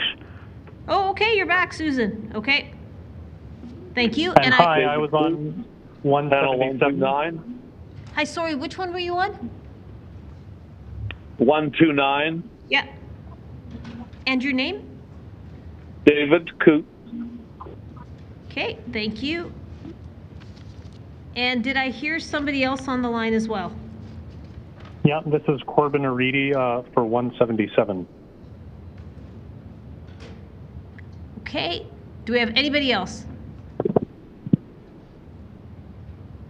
All right, Council, I'm going to ask for general consent to extend past 9:30. Does anyone have a concern with that? Seeing and hearing none, we will hear from these 4 speakers. Janice Lowe, why don't you start us off? Good evening. My name is Janice Lowe. As someone who has worked with the homeless, people with developmental disabilities, and people in correctional institutions, I firmly support building affordable housing for those in poverty and making housing more affordable for the public by building new, easily accessible communities connected to our public transit system. However, I strongly oppose the current rezoning plan for 4 reasons.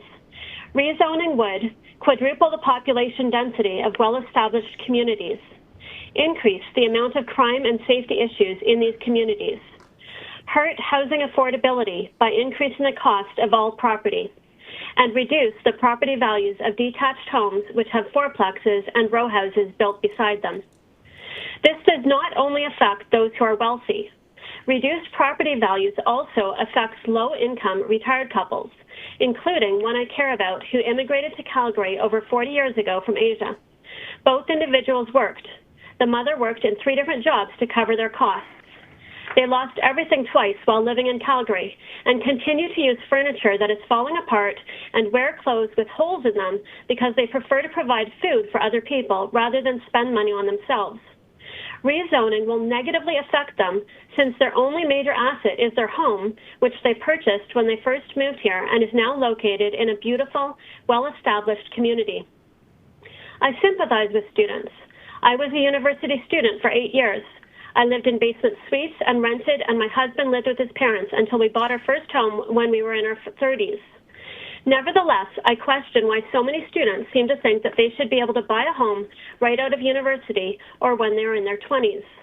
I don't think most people ever could. We certainly couldn't. However, if it is a problem of not being able to afford rent, one could better address this through building affordable homes en masse in newer communities where land costs less. I am deeply disappointed that City Council opposed a plebiscite on such an important issue and denied Calgarians the ability to consent to or reject this proposal. I hope that you correct this after these hearings by holding a plebiscite which allows each community to support or reject rezoning in their own neighborhood. As a mother with young children and a Calgary homeowner, living in a safe community is extremely important to me. When we first bought our home over 10 years ago, we chose a home in the outskirts of Calgary because it was much more affordable and we thought it would be a safe area. Since that time, there was a murder on the street behind us and another murder several roads down the way. Both murders were targeted and drug-related. However, we increasingly feel like Calgary is becoming more and more unsafe. Crime is not the only thing increasing in Calgary. We are also facing a serious issue of uncleanliness. Over the past few years, there has been a rampant increase in the number of people leaving dog poo on people's front lawns and on public paths. Furthermore, ever since alcohol was legalized in parks, there has been a radical increase in the number of broken bottles found in and around playgrounds and on public paths. Broken glass is extremely dangerous for children playing in playgrounds and a serious concern for bicyclists and people walking their dogs. I also question how increased density will affect our power grid. A few months ago, we were asked to shut off our lights and ovens on one of the coldest nights of the year due to power grid shortages. Increasing the population density of existing residential communities will only exacerbate these issues. Lastly, citywide rezoning should be rejected since it will not increase the supply of affordable housing. We heard from many people that reduced supply in one type of housing increases the cost of that type of housing and the cost of every other type of housing. Citywide rezoning would actually increase the amount of unaffordable housing by reducing the supply of detached homes. This is evident in Toronto and Vancouver, where even the smallest homes cost exorbitant rates simply because these cities are so overpopulated. Since 60% of the homes that are bought are detached homes, the supply of all types of homes needs to be increased proportionally, including detached houses. We could easily do this through expanding on the other side of the ring road and connecting new communities to our C-train system. If you want to make life more affordable, I would recommend reversing your decision to increase property taxes by 8%. Please vote against this highly divisive blanket rezoning of Calgary and choose a more conciliatory approach by building affordable homes en masse in new communities. Please take the advice of the many well-educated people who have offered excellent alternatives to address housing affordability. Thank you very much. Thank you for your presentation. Let's go to Susan Fox, please. Yeah, thank you for taking my call. I do not support blanket zoning. I live in Beddington community, a settled community, and I feel this blanket zoning will eventually evolve into a 15-minute smart cities, government control. The cost of operating this kind of community will fall on the taxpayers, not the transient community. I don't believe there was a shortage for housing. I think the real problem is the huge influx of illegal immigrants into Canada and the big cities, which we are not prepared to house or handle. The answer, we feel, is do a mass deportation, follow the immigration guideline according to the Constitution of Canada, bring down the property tax to normality so housing and rental will be affordable. And last but not least, I feel you should consult with the Premier before making rash decisions, not Justin Trudeau. The Premier has the ultimate authority over financial distribution in regards to the municipalities and cities. Accepting a bribe from Justin Trudeau is a slap on our democracy. Thank you. Thank you for your presentation. Let's go to David Coots, please. Hi, can you hear me? We can. Okay, I'm opposed to blanket rezoning in the city of Calgary and surrounding areas. I live in Ward 11, overlooking the LRT, so my property is definitely at risk for this sort of thing. We purchased the house here after considering all the factors of the location. The neighborhood consists of many detached homes. One of the great advantages is to have more space for everyone and better privacy. Since there are less people on the street, it is easier to have community feeling. This is often lost in higher density settings. In communities like the resident turnover is lower. In communities like this, the resident turnover is lower and it is easier to identify outsiders. This way, all residents can feel safer. Existing communities were planned and built with initially approved density in mind. Mindlessly increasing the amount of residents in these neighborhoods will create unnecessary challenges to the residents of these areas. Increasing problems will devalue the properties in these communities, making them less desirable. As it can be seen in areas where changes have already started, new buildings are not planned with consideration to fit nicely into the existing landscape. Mixing styles like this diminishes curb appeal of the whole area. Should council wish to increase density in certain neighborhoods, these should be identified and infrastructure upgrades performed before increasing residency.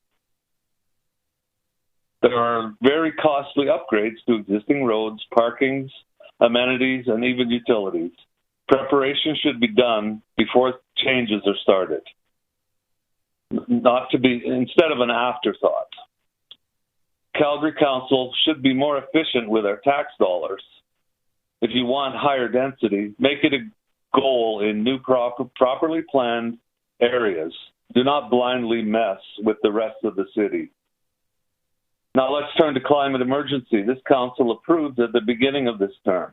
If this is a main roadmap we are following now, blanket rezoning of the city and surrounding areas will work against goals established.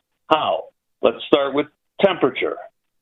It is a well-known fact that temperature in cities is higher than in surrounding areas due to lack of green spaces which are absorbing heat instead of reflecting it. Older communities have large lots attached to them. In most of them, people have nice lawns, trees, gardens. All these areas help the city maintain lower temperature, absorb water, and provide environments for diverse flora and fauna. How much of the animal diversity will be lost when green areas diminish? How much overall temperature will rise when grass is replaced with concrete and buildings, reflecting sun and warming the air around it? We are told that the air is already too hot. Many people use air conditioning in the summer now. How many more will need to resort to cooling their homes when you increase temperatures in the areas and the city overall? What effect will that have on the electrical grid? We are already starting to see blackouts. Do you really need to have it monthly, weekly, or maybe a daily occurrence, especially during summer? Do not forget, concrete and roofs accumulate heat during the day.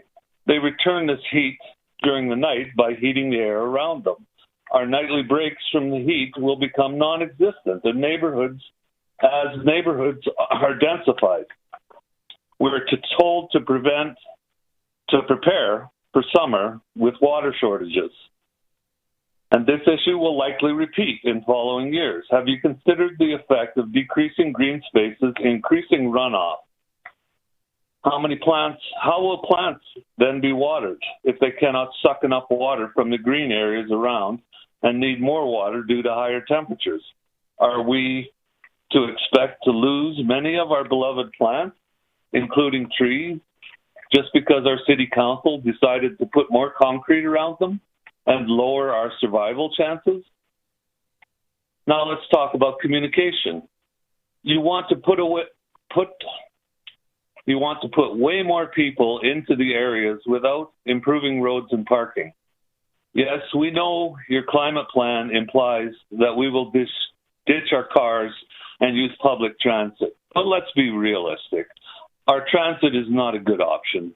Why would someone travel for 2 hours when they can take a car that takes 20 minutes? Yes, this is reality if you try to go far. Mr. Coots, from the thank you. southwest. Thank you for your presentation. You're just at time. So please But I hang have on. more. Please stay on the line on mute in case there's questions for you, all right? Thank you. Thank you. Do we have Corbin or Riti? Yes. Please go ahead. Hello. Hello, City Council, Mayor, ladies and gentlemen, and friends beyond the binary. I stand, on the phone with you as a born and raised Calgarian, a business owner, and somebody who enjoys many aspects of Calgary. However, I cannot ignore the pressing issues that have led me to speak with you today. Calgary, as it currently stands, is a city dominated by car-centric infrastructure, suburban sprawl that is unsustainable, and many locations within the city have become what I can only describe as non-places. Areas devoid of character, community, complex native ecology, and a sense of belonging. It pains me to see the city in this husk of a state. While this hearing and this vote for blanket zoning to RCG is a step in the right direction, it is unfortunately a very, very small one.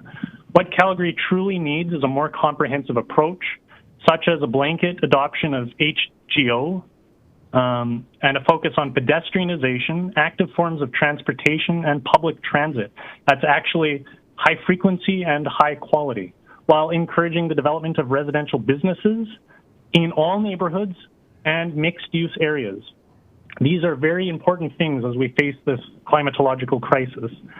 It is with a heavy heart that I must confess a twist. I have left this city behind, despite my deep roots there, with my parents, brother, and many friends and family who are still close to my heart, still residing in Calgary. The city's current state made me deeply sad and pained, and I had to leave a few years ago to Tsawwassen, BC, in search of a walkable small town that was in close proximity to a big economy and city. Vancouver, that is. I understand that this status as a non-resident may trigger some people, but I cannot stress how important this issue is. Calgary, which is my birthplace, deserves to be renewed into a livable, vibrant city once again. Small actions like blanket zoning to RCG are a small start, and we must focus on a more comprehensive solution, such as promoting co-ops and public housing. So I implore you, City Council members, to take bold action to transform the City of Calgary that prioritizes the well-being of its residents, fosters a sense of community, and encourage sustainable growth. Thank you for your time and consideration, and I really hope and sincerely want to see Calgary flourish and become livable and a vibrant city that it has the potential to be. Thank you. Thank you very much for your presentation. Thank you to this panel. There are no questions for you, so we appreciate you making the time to give us your presentations today.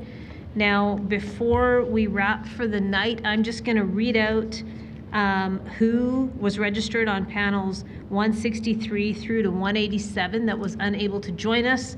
I'm only going to read these names today, but everyone who missed their opportunity should know that as long as the public hearing's still going, you can come, let us know that you're here, and we'll get you into a panel. So from panel 163, we had Bob Benson, Joanne Allens, I think it is, or Atkins, Joanne Atkins, and Robin Windsor. From panel 164, we had Sarah Geddes. 165 was Nicole Chan. 166 was Michelle Williams. 167, John Wildenborg, Christopher Leslie. 168 was Kathy Schultz-Peltzer, and Trayton Zeri, and Jacqueline North Pagan. 169 was Justin Paul O'Mahony and Clay Knights. Panel 171, Aaron Ramos. 172, Jordan Murray, Roger Shinkanik, Kathy Danielson, and Alvin Cabaran. Panel 175, Imad Tawadros, Satesh Shanmugam and Jesh Kamral Manais. Panel 177, nobody, because we just had Corbin. Panel 178, Catherine Blood and Amy Pahor. Panel 180, Juan Gomez. Panel 184, Trang Pham, Frank Anderson, and Robert Zabkowski. Panel 187, Ekaterina Petrovich and Cassandra Mihalic. So tomorrow we will start off by asking if there's anyone here that missed their opportunity, and we'll get people into panels from there. And we'll start with panel 190, which will be Lindsay Davis, Mandy Koch, Shirley Ewart, Linda Nessett, and Richard Hill. In case anybody's wondering, the informal count so far is 611 speakers, and we have about 92 registered speakers remaining, but I think there's been some more people who have signed on. So we'll get you official counts tomorrow. Councillor Thaliwal, you have a request? You're good? Okay, thank you. With that, everyone, we will see you tomorrow at 9:30. Tomorrow we run from 9:30 till 6. Thank you.